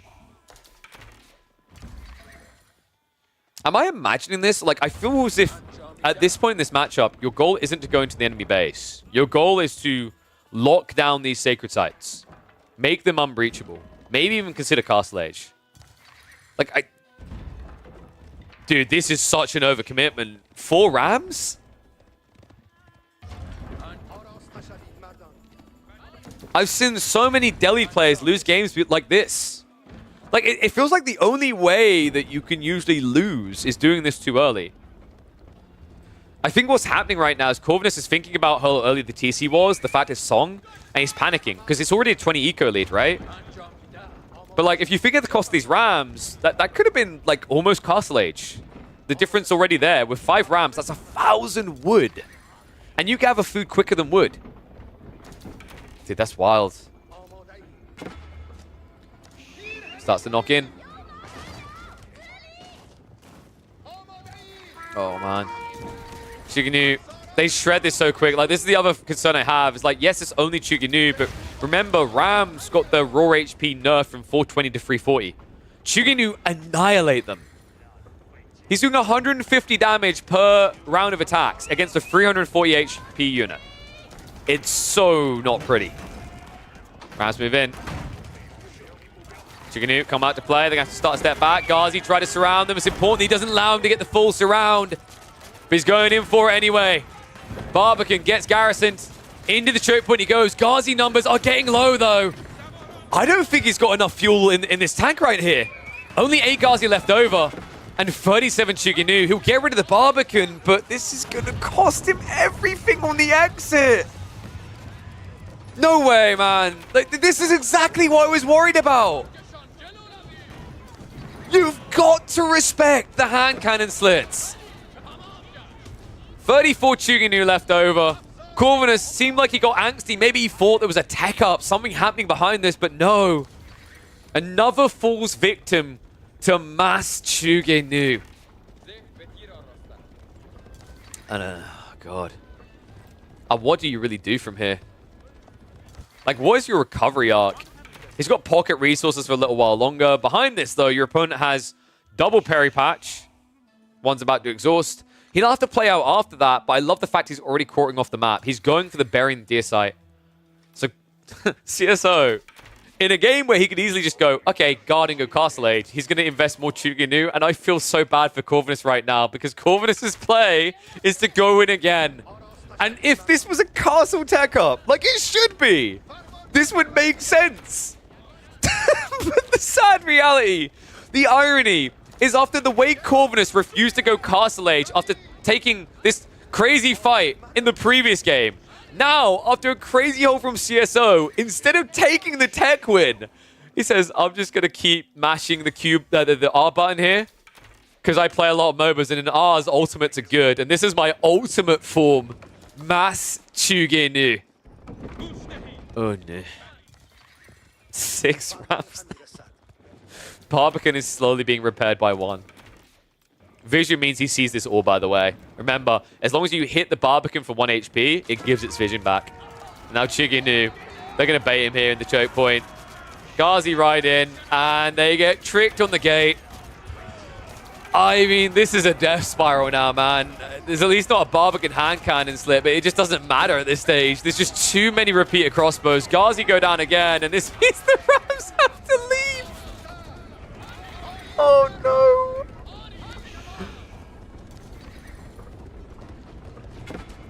This has to be so demoralizing. I mean, you're stuck in a never-ending loop, one in which you always lose against Chuginu, and that's not changing now. I can't believe this, man. Okay, you know, like, hear me out, guys. I have a solution here. Imagine if he put all the Ghazis and the Archers in the Rams. Imagine if he clown card in, and then when he's in range, boom. Instead, these empty Rams are now just getting melt moded by Mass Chuginu. Oh god, this unit is so dumb. What a brutal game. And yeah, this is a matchup that's meant to favor the Chinese, but like someone was highlighting earlier is that it's been favoring the Chinese for the Barbican drop on the central sacred site reason, right? But like that fell off because of the boar spawns as well. But now, turns out Mass Chuginu is the solution. Oh my god, dude. You know what breaks my heart is the fact that Chuginu are not going to get nerfed because Juji don't have an archer, so they can't be nerfed. It's not fair. And that means that this is not fair. And this will continue to exist in all your games until the very end of time, at which you will rip your hair out. You won't need to, actually, because it will naturally vibrate off of your skull out of sheer frustration. Sacred Site's now being decapped. The clown cars are empty and are not going to be able to stop this for long. It's so brain dead of a build, right? Just, I mean, admittedly, I think, like, it's kind of on Corvinus as well. The fact he invested in so many Rams, and then the Rams didn't really feel like a pivotal element versus going more Ghazi, taking kind of a chip and grind him down approach would have maybe been better. I mean, Sacred Sites are protected for now, but like realistically, there's nothing to stop CSO from pulling a few villages, right? Instead, he's going to go back for the Sacred Site. Second wave building up, though. And dude, it's fighting 3 archers and no Ghazi. CSO legit could just tech up. I mean, he's got way too much food now. He's up to 76 chicken. I hate this unit so much.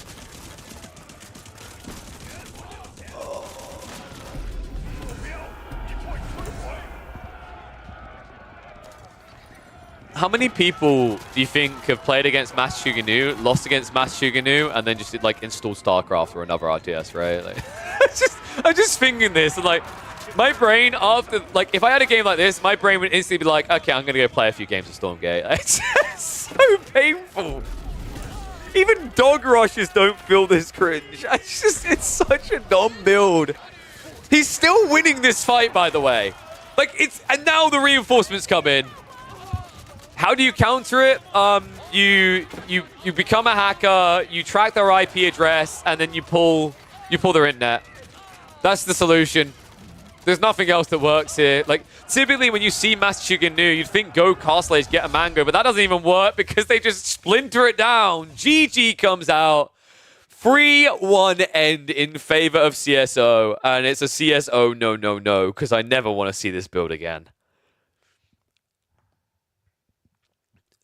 Oh god, I absolutely hate the Chuginu strat with a passion, a burning passion.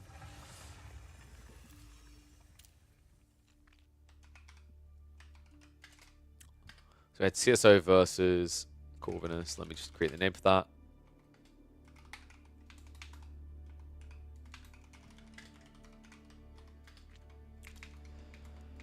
Oh, what a crazy one.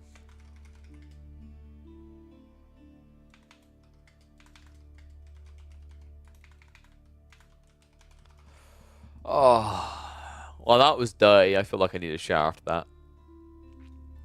Is community games? What do you mean, dude? I said, like, we probably do 1 more series, maybe 2. Might do some community games tomorrow, we'll see. But today, I mean, we've been going for 8 hours, right? And I'm waiting on a few updates. So you remember that? You remember the kill mode game where, like, every 5 minutes someone dies and whatnot? So that, the dev, the guy who made that actually watches the stream, and he was planning to reach out when he had it a bit more rounded out. So he is going to be working on it. So, like, the big thing he said is he's trying to figure out how to do, like, a resource count, but one tricky part about it right now is, like, is that the numbers are a bit buggy, but he's going to try to figure that out. So he's going to try to add more options. When we have that, we're going to do, like, we'll do a bunch of community games. I think that gives us a lot more agency. But I think we've been going 8 hours. 8 hours is like a decent time to call it. So what I'll do now, I'm going to find someone to raid. I will be back tomorrow, so mark your calendar. Midday, we should be live by midday again. We'll do some more of these series because there were still several that just didn't get covered. I think let me quickly put this into a Google Doc so I have a list of the series so I know which ones. I can basically like list and mark them off as I go so I don't accidentally open a series I've already cast. But we still have the Baltoon series potentially. We just done CSO versus Corvinus. There's Numidan versus Urk. Divine versus Killjadi could be interesting. There's Killjadi versus Elyona. They have a rematch. The first one ended up being a win for KJ. Don't know if the second one will. We'll have to find out. And then there's like Matisse versus Corvinus, Sassy versus Matisse, Myriad versus Faye. So yeah, plenty of games. Is it Baltoon or Baltoon? You really help with that. It's Baltoon. Like, it's Baltoon. Yes, is my answer to that. Oh, is it Baitu? Well, so here's the thing. Everyone calls him Baltoon. So if it isn't Baltoon and he hasn't corrected everyone, that is kind of on him. Like, if I start calling you Gully Dickle and you don't correct me, and then everyone just calls you Dick, there's a point at which it's kind of like, especially when you're here, it's kind of on you. And Baltoon has been here before, so I think it is Baltoon. Yeah, you're Gully Dick. Yeah, you're Gully Dick. That's your name now. So yeah, tomorrow back around the same time, we'll be casting some more of the Elite Classic 2 qualifiers because there's still plenty of series that didn't get covered. So be sure to tune in then. Just don't spoil the results for yourself so you can have a little bit of a fun nail biter. And then maybe some more live from the ladder games. And then we might do some community games towards the tail end of tomorrow's stream, potentially. On Thursday, I want to go over some of the Tank Cup games from Stormgate on the weekend. So on Thursday, we'll probably open Age of Empires 4. We'll do a few hours of Age of Empires 4, go for food, and then when I come back, I think we'll try to go through a few of those series. I think that could be really cool. So hopefully you guys stay around for that. I mean, honestly, I think people are going to have love for Stormgate and Age of Empires at the same time. I definitely do. I think both games have their own quirks, which is quite fun. But what I'll do now, let's see who's live. Who should I raid?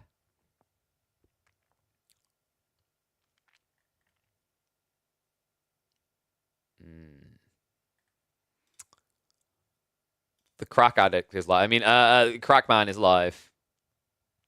Wait, did Crackety Dude, Crackety copied my... I just realized Crackety copied my UI. Okay, guys, you know how this works. So you want to go in and you want to type... let me get ready to raid him. I'll be back on tomorrow and Tuesday. So the goal should be streams to do done today. Then we'll do Tuesday. We should be doing Thursday and Friday. On Thursday, actually, no, now that I remember, Thursday, I have to, it'll be a slightly short stream because I've got some meetings afterwards. But Friday, we'll look to probably do the Tank Cup games. But when you go into Crackety's room, let me get you what you need. You need to copy and paste.